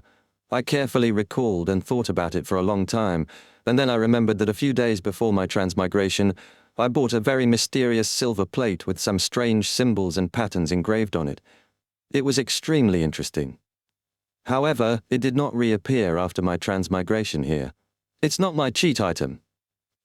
This is a world similar to ancient Europe. It's after the Renaissance, and cannons and guns have appeared, but they're rather crude and primitive. As for me, Huang Tao Rosel Gustav, as a fan of online literature, I loved reading transmigration with technology genre novels. I know quite a lot of useful things and specifically read up on the corresponding knowledge. This is the stage where I can display my abilities. But I realize that my fucking memory isn't good. I've almost forgotten everything. The heavens allowed me to transmigrate to another world, but I wasn't given an outstanding memory or a system. Nor was I given a two-way door. How can I survive like this? Alright, I'll start with some details. When I have the money, I'll hire a bunch of craftsmen, inventors, and scientists. I'm only responsible for giving them ideas. It's been a long time since I've felt so full of anticipation for the future. But I still miss Mom and Dad a little. Besides, the entertainment in this world is too monotonous. The one or two maids don't look that good, and their entire bodies exude rustic vibes. It makes me wish that Hongshu.com goes completely bankrupt. I haven't finished reading Lin Gao's 500 Good-for-Nothings, and there are so many beauties that are awaiting me on TikTok. The games, Kings of Glory and PUBG, are still waiting for me. Thinking about them makes me feel a little depressed. As Klein read, he nearly frowned. He'd previously believed Roselle transmigrated 3 to 5 years before him, based on references like the Four Horsemen or Pirate King, but now it seemed the gap was less than a year. Why, then, is there nearly a 2-century difference on this side? Chapter 360, A Difficult Conundrum. Klein pondered Roselle's diary. He had many theories but lacked proof. For now, he could only attribute the timeline discrepancy to a difference in time flow between Earth and this world. If Roselle and I transmigrated less than a year apart, but 2 centuries separate us here, then even if I take 200 years to return, only a year might pass on Earth. The thought improved his mood and gave him fresh motivation. But Klein knew this reasoning hinged on an uncertain premise. What if Roselle transmigrated after me? That might involve spatial-temporal turbulence. There's no guarantee I'd return to the correct time node. His optimism quickly cooled. The first diary entry had filled over 2 pages. Klein flipped to the end and read on. 25th February. What a boring world. There are no newspapers and so few novels. I think I need to help this culturally impoverished society, but the premise of this is that I have to get some money and recall how paper is made and how the print press is done. As a transmigrator, I can only live on the pocket money that my new dad and mom gave me. I can only occasionally see 1 or 2 shiny Firmo gold. What a tragic story. However, hunting is quite interesting. 28th February.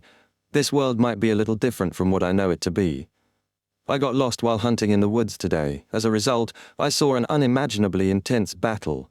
In the battle, the man who was surrounded had additional eyes growing on his face, a total of 4 eyes. They even shot dark green light. This is fucking illogical. Is this a humanoid monster? This is actually a fantasy world, right?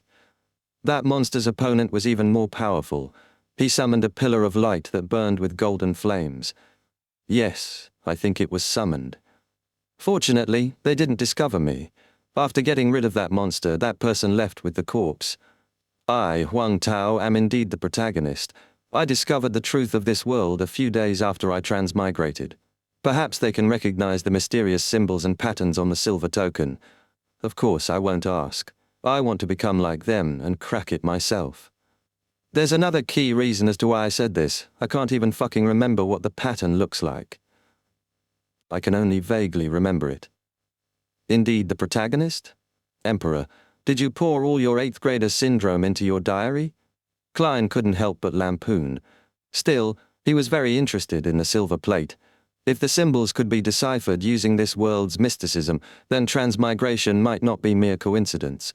Putting down the pages, he rapped the table and removed the screen isolating the hanged man and the magician. Go ahead and trade freely. Klein leaned back, smiling. Fawes took a deep breath. I would like to purchase the stomach pouch of a spirit eater and 20 milliliters of blood from a deep-sea marlin. It will be paid for in gold pounds. I still have 430 pounds. I can afford one. She didn't know where she'd find more. This is why most beyonders hesitate to advance. If I didn't need to become a trick master to escape the full moon's influence, I'd rather save money, write books, drink tea with Shio, and travel the continents carefree. Her thoughts drifted. Just when she thought no one would respond, Alger said, "I saw the deep-sea marlin's blood at the recent gathering of the great pirates, but unfortunately you've already missed it. You should have said so earlier. No, I'm mistaken. You hadn't joined the Tarot Club back then. Then what's the point of saying this? Showing off your experience?" Force curled her lips but said seriously, "Mr. Hanged Man, please keep an eye out for me. I can accept a price between 300 and 400 pounds. Alger sneered. "The sea is vaster than the land. Pirates might not even meet each other in half a year. Even on the islands where they dispose of loot, ingredients are rare. Only big cities like Backlund, Trier, St. Millum and Finepotter gather many ingredients. From your accent, you should be a Backlund citizen or someone who has lived there for many years." "You mean I still need to rely on myself?" Fours nearly looked up at the grey dome. Derek said, "I know roughly where a few spirit eaters are active, but I don't need the gold pounds you people talk about." "What do you want?" Fours asked with a forced smile. "The Solar High Priest potion formula," Audrey thought instantly. Derek answered, "The Solar High Priest potion formula. That's a Sequence 7 formula, right? I've heard of it, but it's worth at least £750, over 1,000 if you're in a hurry. Meanwhile, Spirit Eater stomachs and deep-sea marlin blood are only worth about 300 each. Do you understand me?" Falls tried to explain the imbalance. "I can give you 2 or 3 of the Spirit Eater's stomach bags," Derek offered seriously. He didn't even consider the deep-sea marlin. He had never seen the sea. "What am I supposed to do with the extras?" "Roast them. I don't even know when I'll sell them, and I can't afford the Solar High Priest formula anyway." Fours forced a smile. "I'll try searching."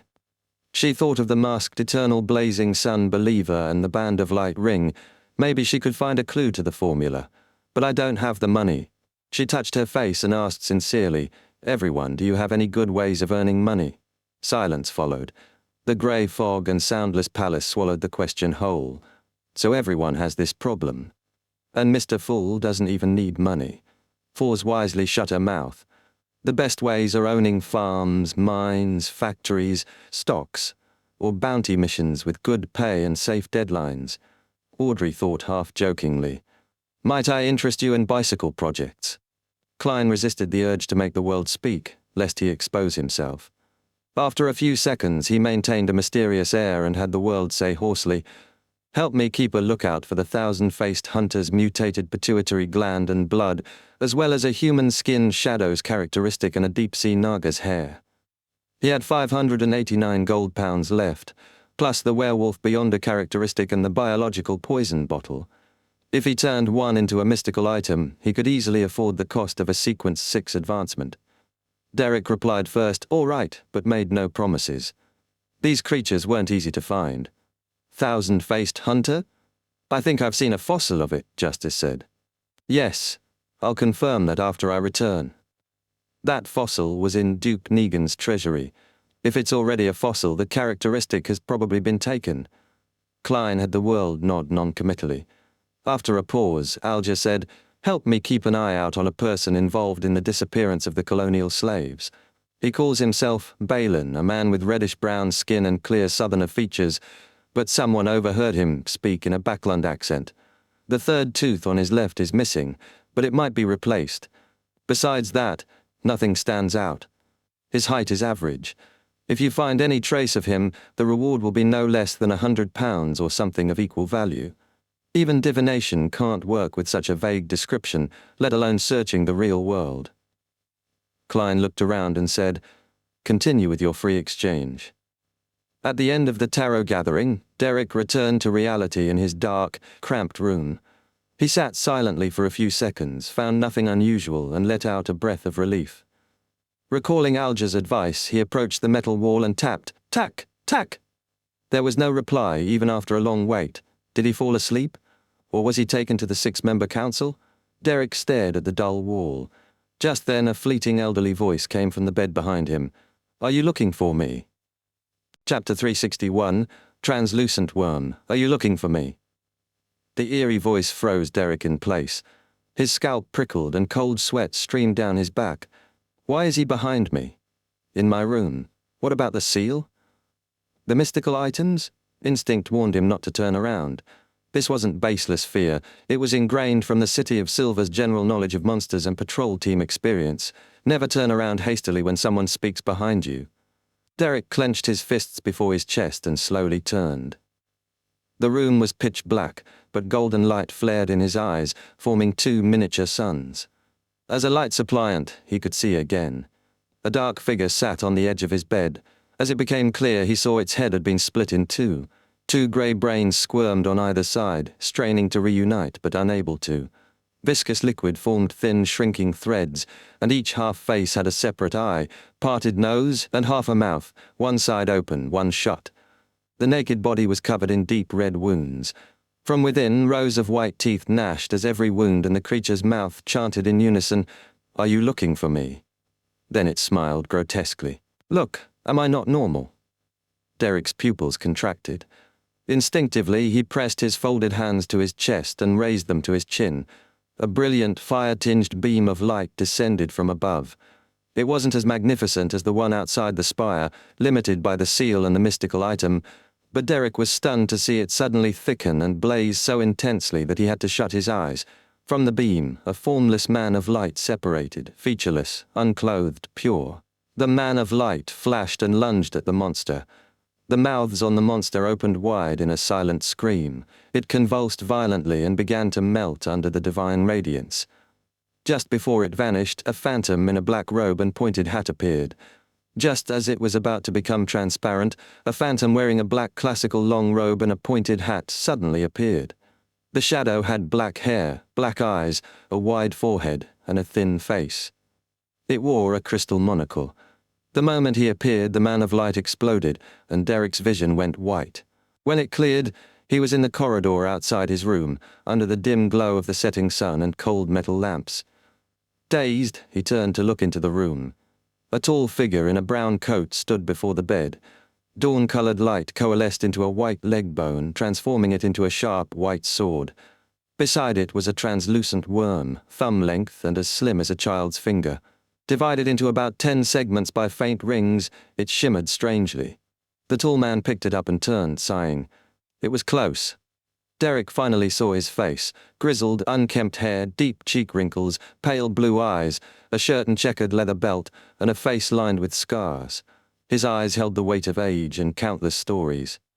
"Your Excellency," Derek called out in surprise. It was Colin Iliad, chief of the City of Silver's 6-member council, a demon hunter over 100 years old. Colin nodded and explained, "We always knew he had a problem, but to learn what the man named Ammon was truly after, we chose not to eliminate him. Instead, we sealed him beneath the spire with mystical items and let beyonders with only minor symptoms live nearby to observe any anomalies." He paused, voice grim. Unfortunately, he had been very normal, too normal, until today. Why do you think he suddenly mutated? What makes you different from the others? So they arranged for me to live next to the former exploration team captain on purpose. After a moment, Derek said, "Maybe it's because my Beyonder pathway is different. Sequence 9 Bard, Sequence 8 Light Suppliant. The Sun pathway. If the Ammon family is descended from an ancient sun god, then my presence could have triggered his mutation." Derek felt he had pieced together some truth. Colin studied him. "We monitored him in shifts, but he mutated without warning, decisively. What were you doing just now?" Still absorbed in his thoughts, Derek didn't respond at once. I knocked on the wall to talk to him. Before that, I was at the tarot gathering. His thoughts halted. The tarot gathering. Something about it felt important. He couldn't share that. Keeping a blank expression, he answered, "I knocked on that wall 3 times. Before that, the candle in my room had extinguished. I was practicing some Beyonder powers in the dark." Colin gazed into his eyes for nearly 20 seconds. Unfortunately, what Ammon left in his soul wasn't his original body. This happened too suddenly for us to obtain what we wanted. "Before the mutation, did you sense anything amiss?" "No," Derek replied firmly. Symbols flashed in Colin's eyes, reflecting Derek's body. After 10 seconds of silent observation, he closed his eyes. "Your condition has stabilized. You don't need any more treatment. You can go back." "All right." Derek watched Colin re-enter the room, pick up the white sword and study it. He exhaled quietly and walked down the corridor, passing the keepers who had rushed over. Once home, he shut the door carefully, scanned the room, and sat on the bed. He whispered a prayer. "The fool that doesn't belong to this era, you are the mysterious ruler above the grey fog. You are the king of yellow and black who wields good luck. I've just experienced something terrifying." He recounted everything, including his 2 guesses. Afterward, a weight lifted from his shoulders. Relaxation set in, followed by exhaustion. He lay down and quickly fell asleep. In the silent room, occasional flashes of lightning briefly lit everything. Otherwise, darkness reigned. In sleep, Derek's right index finger began tapping on the bed. Once, twice, thrice. After the tarot gathering, Klein didn't divine the werewolf's beyonder characteristic or the biological poison bottle due to spiritual exhaustion. He returned to the real world and took a 20-minute nap. When he awoke, he drew the curtain open, letting the misty daylight fill the room. Sitting at his desk, Klein began outlining his next steps. "I need to keep refining the magician's rules, adjusting according to subtle spiritual feedback. Never perform unprepared. A stage is required. Diversion must be used. These rules are useful but incomplete. I'm missing something critical. If I continue this path, I'll digest the potion eventually, maybe in 1, 2, or even 3 years. But that's too slow. Insei Zangwill won't wait for me to become a high-sequence beyonder. I must act faster." To that end, Klein planned to experiment whether applause from an audience would stimulate his spirituality and quicken digestion. Just then he heard a series of illusory layered pleas.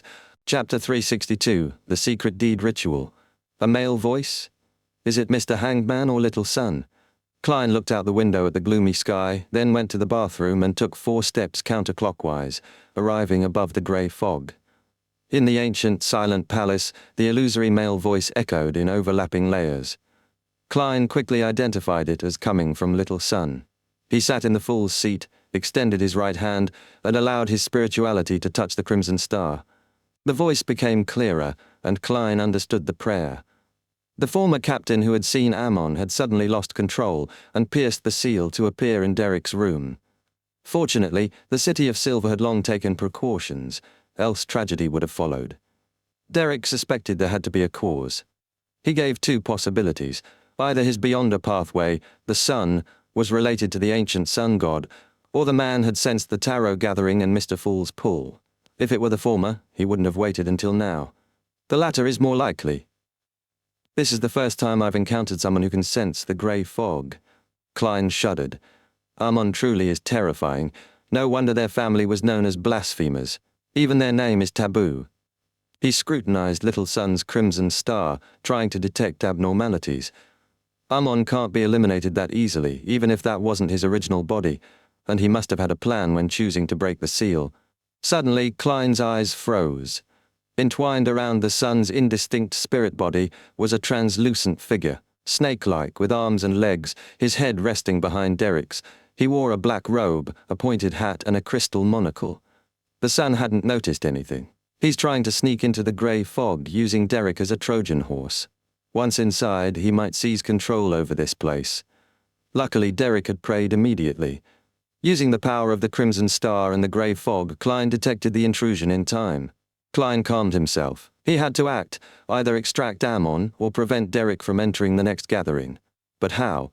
His items, Azik's copper whistle, Dark Emperor card, sun brooch, biological poison bottle were useless against Ammon, who was likely above sequence 4. Only one thing might work, the grey fog itself. Klein turned to the Book of Secrets, a mysticism text from the ancient shaman king Klarman. He remembered some rituals related to calling upon the primitive moon and hoped one could be adapted. He flipped through the book and found one.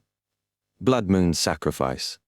Unlike simple rituals, this one required using beyonder blood to inscribe the target's name, symbols, and magical labels onto animal hide. After spiritual infusion, the hide would form a secret bond with a hidden being, granting spiritual experience, or something else, depending on the host and target. This vagueness gave Klein room to adapt it. If he attacked Ammon directly, Ammon might resist or escape. But if he disguised the ritual as a secret deed with the fool, he might catch him off guard. If the target were the true creator or hidden sage, this would definitely end in madness. Klein muttered while conjuring pen and paper. He modified the ritual, replaced the target's honorable name with the fool's. The fool that doesn't belong to this era, the mysterious ruler above the grey fog, the king of yellow and black who wields good luck. Replaced the symbolic sigil with the fool's, half a pupilless eye and contorted lines. Created new magic labels using his mysticism knowledge. Adjusted the altar's design to align with the fool's domain. Once complete, he examined the ritual repeatedly and, feeling confident, infused his spirituality and replied to Derek, "I'm aware. I have something to task you with. Let's see if this ritual works." Derek woke from deep sleep to find himself before the lofty fool above the grey fog. Hearing faint, illusory words, he understood Mr. Fool wanted him to test something. Not surprised, Mr. Fool often gave subtle tasks. He got up and began gathering items for the ritual. For the necessary blood, he didn't head to the spire or the market. Instead, he used the axe of Hurricane to make a small cut on his arm. With his own blood as ink, he wrote the fool's honorable name, drew the new symbols and labels onto a monster hide, and watched them glow a deep red with an eerie hint of demonic significance. He treated his wound, then lit a candle and finished arranging the altar. Gripping the hide in both hands, he lowered his head before the flame and solemnly recited, "The fool that doesn't belong to this era, the mysterious ruler above the grey fog, the king of yellow and black who wields good luck." Derek's spirituality poured into the hide. The words and magic labels began glowing red. His psyche floated upward, merging into cogitation, drifting toward the greyish-white fog and the hidden great being. Above the grey fog, Klein waited. Suddenly, the entire space trembled. The fog stirred for the first time in a long while. The crimson star of the sun blazed, emitting illusionary light that coalesced into Derek's figure, eyes closed, head bowed in prayer. The translucent figure was still wrapped around him, its head now tilted back, monocle flashing. He's trying to trace the hidden link. He's realized this is a secret deed ritual, but he's letting it happen, trying to use it to anchor himself here. The mysterious space rippled with force. Klein sensed immense power being triggered, but without a matching ritual, he couldn't channel it to expel Ammon. "I can't maintain two rituals at once." His gaze landed on the sun brooch. Chapter 363, High-Level Authority. Perhaps I can use it as a bridge. As the thought flashed by, Klein grabbed the sunbird-shaped dark golden brooch and used his spirituality to draw in the mysterious space's power like a whirlpool. Channeling it into the sun brooch, the trembling above the grey fog intensified. Pure specks of light intertwined and merged into Klein's spirituality. The brooch began to glow, then condensed into drops of golden liquid that fused into a sacred human-shaped golden figure, about Klein's height. It does work. Klein felt joy. This sun-holy water, created with higher-level power, is closer to a god's bestowment. He turned to the crimson star representing the sun and the figure waiting for divine contact. The radiant figure wasn't summoned by the sun brooch. It was a manifestation of Klein's subconscious thoughts, born from the channeling of power. He directed the golden figure forward. Through the crimson star and secret deed ritual, it merged into Little Sun's illusory form, aiming to dispel the evil spirit coiled within and grant knowledge and a miraculous experience. But Klein wasn't confident. The mysterious space's power was above his level, and he couldn't fully control it. The golden figure's energy was chaotic, disorganized, only 10% of what he'd hoped for. And Ammon, suspected descendant of the ancient sun god and a member of the blasphemer family, had concealed his identity from the City of Silver's high-sequence beyonders and mystical items. Only 10% effectiveness isn't enough. Originally, Klein only intended to try. If it failed, he could temporarily cut Derek from the tarot gathering and reconnect later. Still, now that he'd come this far, he wanted to succeed in one go. As the fool, I have to preserve my dignity too. He gave a self-deprecating chuckle and searched for a way to amplify the golden figure's effect. He had only seconds to act before the ritual ended. His eyes scanned the long bronze table, seeking something high-level. The Dark Emperor card. His gaze stopped on the card of blasphemy. It was the only truly high-level item he had. Azik's copper whistle had been completely suppressed in the past. The Dark Emperor card, however, contained knowledge, resonated with Beyonder ingredients, and had traits of anti-divination and anti-prophecy. I don't need it for battle, just its level. If I can use it to stabilize the chaotic power and improve the golden figure's coherence, that's enough. Klein reached for the face-down card, then froze. In the Crimson Star's illusory light, a shriveled, skeletal hand suddenly reached out from the sun's shadow.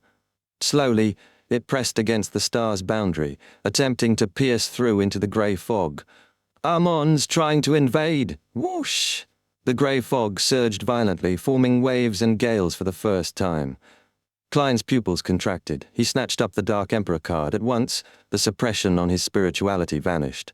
The golden figure grew abnormally tall. 12 pairs of massive, pitch-black wings unfurled on its back. The contrast between gold and black was stunning. The wings bore mysterious markings, and the figure loomed over the palace like a god. Klein directed it forward. The sacred, corrupted being silently merged with Little Sun's image. Light and shadow collided. Fierce winds howled. The skeletal hand was forced back but stubbornly refused to let go, like someone clinging to a cliff edge. Whoosh! In chaotic illusionary sounds, the light and darkness flared, until the hand lost its grip and plummeted, disintegrating into nothing. The fog and palace returned to stillness, as though undisturbed for millennia. Klein focused again. Little Sun was no longer wrapped in that incorporeal twisted entity. Phew! He exhaled in relief. Then, he conjured the scene of divine intervention and projected it into the sun's figure, allowing Derek to fully experience the miracle. In the Berg household, Derek felt both lucid and dazed. He sensed bizarre shadows, colors of light carrying infinite knowledge, and a towering golden figure beside Mr. Fool, 12 massive dark wings on its back. His body and mind grew warm and pure. He understood sunlight, holy water creation, and how to exorcise evil spirits. He even saw a hidden, pyramidal mausoleum he couldn't comprehend. The experience was intoxicating, like returning to carefree childhood beneath imagined sunlight. When the vision ended, and his modest room came into view, he finally returned to himself. Is this the secret deed ritual described in the textbooks? No one in the City of Silver has succeeded for 2,000 years. A heartfelt smile spread across Derek's face. The Fool's experiment was to test if our environment allowed a secret deed ritual, and that knowledge was his payment. Derek bowed his head in sincere gratitude. Thank you, Mr. Fool. Suddenly, a greyish-white fog reappeared before him. In its center sat the Fool. Then Derek saw himself, entangled in a translucent shadow. It wore a black robe, a pointed hat, and a crystal monocle.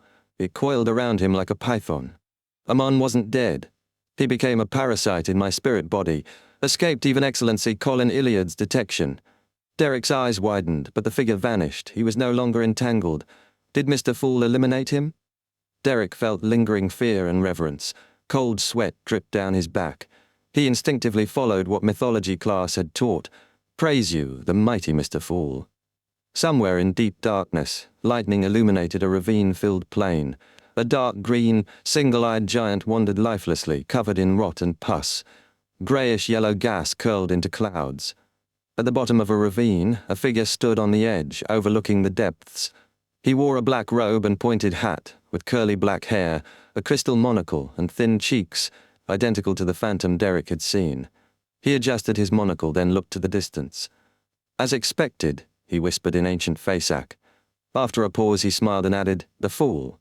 Then he leaped into the ravine. Lightning flickered, then vanished. Darkness consumed the world. After removing the threat, Klein returned to reality with a renewed sense of urgency. Amon's clone was already this terrifying. If he's truly eyeing the grey fog, he'll return soon. I doubt the City of Silver's mystical items and demon hunters can stop him. I must digest the magician potion faster and advance, so I can control the mysterious space more effectively. Perhaps the Shepherd Elder of the City of Silver will be used.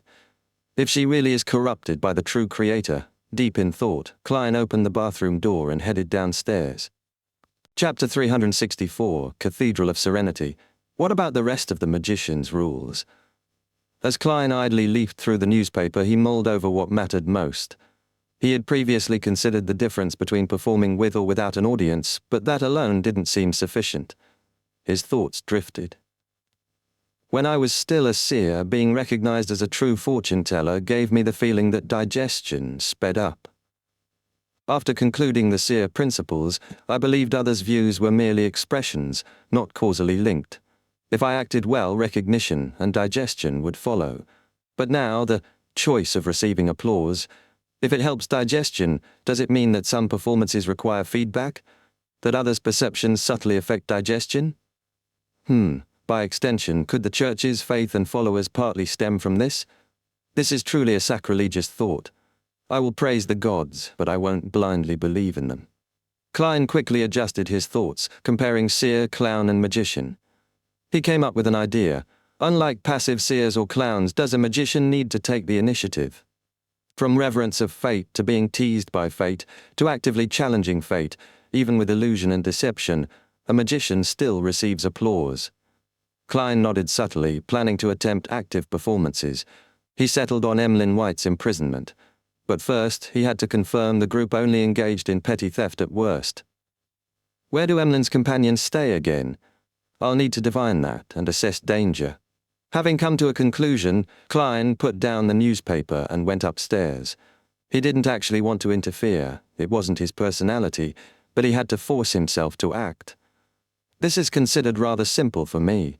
How would a straight male act as a witch or demoness of pleasure? No wonder the City of Silver emphasizes that you're only acting. Klein finally understood the admonition. In a dark room at the top of the spire in the City of Silver, Chief Colin Iliad stood silently before a window, staring at the Silver City cloaked in lightning and shadow. Light flickered across his disheveled white hair and old scars. His eyes were weary, worried. After an unknown while, he turned toward a dark corner. "Find anything?" he asked deeply. A pitch-black shadow twisted toward the wall, replying in a voice like metal scraping metal. After Derek Berg returned home, he showed some signs of abnormality, but there was no immediate need to deal with it. What did he do? Though the Rampager and clone had been destroyed using the mystical item at the spire's bottom, Colin suspected that wasn't the end. Why would a mysterious man wait 42 years before acting recklessly? Something felt wrong. So Colin pretended to be fooled, allowing Derek to go home while secretly assigning surveillance. The shadow replied. He sat on the edge of the bed and muttered to himself. I didn't get too close, so I couldn't clearly hear what was said, but it was an abnormal sign. Afterwards, he fell asleep quickly, but woke suddenly and conducted a ritual. So I suspect he wasn't lucid. He may have been controlled. By the way, the ritual had elements of a secret deed. As expected, Colin muttered. Perhaps he was communicating with his main body. What's his real goal? Why did he wait 42 years? The shadow couldn't answer. After the ritual, Derek behaved normally. Should we intervene? If his main body comes? Colin was silent. Continue the observation. He hasn't shown substantial malice. We mustn't overreact. Sah, do you remember that prophecy? Disaster is near, and the further we explore, the more dangerous our findings become. By your will, Your Excellency. The shadow sank into the ground and vanished. In the Berg household, Derek began coughing violently. Cough, cough, cough. He doubled over, coughing until his throat itched, and something came up. Splat. A translucent worm slid from his throat to the floor. It was as long and thick as a finger, with transparent rings. He recognized it from the spire, proof that he was finally free of Amon. Derek bent to examine it. 12 rings. What is its use? What can it be used for? It seems to be dead. Far away in Winter County, Lone Kingdom, a black Gothic cathedral loomed over snow-covered mountains. This was the Evernite goddess's headquarters, the Cathedral of Serenity. Leonard Mitchell, green-eyed and dark-haired, stepped from his room in a black windbreaker and red gloves. Having advanced and stabilized himself, he hadn't yet been assigned operations or advanced courses. Rounding a corner, he saw a staircase, and at the bottom, Captain Dunsmith and Klein Moretti stood smiling, just like before. He tilted his head and sighed. My memory has also gotten worse. I've already forgotten that the two of you no longer exist.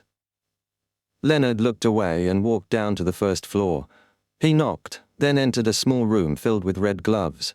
He picked a seat at random, smiling as he chatted with his friends. Soon, high-ranking Deacon Crestet Sesimir entered, collar up, lips and chin hidden. He sat up front.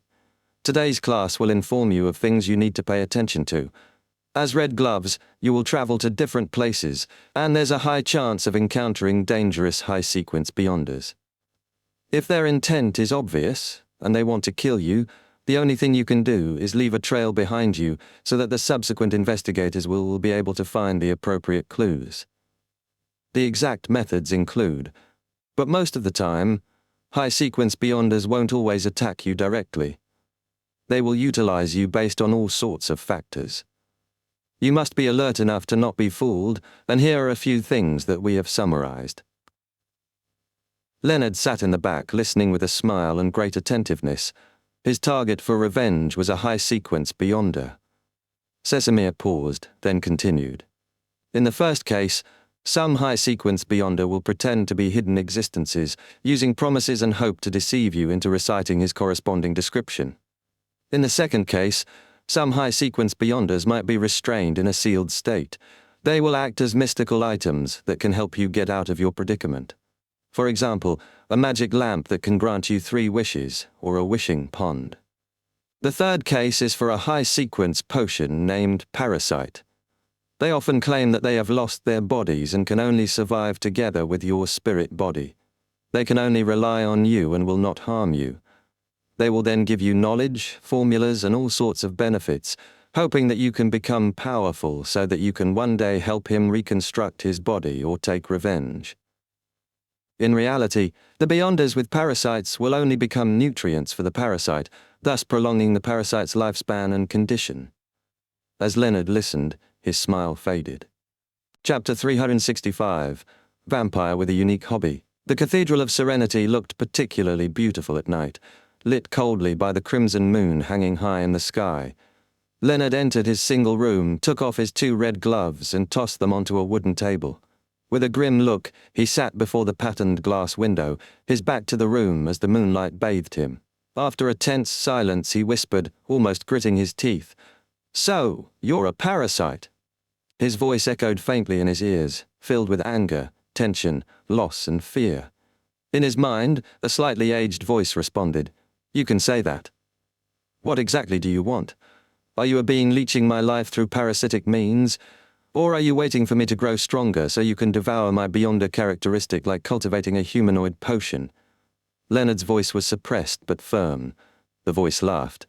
"I'm your fortuitous encounter. Didn't you always think so? You believe yourself unique, the protagonist of this era. You aren't as arrogant as usual. Ultimately, you're wary of me. After I taught you the acting method, you barely studied it. You wasted time digesting it and even hid it. You didn't pursue the nightmare potion. Only after meeting the spawn of the true creator and suffering a setback did you advance to sequence 7. Your regret made you hallucinate. Leonard, think carefully. Would I not understand the Church of the Ebonite Goddess? When I dealt with them, even Chanis hadn't been born. Would I not know that the Church of the Ebonite Goddess knows of parasites? Would I not realize the Red Gloves Guard's secrets to prevent infiltration? But did I ever stop you from joining the Red Gloves?" Leonard said nothing. The voice laughed again. "Do you feel you've aged faster than your real age? No? I can live another 100 years. I'm not in a hurry to take over. As for your beyonder characteristics, humph, our pathways don't align. If I swallowed it, it'd be like drinking poison, making me half crazy and risking losing control. Do you think I'd do that? Ebonite is grouped with Giant and Death. My pathway aligns with Apprentice and Seer." Leonard looked at his body in the crimson moonlight and asked, "What exactly do you want? What is your purpose?" The voice sighed. "Didn't I tell you? I've suffered tremendous damage, need a host to recover, and must hide from a terrible enemy. The Nighthawks, the Church of the Ebonite Goddess, are a good choice." Leonard lifted his head, staring at the ceiling for seconds. "Will you be discovered by archbishops, high-ranking deacons, or sealed artifacts?" The voice replied calmly, "If parasites were easy to detect, that high-ranking deacon Sesamir wouldn't have only given warnings instead of thorough checks. Parasites leave traces, but detection is complicated, risky, and might affect the goddess. Until you're a high-ranking deacon qualified to attend upper-echelon meetings and interact with Grade 0 sealed artifacts, you needn't worry. By then I should be recovered and ready to move on." Leonard listened seriously, then asked, "You have a terrifying enemy? Who?" The voice chuckled, "I don't know his name, but I know his last name." "What is it?" Leonard asked. The voice dropped low and deep. "Amon." South of the bridge, 46 River Bay Avenue. Dinner-time clatter stopped as the doorbell tinkled. A maid peeked through the peephole and saw a policeman in a black and white checkered uniform. She opened the door, hesitating. "Sir, is there anything I can do for you?" The cop was Klein in disguise, attempting to take initiative and perform. He was here to confirm if Emlyn White's companions at 48 River Bay Avenue and those who entrusted Stewart with the mission were law-abiding monsters. Yes, law-abiding monsters, Klein thought wryly. The police uniform wasn't a fake, but a blend of his clothes and hallucinatory effects. A magician had to act like one. Klein hadn't monitored 48 River Bay Avenue before, assuming Emlyn's companions had moved. Monsters moving after a comrade disappears is basic survival. He intended a survey-like investigation. He arrogantly lifted his chin, hat on. "I have something to ask your master." The maid rushed off and returned with a nervous man in his 30s. "Officer, what would you like to ask?" Klein stepped inside and asked, "Do you know the residents of Unit 48? "I do." The man froze, then asked, "What happened?" "They're involved in a case. Tell me everything." Klein's face was disguised to look different from Sherlock Moriarty, ensuring a low profile. The man realized, no wonder they left so suddenly over a month ago. Most of the neighborhood knew the Whites and their son. He was handsome but eccentric. Mr. White is an excellent physician, skilled in all kinds of medicine and bloodletting therapy. "Bloodletting therapy?" Klein echoed. "Yes, though many consider it outdated. Mr. White's patients were cured. He said except him, other practitioners are quacks." Klein thought, bloodletting as food source. The vampire family relied on this therapy for patients and food as payment. Without many patients or healthy blood, maybe they stole from hospitals. Law-abiding monsters, in a way. The man's spirit vision changes told Klein he wasn't lying.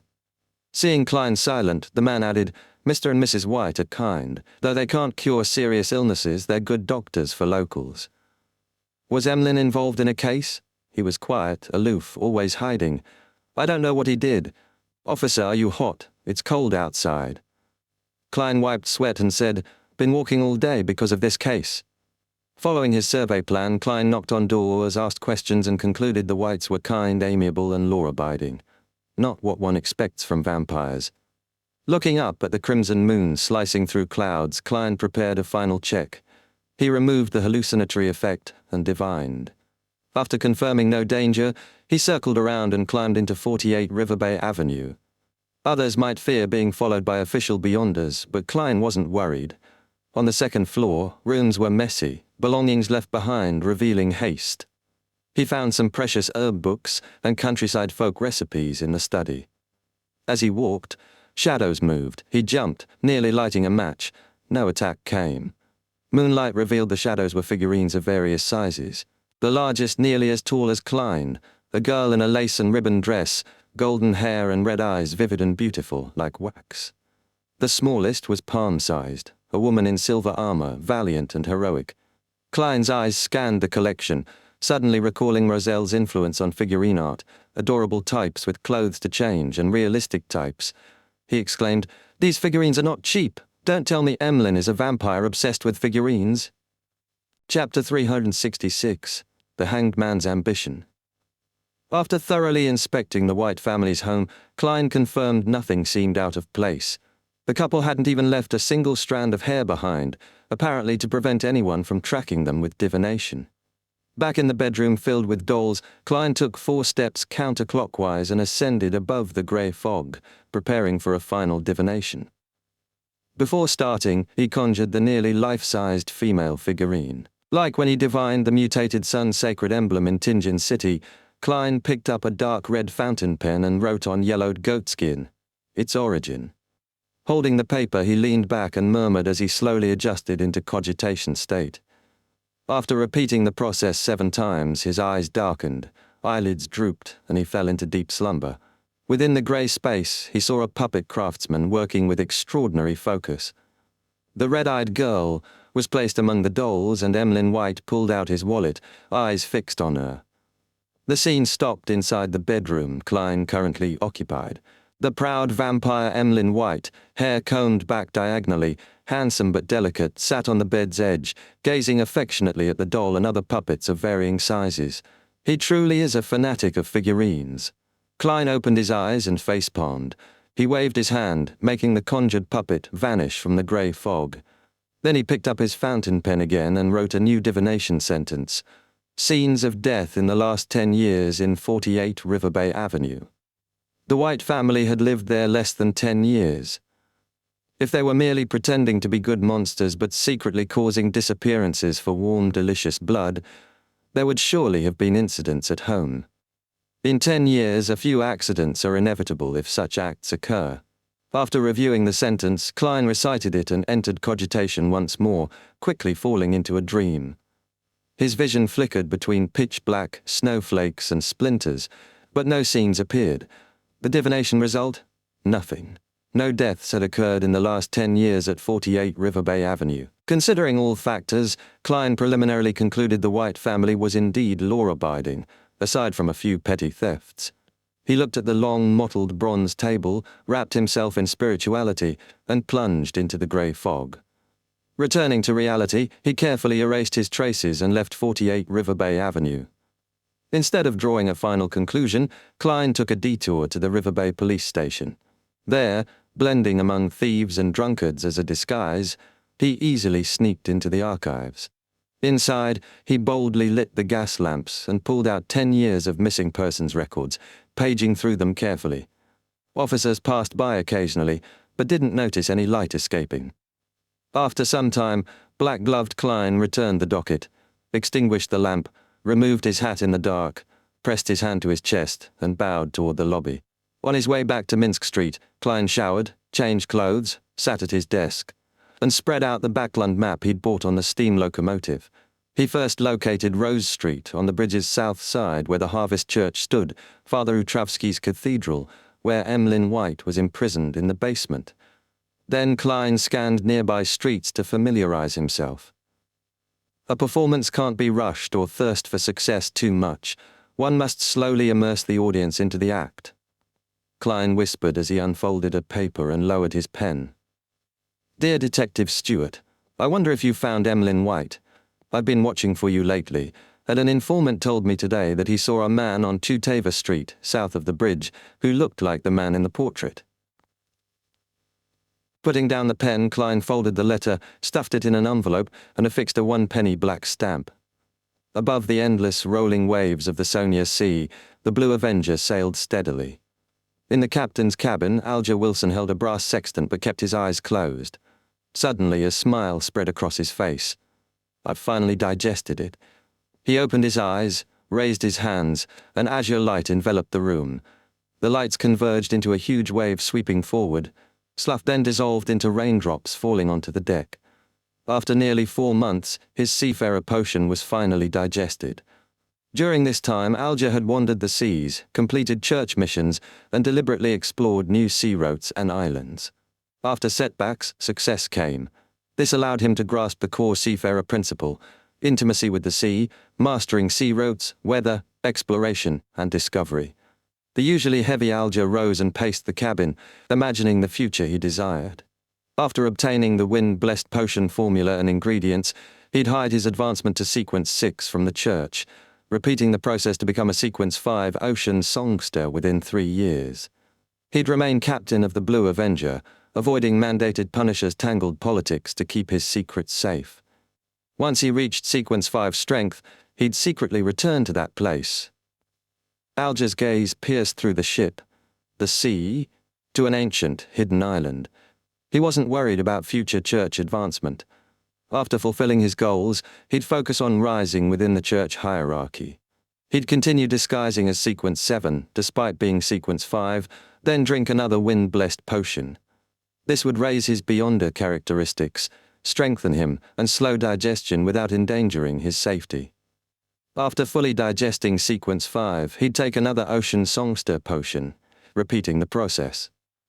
Though pushing him closer to losing control, he had a solution: marry a woman and transfer extra Beyonder traits to children. Then he could approach cardinal level and the power of high-sequence beyonders. A rare chance in this era. In his mind, Alger saw himself in cardinal robes, high in the church, with many mandated punishers under his command. After a moment's intoxication, he regained his senses. Each step grows harder. Thankfully, I have the tarot gathering and Mr. Fool. Risks are unavoidable. I must gather Roselle's diary pages quickly. I want to ask about the card beside Mr. Fool's hand, the one showing only its back. It wasn't there before. Card? Roselle's diary. Could it be what I think? Alger's eyes narrowed. At 15 Minsk Street, Klein yawned, extinguished the gas lamp and slipped into bed. He'd planned to use divination on the biological poison bottle to get the first 3 potion formulas for the werewolf beyonder characteristic, but after a busy night dealing with Emmeline White, he felt tired and postponed the attempt until the next day in the grey fog. Just as he closed his eyes, Klein sensed something was wrong, his spiritual intuition as a seer alerting him. It had been several days since acquiring the werewolf beyonder characteristic and the biological poison bottle. He'd been in good mental state, yet kept delaying the divination. This was abnormal. He recalled the first time meeting Megos. He wanted to observe her mind but missed the chance, later learning it was because she carried an evil god's spawn. His seer intuition had protected him then. This time was even more obvious. Miss Sharon had said the Rose School of Thought's control over members exceeded imagination. Their bodies and souls were bound, preventing leaks about mutant sequence. They worshipped the chained god. Using the werewolf beyonder characteristic to deduce potion formulas would involve this evil god, and consequences Klein wished to avoid.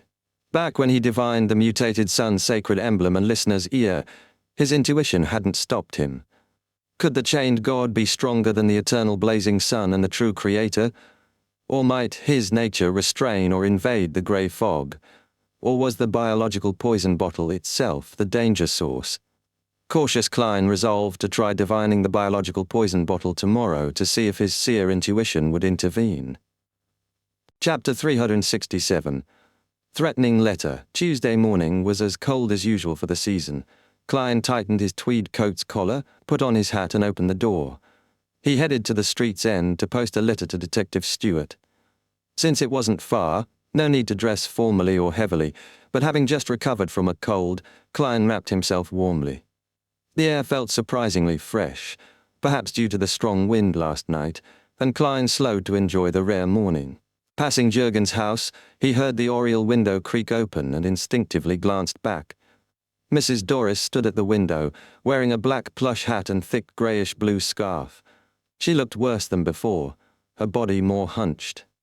"Good morning, Detective Moriarty. Thank you for taking care of Brody.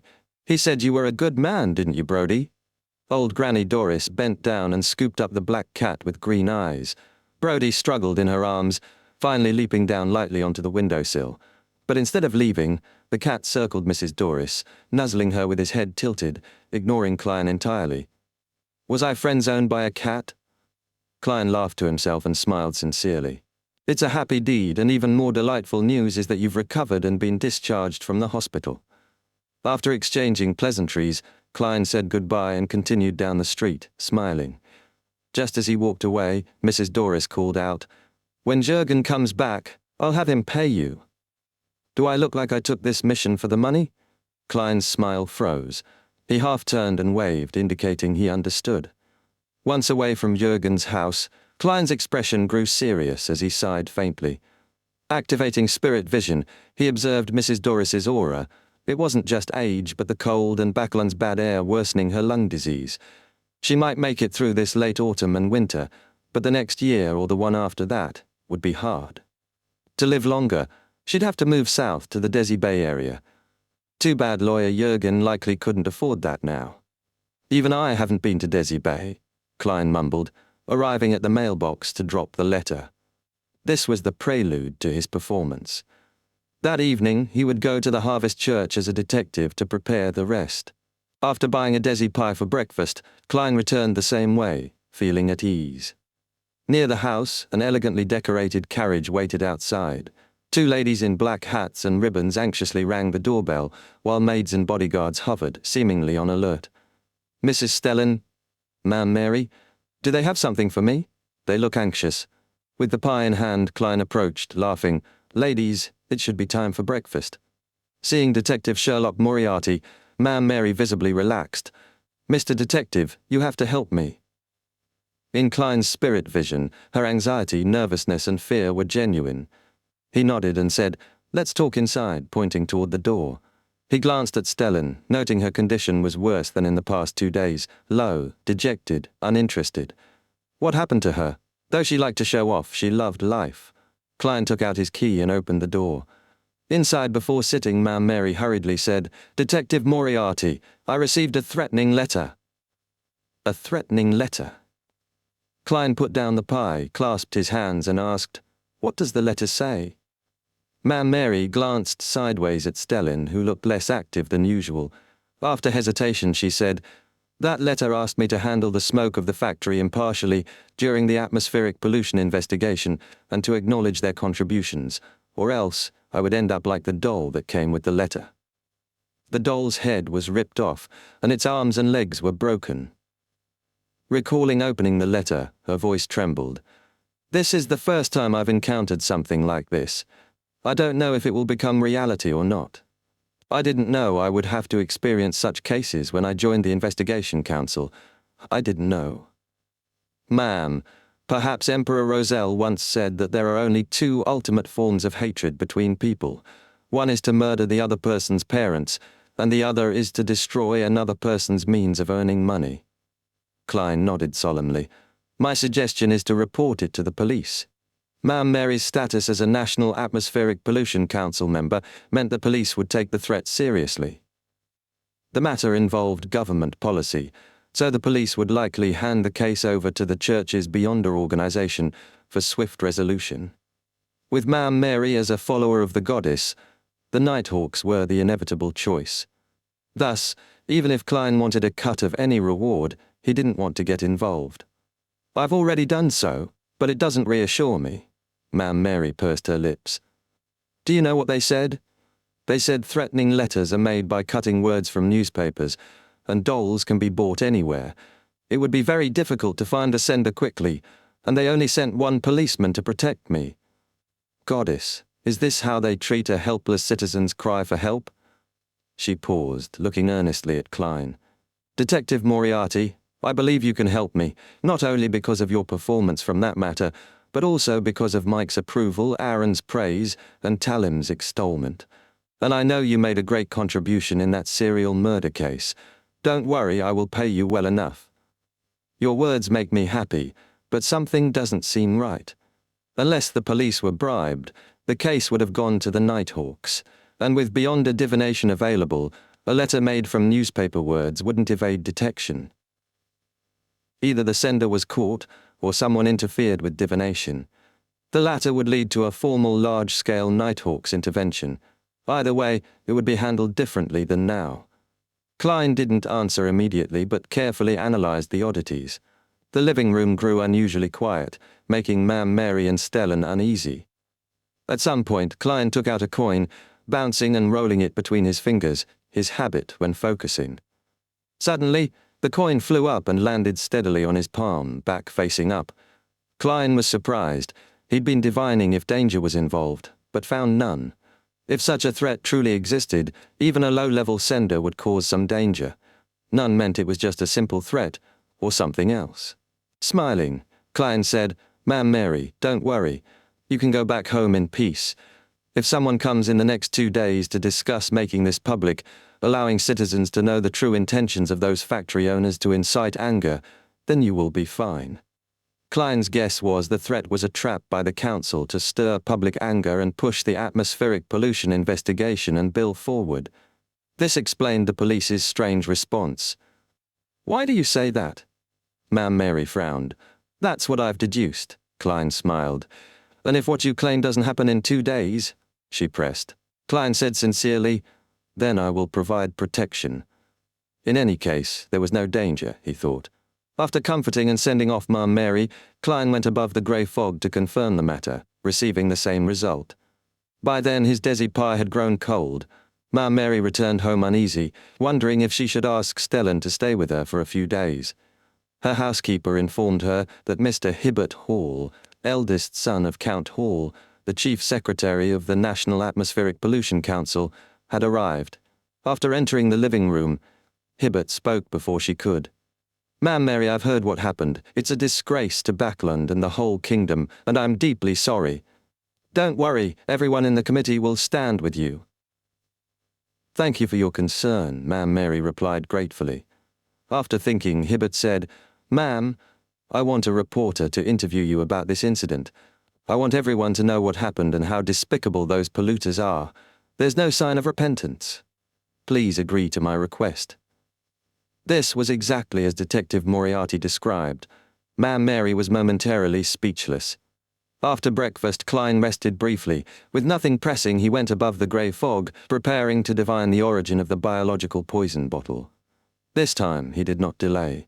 Chapter 368, taking him by surprise. The ancient palace's stone pillars supported the high dome.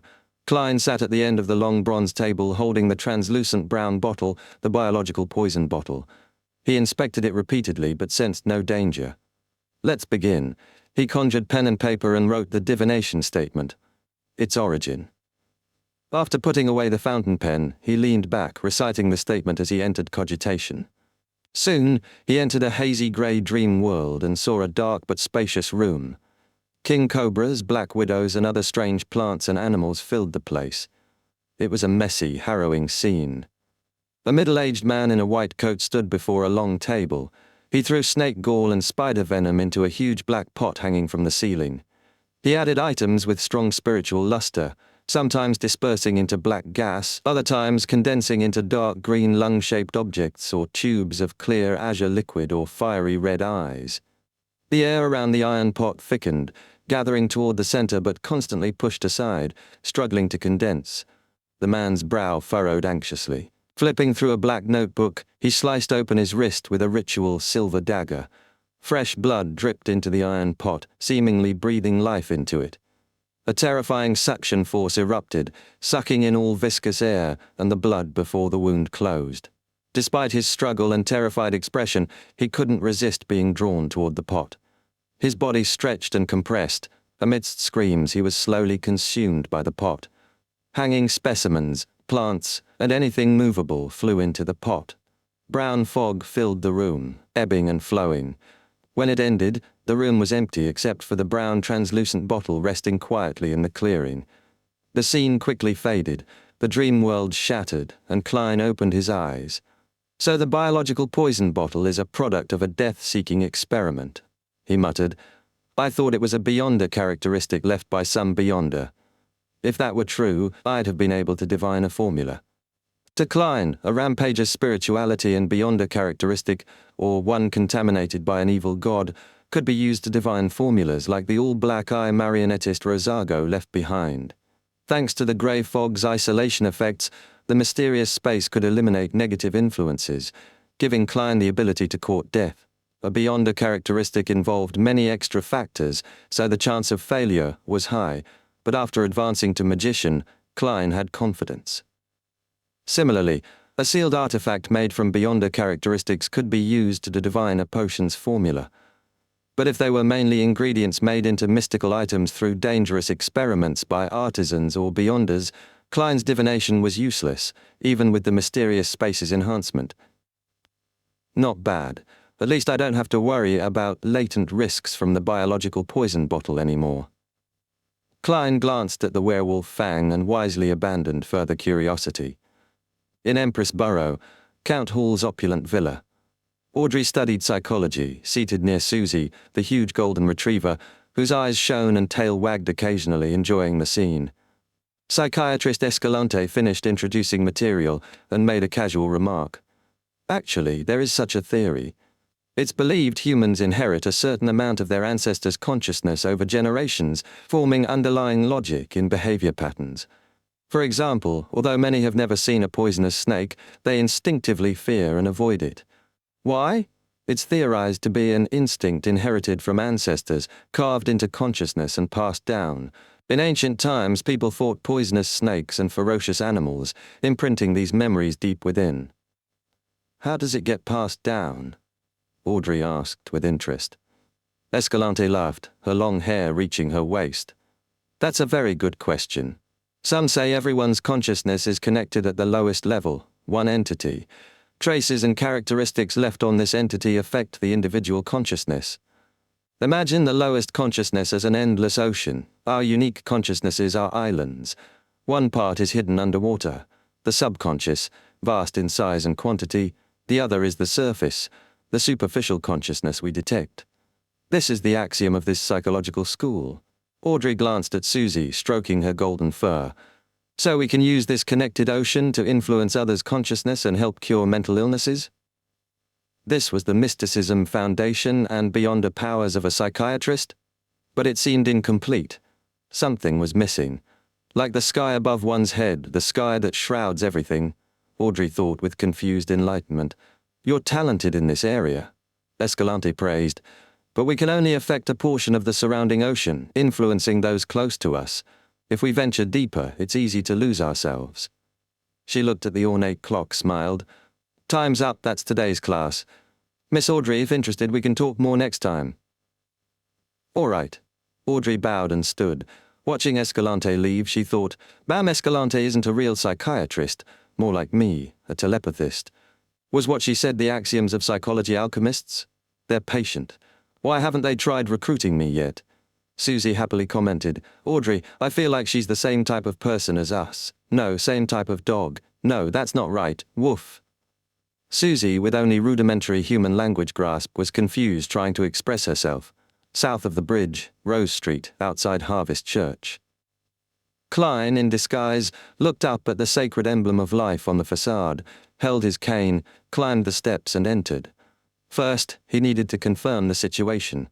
Only then could he perform better, ingeniously rescue vampire Emlyn White without raising suspicion, then receive the White family's gratitude and audience applause. It would be an interesting performance. The Harvest Church wasn't large, just a prayer hall. Klein found a spot by the aisle, looked ahead and removed his hat. Bishop Utravsky preached. His height, over 2 meters, and burly physique under loose robes gave off an oppressive aura. But his expression was gentle, filled with appreciation and gratitude toward life.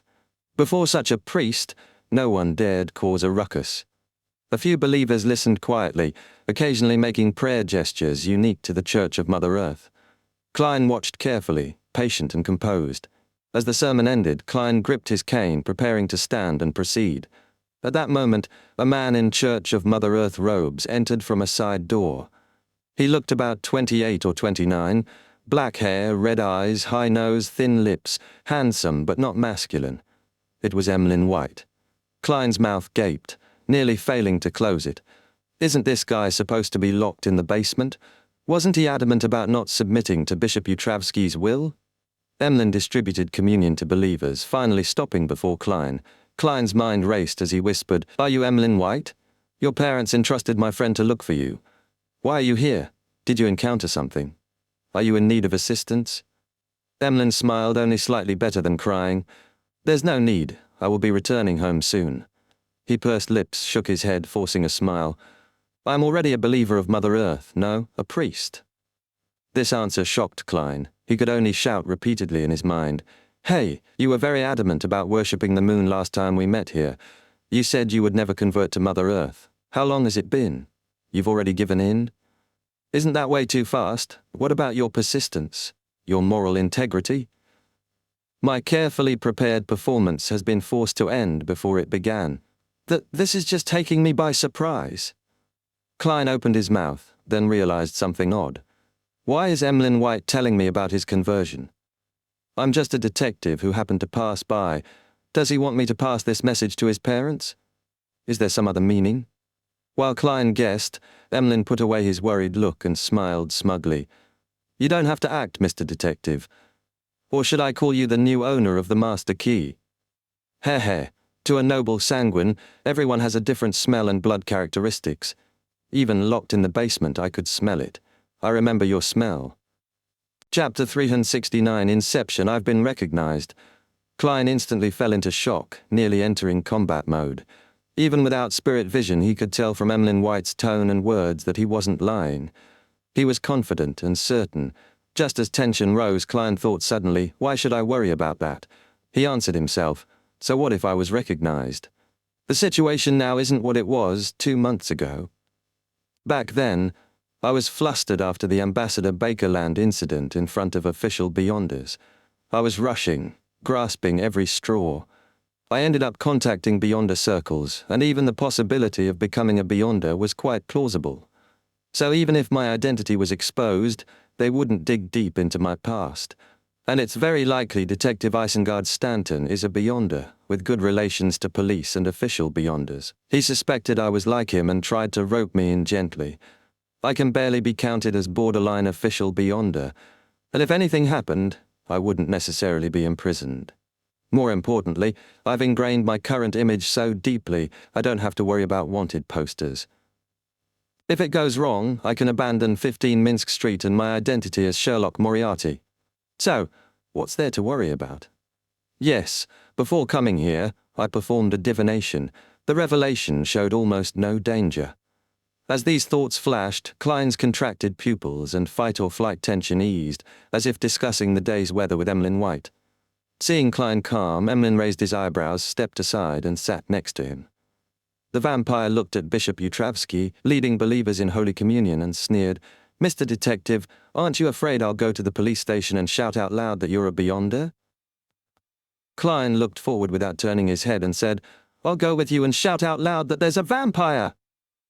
Come on, let's have an internecine outcome. Do you think I'm afraid of you?" Emlyn's expression stiffened. He raised his right index finger and said, "Sanguine, a noble sanguine. Got it?" Before Klein could speak, seeing Bishop Utravsky busy with the rite, Emlyn chuckled. "Regardless, I'm finally going to be free." I pretended to submit and told the old man I was willing to convert to believing in Mother Earth and was deeply penitent for what I'd done. Though I don't know what's necessary to show repentance, putting on an act is no problem. That old man actually believed me and was very happy. He let me out on the spot and made me a priest here. He said if I memorized the Holy Bible of the Church of Mother Earth, I could return home. Ha, that old fogey, all brawn and silly from faith, sure is easy to fool. Easy to fool? Klein turned to look at him smugly and said, "Father Utravsky used to be a pirate. He probably killed far more people than your father has ever saved. Pirates don't trust their crew. Betrayal and trickery are common. To be a successful pirate who lived to the end, Father Utravsky wouldn't be someone easily fooled, even if not bright." Emlyn looked incredulous, about to retort, but Klein rubbed his cane leisurely and added, "Father has a powerful sealed artifact, the mental terror candle. It allows the wielder to enter the deepest recesses of the target's soul, where no one can lie. That's only one use. I don't know if it has other abilities." Emlyn froze, eyes losing focus. After a dozen seconds, he whispered, pale, "When I said I was willing to change my faith, that old man came in with a lantern. There was a candle inside, but I didn't get a good look." Klein tilted his head, giving a sympathetic glance. "Perhaps Father Utravsky used it to plant a seed in you, one that gradually and thoroughly makes you wholeheartedly believe in Mother Earth." Emlyn's mouth twitched in a zombie-like smile. "I don't feel anything at all. It shouldn't be like that. Besides, aren't my parents coming? They can blame the priest through ordinary people, saying he forcefully detained me, forcing him to choose between sullying the church's reputation or letting me go. Isn't that a great idea?" Klein kept a pitying look, clasped hands and raised them to his nose, acting penitent. "If I were Father Utravsky, I'd call the police and let them determine the truth. Tell me, who do you think will suffer in the end, the bishop who has the right to preach or a vampire?" "Sanguine, sanguine!" Emlyn's facial muscles twitched. He clenched his fist and punched the back of the pew. "I can wait. Once I memorize the Holy Bible, I'll ask the old man to let me return. He's truly devout and won't break his promise." Klein smiled without turning his head. "I've been to 48 River Bay Avenue. Your parents have already moved away." "Naturally. Not only that, they moved somewhere I don't know," Emlyn said without hesitation. Klein added relaxedly, "They moved in a hurry and left many things behind, like those in your room." Emlyn's expression suddenly became wonderful. He gaped, abruptly stood, squeezed past Klein and rushed to Bishop Utravsky before the sacred emblem of life. "Father, Bishop, I want to return home. I want to return home. I want to return home," Emlyn shouted. Seeing believers hadn't finished Holy Communion, Father Utravsky didn't respond but gave Emlyn a calm, pitiful look. Emlyn shut his mouth and fell silent. He paced anxiously. Klein smiled, stood up, took his cane and hat and strolled down the aisle to the front pew. When communion ended, he approached Father Utravsky seriously. "Bishop, I don't know why you're retaining Emlyn, nor do I want to. I only know his parents entrusted me to take him back. If this giant priest agrees so easily, I can only light a vigil candle for Emlyn. No, he'll probably hate candles now. It's best to mourn for him," Klein thought. Father Utravsky looked down gently. "Emlyn can return home any time." Klein glanced at Emlyn, raised his right hand and tapped his chest. He wanted to gesture the crimson moon by tapping clockwise, but forced himself to draw the triangular sacred emblem. Emlyn became anxious from Klein's look and silently rushed out the cathedral. Klein followed calmly. After jogging forward, Emlyn suddenly slowed and said, dazed, "I feel like I'm starting to miss the Harvest Church, memorizing the Holy Bible and the sacred emblem of life. I wish to return and tidy the place. It'll only take an hour. This planted seed is more vicious than I thought. Wherever this vampire goes, he'll return to Harvest Church daily for an hour? That's not bad. At least the seed didn't change his faith. In a way, he's showing respect. But why respect? That candle is called Mental Terror Candle, said to be from a dragon. The spectator pathway is scary." Klein tapped his cane. "Need me to remind you of anything?" "No." Emlyn's face twisted angrily. "I'll fight this feeling. I'm moving to Midseashire or Faceac. I don't believe I'll still want to return after leaving Backland." He gritted his teeth and exhaled sharply. "Let's take the carriage back to River Bay Avenue." "All right," Klein said nonchalantly. After a few steps, Emlyn stopped a rental carriage. Just as he boarded, his back stiffened for 2 seconds. Then, barely audible, he said, "I don't have any money on me." "I do," Klein smiled. Emlyn said no more and got in. Klein sat across him. As the carriage moved, Klein asked thoughtfully, "Your father's a doctor, skilled in drugs and medicine?" Though listless, Emlyn raised his chin out of habit. "This is the gift we sanguine enjoy. The best potion masters come from us." "Is that so?" Klein whispered to himself, thoughts hidden. After a pause, Emlyn said, "Write your friend and tell him I'm back at River Bay Avenue. My parents will come looking for me." "All right," Klein answered simply. About 20 minutes later, the carriage pulled up in front of Unit 48 on River Bay Avenue. After paying, Klein stepped out and saw Emlyn gaze toward the bedroom, excitement flashing. Restraining himself, the vampire pressed his hand to his chest and bowed deeply. "In any case, I must thank you." Klein smiled immediately. "No need to thank me. The bounty for finding you and transportation fees will come from your parents. Also, you must concoct a medicine with beyonder effects to help me treat a patient. That's the reward your family owes." Chapter 370, The Audience's Applause Bounty Reward, Transportation Fees and Medicine with Beyonder Effects. Emlyn White was momentarily dazed upon hearing that. This was not the answer he expected. "What about your gentlemanliness?" the vampire thought in shock. "As a detective, clear accounting principles are necessary. Besides, you've even delayed my visit to the Quillard Club. I don't know what food they've offered in limited supply for the past 2 days." Klein silently lampooned as he looked at Emlyn White. After a few seconds, Emlyn forced a smile and said, "I have to see the patient before I can concoct the appropriate medicine." "From your tone, you sound really confident." Klein nodded thoughtfully. He then thought of a problem. "The White family seems outstanding potion scholars. If I were really injured or poisoned, I could come to them for treatment. Wouldn't all my efforts to get the apothecary formula from Father Utravsky be for naught? No need to nurture another aide good at healing. Reality changes faster than a plan. Still, it's not a waste. I've already made back my investment from Miss Magician. Formulas will always be valuable. Besides, the White family will surely stay away from River Bay Avenue under new secret identities. Finding them won't be easy. No, before the Mental Terror Candle's effect is resolved, I just need to wait for Emlyn White at the Harvest Church." With that in mind, Klein took off his hat, bowed and said, "No problem, I will take you there when the time comes. I shall not waste your time any further. Cheerio." Emlyn White hesitated. If you can remove the effect of the mental terror candle, then you will receive a greater bounty, and, he paused, raising his chin, and the friendship of the sanguine. I'm a magician, possessing the sun brooch and biological poison bottle. I'm only medium in mediumship regarding psyche. What can I do? Among those I know, only Miss Justice comes close, but she's only a sequence 8 telepathist.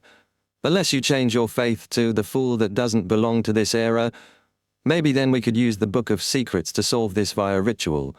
Vampires worship the primitive moon like the shaman king. Could the vampire ancestor Lilith be that moon? Klein smiled as his thoughts wandered. I'll keep a lookout for ways to help you. Emlyn nodded silently and rushed to the door. If not for the carriage driver nearby, he would have spread his black bat wings and soared upstairs. Klein laughed and shook his head. He rode back in the rental carriage, took the steam metro, then returned to Sherwood Borough's 15 Minsk Street. Before entering, Klein checked the letterbox. To his surprise, there was a letter, unstamped, addressed to Detective Sherlock Moriarty, signed Jurgen Cooper. Lawyer Jurgen? Puzzled, Klein opened it. Under the street lamp, he found a letter and 2 bills, 1 solly and 5 solly. 6 solly total. I fed the cat 3 times, 2 solly each. Realizing why, Klein lit the gas lamp. The letter was brief, precise, and serious. Dear Detective Moriarty, thank you for taking care of Brody over the past few days. This is the reward you deserve. I rang the doorbell twice and found you weren't home, so I put the payment in your letterbox. As I may not return until tomorrow evening, I might miss the verbal agreement my grandmother promised tonight. As a lawyer, I value verbal agreements and hope they will be carried out strictly. Finally, thank you once again. Jurgen Cooper. Mr. Lawyer, your gratitude is so dry it's even more boring than Brody's, but your explanation fits Jurgen. Also, why put it in my mailbox? On Earth before transmigration, I might not have checked the mailbox for months. Klein smiled, folded the bills and pocketed them. Then he wrote to Detective Stewart. After greetings he wrote, I found Emlyn White at the Harvest Church near Tuteva Street. It's a small cathedral of the Church of Mother Earth, uncommon in Lone. Emlyn claimed he ran away from home due to certain matters. Afterwards, he was taken in by the bishop and stayed as a... Klein paused, then wrote, volunteer. He added, thanks to my persuasion he returned to 48 River Bay Avenue. However, he might visit the Harvest Church often for volunteer work. After reading it over, Klein folded the letter. He didn't stamp the envelope, planning to hire someone to deliver it directly to Stewart's house the next day. Using the kingdom's postal system would delay delivery by days. Though he was in Backland, Stewart wouldn't see it until at least 2 days later. Only then would the Whites be notified. Meanwhile, Emlyn was penniless, with only his figurines. This was also to receive payment early. Klein chuckled, tidied the coffee table, then went upstairs to brush and bathe. Wednesday morning, after paying 2 solly to deliver the letter, Klein bought ingredients for Desi seafood rice, planning to cook fried rice. He swallowed saliva thinking of the pearly white rice.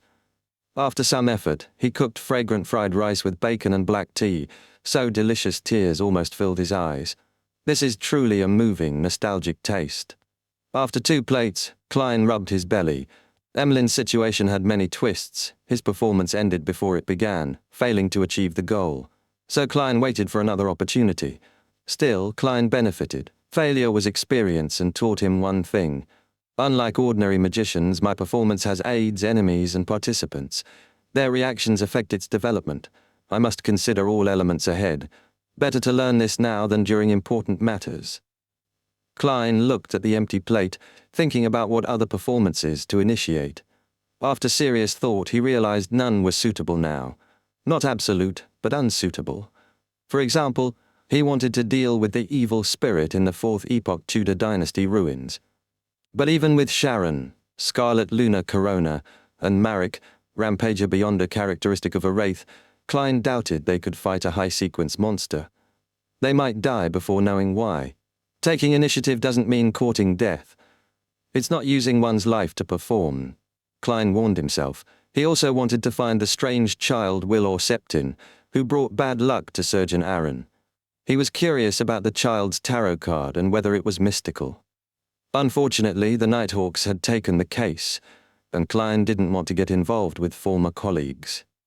I'll wait for Dr. Aaron's break before heading to Quelaag Club to ask about progress, then decide. Klein's thoughts took shape. Dr. Aaron was usually free Friday afternoons and Sundays when he played tennis at Quelaag Club. The Backland Morning Post reported a Beyonder gathering tomorrow night, organized by Eye of Wisdom.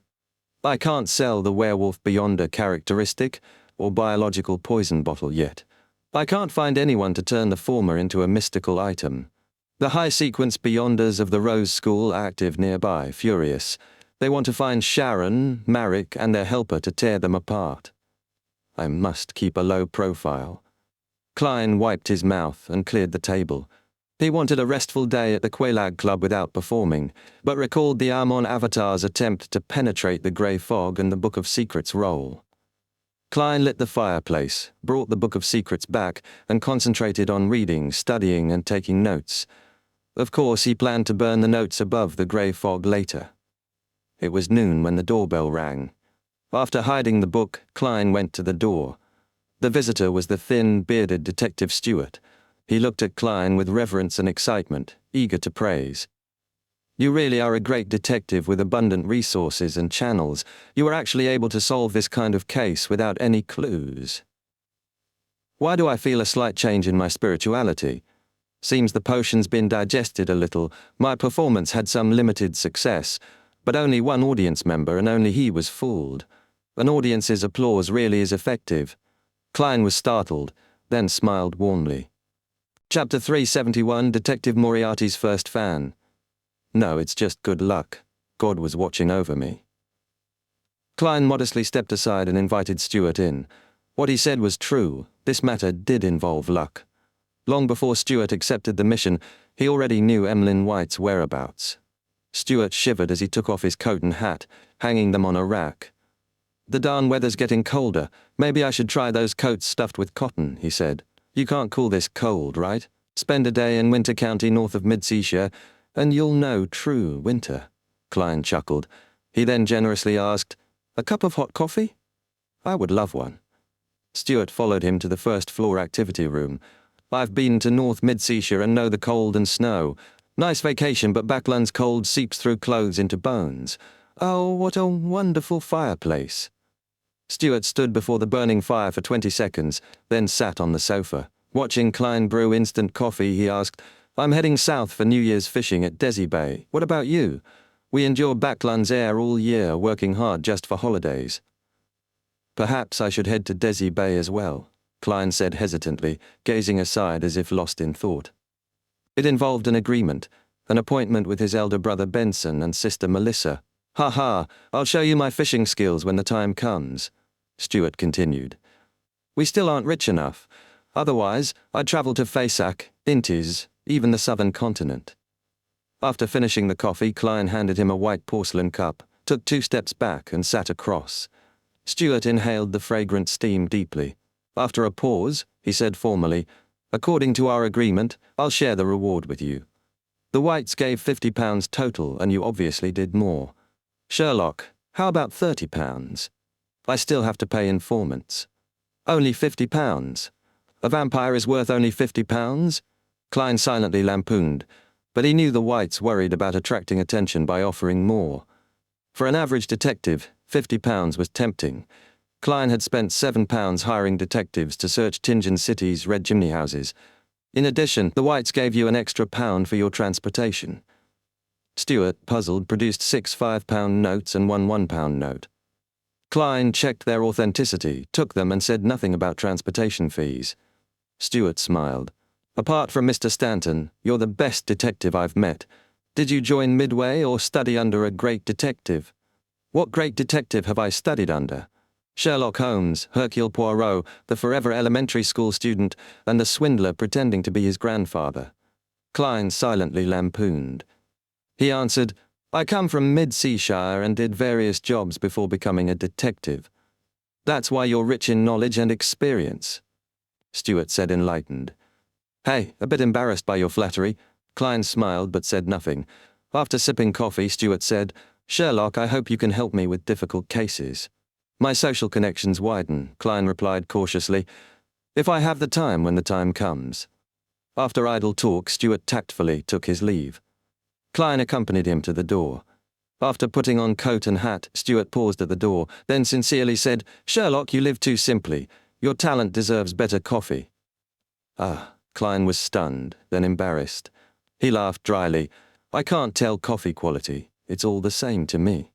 After sending Stuart off, Klein bought ox bones, beef, white radish and condiments to prepare beef bone radish soup for dinner, planning to eat it with leftover rice. For lunch, he ate lamb chop at a random restaurant. After a leisurely afternoon, Klein continued studying the Book of Secrets, realizing how little he knew of mysticism. Fortunately, his solid foundation let him grasp many things quickly. In the evening, the fragrant beef bone soup made his Adam's apple bob twice. The doorbell rang like a bugle signaling dinner time. Swallowing saliva, Klein opened the door. The visitor, handsome but not masculine, red-eyed vampire Emlyn White. No need to rush him. What a man of his word. Klein smiled. "Good evening, Mr. White." Emlyn's impatience showed as he raised his chin. He was about to speak, but Klein noticed his brown clerical robes and said knowingly, "You just came over from the Harvest Church?" Who said he could resist last night? Unable to keep a gentlemanly face, Emlyn gritted his teeth. That old man, that old man. Damn it, how do I get rid of this inducing suggestion?" Before Klein could reply, Emlyn patted his chest sternly. "Take me to the patient. There's a good dinner waiting for me." He sniffed subtly as if smelling something. Klein grabbed his coat and hat without another word. "All right, I'll take you now." After closing the door and walking a few steps, Klein cautiously asked, "Do you have a certificate to practice medicine?" How else would he convince lawyer Jurgen to let Mrs. Doris take the medicine? Emlyn looked skyward at 45 degrees. "I don't need papers to prove my abilities." Before Klein frowned, Emlyn added casually, "It's too simple. I got it easily by going through the process." Sounds like he's proud of having that certificate. Klein smiled silently. Looking at the wet ground, Emlyn said, "Do you know what I like most about Backland?" "What?" Klein asked without curiosity. Emlyn chuckled. "The persistent gloomy sky with fog blotting out the sun. It lets me go out during the day without discomfort. It's great, except for the air." "So the sun really damages vampires?" Luckily, Klein didn't bring the sun brooch yesterday, or they couldn't have talked. Klein understood. They arrived at the Jurgens' home. Klein rang the doorbell. After a while, Mrs. Doris, warmly dressed, opened with surprise. "Mr. Detective, I wasn't expecting you." Brody the black cat crouched nearby, warily eyeing Emlyn. Klein pointed to Emlyn. "I know a doctor good at lung diseases, so I asked him to check on you. This is Dr. Emlyn White." "Is that so?" "You still remember? What a good child." Doris invited them in happily. "Child," Klein's mouth twitched but stayed silent. Inside, Emlyn whispered, "The patient's problems are irreversible. She's very old and weak. Even with medicine, she'll live only through winter, passing in 3 to 5 years. Unless given immortal potions or the like, or turned into a sanguine, but at her age she can't endure beyond her changes. My parents and I have no excess characteristics." "Irreversible?" Klein was startled, silently sighed. "Make her the medicine first. We'll worry about after winter," Klein said. "All right, I have ready-made medicine suitable for this." Emlyn sat on the sofa without ceremony. At that moment, lawyer Jurgen emerged, apron off, asking Klein why they'd come. "Dr. White, your opinion on my grandmother's lung disease," Jurgen asked seriously. Emlyn expertly explained lung disease. Much flew past Jurgen's head. "What she needs is warm, healthy air. That's my sincere advice. I also have special medicine she can take for free." He showed his certificate and a small metal bottle. "Any side effects?" Jurgen cautiously asked. "No, but it won't cure the root problem, just a temporary fix," Emlyn answered professionally. "If not for Detective Moriarty, I wouldn't let anyone try it." "Perhaps I can try?" "Cough," Mrs. Doris interrupted. Jurgen glanced at Klein, who had done a divination, then nodded. "All right," Jurgen decided. He watched warily as Mrs. Doris drank the medicine. At first, little changed, but her breathing lightened. She stood, bent to pick up Brody, and happily said, "I feel much better." Jurgen's usual stoic face curved into a slight smile, but Klein thought of the 3 to 5 years. He curled a smile and sighed inwardly. This can also be considered a kind of magic show, using beyonder powers to create fake outcomes and make the audience happy. Chapter 372, Missing Case. After waiting more than half an hour and confirming nothing unexpected happened, Klein and Emmeline White left Lawyer Jurgen's house in silence, each lost in thought. Soon they arrived outside 15 Minsk Street. Emmeline White put his fist to his mouth, coughed lightly and said, "The payment has been paid. I hope we won't meet again in the future." "That sounds pretty cool, but Mr. White, have you forgotten something important?"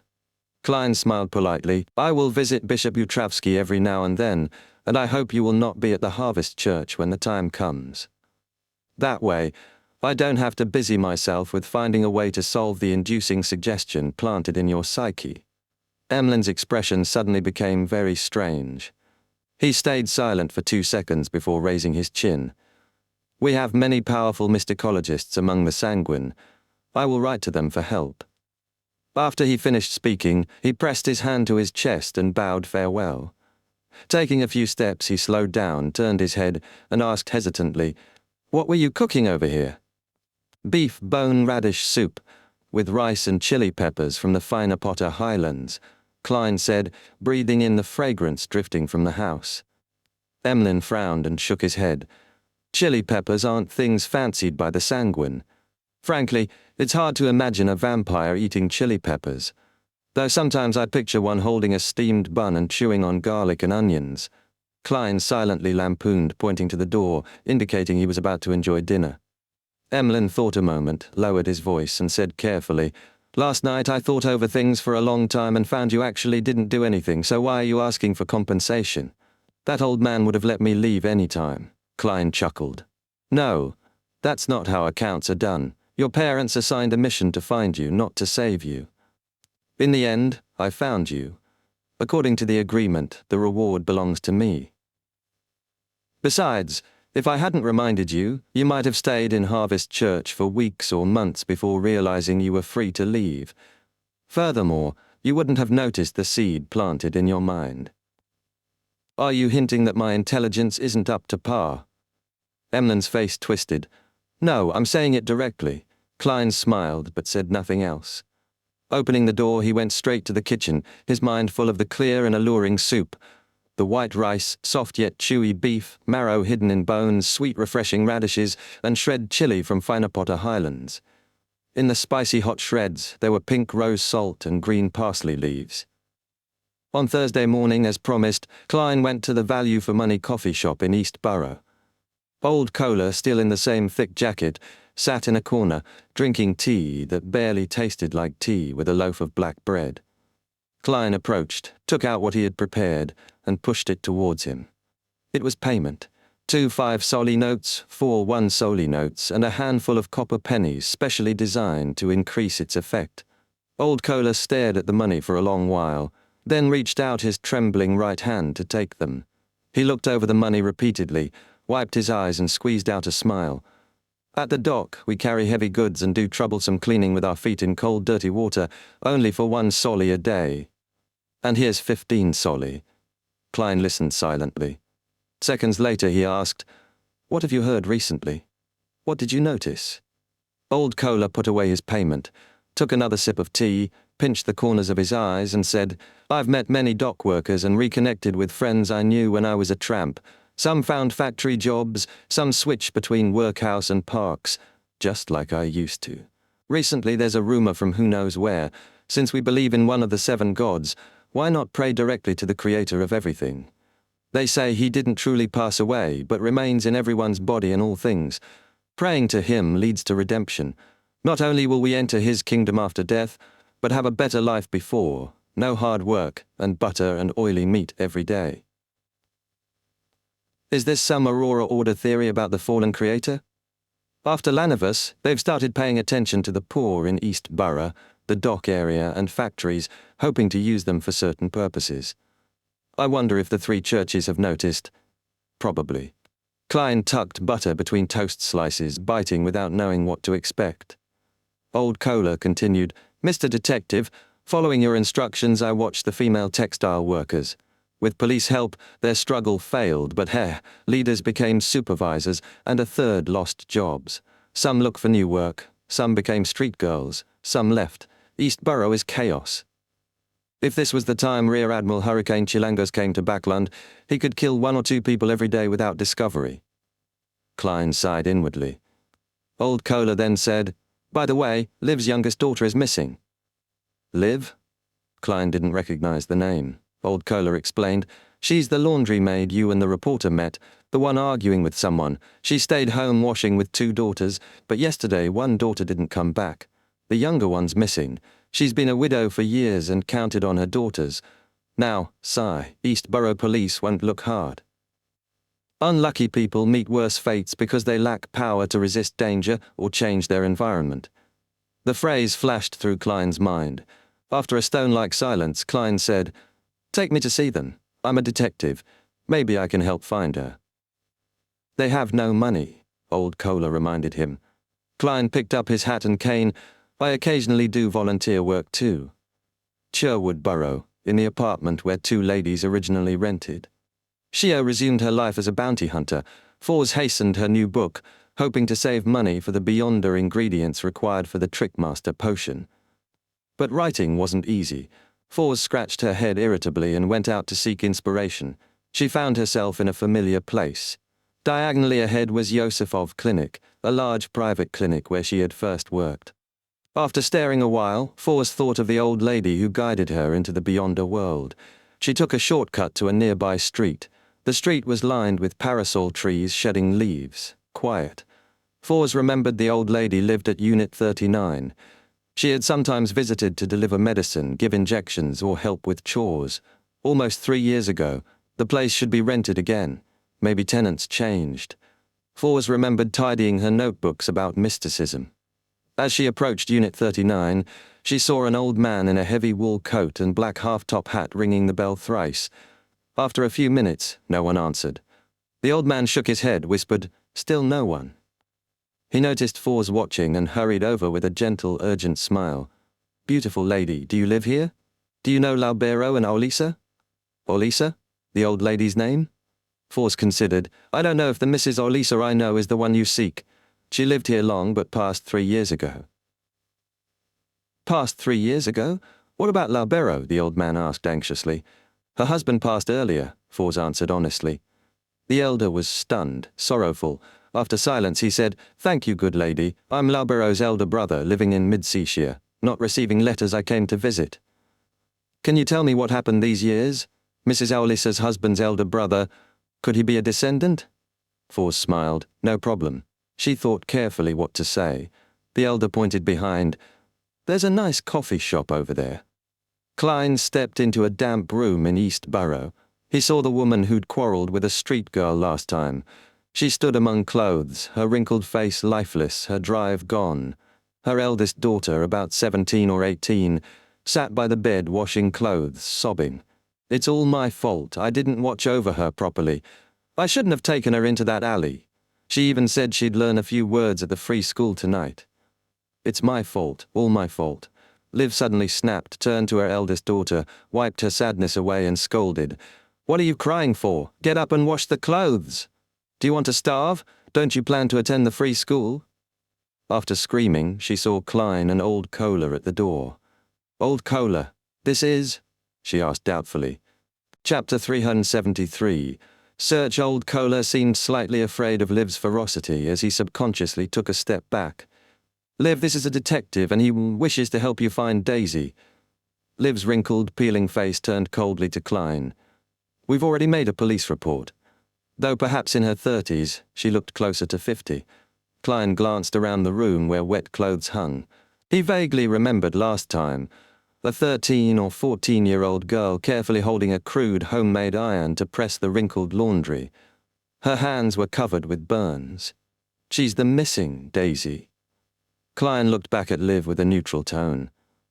"Do you believe that the East Borough Police will really be looking for Daisy? Are you sure the people who caused Daisy to go missing wouldn't cast their sights on your family? Do you wish to lose another daughter after losing one?" The cruel, heart-wrenching words cracked Liv's indifferent expression. She turned to Garper but said nothing. The corners of her eyes reddened. She abruptly lowered her head and muttered in pain and despair, "I don't have any money." The room became silent. Even the sobbing girl stopped. Klein pursed his lips and sighed silently. I occasionally do volunteer work, simply to help others. Heh, I haven't done so in a long time, so please give me a chance. Volunteer work? Liv lifted her head, considering the phrase. Klein nodded slightly. The job will be done pro bono. No, not completely free either. Kindness will bring me great satisfaction. Since you have no other solutions, why not give it a try? Liv was silent a moment, then wiped her water-wrinkled hand over her eyes. In a low voice, she said, Mr. Detective, you really are a kind and good gentleman. Her voice choked with sobs. This was what happened. At midday before yesterday, at noon, Daisy delivered a load of washed laundry under Fraser's lead. It was just outside Eastborough, and they needed to cross several streets. To rush back for lunch, Fraser chose a secluded alley, but a moment's distraction left her realizing Daisy, who had been following, was gone. She retraced her route but never found Daisy. Daisy hasn't come back yet. Where did this happen, Freya? The girl named Freya stood, eyes red and puffy. She sobbed, right here in Broken Axe Lane, Mr. Detective. Will Daisy be all right? Probably, Klein replied without much expression. He looked around. Do you have anything Daisy often carries? I can borrow a police dog. It has an excellent sense of smell and can find a person by lingering scent. No, Liv thought sadly. Freya's tears returned. Despair returned to her face. Suddenly she blinked. Wait, there's something. Daisy's vocabulary book. Vocabulary book? Old Kohler asked. Liv sniffed. I make Freya and Daisy attend the free school at night. I can keep washing, but they can't always be doing the same. This lady is such a good mother. Klein sighed silently. The free night classes were run by the 3 major churches or charities. From 8 to 10 at night, the school was free and provided stationery and some paper. It was need-blind, sometimes involving religious knowledge. Klein recalled old Neil once teaching at the Church of the Evernight Goddess for years. Because so few volunteered to teach, the school used a unique tutorial system. Teachers arrived early, gathered the best students, taught them the day's content, then put them in charge of different classes. Teachers supervised and corrected mistakes. Corresponding to the free classes were organizations like the Technical Workers Workshop, rare outlets to escape poverty. Unfortunately, such organizations were too few to play a major role. At that moment, sobbing Fraser added, Daisy liked studying very much. She was made tutor of her class by her teacher. She put together vocabulary words she copied and hugged them in bed every day. She'd wake early to recite them under dawn's light. She always regretted there were no street lamps here. As she spoke, Freya rushed back to the bunk bed and pulled out a stack of crumpled paper from under a tattered pillow. Because it had been damp so long, the copied words smudged. The edges were worn, as if someone had turned them many times. Mr. Detective, is this okay? Freya anxiously asked, handing Klein the unbound vocabulary book. Yes, Klein answered simply. He wasn't trying to comfort her. Although not something Daisy always carried, it had accompanied her and was excellent for dowsing to find her. He flipped through it casually. Then I'll start taking action. The earlier I find Daisy, the better. Liv and Freya had no words, only watching Klein and old Kohler leave, repeating, thank you, Mr. Detective, and thank you, good gentleman. After leaving, Klein told old Kohler, pay attention to female textile workers who lost jobs, especially those without new jobs or who became street girls. Watch those who've gone off to unknown places. Pay attention to your own safety. Ask less, listen more. Do this well and you'll get a bonus. All right. Old Kohler nodded heavily. He hesitated, then asked hopefully, you'll find Daisy, won't you, Mr. Detective? I can only say that I will do my best. Klein didn't guarantee. Old Kohler sighed bitterly. I lost my child. I don't want to see this happen again. He waved and walked away. Klein left leisurely, wrapping Daisy's vocabulary book around his cane's head, and discreetly performed a dowsing rod seeking. There were results, northwest. For now, no sign of interference or misdirection. He steadied the cane and set off. Exiting Eastborough, Klein hired a rental carriage. Half an hour later, the carriage stopped at Iris Street, near Sherwood and Westborough, in front of a house with a vast lawn, garden, fountain square, and marble statue. Inside the carriage, Klein's cane fell, pointing straight at that direction. Through the window, he saw guards patrolling and fierce dogs panting. Security was tight. More importantly, Klein's spiritual intuition sensed great danger within. What is this place? How can Daisy's disappearance involve such danger? Klein thought briefly, then told the driver to keep going. The driver replied, surprised, "Sir, aren't you here to visit Mr. Capham?" Capham? The name was very familiar. Klein smiled. "Why do you think so?" "There are always people from East Borough who ride in my carriage here. Ha ha, this is the home of the rich and powerful Mr. Capham," the driver said casually. East Borough, Capham, tycoon, Klein remembered. Rumors said he led a bloody criminal organization, stained with blood, involved in many innocent girls' disappearances, and he was a tycoon with many important contacts. Klein leaned back, half closed his eyes. The carriage moved on, leaving the villa behind. In a small coffee shop booth, Fors knew the old man across was Lawrence Nord from Mid-Seashire's Constant City, a public school teacher. He didn't know Mrs. Owley's husband was dead, or that Mrs. Owleysa inherited his estate and became a beyonder, nor that she had left relics to Fors. Could he be a beyonder? Could he divine? After sipping Fermo coffee, Fors organized her words. "I was a doctor at the nearby Yosifov clinic, and Mrs. Owleysa came often. Her husband, Mr. Laubero, had already passed. Sometimes I accompanied her, chatting or helping her with things. So, in the end, she made a will giving me savings and cash. She donated jewelry, books, furniture, and other things to charity, done under her law firm's supervision." Fors told the truth, but not the whole truth. Lawrence pinched his forehead. "What a pity. I don't understand why Owleysa didn't contact me all those years." "She never mentioned your name. She was vaguely dissatisfied with Mr. Loubero's family," Fors replied frankly. Lawrence fell silent a moment. "Thank you for informing me. It has helped me understand.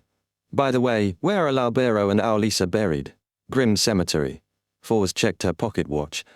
"Mr. Lawrence, I have things to tend to. I should leave." Lawrence didn't stop her. He got up and saw her off. After sitting, he rubbed his temples, muttering, "Laubero is dead, no children left behind. I don't know what Owleysa did with his beyonder trait. Richard died at the Aurora Order's hands.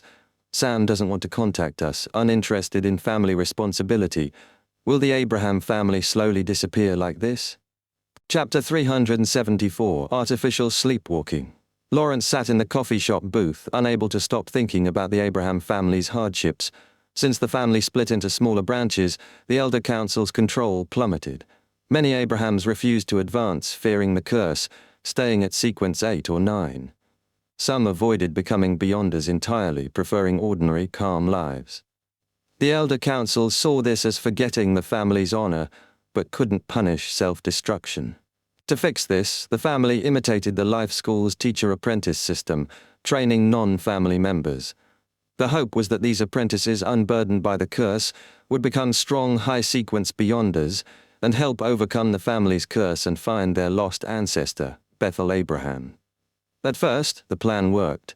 Within 10 years, several apprentices reached sequence 5, while none of the Abraham descendants reached sequence 6. The trunk weakened, but the branches grew strong. Tragedy seeds were sown.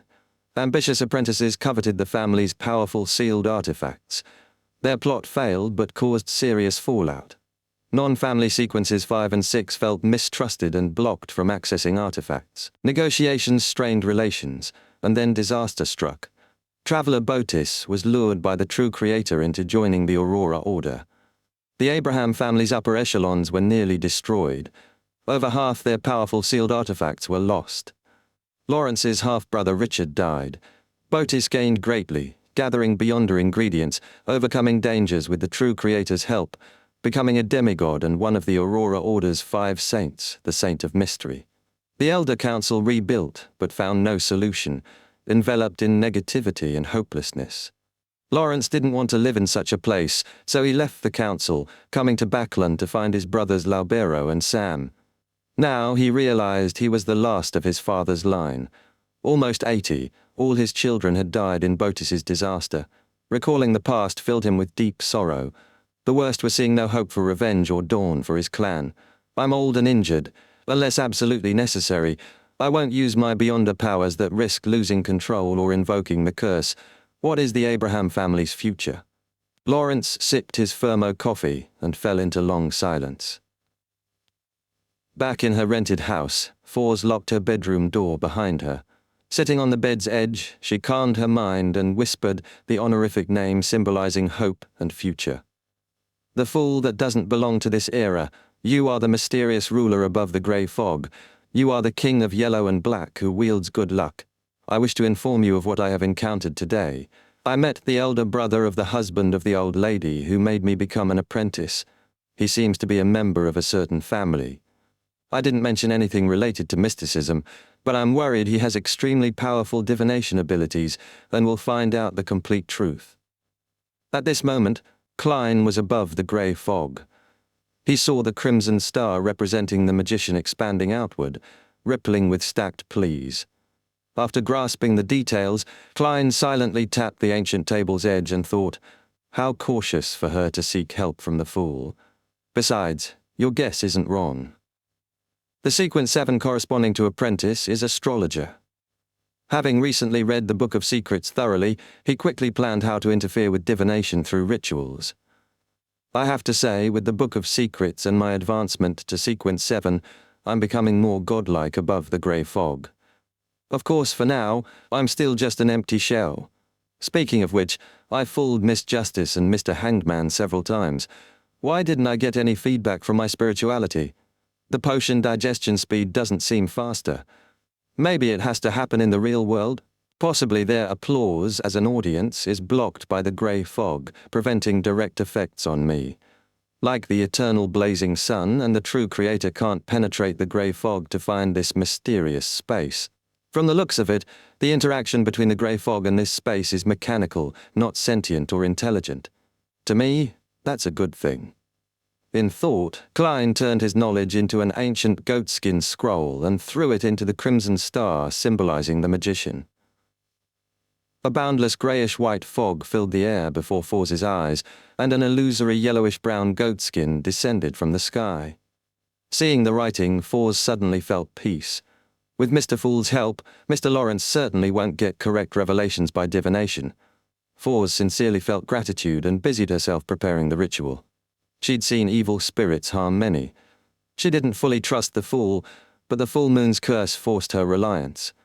No matter how bad the consequences, I'll just lose my life.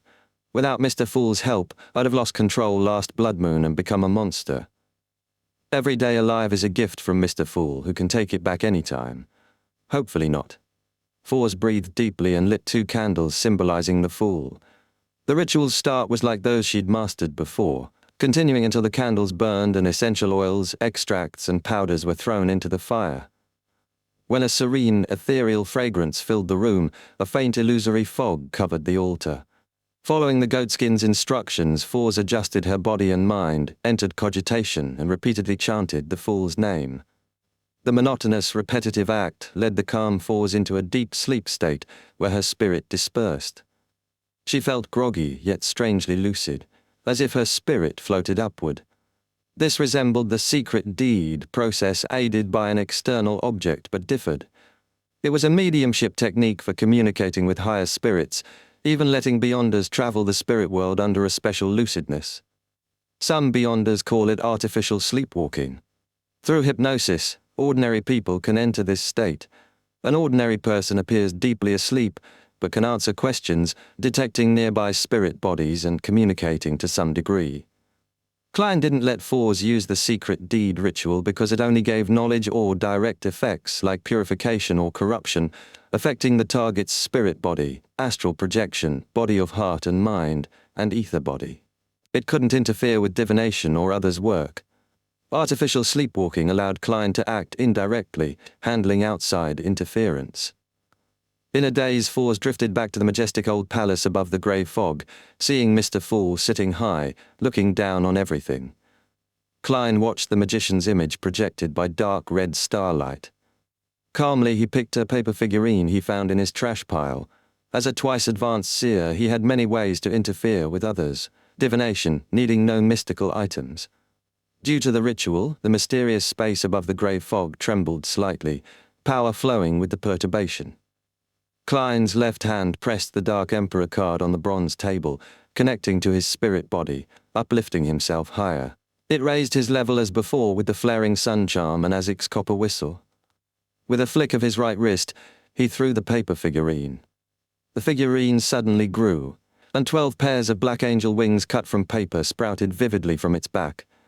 The paper angel pierced the dark red light, overlapping the magician's illusory figure. Without warning, it ignited and burned to ashes. Half awake, Fours seemed to see a dignified, majestic angel wrapping her in layers of pitch-black wings. After some unknown time, Fours awoke from artificial sleepwalking. Only 3 candles quietly burned on the altar, the fog lingering, and the familiar serene fragrance at her nose. Angel Fours was so lost she forgot to end the ritual. Chapter 375, An Evil God's Impressive Act. Fours sat in her room, still processing what she'd seen during her reverie. 12 pairs of wings. That's an angel of the highest rank, right? According to the church's canon descriptions, it had to be. She tried to calm her thoughts. It wasn't surprising that Mr. Fool had an angel at his service.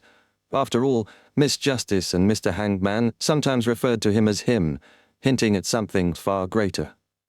The fact that he could isolate the moon's ravings made her realize how powerful he was, but she hadn't expected Mr. Fool to send an angel just to protect her from Mr. Lawrence's divination. Was this a routine act for him, or was this extravagant even for him? A new concern struck her. Why were the angel's wings black? Did this symbolize death or degeneration? Was Mr. Fool some ancient being from the Pale Era, or something else entirely? Fours paused and smiled bitterly, remembering Emperor Roselle's advice, take things one step at a time. With a deep breath, she thanked Mr. Fool again before proceeding with the ritual's final steps. She extinguished the 3 candles and cleared the altar. Above the grey fog, Klein turned his focus back to Daisy's situation. He took a deep breath and prepared a divination statement, Daisy's current situation. Placing the statement on the table along with her vocabulary book, he leaned back, entering a state of cogitation and reciting the words over and over. Soon his vision blurred, and the images began to flash, some connected, others fragmented, and some incoherent. He saw Daisy, Liv's youngest daughter, being dragged into an alley by 2 men. One covered her mouth with a handkerchief while the other lifted her legs. They quickly carried her to a waiting carriage. The whole thing happened within 2 minutes, and by the time Daisy's sister Fraser returned, the carriage had already left. Inside the carriage, Daisy, dazed and terrified, had a sharp dagger held to her face. The men whispered lewd threats in her ears. The carriage arrived at a luxurious villa, and Daisy found herself locked in a small dark room. The sounds of women crying and screaming echoed outside. When Daisy cried out for help, the door opened, and a brutal kick sent her sprawling. Her cries for Mother and Freya echoed as she wept in pain. Klein's grip tightened on the paper he was holding. The images were clear. Capim, the mastermind behind the young lady's disappearances, was running a criminal organization. But there was more to this than just petty crime. The warning in Klein's spiritual intuition told him something darker was at play. Capim might be a Sequence 6, or even Sequence 5 Beyonder, but that alone wouldn't explain the level of danger Klein was sensing. Why would a powerful Beyonder be involved in something so dirty and complex? There had to be a deeper plot behind the human trafficking operation. After a moment's hesitation, Klein restored Daisy's vocabulary book using the power of the grey fog. Then he quickly wrote another divination statement. Saving Daisy is a dangerous matter. He examined it carefully, then summoned the spirit pendulum. The topaz pendant swayed wildly, confirming the danger, yet also suggesting that there was still a significant chance of success. Klein smiled wryly. Wasn't I looking for an opportunity to perform? This is it. As a magician, he knew he needed to challenge something difficult to prove his craft. Completing the impossible, even if it was all an illusion, was the image of a true magician. But there was a problem. He had no concrete information about Capim. Without knowing the number of Beyonders involved or the villa's layout, Klein could not make adequate preparations. He considered getting Miss Justice's help, but quickly rejected it. She could uncover Capim's connections to the wealthy and powerful, but that wouldn't help him understand how many Beyonders were in the villa or the traps set in place. No, he needed information fast. Delays would only lead to tragedy. Klein's eyes darted across the room, landing on a pile of junk in the corner. An idea formed in his mind. He could ask Miss Magician and Miss Shio to investigate Capim's background through their East Borough connections.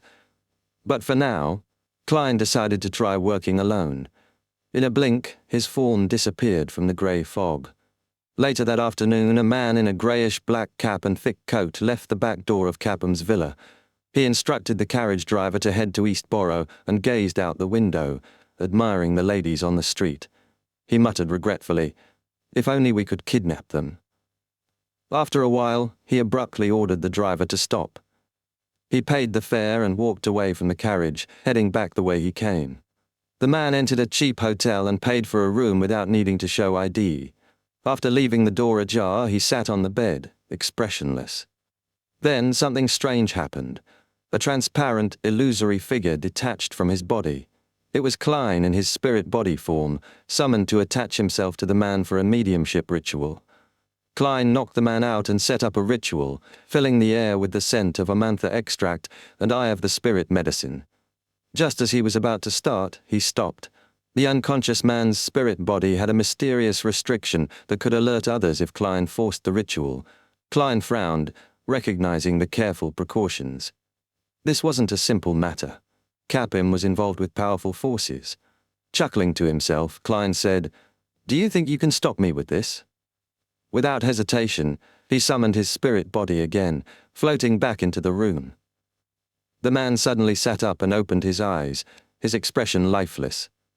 Without a word, he walked to the altar and began to chant in a hollow voice, "The fool that doesn't belong to this era, you are the mysterious ruler above the grey fog. You are the king of yellow and black who wields good luck." Chapter 376, Mr. Harris. In a room filled with the ethereal fragrance of Amantha extract and eye of the spirit medicine, Capim's henchman, now possessed by Klein, chanted the fool's honorific name. The rhythmic murmurs combined with the heavy scent, clouding his thoughts. As the chant continued, his spirit body began to fade, his mind muddling yet retaining a strange clarity as if he were in a trance. Klein, in his spirit body form, gently nudged the man deeper into this artificial sleepwalking state. His astral projection slipped upwards toward the grey fog and the mysterious space above it. With precision, Klein ended the summoning, returning to the ancient palace where he sat at the fool's seat. A bright light encircled him, rippling outward, forming the illusory figure of Capim's henchman. The ritual's disturbance caused the space to tremble.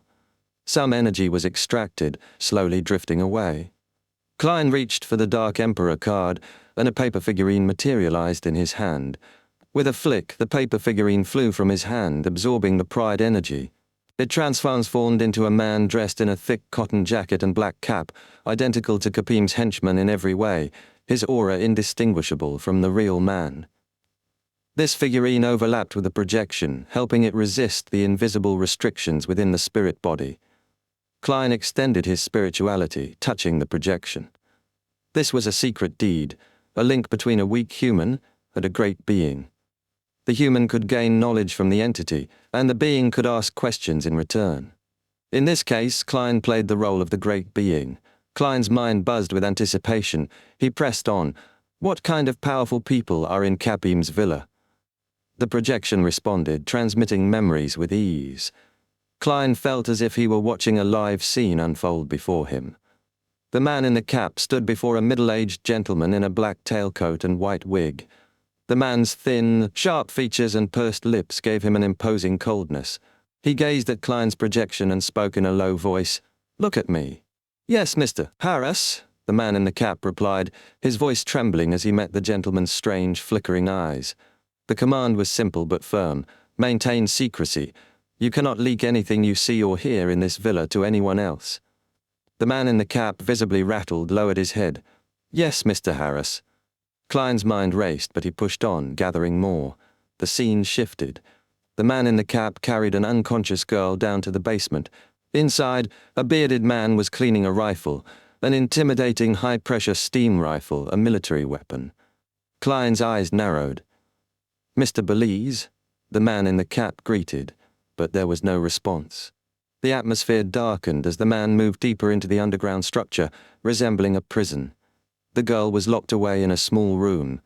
As he turned to leave, he noticed a figure approaching from the shadows, a woman in her 30s with a brown bonnet and knee-high boots, her cruel smile twisting her scarred face, passed by him. The man stammered, "Ma'am, Katie." The woman ignored him completely, walking as though he didn't exist. The man's lips curled into a sneer as he muttered, "Bitch, when you get into bed you'll be more energetic than a prostitute." The scene continued to unfold with disturbing clarity. The man in the cap encountered two more men in a golden-lit hall. One was plump with a cold gaze, and the other, a bit taller, seemed unremarkable but held a calculating presence. The man greeted them, "Mr. Capim, Mr. Parker." Klein's focus sharpened. Each piece of the puzzle clicked into place. In the early dawn, Mr. Harris reappeared, cold and commanding. He motioned for the man in the cap, now standing respectfully by the basement entrance, to enter. Confinement. A subtle change in the surroundings signified the beginning of a new restriction. Klein quickly assessed the situation. At least 4 beyonders. Mr. Harris was the strongest, likely a sequence 6 or 5. Klein's mind raced through the details. A sequence 6 with an authority that resembled the Dark Emperor pathway, commanding, precise, and chilling. The restrictions only affected the basement, not the entire villa, which made sense given the number of people coming and going. Still, Klein couldn't help but wonder if they changed at night. Next, Klein asked, "What's the layout of the villa?" Images flickered in his mind. A grand hall, dining rooms, corridors, washrooms, and the basement. Slowly he pieced it together, filling in gaps. Finally he pressed on. Who are the important figures Capim is connected to? The scene shifted once again, this time to a hall where half-naked girls served drinks, their faces bitter, their actions mechanical. Some were dragged away to be used. The scene was an unrelenting display of cruelty and exploitation. Klein's eyes hardened. He saw Capim, Mr. Harris, and a well-known member of parliament named Vardera. There was also a fat man addressed as deputy chief, likely a higher-up in the police department. Klein's thoughts swirled. So, the entire operation was far more entangled than he'd imagined. The lack of moral scruples in everyone involved made his stomach churn. Klein rubbed his forehead, pulling himself out of the ritual. The man in the cap was of little consequence now. He was an inconsequential figure, and Klein's task was clear. The restrictions on him remained untouched. As he ended the ritual, the man's projection vanished. Klein sat on the bed, staring at the unconscious figure before him. He weighed his options, devising a plan in his mind. Maybe he didn't need a helper. A helper could slow him down or hinder his escape if things went wrong. Nearly an hour later, the man in the cap was on his way to Eastborough, heading straight for the Zamanga gang's territory. He bumped into a group of dark-skinned lean thugs, starting a brawl. Weapons were drawn, and amidst the chaos, the man in the cap was stabbed in the neck. His life quickly drained away as the illusory figure of his body disappeared. Klein returned to the grey fog, using it as a springboard to re-enter his body. He opened his eyes in the cheap hotel room, cleaned up the evidence, and checked out. On his way back to Minsk Street, Klein's thoughts remained focused. He needed to know one last thing, something critical to his plan. With steady hands, he picked up a fountain pen and wrote, "Capim's dinner time today." Chapter 377, Capim's Dinner. Klein sat back in his chair, the dark red fountain pen in his hand. He picked up the paper with the divination statement, muttering, "Capim's dinner time today," over and over again. His voice echoed in the empty grey fog, his eyes slowly turning dark as his eyelids drooped. In the dreamlike haze, Klein saw a spacious, elegant dining room. Gilded porcelain cutlery, caviar, roasted chicken, lamb stew, fried ribeye steak, and deep-fried dragon bone fish filled the table. A thick, creamy soup sat near the center. The diners included Capim, the middle-aged gentleman in a white hood, Harris, Katie in a thin blouse, and Parker, whose wrinkled face looked harmless but stern. From the end of the table, Klein noticed the view through the window, the clouds sparse with the crimson moon faintly visible. Klein marked the moon's position and quickly calculated the time using his astromancy skills. 7:30 to 7:45 in the evening, he murmured. Given that Capim and the others had already finished half their meals, he decided on 7:30 as the ideal time. Dinner at this hour was common in Lowen Kingdom, especially for middle-class citizens and the working poor. Many had to commute, making an 8 p.m. dinner time typical. Klein had experienced this firsthand in Tingen City, where the siblings often ate late due to busy schedules. Klein paused and reconsidered. "Where's Kapim's wife and children?" He frowned. "Did they eat elsewhere, or is Kapim unmarried?" He attempted another divination, but received no answers. Discarding the thought, he focused again on the time, 7:30. He repeated the time to himself, then returned to the real world. Later that evening, Kapim sat at his desk, adjusting his bow tie, narrowing his eyes as he faced his subordinates. "Fabian is dead?" he asked slowly, his voice cold. "Yes, boss," one of his men responded, fear evident in his tone. "Odysseus, call me Mr. Mister. In a few years you'll call me Sir Kapim." Kapim loosened his bow tie and casually picked up a thick cigar. "How did Fabian die?" "This afternoon he went to East Borough and got into a fight with the Zmanga gang. He was stabbed in the neck," Odysseus explained, shaking slightly. Kapim exhaled a puff of smoke. "Fabian is a fool, but the Zmanga gang, are they fools too, not knowing he's my man?" "Mister, Highlanders often join the Zmanga gang when they come to East Borough. They're reckless and don't care about affiliations," Odysseus replied quickly. Kapim snorted. "Have they forgotten this isn't the Highlands? Have they forgotten who I am? Odysseus, get me the leader of the Zmanga gang. Can you do it?" "Mister, no problem," Odysseus exclaimed, his voice rising. Before Kapim could respond, the door opened and the middle-aged gentleman Harris entered. He glanced at Odysseus before addressing Kapim. "I heard one of your men got killed by a gang in East Borough?" "Yes, Mr. Harris," Kapim said, standing, cigar in hand. Harris stared at Kapim and asked, "You want revenge?" Kapim's forehead beaded with sweat. No, Mr. Harris, you misunderstand." Harris studied him for a moment. "Remember, we need to avoid causing trouble, especially now." He paused, scrutinizing Kapim's reaction. "You're not the only human trafficker in Backland. We can support you, but we can also support others. Don't forget that." From the side, Odysseus tried to remain unnoticed, wishing he could be anywhere but there, witnessing Kapim's humility. Kapim smiled, his face devoid of anger. "Mr. Harris, I'm more concerned that Fabian's death might disrupt your plans." Harris nodded. "His death doesn't matter, no problem." Kapim sighed with relief. "Then I'm at ease." He motioned to Odysseus, signaling him to leave, and then lowered his voice. "Mr. Harris, I have goods that should interest you from this batch." Harris's expression softened slightly but remained unreadable. "Send her to my room tonight." "Yes, Mr. Harris," Kapim replied with a broad smile. As Harris left, Kapim's face darkened. He muttered to himself, "I hope you keep your promise. I want to be done with this." Kapim glanced at the framed photo of himself with a woman and 2 children. Rubbing the frame, he whispered, "After this deal, you should be able to return." At dinner, Kapim entered the dining room with a warm smile. "Ma'am, Katie, here's your favorite caviar and roast chicken, specially prepared for you." Katie touched her scar and nodded without a word. Kapim, knowing she was silent but fierce, let her be. Harris entered the room next, giving a nod to everyone. The elderly Parker sipped his wine and gestured for Kapim to sit. As the white napkins were spread out and the food was served, Kapim raised his glass. "To the Holy Lord of Storms, let's toast to a beautiful future." "To a beautiful future," Parker responded. Harris remained silent, merely holding his glass, while Katie ignored the conversation entirely. The classical clock in the hall struck 7:23. Meanwhile, in a cheap hotel near Backlund Bridge, disguised Klein checked the time with his golden pocket watch. He quickly sealed the room with spirituality, then set up an altar for a ritual. "I summon in my name the Fool, the mysterious ruler above the grey fog, the king of yellow and black, who wields good luck." As the ritual ended, Klein moved counterclockwise, entering the grey fog. Inside the towering palace, he approached the summoning door, its light rippling with symbols. Klein took his time, preparing, absorbing mystical items into his spirit body.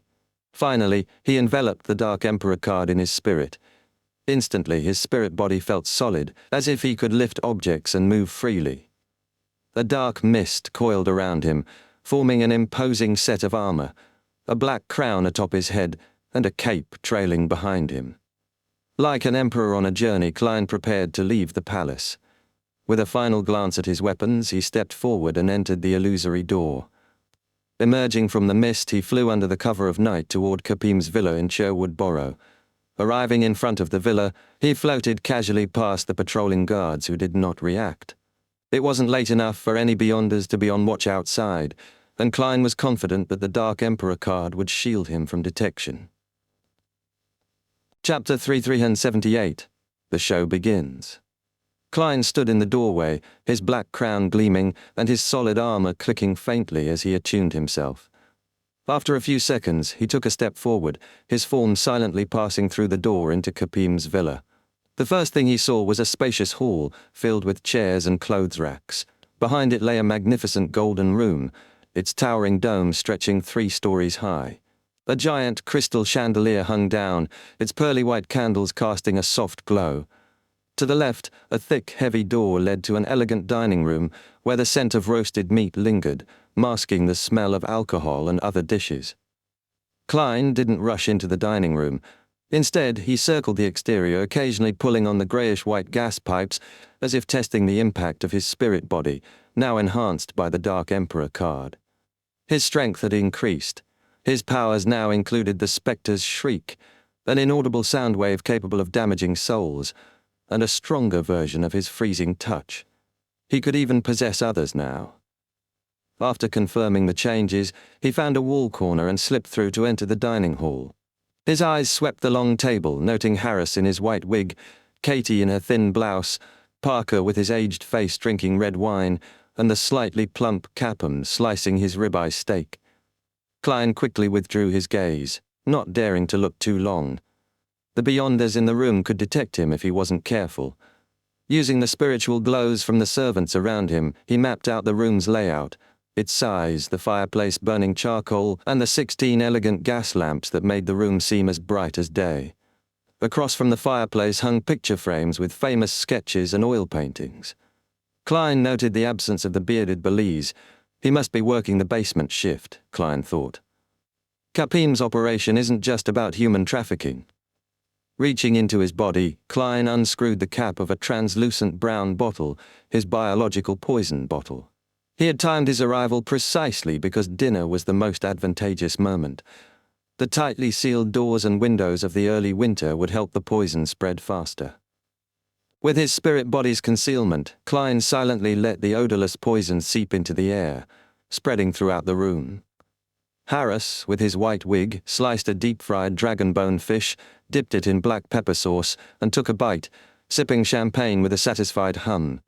His mind drifted to the pleasures of the evening, enjoying a stubborn girl's eventual submission. Katie, on the other hand, focused intently on her roasted chicken, expertly cutting it into near-perfect pieces with a knife and fork.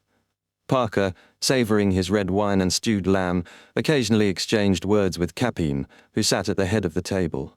The dinner continued smoothly and Kapim finally put the last piece of beef into his mouth. He looked at the 3 Beyonders and smiled. "Mr. Harris, Ma'am Katie, Mr. Parker, tonight's desserts are from La Borega's head chef, fruit caramel pudding, cream shortcake, and carrot cake." Harris nodded slightly. "We love dessert so much in this country." Kapim scratched his cheek, a brief smile crossing his face. "It's a little itchy." Before he could finish, he scratched again, leaving a bloody mark on his face. The mark swelled quickly and his skin turned translucent, revealing yellowish pus inside.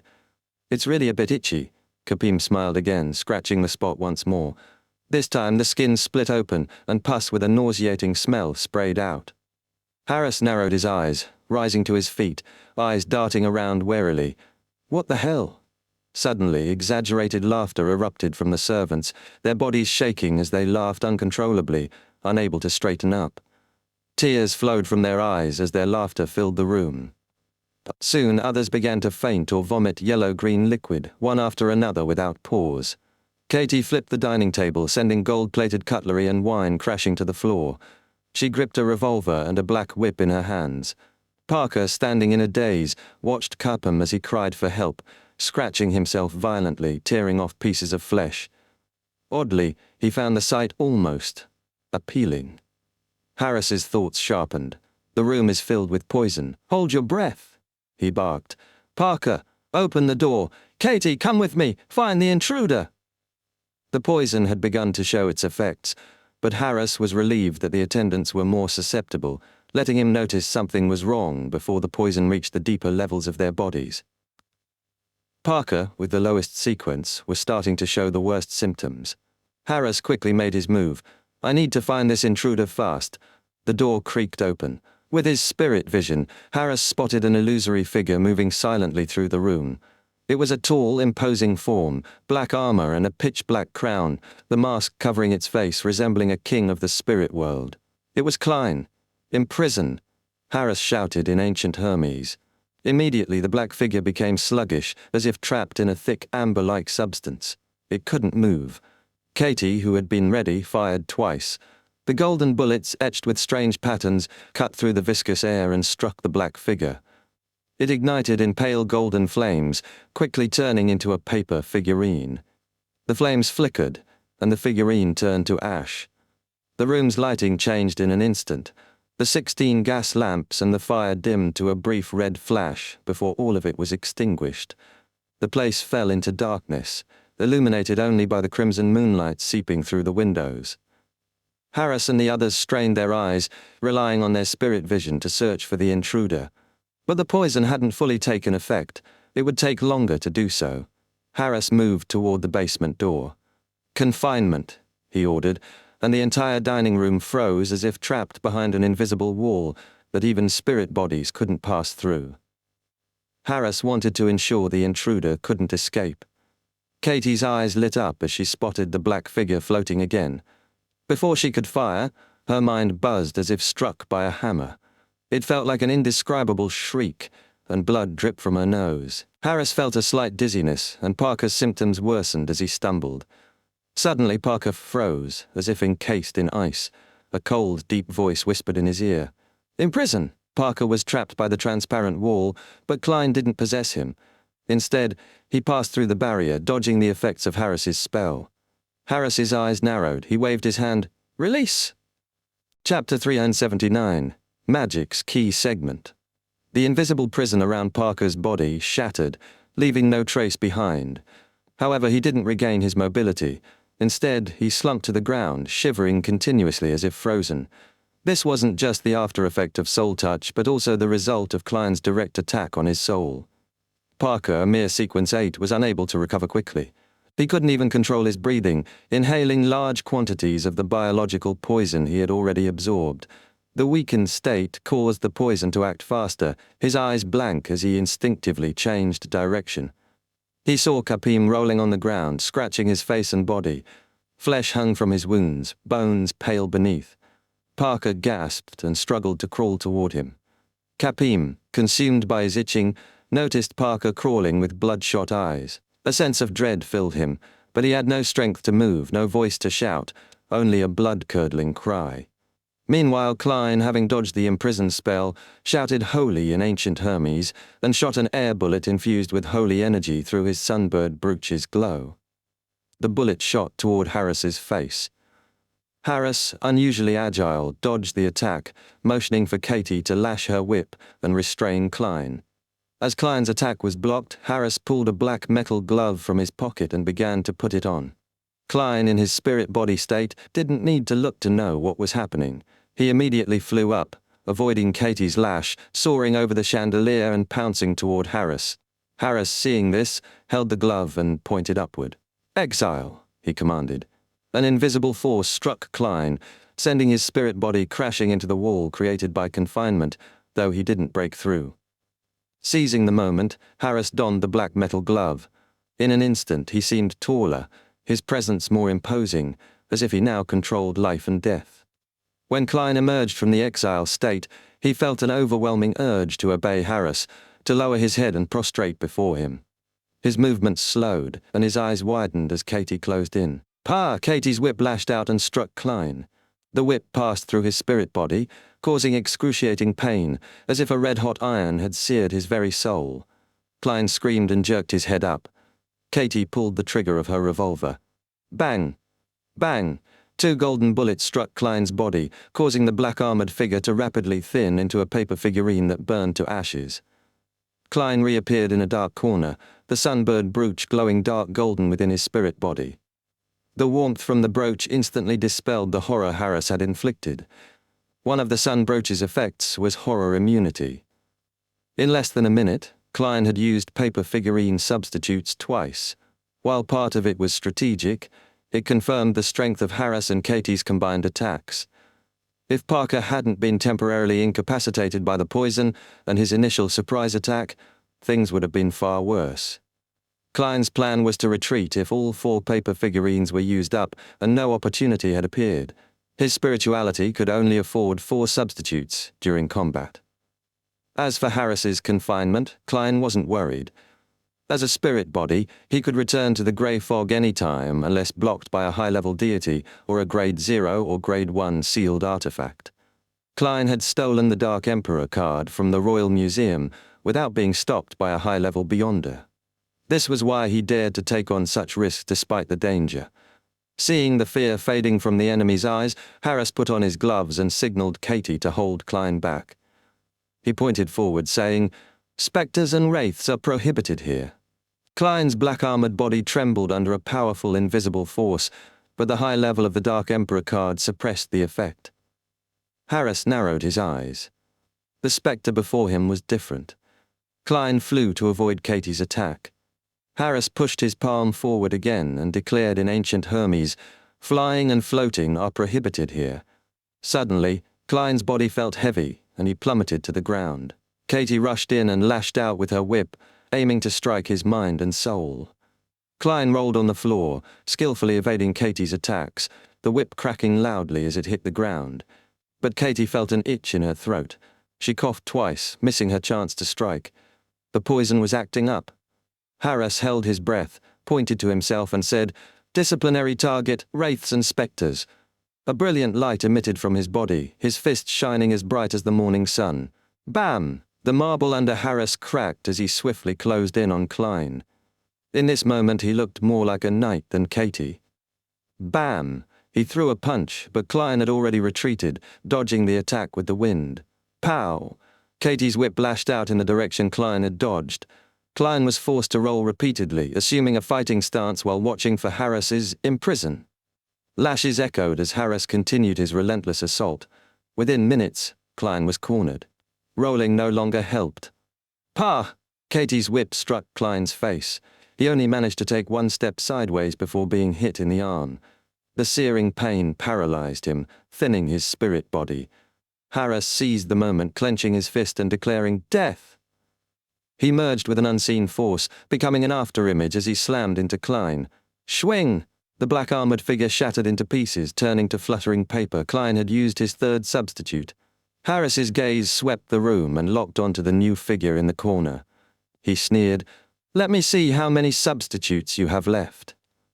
In his search, he noticed Parker still squirming on top of Capeham, a repulsive sight. But there was no time to rescue him. The poison's effects would worsen, and Harris couldn't afford distractions. He signaled Katie to move forward again and paused to catch his breath. A strange smell filled the air. He realized it was likely due to the increasing poison levels. He raised his left hand, declaring, "The illegal intrusion of another's house is a crime." When he repeated the statement, he found it hard to breathe. He stopped midway, took another deep breath, and continued, "The illegal intrusion of another's house is a crime." As he repeated it, Klein, still entangled with Katie, felt an eerie chill. Cough! Cough! Cough! Katie coughed again and her whip slowed. Klein took the chance to break free, not attacking Katie but raising his head to release a sharp cry that no human could hear. Hum! Katie staggered, disoriented. Harris felt a slight dizziness but soon regained focus. He looked coldly at Klein, declaring, "The guilty should be restricted." Klein, lunging toward Harris, suddenly felt his feet shackled by an invisible force, his movements halting. Katie, recovering, quickly reloaded her revolver, preparing to finish him off. Harris clenched his left fist, ready to strike, intent on chaining his attack with Katie's shot to finish Klein or deplete his substitutes. At that moment, Klein smiled. The moment he had been waiting for had arrived. He had used the biological poison bottle to mask certain smells, drawing attention to the poison in the air. It was the key to his plan. That smell? Gas. Klein had triggered the gas lamps and fire to distract his enemies while he secretly sabotaged the gas pipes. The room had become a giant bomb. As Katie raised her revolver and Harris declared his final judgment, Klein snapped his fingers. Harris felt a sudden, intense foreboding. Just then, the fireplace lit up, igniting the surrounding air. Boom! A massive explosion filled the room, and Harris's vision was consumed by flames, like a grand display of fireworks. Chapter 380, Curtain Call. Kapim lay flat on the ground, itching and aching, wishing he could tear himself apart to escape the hellish pain. Then a scarlet wave of fire spread rapidly across the room, followed by a deafening explosion. In his last moments, Kapim imagined an eternity of memories with his wife and children, but instead, an overwhelming fear and the desire to live flooded his heart. No memories came, only excruciating pain and then deep darkness. Boom! The dining room windows exploded, bricks and rubble flying outward as flames reached skyward. The guards outside were knocked over, some dazed, others too stunned to move. Half of the dining room's outer wall collapsed, and flames seemed to hang in midair. The whole street was shaken, with residents and police officers hearing the explosion and feeling panic set in. Inside, Klein stood, clad in black armor and a crown, calmly facing the explosion's fury. The flames surrounded him, but he didn't flinch. The black gases around him cleared, though his spirit body took some damage. He was fine, though. Nearby, Parker and Kapim lay in the corner, bodies charred and cracked, flames still flickering over their forms. The other servants were in a similar state. Katie, unable to dodge in time, was slammed against the wall. Her body was mangled, charred, with only a faint pulse left in her. Even so, she coughed violently, struggling to breathe through the lingering flames. Her black whip was cracked, partially ignited, and all her Beyonder bullets were destroyed. Katie couldn't fight anymore. Harris, though hurt, had managed to roll and protect himself. His body was covered in blood, charred flesh, and still burning. His clothes, his hairband, even his legs were on fire. Breathing hard, he staggered to his feet. His injuries were severe, but his strength and resilience were apparent. With the black iron glove, his body was stronger than it seemed. However, this was all within Klein's expectations. Knowing he couldn't yet gauge how much damage Harris could take, he had overestimated his opponent's resilience in his plan. Harris spotted Klein, who seemed unaffected, and quickly stretched his left hand toward him. "Exile," he hissed. Once again Klein was sent flying like scrap paper in a storm. He crashed outside the dining room, hurtling into the hallway where the fire had weakened after the initial blast. The explosion's main force was confined to the dining room, so the hallway didn't suffer as much damage. Seizing the opportunity, Harris turned and ran without a second glance, flames still licking at his body. The poison inside him had worsened, and his injuries were reaching a breaking point.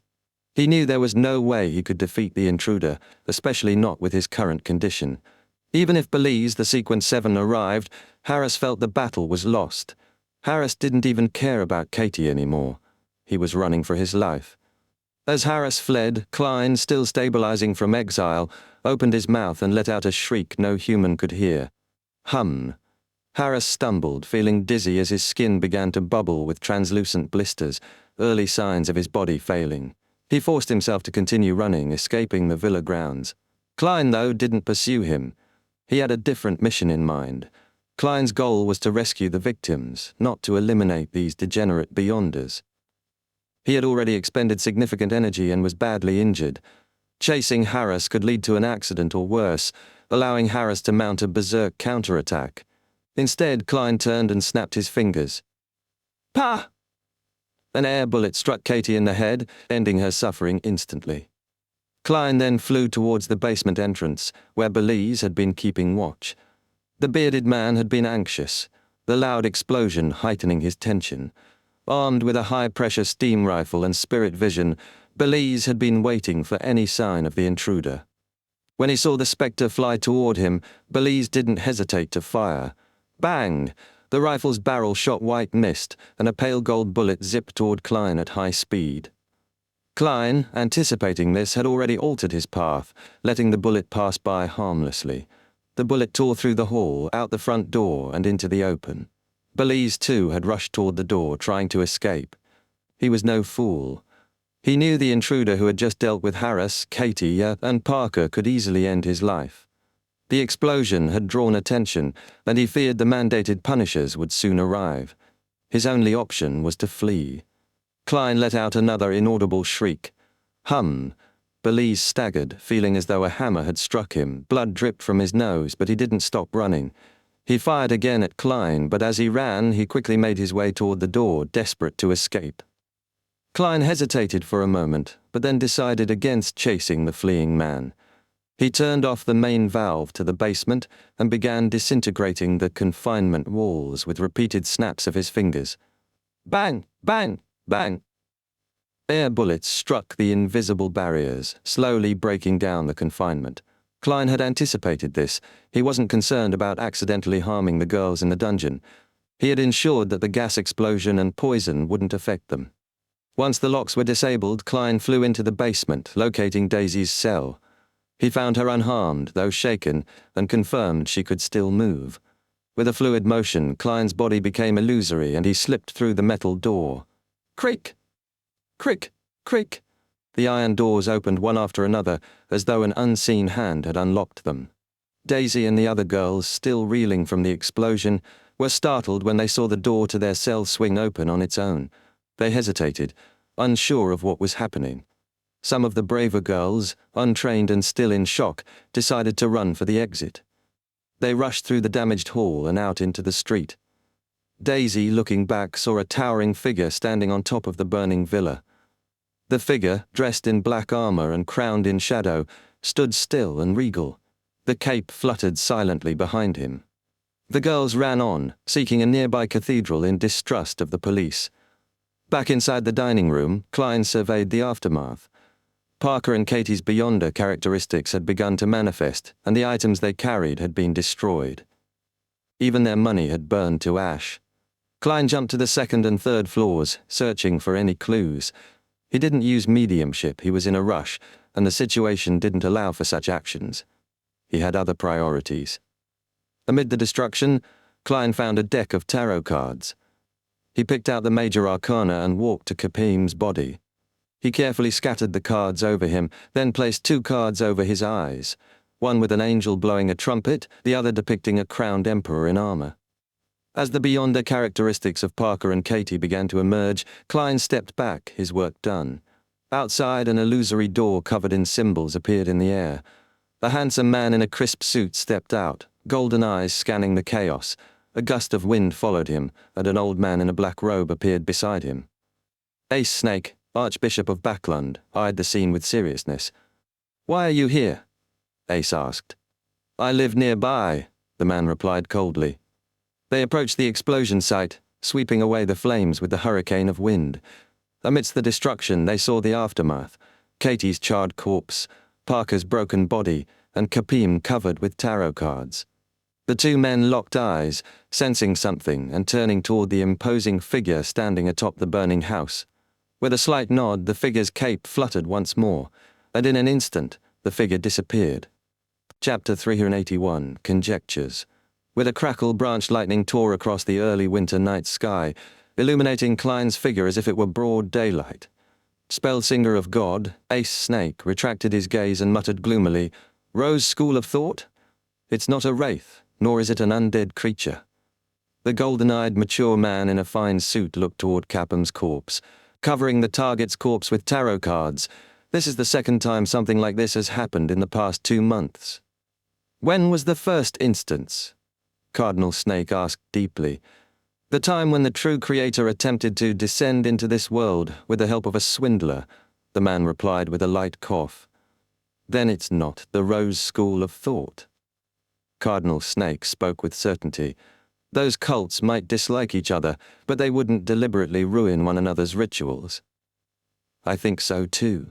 Perhaps a new secret organization. Their signature seems to be covering the body in tarot cards, and different cards mean different things. This time there are 2, Judgment and the Emperor. Judgment might indicate motive, the Emperor a code name. Or maybe it's a ritual." Cardinal Snake didn't reply. He looked around and said, "Let's see what exactly happened here." At that moment, the first mandated punishers arrived at the ruined villa. Above the grey fog, Klein, who had only used paper figurine substitutes 3 times, was preparing to confirm Daisy's safety. Holding the pendulum, he closed his eyes and recited, "Daisy will successfully return home. 7 times. When he opened them, he saw the topaz pendant turning counterclockwise, very slowly and with a small amplitude. That means her journey home will be bumpy, but nothing major. He exhaled in relief. 2 items glowed with spiritual radiance before him. A translucent hexagonal pillar with flickering lights, Katie's Beyonder characteristic, and a fist-sized sphere of iron black, dark red and silver, Parker's. Klein conjured a pen and paper ready to divine the potion formulas. Before becoming a magician, interference made divining from characteristics nearly impossible. Even with the grey fog, mediumship had been the only viable method. Now, it was possible, but still difficult. This time was no exception. Klein failed again. Still, he gained something. The sequence names. Parker is sequence 8, Sheriff. Katie is sequence 7, Interrogator, Arbiter Pathway. Lone's royal family, military and certain noble houses control it. Leaks are punished harshly. Could some of the kidnapped girls have been headed to a noble estate? But sending 4 Beyonders just to indulge doesn't add up. Harris was stronger than Katie. Maybe sequence 6? With that glove, possibly as strong as a sequence 5, is this tied to some bloody heretical ritual? Or is the target someone they couldn't risk exposing? The Castilla family in Fainapota also held the Arbiter Pathway, passing it to their army and intelligence network. Could this be a foreign espionage case? Klein attempted to divine several possibilities, but failed again. He shelved the issue for now and tapped the edge of the long bronze table. I have the characteristic and could get the formula. Miss Magician's friend Shio lacks ingredients for Sheriff. I could sell Parker's characteristic through the world, but that might look suspicious. I left tarot cards behind. If Miss Justice hears of it, she'll think it was my adorer again. I'll have Mr. Fool do the selling instead. He made the 2 Beyonder characteristics float to a pile of junk in the corner and hide there. I wonder what sequence 6 and 5 are in the Arbiter Pathway. Something to do with order and laws. Judge? Closing his eyes, he checked his current state. His spirituality was lively, the potions stirring, signs of digestion speeding up. He felt confident he had grasped the core magician's rules. The rest were optional. He conjured a fountain pen and goatskin parchment and wrote, "The magician's rules, never perform unprepared. Challenge the impossible, even if the final outcome is nothing but an illusion. Take the initiative to perform. Try to get applause from the audience. Wield control of the target's attention." After reviewing them, he nodded. Daily acting, along with a few proactive performances, would be enough to digest the potion before New Year's. A real challenge would speed things up. Still 2 months till 1st of January 1350. Klein rubbed his temples, ready to return to the real world. He put away the Dark Emperor card, the biological poison bottle, and other items. Then he laughed. Challenge the impossible. Isn't that equivalent to courting death? His figure faded from the grey fog. In his cheap hotel in Backlund Bridge, Klein opened his eyes to flickering candlelight. He quickly cleaned up the ritual and pulled on a thick worker's coat he'd bought for 4 soldi. At the window, he raised a cup of sweet iced tea, smiled at his reflection and whispered, "Cheers." He tapped the glass and downed it in one go. Then he left the hotel. The gas lamps glowed. The streets bustled, oblivious to the explosion that had rocked the border of Sherwood and Westborough. Klein strolled near Braveheart's bar and at 7:58 knocked on the door to the gathering organized by Eye of Wisdom. He wore a hooded robe and an iron mask, just another ordinary face in the crowd. Meanwhile, Shio, who made rounds every night to check in with contacts, noticed a new sign, one from the golden-masked man who had once sold her the sheriff formula. An emergency meeting. He hasn't contacted me at all since then. Why now? Still, she had a deal with him. Missions in exchange for ingredients. She switched routes and marked the meeting's time and place. Half an hour later, in a remote alley, Shio stepped from her hiding spot and approached the familiar figure in a black tuxedo. The golden-masked man's light brown eyes looked over her. "There's a mission for you." "Difficulty and compensation?" she asked. "It's not dangerous, but it can be very dangerous. It depends on you. Initial payment is £30. If you find something useful, I'll give you a Beyonder ingredient for Sheriff." "What's the mission?" she asked, frowning. His gaze turned heavy. "Through your channels, figure out who's recently been keeping tabs on Capim." "Capim? That human trafficker?" Shio's face twisted. He nodded. "Yes. I reject this mission. I hate him, she said instantly. He chuckled. You aren't working for Papin, because he's dead. Dead? Shio froze. He died at home. His body was covered in tarot cards. 2 were placed on his face, Judgment and the Emperor. Also, look into similar incidents involving tarot cards that weren't reported to the police. Chapter 382. Hero Bandit. In the house Shio and Fours rented in Sherwood Borough, Fours had just finished the beginning of her new book. In a good mood, she lit a cigarette, only for Shio to barge in. Smoking is harmful to your health, Shio sniffed. Fours glanced at her and asked, Looks like something happened to you. Shio scratched her blonde hair and sat. That person contacted me, the one who sold the sheriff formula through someone at Mr. A's gathering. He gave me a mission. £30 up front. Doesn't seem dangerous, but who knows? Fours pondered. That guy's with an organization, right? Why would they rope you in? Aren't they worried you'll get them all exposed? There's nothing they'd need from you. Your looks are barely passable, but you're short, so maybe your life is more valuable. What's the mission? Used to Fours' snide remarks, Shio skipped to the point. Investigate who's been keeping tabs on Capum. Capum, that human trafficker who deserves to be hanged, no, burned to death. Fours' writer's instincts were already buzzing. Shio nodded. He's already dead. Miserably so, apparently. How? Was he sliced up bit by bit? Fours asked, intrigued. No details. Maybe it'll be in the papers tomorrow. Shio added, but the guy said Capim's body was covered in tarot cards. 2 were on his face, Judgment and the Emperor. Judgment could mean punishment. But the Emperor? The killer's identity? Fours began analyzing instinctively. Then she froze. Tarot cards? She suddenly thought of the secret organization she'd joined, the Tarot Club. It couldn't be one of us, but no member goes by the Emperor. Still, this could be the first sign of them in the real world. Not just something above the grey fog. The thought left her surprised and uneasy. Klein entered the activity room under an attendant's guidance. The dim candlelight cast eerie shadows, black robes, iron masks. The whole setting felt like a ghost story. The moment he stepped in, Klein had a strange sensation. The candle's flame seemed to stare at him. He imagined it exploding, lighting his hair and robes, the curtain flaring up and choking him, the chair beneath him blowing up, wooden thorns impaling him. What's happening? Klein tensed, though it wasn't danger, just an inescapable oppressive feeling. He sat cautiously. His mind flashed to a memory from Earth. A faulty swivel chair exploding, its steel pole impaling the sitter. Why do I keep thinking such things? Was it lingering spirit-body damage? He glanced around. The fat apothecary wasn't here. Left Backland? Klein wondered.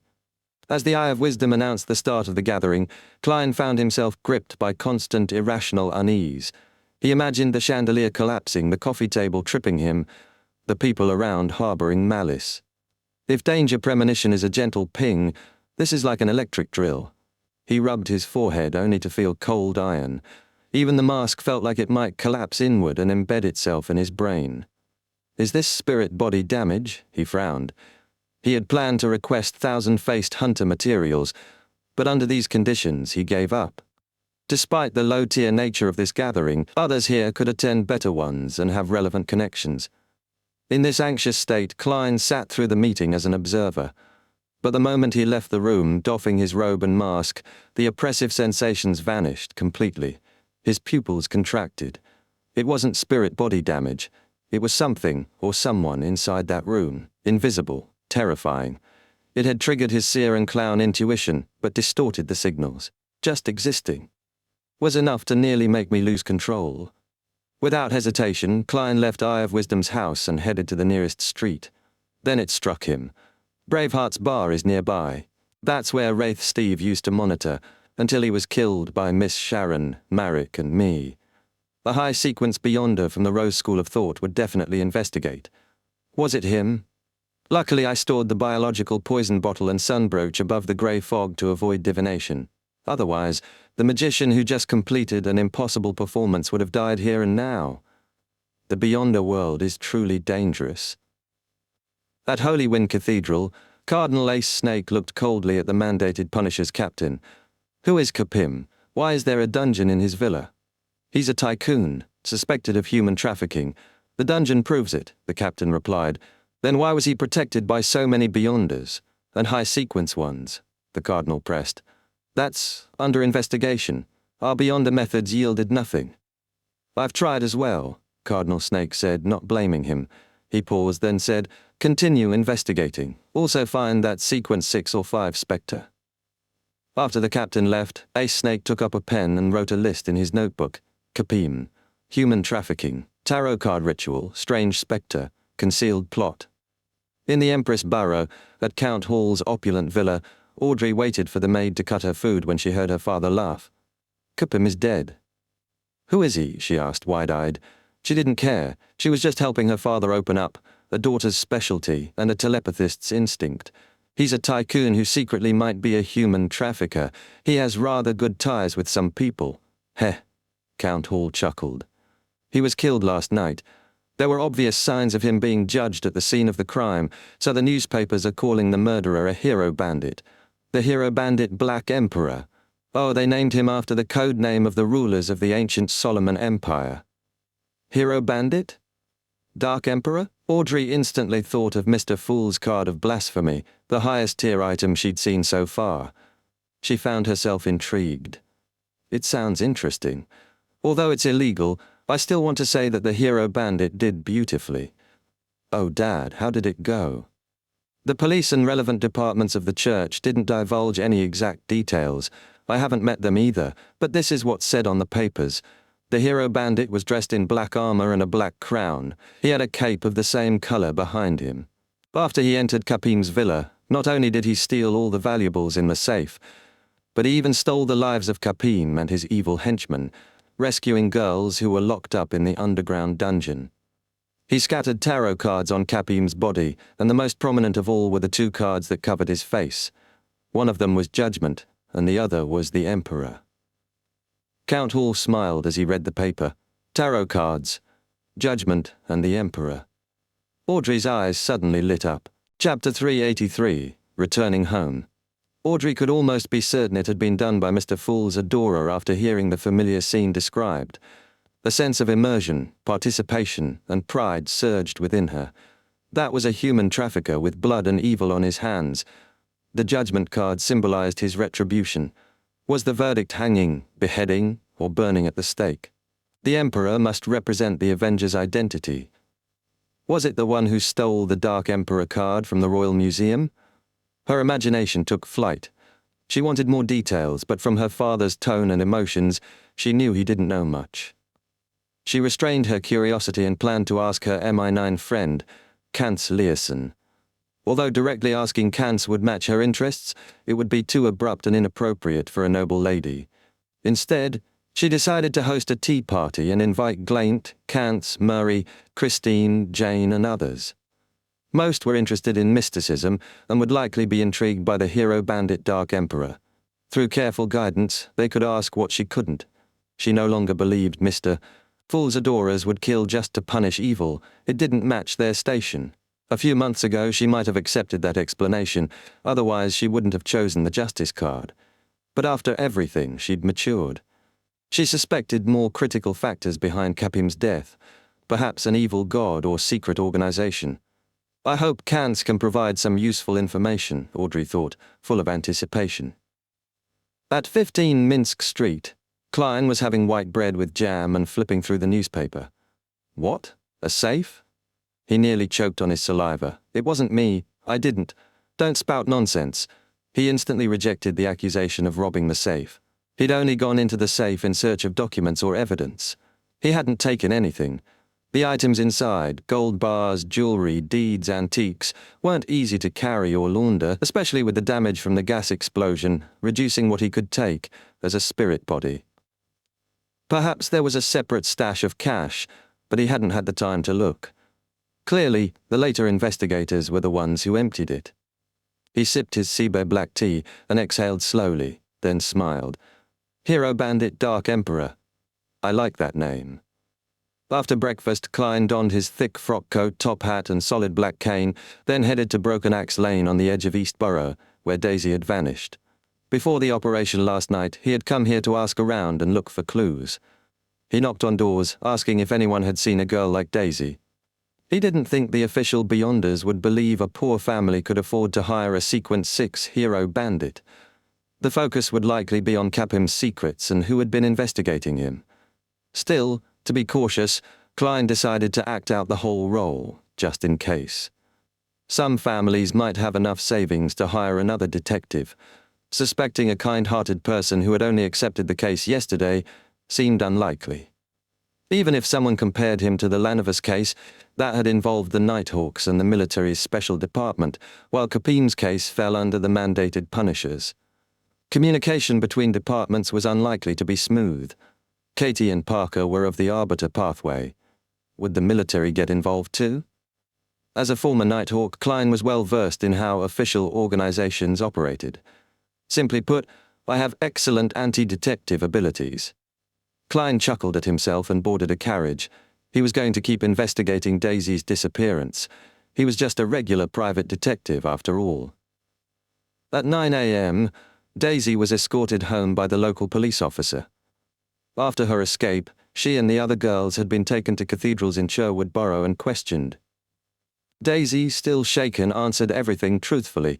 What she saw, what she remembered, where she lived, her family, her friends. No one questioned her again. After a night of rest, she was sent back to East Borough and handed to the stern officer she often saw. She remained silent, still trembling, until she stepped inside her apartment and felt a shred of safety. Just as she entered, she heard a scream. Daisy. Frasier darted through the hanging laundry and clutter like a fawn, throwing herself into her sister's arms. Then she pulled back, eyes wet with tears, checking Daisy from head to toe. "Are you all right? It's so wonderful that you're finally back." Liv came out from behind the wash basin and asked, "Daisy, where have you been these past few days?" The policeman cut in. "She was kidnapped. We rescued her." Thank you. You guys are T2 great." Liv burst into tears and stumbled over her words. The officer coughed. "That's our duty." "Have you met anyone strange in the past few days?" Liv hesitated but replied, "No, I really haven't." He waved it off. "Be more careful in the future, don't take deserted shortcuts again."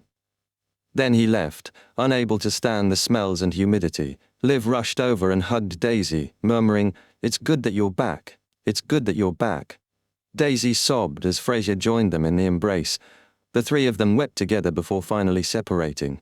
Liv wiped her eyes and said, "Wash the clothes first. There are still a lot of them." Daisy nodded and resumed her work without complaint. It wasn't until noon, eating black bread and drinking barely tea, that Liv asked, "Daisy, were you hurt?" Daisy shook her head. "They just hit me a few times." "That's great. The police rescued you. A kind detective was willing to help search for you for free yesterday, and you ended up returning today. Ah, he still has your vocabulary book," Freya mentioned. Liv added, "I'll get old Kohler to get it back and tell the detective you're home, so that he won't have to busy himself over this matter. Regardless, we have to thank him again."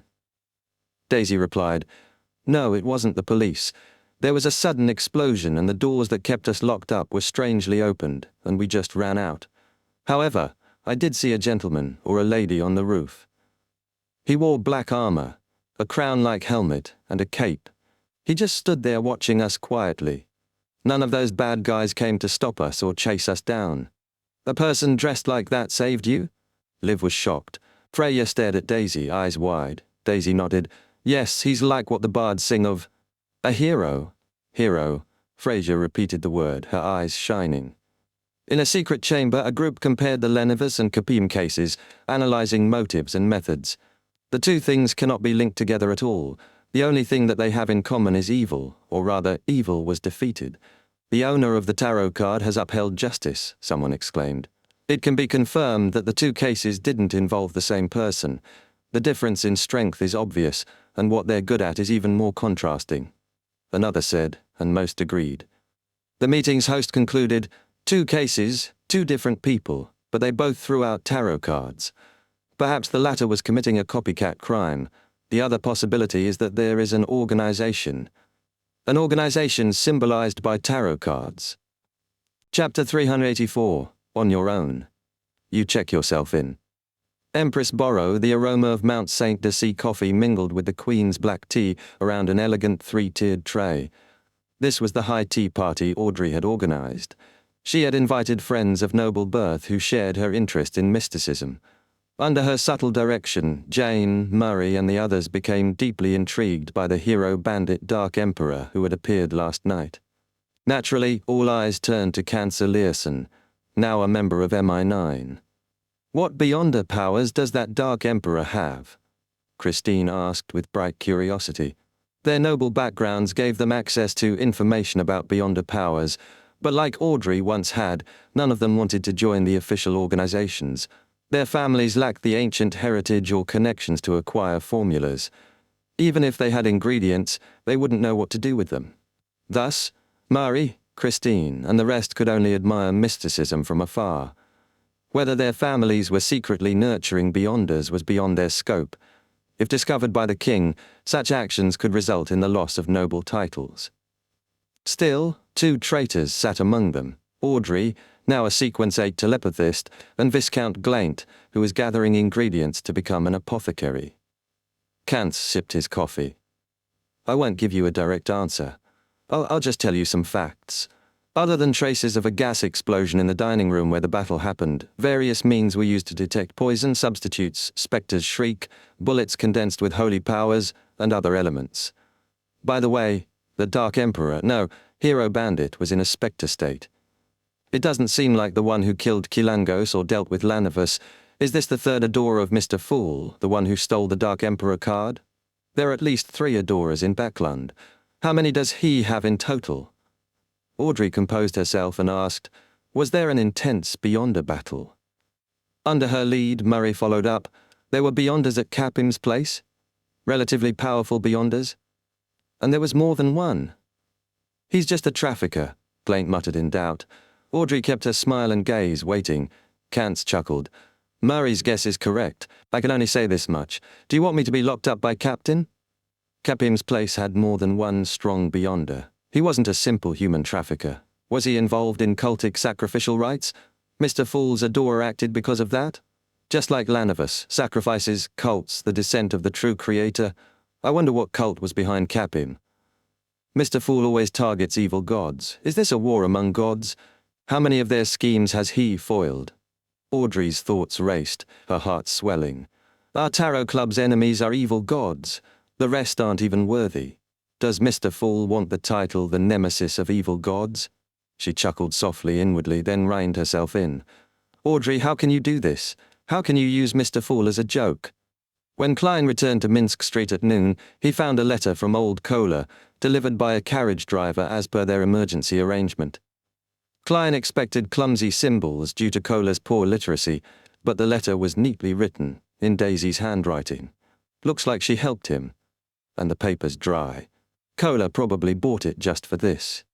Klein entered his living room, took off only his hat and cane, and stayed in his coat. The fireplace wasn't lit, and the early November cold bit into his bones. The letter was simple. Daisy thanked the detective for his help, said she had safely returned home, and asked if he could bring her vocabulary book when he next visited East Borough. What a polite girl. Klein smiled, snapped his fingers, and burned the letter without hesitation. He decided to return the book and reimburse old Kohler for paper, ink, and delivery costs. He let out a laugh. Captain, now it's my turn to approve the expense claims of others.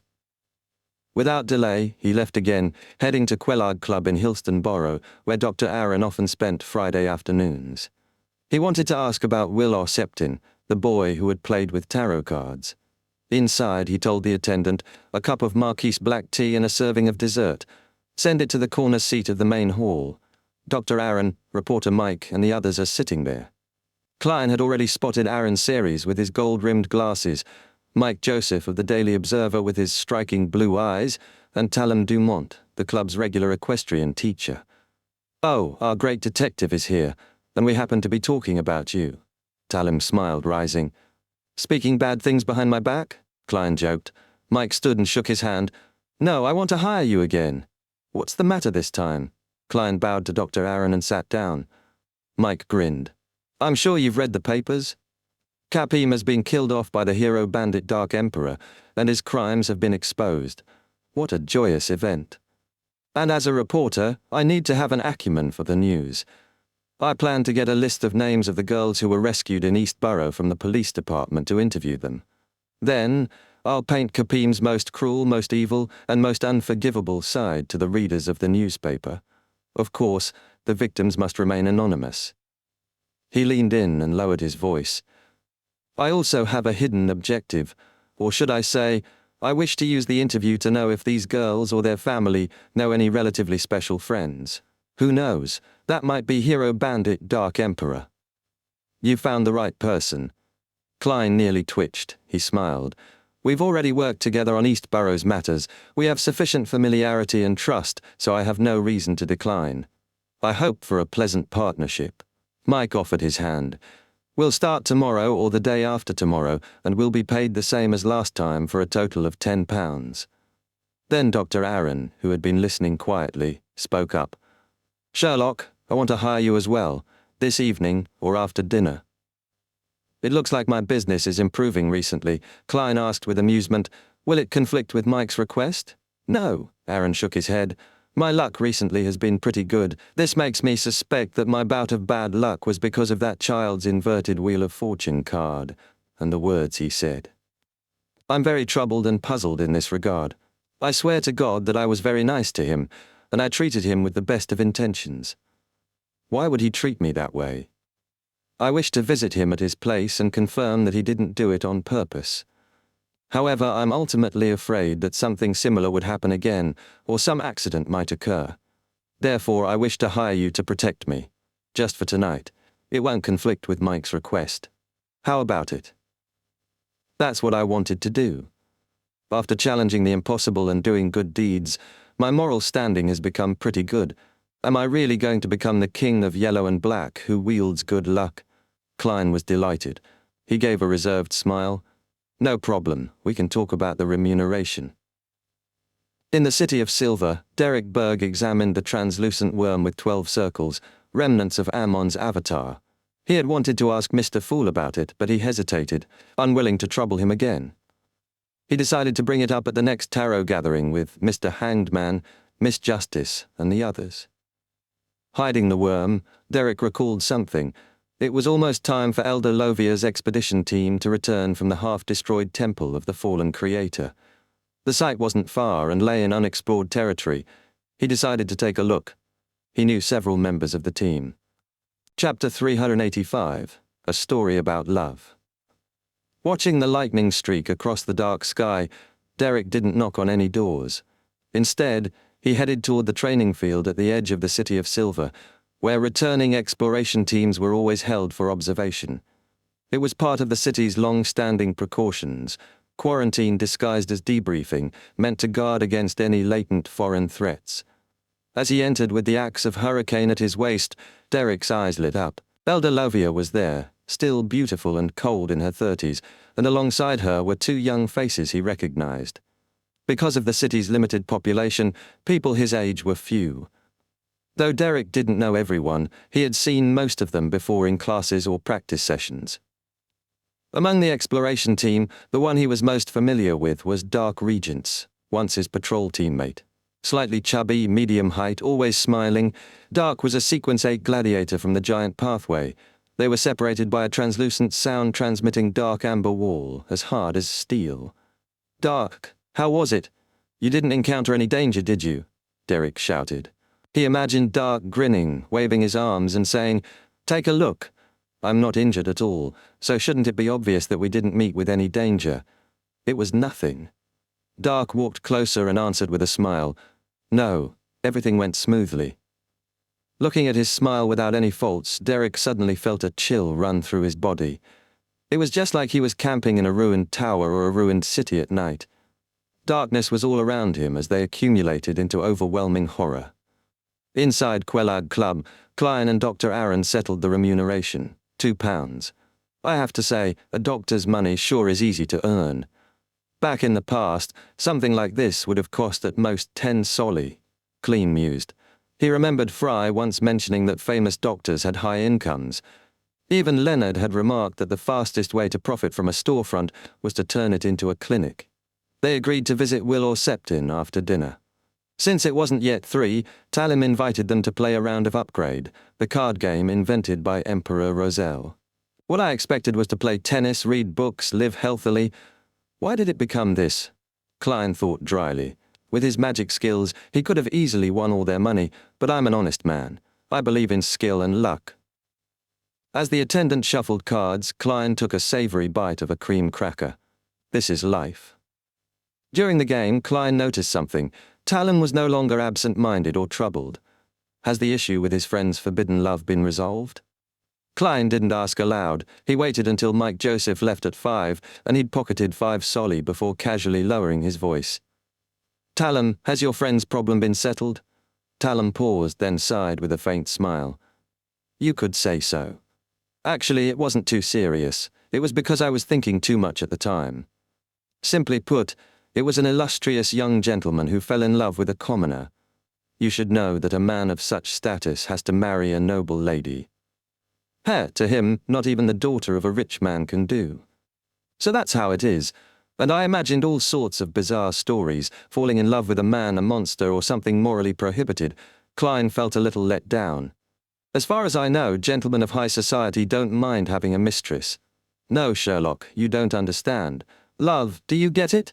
Love, that young gentleman only wants to marry that commoner woman. Talim exclaimed with a sigh. No, I don't understand. I'm just a bachelor dog. Klein opened his mouth but didn't know what to say. Talim sighed. For the sake of that young gentleman's future, I once thought of asking you to find people with some miraculous abilities to covertly, Anyways, I'm a law-abiding citizen, so it was just an idea.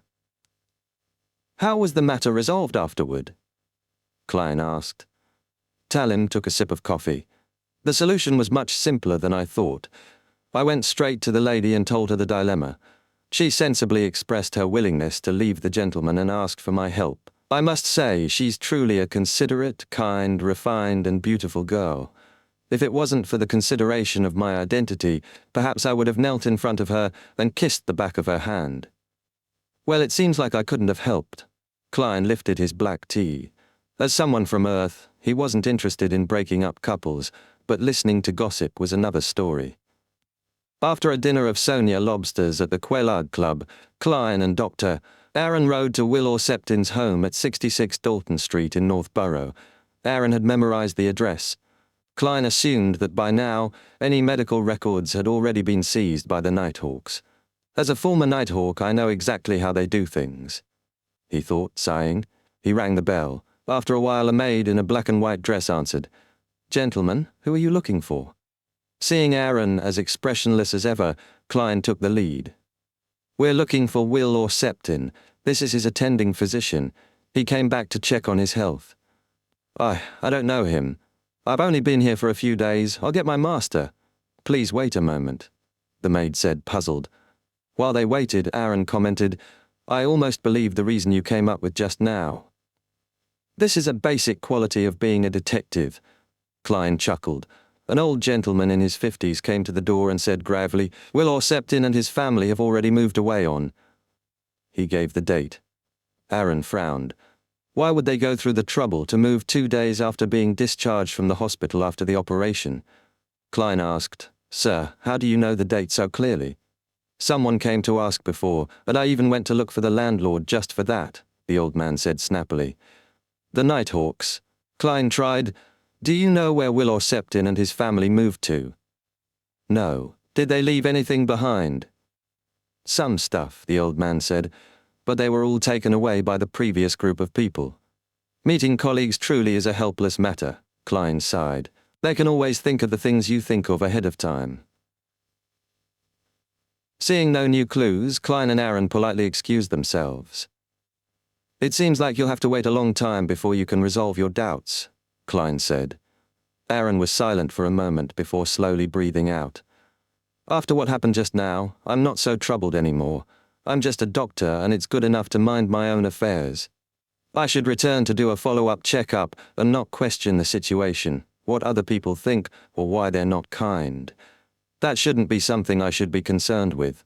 In the future, I should just try to maintain the relationship between a doctor and a patient as much as possible. It's for the best that you can think this way. Klein nodded sincerely, then casually asked, "At the time, what was wrong with Will Septin's left leg?" His left calf grew a strange tumor that coincidentally formed a ring that pressed down heavily onto his blood vessels, Aaron recalled. But the kid didn't look too upset, just a little scared. We wanted to preserve the leg at first, but it was getting worse. Chapter 386, A Nightmare City of Silver. Derek Berg didn't remember how he got home, only the unspeakable horror remained. Dark Regions hadn't changed much on the surface, but something about him was off. Derek feared that the City of Silver had been targeted by the evil god, the fallen creator, that it would be destroyed before he could truly become the sun and lift its 2,000-year-long curse. At that moment, he hated his weakness, still stuck at Sequence 8. "No, I can't just watch idly." He stood up and prepared to rush to the spire to report what he had seen to the 6-member council and Chief Colin Iliad. But he hesitated. Explorers often returned with strained nerves, trauma and mood shifts. Depression was common. Without relief or even the ability to release physical tension, many acted abnormally. It was why strict quarantines and psychological treatment were standard. Besides, the city had strong psychianalysts. Derek knew that reporting mere emotional changes might be seen as overreacting, or worse, attract Elder Lovia's suspicion. Still, after pacing for several seconds, Derek gritted his teeth and opened the door. Even if it meant putting himself at risk, he had to warn the elders. Of course, he wasn't being reckless. After guidance from the Tarot Club, especially the Hanged Man, Derek understood the importance of caution and patience. "I'll just mention what I observed. That shouldn't be dangerous." He picked up speed as he ran. Reaching the spire, he found a Beyonder on duty and requested to see the chief. To his surprise, there were no questions. He was immediately led up. Strange, the lack of scrutiny unsettled him. Inside, Chief Colin Iliad stood facing a wall. The tall elder, hair white and messy, wore his usual brown coat and flaxen shirt. Behind him hung 2 swords. His deep blue eyes had seen countless devils and monsters. "Derek Berg, what matter would actually require you to tell me it, face to face?" Colin asked. "Your Excellency," Derek saluted. "I met the team that was sent to explore that temple at the training grounds today. I found that the Dark Regent I know has experienced a strange change. He's no longer as cheerful as he was before, and his smile is as polite as a stranger's. Also, Elder Lovia doesn't frequently change the way she speaks like she usually did." Colin looked at him deeply. "Just these 2 things?" Yes. I think there might be something unusual about that." Colin waved his hand. "I got it. I'll get Iflor to do an investigation. You may return. In the future, you just need to report such matters to the Guardian of the Spire directly." Iflor, one of their most experienced psychianalysts, though stuck at Sequence 7. No formula existed for advancing further. Derek left gloomily. Watching him go, Colin sighed. After speaking with Dr. Aaron for a while, Klein got off the carriage and transferred to the steam metro, then took a trackless public carriage to return to Minsk Street. As it was still early, he performed a divination to confirm that the old tenant hadn't lied, then resumed studying the Book of Secrets. His manipulation of the Grey Fog's powers had grown increasingly refined with the book's help. What limits me now is my own sequence, my own strength and spirituality. Late at night, Klein hid the book and washed up. That night, he slept deeply. Even the morning church bells only made him turn over. "Winter is the best time to stay in bed," he groaned as he got up. To reward the hero bandit Dark Emperor, he had white bread with a sugared hard-boiled egg and strawberry jam. Just as he was enjoying his breakfast, the doorbell rang. "Didn't I tell Mike to come after breakfast?" Klein sipped his sweet soup and wiped his mouth with a napkin. If Mike didn't arrive within half an hour, it meant the interviews in East Borough were postponed. But as Klein approached the door, he used his spirit vision and saw it wasn't Mike Joseph, but Dr. Aaron Ceres. "Good morning, Aaron. Did you sleep late last night?" Klein noted his pallor and subtly activated spirit vision. Aaron entered, removing his hat and cane, but paused at the chill. Klein laughed dryly. "As you know, I'll be going out today. Mike might come looking for me, so I didn't light up the fireplace." Aaron nodded silently and followed him into the living room, taking a seat. "Sherlock, I had a nightmare last night. I dreamed about that child, Will Septin." "Nightmare? This is within my expertise. Klein leaned forward, fingers interlocked. What kind of nightmare? There are some details I can't remember. What I do remember is a tall, pitch-black steeple with a huge silver snake coiled around it. It was moving slowly, looking at me with cold, merciless red eyes. I don't know why, but I entered the steeple and went upstairs and down others, going through walls and locked doors. Finally, I found the child called Will Osseptin in a dark corner. He hopped a few steps on one leg and curled up against the wall with tarot cards scattered everywhere beside him. When he saw me, he was scared and happy. He called out, "Dr. Aaron." That was roughly the whole dream before I woke up. Klein listened carefully, then asked, "Did Will Osseptin say anything else?" Aaron thought, then said, "Yes, he said, Dr. Aaron, a snake wants to eat me." Then a giant silver snake dropped from the ceiling. Its head faced me. Its mouth was very big, but it had no teeth, no tongue, and it was completely blood red. Silver snake, black steeple, were hidden in layers of protection. Klein said gently, "It's not a very strange dream. It likely has you subconsciously sensing some kind of predicament he was in while you were talking to Will Osseptin, that he was being threatened by something. That's why you dreamed of something like this, a child hiding in the depths of a tall steeple, behind countless walls and doors, huge silver snakes coiling around the top of the steeple." Ha ha! As a detective, we know a little bit of psychology. It's also often talked about in the newspapers. What I don't understand is why you didn't have such a dream until today. Klein didn't lie, but he didn't mention the possible deeper meanings. Aaron said, "I was in too much of a hurry just now and forgot to mention something." He pulled out his leather wallet and took out a neatly folded paper crane. After realizing that Will Osseptin and his family had moved away, I remembered that he had given me this before he left the hospital, saying, "Doctor, this will bring you good luck." I didn't pay much attention and tossed it into the office drawer. After parting with you last night, I retrieved it and put it in my wallet. Then I had that nightmare. Klein looked at the crane and nodded thoughtfully. "Dr. Aaron, it looks like Will Osseptin didn't deliberately bring you bad luck. He had made up for it later. The paper crane invented by Emperor Roselle is meant to act as symbolism for wishing you well. Besides, he said it would bring you good luck." Aaron blinked. "Origami was invented by Emperor Roselle? I don't know if it's him, but it's likely." Klein smiled. "Probably." Chapter 387, The Uniqueness of a Spirit World. Aaron was reassured by Klein's explanation and decided to wait a few days to see if any more nightmares occurred. After sending the surgeon off with a smile, Klein's face turned serious. His dream interpretation was correct. The black steeple, the locked doors, and the silver snake were clear symbols of Will Osseptin's situation. But what bothered Klein was how the dream had occurred. It shouldn't have appeared only after Aaron retrieved the paper crane. If it came from his subconscious awareness of Will's condition, he should have dreamed about it much earlier. This suggested something else had instilled the dream, likely the paper crane. Klein activated his spirit vision to examine it again. He saw no spiritual glow, but his instincts told him it was unusual. It might involve fate itself, the most elusive, terrifying, and reverent force.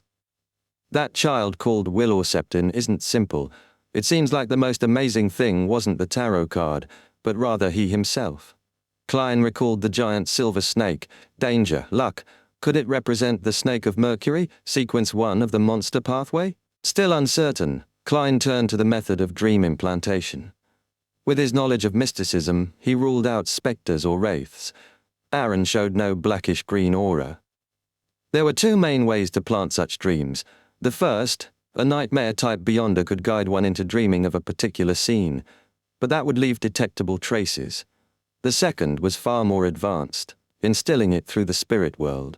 Dreams occurred when the astral projection wandered the spirit world and interpreted symbols and revelations subconsciously. If an outside force implanted something there, the dreamer's spirit body could absorb it and render it as a dream, without any overt tampering. This was something Klein couldn't do himself, even as the master of the grey fog. There was also another, simpler explanation. A seed was planted in Aaron's subconscious via the crane, and once triggered, it led to the dream. That's easy to test. If I use mediumship on Dr. Aaron, I should find traces, but would that be intrusive? Should I borrow the mental terror candle from Father Utravsky? No. The one who knows my identity is Emlyn White, not the giant Father Utravsky. He paused, then decided to first divine the danger level above the grey fog. If it was manageable, he would sneak into Aaron's house that night, use the dream charm, and determine whether the dream had been directly guided or subtly implanted. But Klein knew that with his current level, detecting the latter would be difficult. He couldn't simply sit beside Aaron and enter cogitation to follow his projection. He'd need a precise lock-on. The Book of Secrets described the spirit world as overlapping with reality. One could receive revelations at any moment, but it lacked clear directions. Past, present and future could all exist at once. It was a strange sea of compressed information and illusions, not a world as commonly imagined. Because of this, revelations only appeared as symbols. Each person's astral projection experience depended on physical location, time, mental state and more. Without a precise anchor, one couldn't find another's projection, even if sitting right beside them. This was also why projections rarely ventured deep. Getting lost meant becoming a vegetable, maybe worse. It was even harder to use the spirit world for teleportation. A single misstep, and one would be lost forever. Phew. Klein exhaled and put the matter aside for now. He checked his pocket watch. His breakfast had long gone cold, and Mike hadn't shown up. The interview was clearly postponed. In the spirit of not wasting food, he finished eating, then went above the grey fog to divine the danger level. To his surprise, there were no signs of danger. With the appointed time already past, Klein donned his coat and cap, grabbed the vocabulary book, and left 15 Minsk Street. He had planned to accompany Mike to Eastborough, hoping to subtly remind old Kohler not to mention his promise to help Liv find her daughter. Now that it was postponed, he was more at ease. Following the address old Kohler had provided and a divination's guidance, Klein entered the depths of Eastborough. Past wary and numb gazes, he reached a third-floor room. Inside were 2 bunk beds and worn bedding on the floor. Clutter filled every gap. Klein looked toward the innermost bunk. Old Kohler. With a swoosh, old Kohler sat up, pleasantly surprised. "You really came. After sending you that letter yesterday, I already guessed that you would come looking for me today, so I didn't go to the dock. I've been waiting at home all this time. Well, I don't have to think about how to fabricate the lie about why I came straight here." Klein glanced around. "Old Kohler, with your current income, you can definitely rent a better room and move to a better place. Why did you only change your bed from the floor to a bunk bed? Most of the money is for gathering information for you." Old Kohler laughed. "And I'm no longer young. I need to save some money for the future when my future health wanes." Klein was silent for 2 seconds. "You can consider buying some insurance, such as a single elder aid policy. They can give you the money that can at least fill your stomach and a room for you to sleep in every week when you're really old." The insurance industry had matured under Emperor Roselle. Fire, maritime, injury, long-term care, mostly aimed at the middle and upper classes. "I know. When I was a worker, I paid a premium of 3 pence a week, but after I lost my income." Old Kohler sighed. His income was too unstable now. He didn't know how long the detective's money would last. Klein didn't make any promises. He pointed. "Let's go to Liv's house and return the vocabulary book to the girl." After leaving the room, Klein casually said, "What a joke. I was talking about doing volunteer work the day before yesterday and volunteered to help find Daisy, but she ended up being sent back by the police yesterday. Please don't mention it again. I don't want to be laughed at." "All right," old Kohler agreed. "No one will laugh at your kindness." Through the filthy streets, they reached Liv's house. Daisy, already back at work, was ironing. The clothes hung down, dripping. Klein froze for a moment. "Daisy?" After a pause, he said, "Your vocabulary book." Her eyes lit up, but she didn't stop working. After a while, she came to the door, thanked him, and was soon joined by Liv and Freya. Klein repeated what he'd said to old Kohler, then handed over £2 in coins. "There will be a reporter coming to interview Daisy tomorrow. This is the advance of the payment he's giving, but don't mention it in front of him, otherwise things will become complicated. Haha, maybe he will give more tomorrow, but not that much." "No. I'm willing to expose that bad guy's evil deeds. I don't want money." Daisy shook her head. Klein chuckled softly. "This is a rule. You can't break rules, understand?" He looked at Liv. "Take it. Your belief is right. It's only if Daisy and Fraser learn more words and learn more things will you all escape from this situation." He considered suggesting they move to the edge of East Borough, but ultimately said nothing. There were thousands, tens of thousands, even millions like Liv's family in East Borough alone. Even a wealthy banker couldn't help them all. And this was just Backlund. There was still the entire Lone Kingdom. "Thank you, and help me thank the reporter for me." Liv finally took the money. Klein didn't linger. He left quickly, as though chased by something dark. Outside, walking with old Kohler, he turned and sighed softly. There has never been a savior. Chapter 388, Exploring the Dreamland. "What?" old Kohler asked, not hearing him clearly. Klein looked at the potholed road. "Nothing. I hope Liv's family can get out of this situation and live in better conditions." He meant it. As a foodaholic empire heir of the new era, it felt natural to think of revolution. But when it came to the details, reality was sobering. The world had beyonders, supernatural powers that firearms couldn't solve. Even Sequence 5s could upend entire operations. And because of the law of Beyonder characteristics conservation, along with ingredient scarcity, Beyonder abilities couldn't be mass-produced. Even if that changed, losing control would remain a threat. Without high-level Beyonders, resistance might be possible. But in reality, demigods and sealed artifacts existed. Some could kill without warning, and above them all, true deities looked down from lofty thrones. Ordinary people could strike and protest, but the moment they armed themselves, the counterattack would be swift and terrifying. Natural disasters might even be triggered. Secret organizations might offer another path, but they were often tied to corruption or madness. To succeed, a revolution would need support from the churches. How much can really be achieved through street protests alone? Klein wondered. Bribery might work better. Still, the true creator's recent near descent via the East Borough tragedy had clearly alarmed the Church of the Evernight Goddess and the nobles. Mike's commission and Justice's intel both pointed to that. His thoughts drifted across East Borough, the docks, and the factory districts. In the end, it seems only the threat of an evil god's descent can improve the lives of the poor.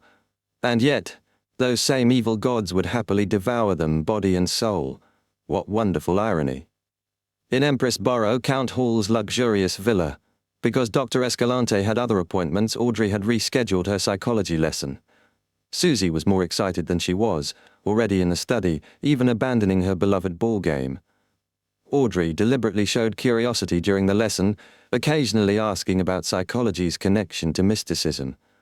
As the session ended, Escalante finally said, "Miss Audrey, we've organized a seminar on this subject. Many members have specialized in the intersecting field of psychology and mysticism. Are you interested in joining?" "Of course," Audrey answered without hesitation. It fit her carefully crafted image of innocence and curiosity. Escalante smiled. "Remember to keep this a secret. You know that your elders have a strong prejudice against the study of mysticism. I'll bring you there for the next lesson." "No problem." Audrey gave her consent with a hint of excitement. After sending Escalante out, Audrey closed the door and stood before a mirror. She lifted her skirt, spun in a court dance twirl, and smiled. "Audrey, you're great." She'd taken her first step into the psychology alchemists.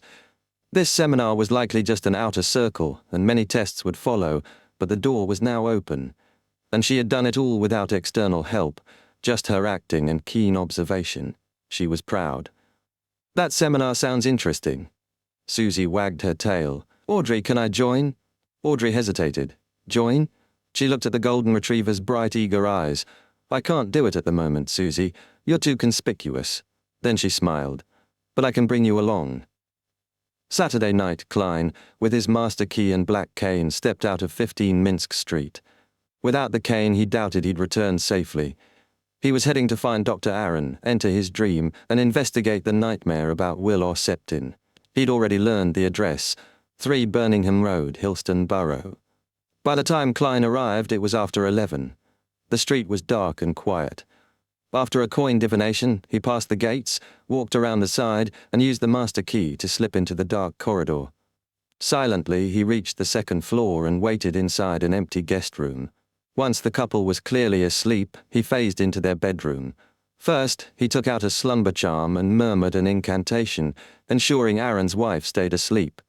Then he sat at the dresser, held the dream charm, and whispered in ancient Hermes, "Crimson." The charm lightened in his hand, becoming ethereal. Klein infused it with spirituality. A black, transparent flame ignited around it, then spread, enveloping both him and Aaron. Klein entered cogitation. Darkness stretched before him with one oval-shaped light. He extended his spirituality and touched the hazy glow. The world flipped. He stood on a barren plain of pitch-black stones, not a blade of grass. In the center loomed a black steeple around which coiled a massive silver snake, its red eyes cold and unblinking. Unlike Aaron's description, the serpent's body had no scales. Instead, it bore dense, interlocking patterns and symbols forming wheels. Symbols ringed each wheel. The snake's head and tail had halved wheels, off-kilter, visually irritating.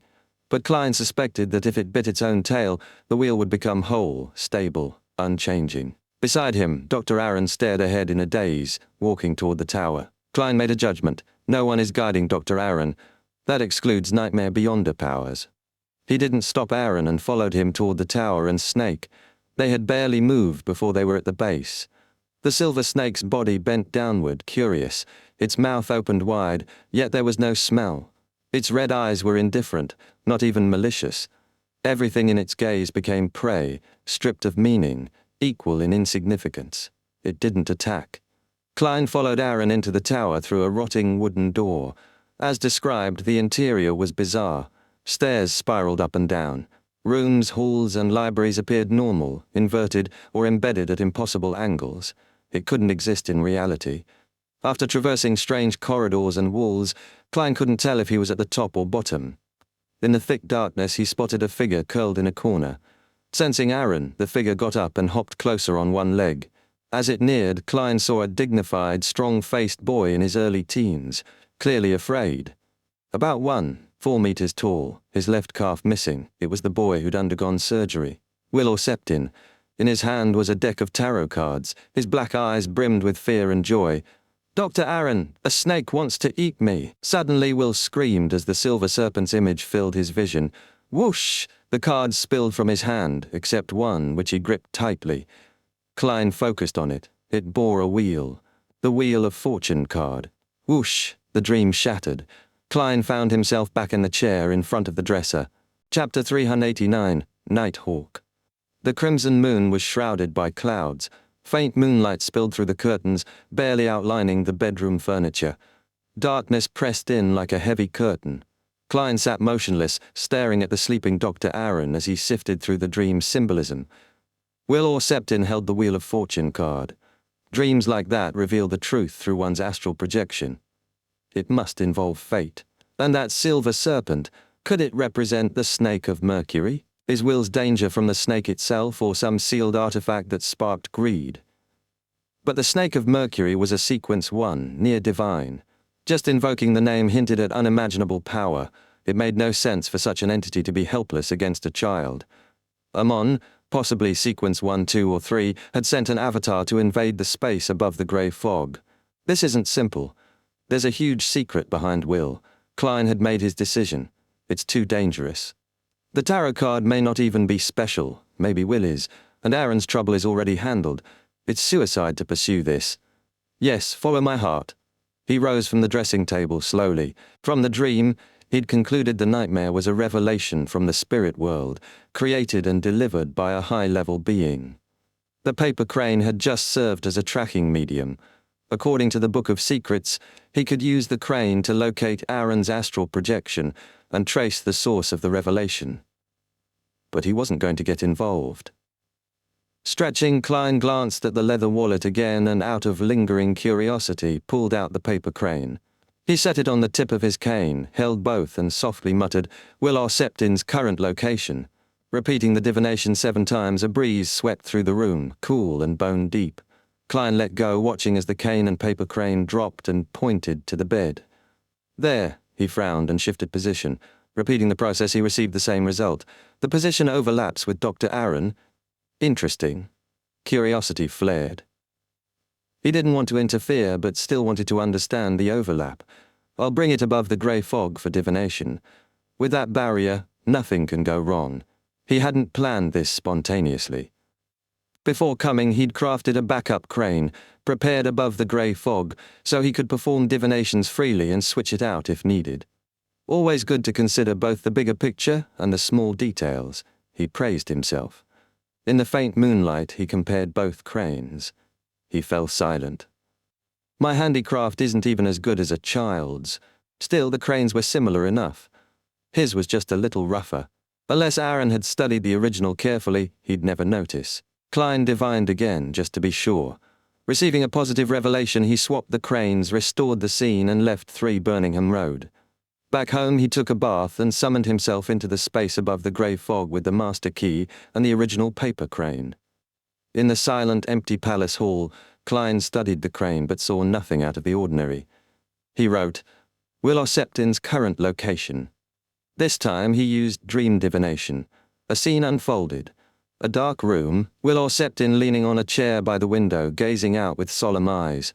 In his hands were tarot cards. Beside him, a ring-shaped serpent of wooden blocks, an Ouroboros. The night outside the window was equally dark. The sound of running water could be heard. The dream ended. Klein opened his eyes and tapped the bronze table. That Ouroboros-like snake? It's the snake of Mercury? Then this is really about fate. Running water? Could Will be near the Tussock River? Was that earlier location overlap due to fate's interference? Having reached the limits of what divination could reveal, he resolved to switch the paper cranes tomorrow night and guide Aaron to report to the Church of the Evernight Goddess. Best leave this to the professionals. He chuckled and returned to the real world. After a relaxing bath, Klein went to bed. Sometime later he realized he was dreaming. He sat in his living room, flipping through the Book of Secrets. The sensation was familiar. He turned to the door. It creaked open. A figure in a grey coat entered. A man around 30, with a long face, wide forehead, and intelligent dark blue eyes. It's not the captain. Klein gave a self-deprecating laugh and casually transformed the Book of Secrets into Ladies' Aesthetic. He greeted the newcomer with a flip of the page. The man removed his hat and sat down opposite him. Aaron came to see you this morning? A nighthawk. A nightmare. Klein resisted a sigh and smiled. Yes. He'd already guessed why this nightmare had appeared. The man likely led the Nighthawk team investigating Willow Septon, and they'd found no leads so far. Aaron's visit to Detective Sherlock Moriarty had surely been noticed by this morning, prompting a professional, if subtle, investigation via dream infiltration. Aaron, being sensitive, couldn't be risked. But Sherlock? Perfect candidate. What did he encounter? The captain asked casually. Klein replied, he had a nightmare.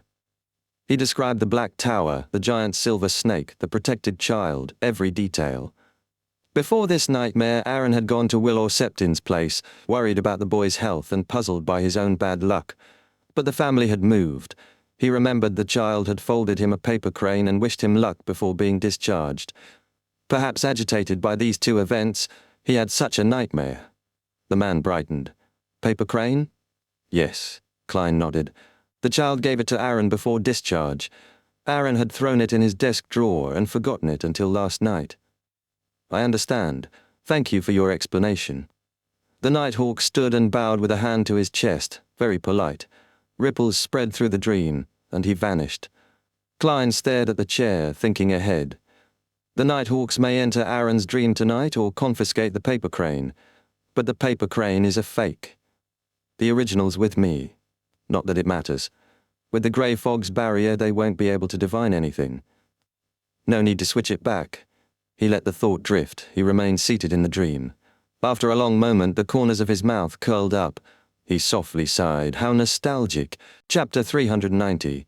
Anticipation. On Sunday morning, shortly after Klein finished breakfast, the doorbell rang as expected. To his surprise, it wasn't just reporter Mike Joseph. Dr. Aaron was with him. Sherlock, I had that nightmare again last night. I don't think it's normal. Aaron didn't hide anything, speaking the moment he stepped into the living room. Without waiting for a reply, he pulled a paper crane from his wallet. Do you think this is the problem? Ever since I found it and started carrying it, I've been having nightmares. Klein glanced at the crane nonchalantly, but his expression froze. If not for his years as a clown and mastery over his facial muscles, an undisguised smile might have slipped in front of the reporter and doctor. Yes, a smile. This paper crane is even uglier than the one I made. He almost covered his face with a sigh. Could poor handicraft skills be a tradition of the Nighthawks? There was no doubt the crane was swapped again. After Klein's tip, the Nighthawks had sneaked into Aaron's bedroom and switched out the original crane. But what they didn't expect was that the crane in Aaron's wallet was also a fake, folded by Klein above the grey fog, quite crude. I feel an inexplicable joy. Klein glanced at Aaron, who didn't notice, cleared his throat, and said, "Perhaps. I suggest you go to the cathedral again and talk to the bishop you met before. We need to believe that the gods we trust are watching over us." As he spoke, he drew a triangular sacred emblem on his chest. After the nightmare's visit last night, Klein had divined the safety of switching the crane, and it was very safe. So he teased his old colleagues with this suggestion. I wonder how they'd feel seeing the crane they folded so badly returned to them. He turned to the reporter with a smile. "Mike, to be honest, what I want to advise Aaron is to see a psychiatrist, but faith can soothe the soul." "You're not being frank at all." Mike laughed. "All right, let's go." The next day, Klein accompanied Mike into East Borough to interview rescued girls. With a full pound offered for interviews, none refused, not even some abused girls. The focus was Capim's crimes, which angered people, and the girls' current situations, which weighed heavily on hearts. Daisy was fortunate enough to return to work and barter food with her labor. Less than a third of the rescued were like her, with savings and time to heal before seeking suitable jobs. The other 2/3 had to struggle to survive. Mass unemployment meant low-wage, temporary work. Families with stable members barely scraped by. Others, less fortunate, had turned back to the streets as if never rescued, their betrayal of their bodies perhaps just for food. Mike turned silent, weighed down like before, only regaining spirit after dark and leaving East Borough. He thanked Klein. "Sherlock, it's thanks to you. Otherwise, I'd have been blackmailed today by those rogue gangsters." "Isn't that why you hired me?" Klein smiled politely. No arrogance. Old Kohler had quietly informed them, and Liv's family hadn't disclosed. Klein helped find Daisy for free. When Daisy was asked if she knew any special people, she answered plainly, "Mr. Reporter and Mr. Detective." Mike nodded, walking silently for a long while. Before boarding his carriage, he sighed. "I want to include in this report a call for the government to use Capim's estate to set up a bursary fund. The annual income would help rescued girls and others harmed by Capim out of their predicament. Although the hero bandit already looted Capim's safe, his greatest wealth is property. These were likely all obtained illegally." Klein listened intently, looked Mike in the eyes, and said sincerely, "You're the best reporter I've ever met. There are plenty like me. Idealists are always around." Mike sighed. He paid Klein £10, tipped his hat, and waved goodbye. As Mike got into the carriage, he opened the window and jibed, "Sherlock, I'm not the only reporter you know, am I?" Klein paused, then laughed. "Guess." City of Silver. Like a caged beast, Derek Berg paced anxiously. He felt the chief wasn't taking his report seriously enough. The exploration team might be tainted by the fallen creator's influence, threatening the city of 2,582 years' darkness after quarantine. He longed for advice from Mr. Hangman, Miss Justice, and others familiar with the fallen creator. This was the tarot gathering he anticipated most. "Wait a little longer. If Mr. Fool doesn't summon me, I'll pray directly to him." Derek tried to calm himself, but paced faster. Suddenly, he glimpsed the endless grey fog and heard a messianic voice. "Prepare for the gathering." Relieved, he sat on the bed edge and pretended to rest. After counting 1,000 rapid heartbeats, he was engulfed by illusory dark red light. Lightning flashed outside his window, chasing away the night. Suddenly, a black figure squirmed in the bed corner, stretching into human form. The dark figure observed Derek carefully for nearly a minute, then withdrew without gleaning anything. In the corner, the shadows remained unchanged. The endless grey fog hovered beneath his feet. The long bronze table before him was mottled with green rust but showed no decay. The first thing Derek saw was Miss Justice and Miss Magician sitting opposite him. "Good afternoon, Mr. Fool." Good afternoon. Klein, cloaked in grey fog, nodded lightly.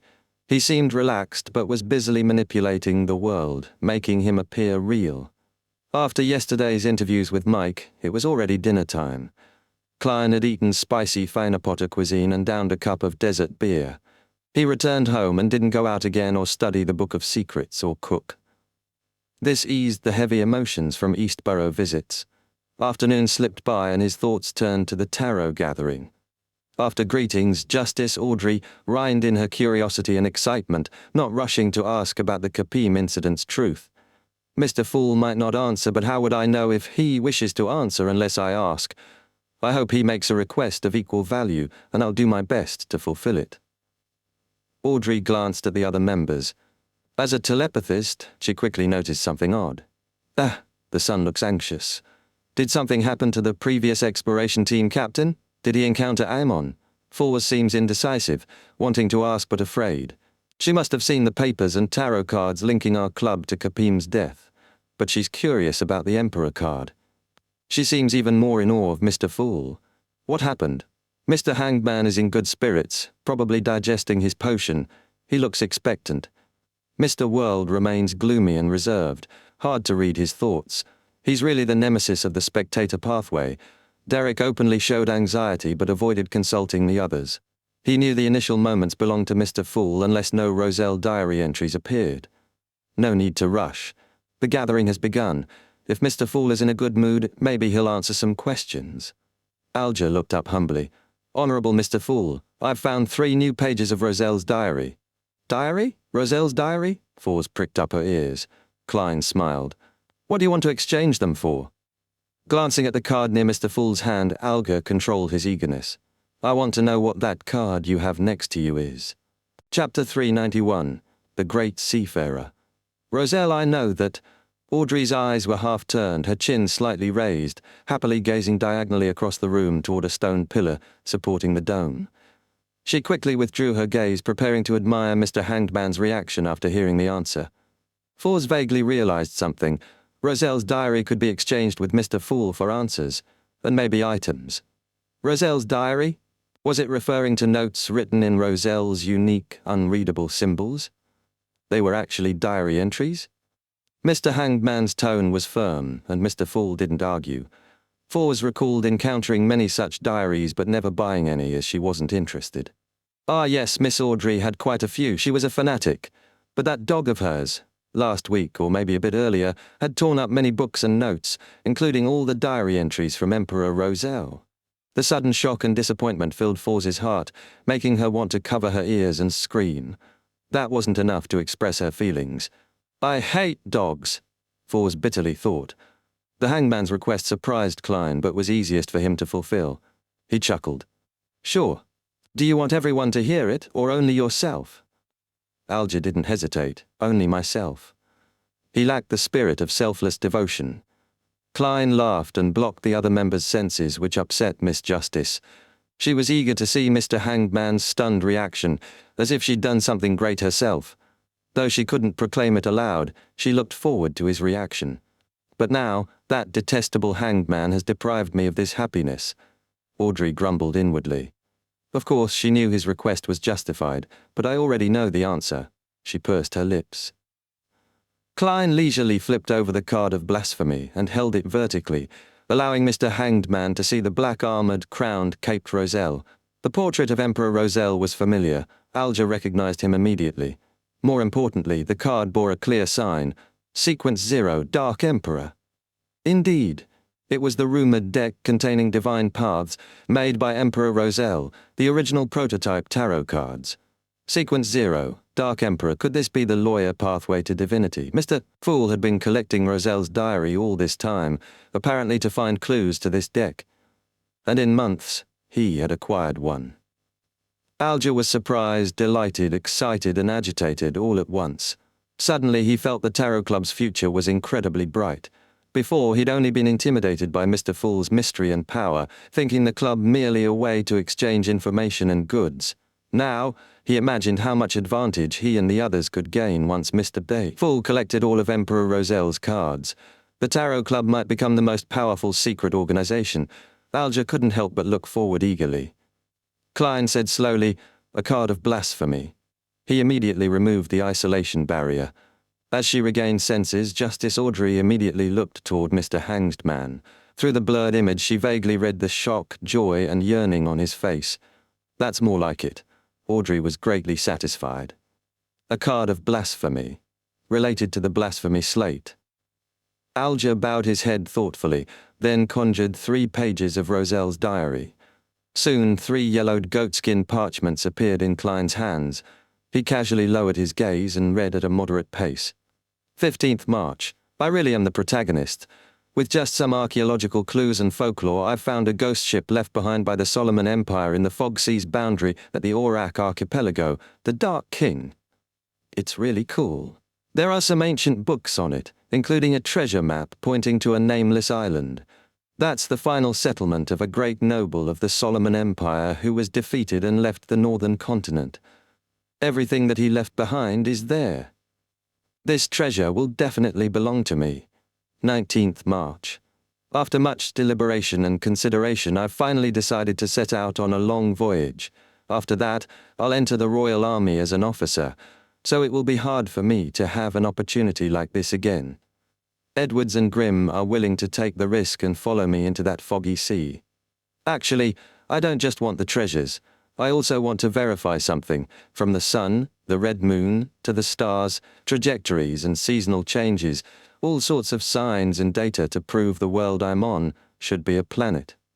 In that case, it shouldn't be only the northern and southern continents. The land occupied by the 2 continents isn't even 1/10 of the planet's surface. Could the rest be sea and islands? To the west of the northern and southern continents is the Fog Sea.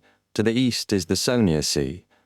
I suspect other continents exist at the ends of these seas, like the southern continent at the Berserk Sea's end. Maybe I can find a brand new continent, the Western continent. Let's go, great seafarer Roselle, Columbus, Magellan, Gustav, and verify your conjecture. The Emperor was reckless when young, setting out on a voyage based only on an uncertain treasure map. No, he was as rash now as he was then. The cards of blasphemy prove it.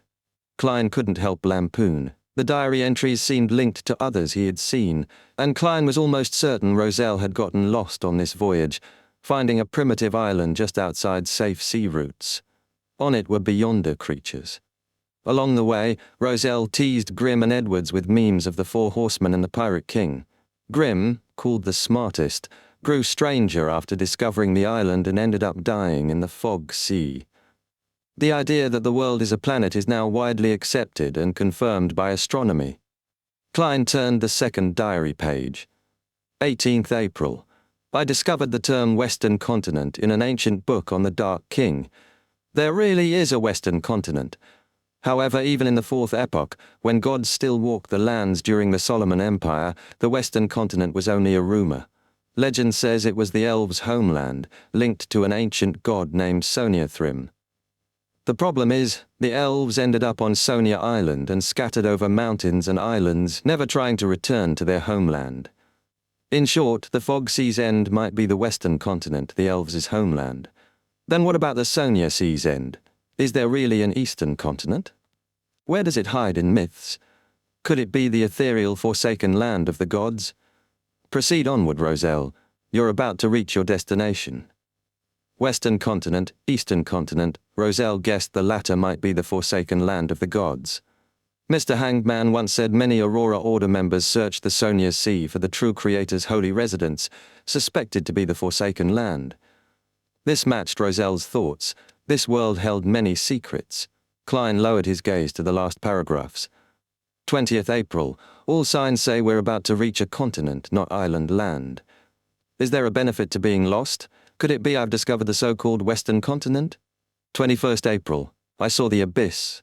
Abyss? Did Roselle mean the abyss in mysticism? Klein's pupil shrank as he flipped the page. The 3rd diary page made him doubt his education. It was filled with, fuck hungry please people in manner. This was probably a forgery, pieced together from symbols. Klein felt like cursing the forgers. He wanted to know if the abyss Roselle mentioned was the true abyss, source of evil, land of corruption, home of devils.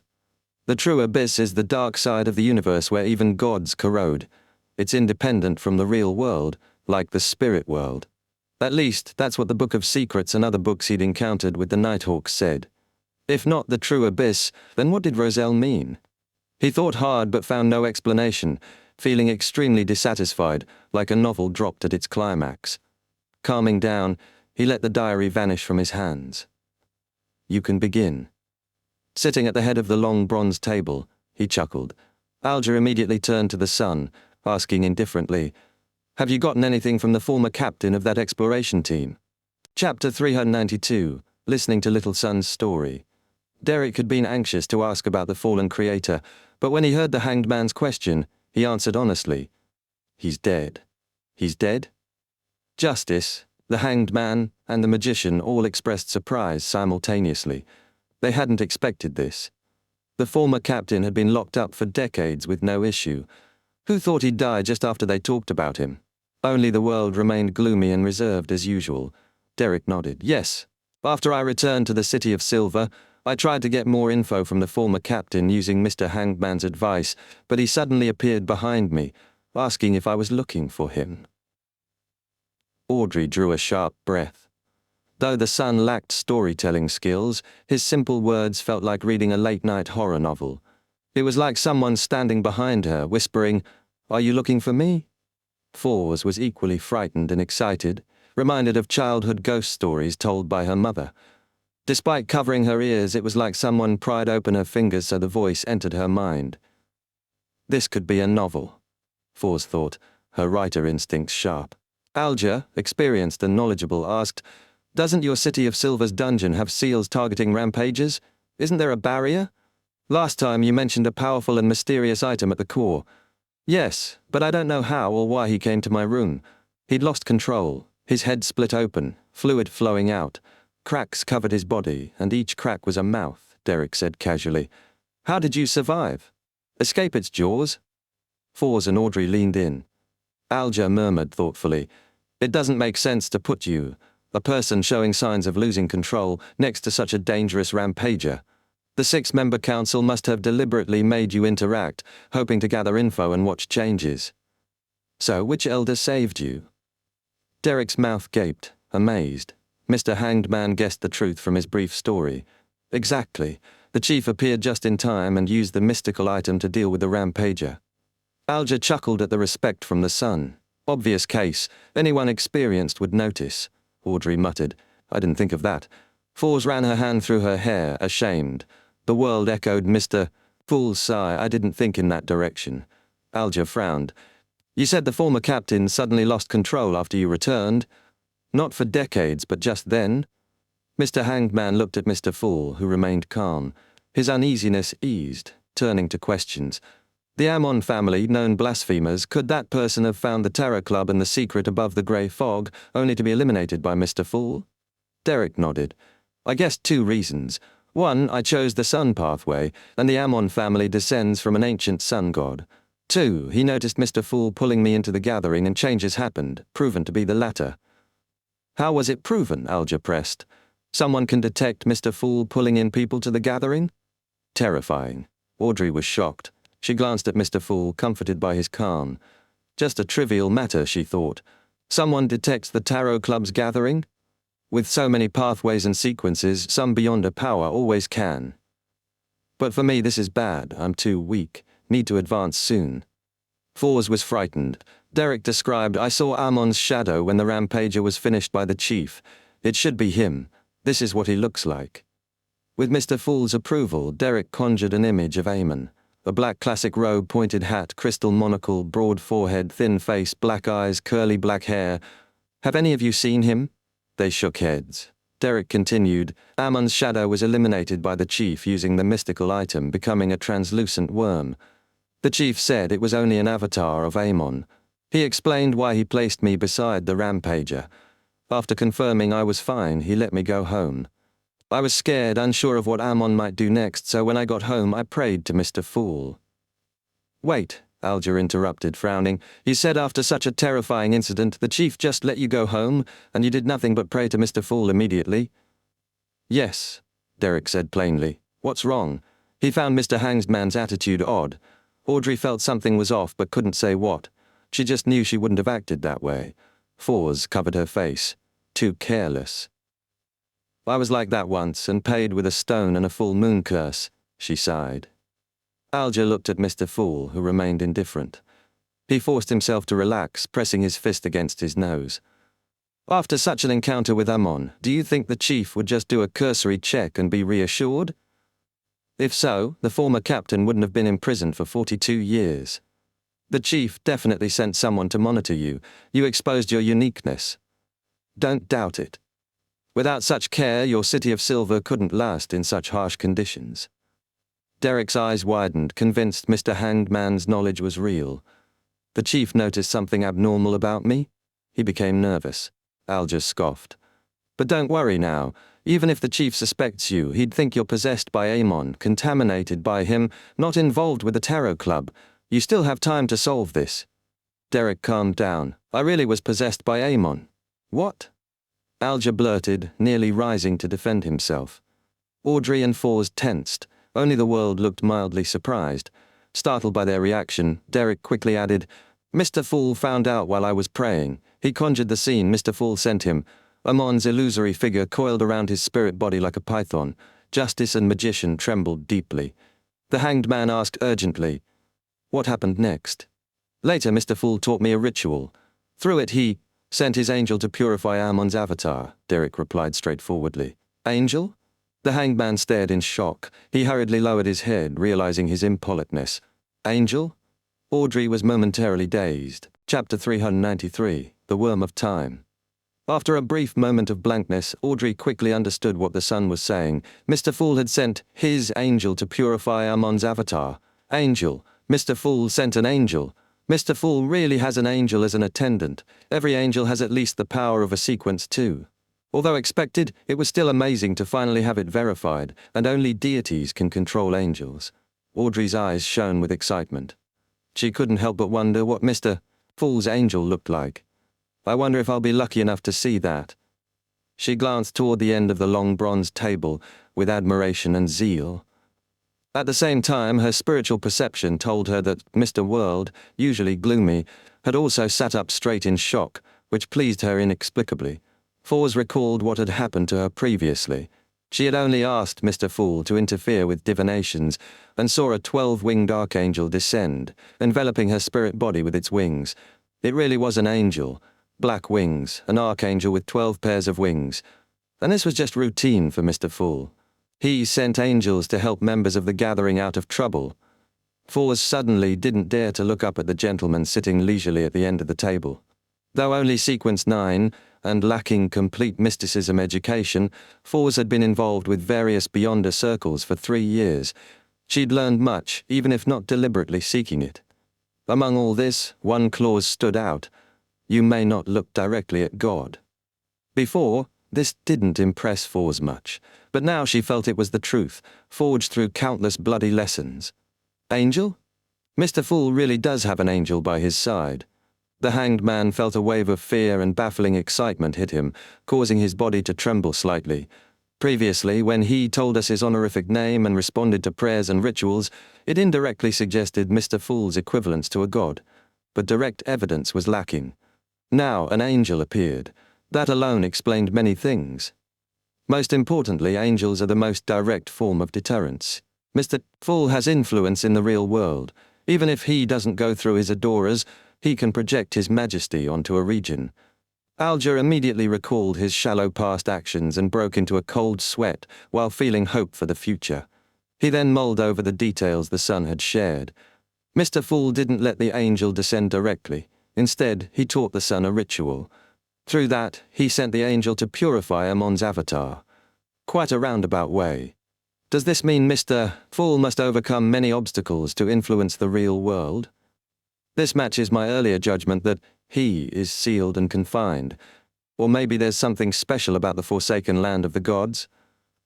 Perhaps Mr. Fool didn't act like this before because he was still trapped? Now he is gradually freeing himself. Sitting at Mr. Fool's seat, Klein slowly looked around. He noticed Miss Justice's reverence and zeal, and the hanged man's fear and excitement. Weren't you always treating me like a god? Why act like this after hearing about the angel? Indirect evidence can't compare to shock from direct evidence. If a new member questioned me, I'd prepare the world to step forward, say something, then casually point and kill him as an example. Once calm returned, I'd make anew the world. Klein's thoughts drifted. Derek didn't understand the reactions of Mr. Hanged Man and Miss Justice. Wasn't it normal that an angel served a god or mighty being? After a moment, he said, "After Ammon's avatar was purified, I coughed out a worm exactly like the one in the dungeon. Do you know what it is?" With Klein's help, the sun conjured a projection of a translucent worm with 12 transparent rings. Audrey and Fours looked curiously, shaking their heads, never having seen or heard of such a worm. 12 rings. The Book of Secrets says similar symbols relate to time. The Ammon family descended from an ancient sun god, and ancient people linked the sun and time. That barely explains it and can be verified from 2 angles. Yet, the current eternal blazing sun, the inextinguishable light, embodiment of order, god of deeds, guardian of businesses, doesn't seem connected to time. To maintain his image as the fool, Klein didn't hurry to answer. He smiled warmly. Alger thought a moment, then said, "It should be the vessel that Ammon created for his avatar. In legends, there's a worm that looks like this, with 12 transparent rings called Worms of Time. No one has ever seen them. Many suspect it's the name of a sequence potion." Worm of Time. Close to my guess. Though a legend among middle-echelon beyonders and certain churches, this info is valuable. Is Mr. Hangman sharing it to show he gained important knowledge from the sun? Klein felt wistful and amused. Worm of Time, the vessel that Ammon created for his avatar. Derek whispered, as if many doubts were resolved. He asked curiously, "What can it be used for? I mean, when it's dead?" "I don't know." Alger felt ashamed under the sun's trusting gaze. At that moment, the fool calmly said from the end of the table, "The main material of certain rituals." Klein had surmised this from the Book of Secrets, but he wasn't worried about being wrong. It's almost impossible to prove. Failing to find rituals needing of time just shows your knowledge isn't deep enough. Klein thought wryly. Certain rituals. Audrey and the others let imaginations run wild. "Thank you, the great Mr. the Fool." Derek half rose and bowed. The topic shifted to a threat against the City of Silver. "The exploratory team is back. The team led by Shepherd Elder Lovia. They completed exploring the fallen creator's half-ruined temple and returned. I discovered that a few team members I know have changed." "They've been corrupted by the true creator," Alger said decisively. "The true creator?" Audrey glanced at the end of the bronze table. She remembered clearly the true creator's descent was foiled by Mr. Fool's adorer. She had guessed the Tarot Club leader would be the nemesis of evil gods. Really? Derek refused to believe it. The Hanged Man calmly said, "Describe their changes in detail." "I still feel he's the same person, but very different. His optimism has turned heavy. Only a polite smile remains from his former bright one." Derek shared all the abnormalities he'd seen, including Shepherd Elder Lovia's sudden improvement. Alger considered, the situation might be worse.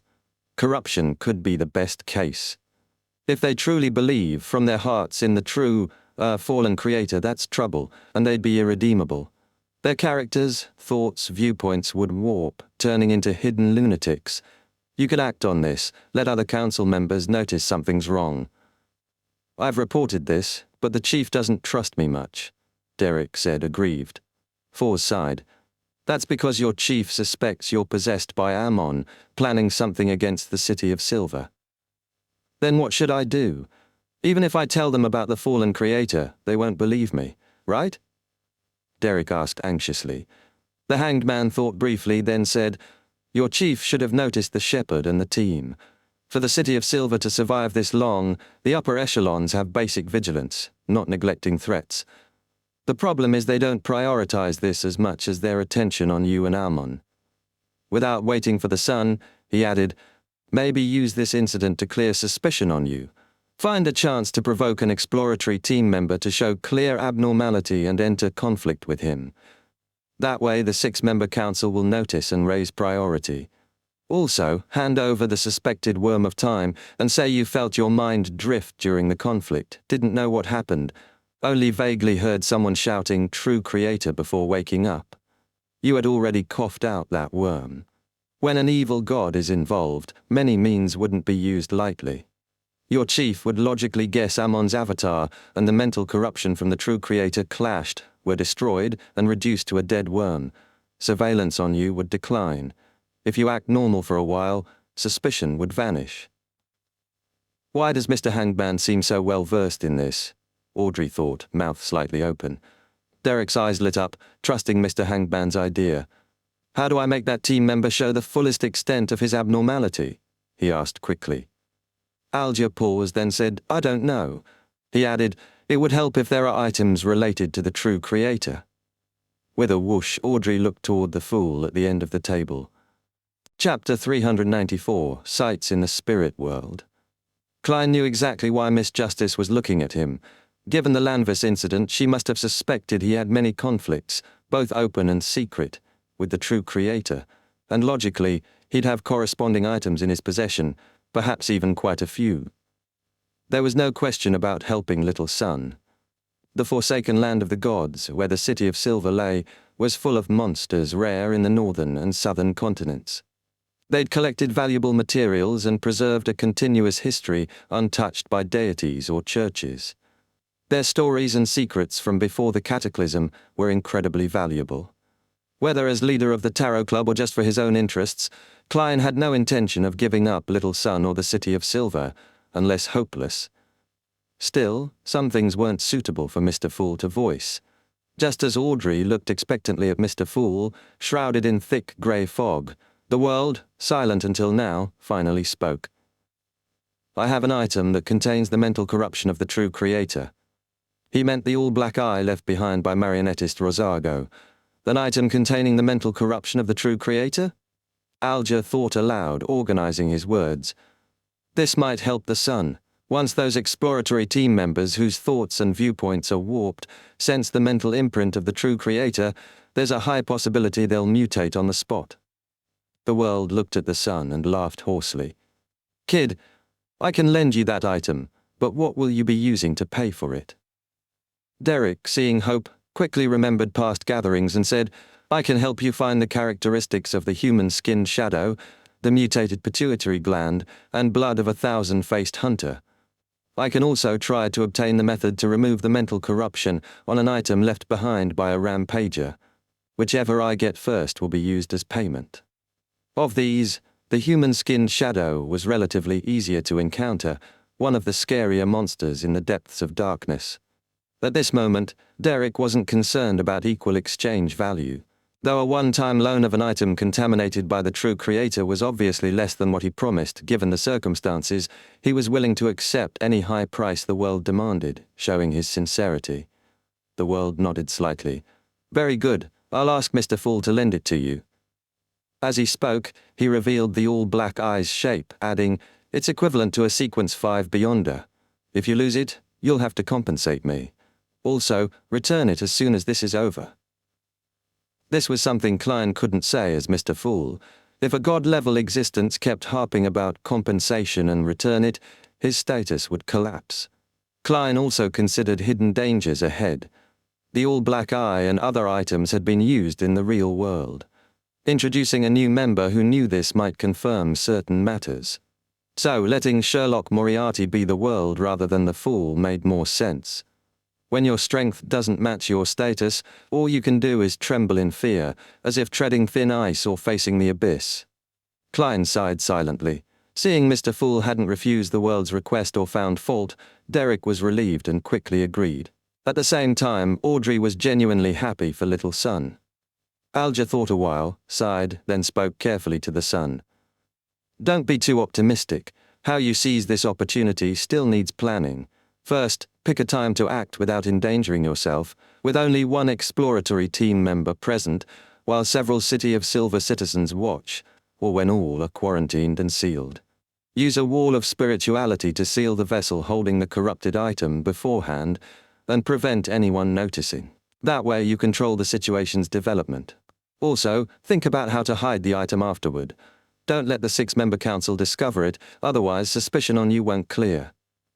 If such a gullible fellow died, it would be hard for me to get more info on the Forsaken Land or ancient secrets.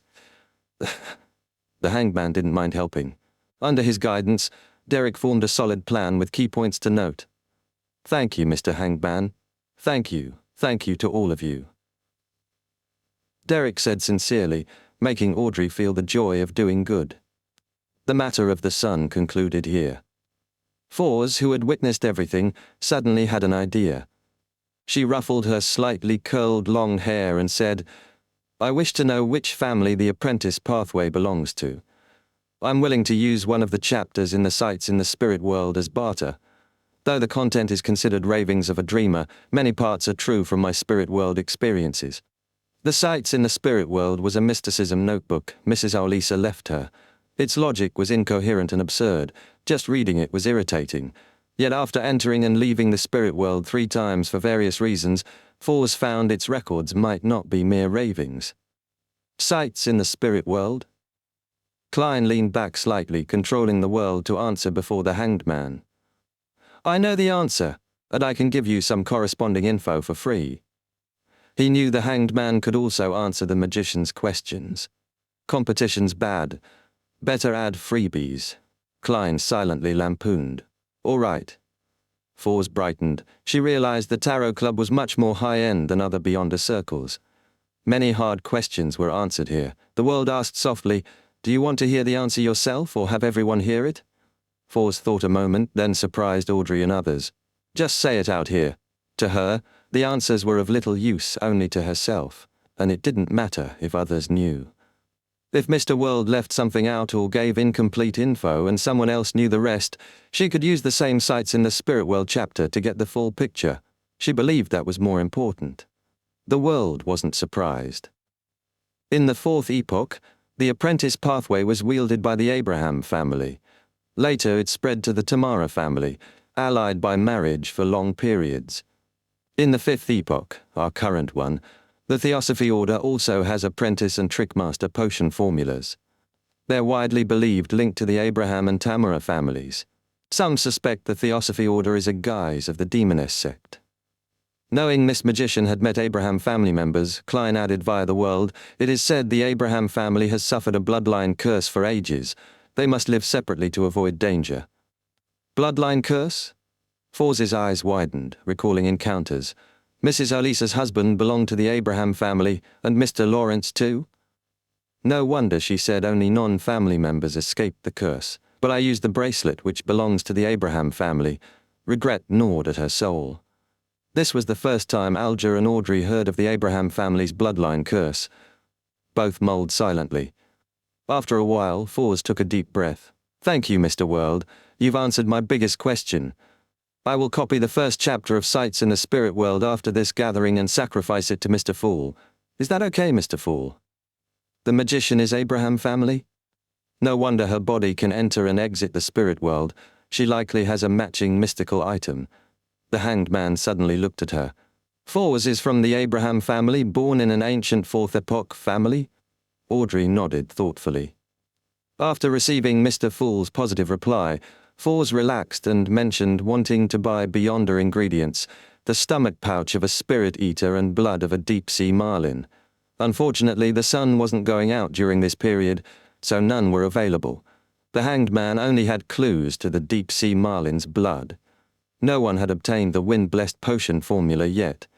Audrey wasn't in a hurry to buy the psychiatrist formula, since she planned to join the psychology alchemists.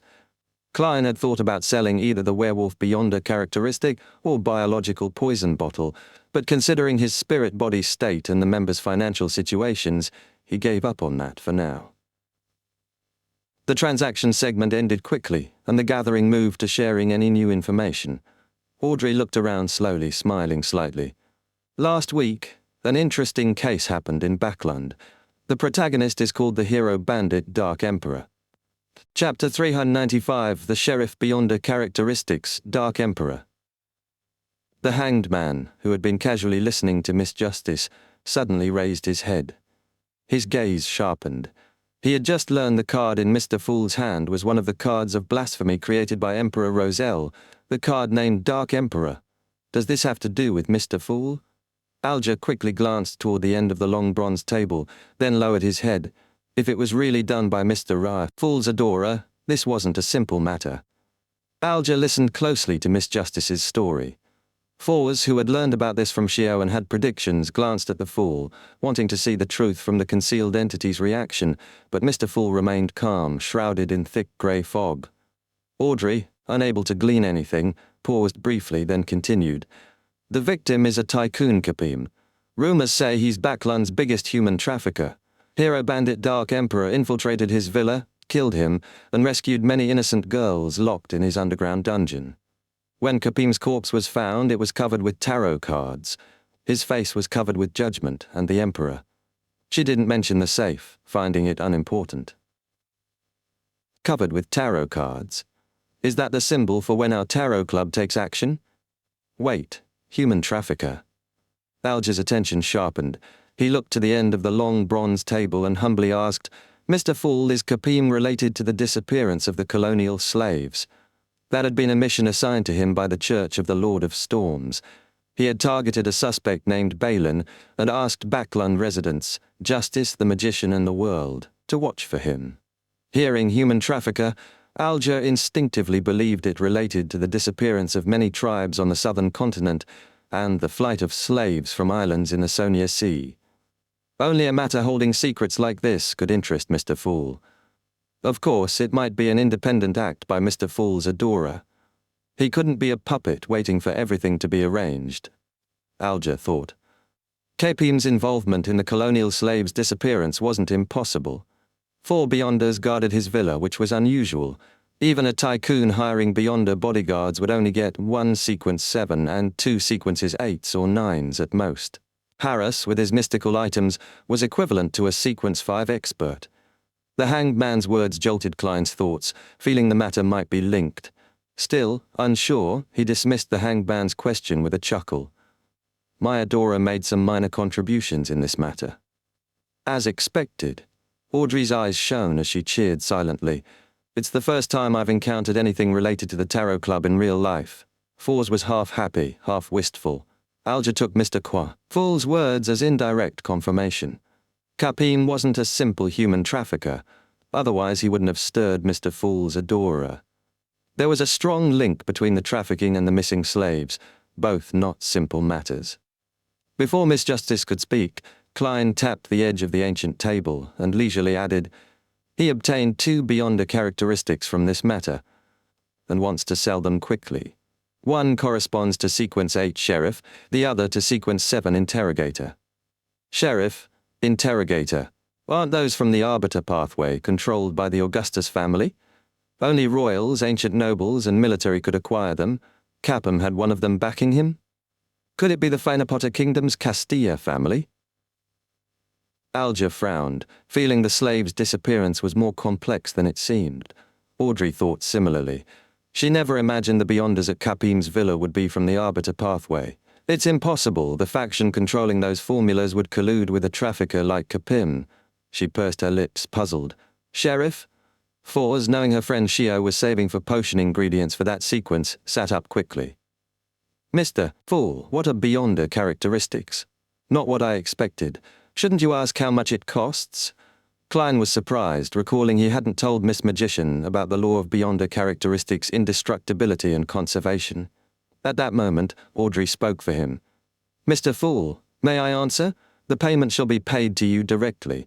She and Fors were friends, and Audrey volunteered, fearing Mr. Fool wouldn't share again. No problem, Klein smiled. Miss Justice always worries about what troubles me. He sighed inwardly. Audrey breathed silently and faced Fors. Do you want the answer? What are you willing to pay? Fors nodded without hesitation. Of course. She looked at the grey fog-shrouded figure respectfully. Mr. Fool, can I use another chapter of Sights in the Spirit World as payment? She emphasized another, because she planned to give the chapter to Mr. World first, who would sacrifice it to Mr. Fool, making knowledge accessible any time, so it lacked transactional value. Not that she suspected Mr. Fool would peak, she just felt sincerity mattered. Sometimes mighty figures only care about your attitude. Fors had read this in many novels. Leaning back, Klein replied nonchalantly, Sure. Thank you, Mr. Fool. Fors smiled, believing she'd touched secret high-level knowledge. Audrey smiled faintly, relieved. In the Beyonder world there is a law. Remember, It's a law. In similar pathways, total Beyonder characteristics are conserved, never reducing or increasing. They only move from one entity to another, changing form. Therefore, after a Beyonder's death, their characteristics separate and become equivalent to the main ingredient of a potion. Except for Rampager remains, too troublesome, so only made into items. After hearing this, Forz's mind flashed with understanding. The remains Mrs. Aulissa left me were her Beyonder characteristics. Others see every Beyonder as walking ingredients. That's really dark. Forz clenched her fists, feeling the Beyonder world was madness. Yet she didn't resent becoming a Beyonder through Mrs. Aulissa's characteristics. It gave her warmth. After losing her mother and before meeting Xiao, Mrs. Aulissa treated her best. Forz felt it a sad but warm experience to inherit Mrs. Aulissa's remains and stay with her forever. So that's the law of Beyonder characteristic indestructibility and conservation. That means the characteristic left by a Sheriff Beyonder equals all main ingredients? Forz asked to verify. Yes. Audrey thought of Xiao. Forz immediately stood and bowed deeply to the mysterious entity looking down. Mr. Fool, can you get your adorer to reserve the Sheriff's Beyonder characteristic? I want to buy it but lack funds now. Please give me another week, is that fine? Sure. Klein shrugged as if indifferent. Forz sighed with relief and asked, how much does your adorer want in gold pounds? The price for a Sequence 8 Beyonder ingredient is around £300, Klein smiled. £600. After naming the price, he quickly switched topics, showing little care for the Sequence 8 Beyonder characteristic. He conjured a few goatskin parchments. This is part of Roselle's secret symbols. It's free knowledge to help you collect diary entries in the future. The info included numbers and dates. Klein taught them this, fearing they'd buy counterfeits later. With date knowledge, most fakes can be eliminated. Klein chuckled inwardly. Audrey and others were pleasantly surprised to gain such knowledge. Though they knew the secret symbols on goatskin were simple, they felt it was a good start. A first time would lead to a second and third. After a short exchange, Klein said gently, let's end today's gathering here. By your will. Audrey, Alger and others stood and bowed. The crimson rays faded, the ancient palace above the grey fog returned to quiet. Only Klein sat alone in the high-backed chair of the Fool.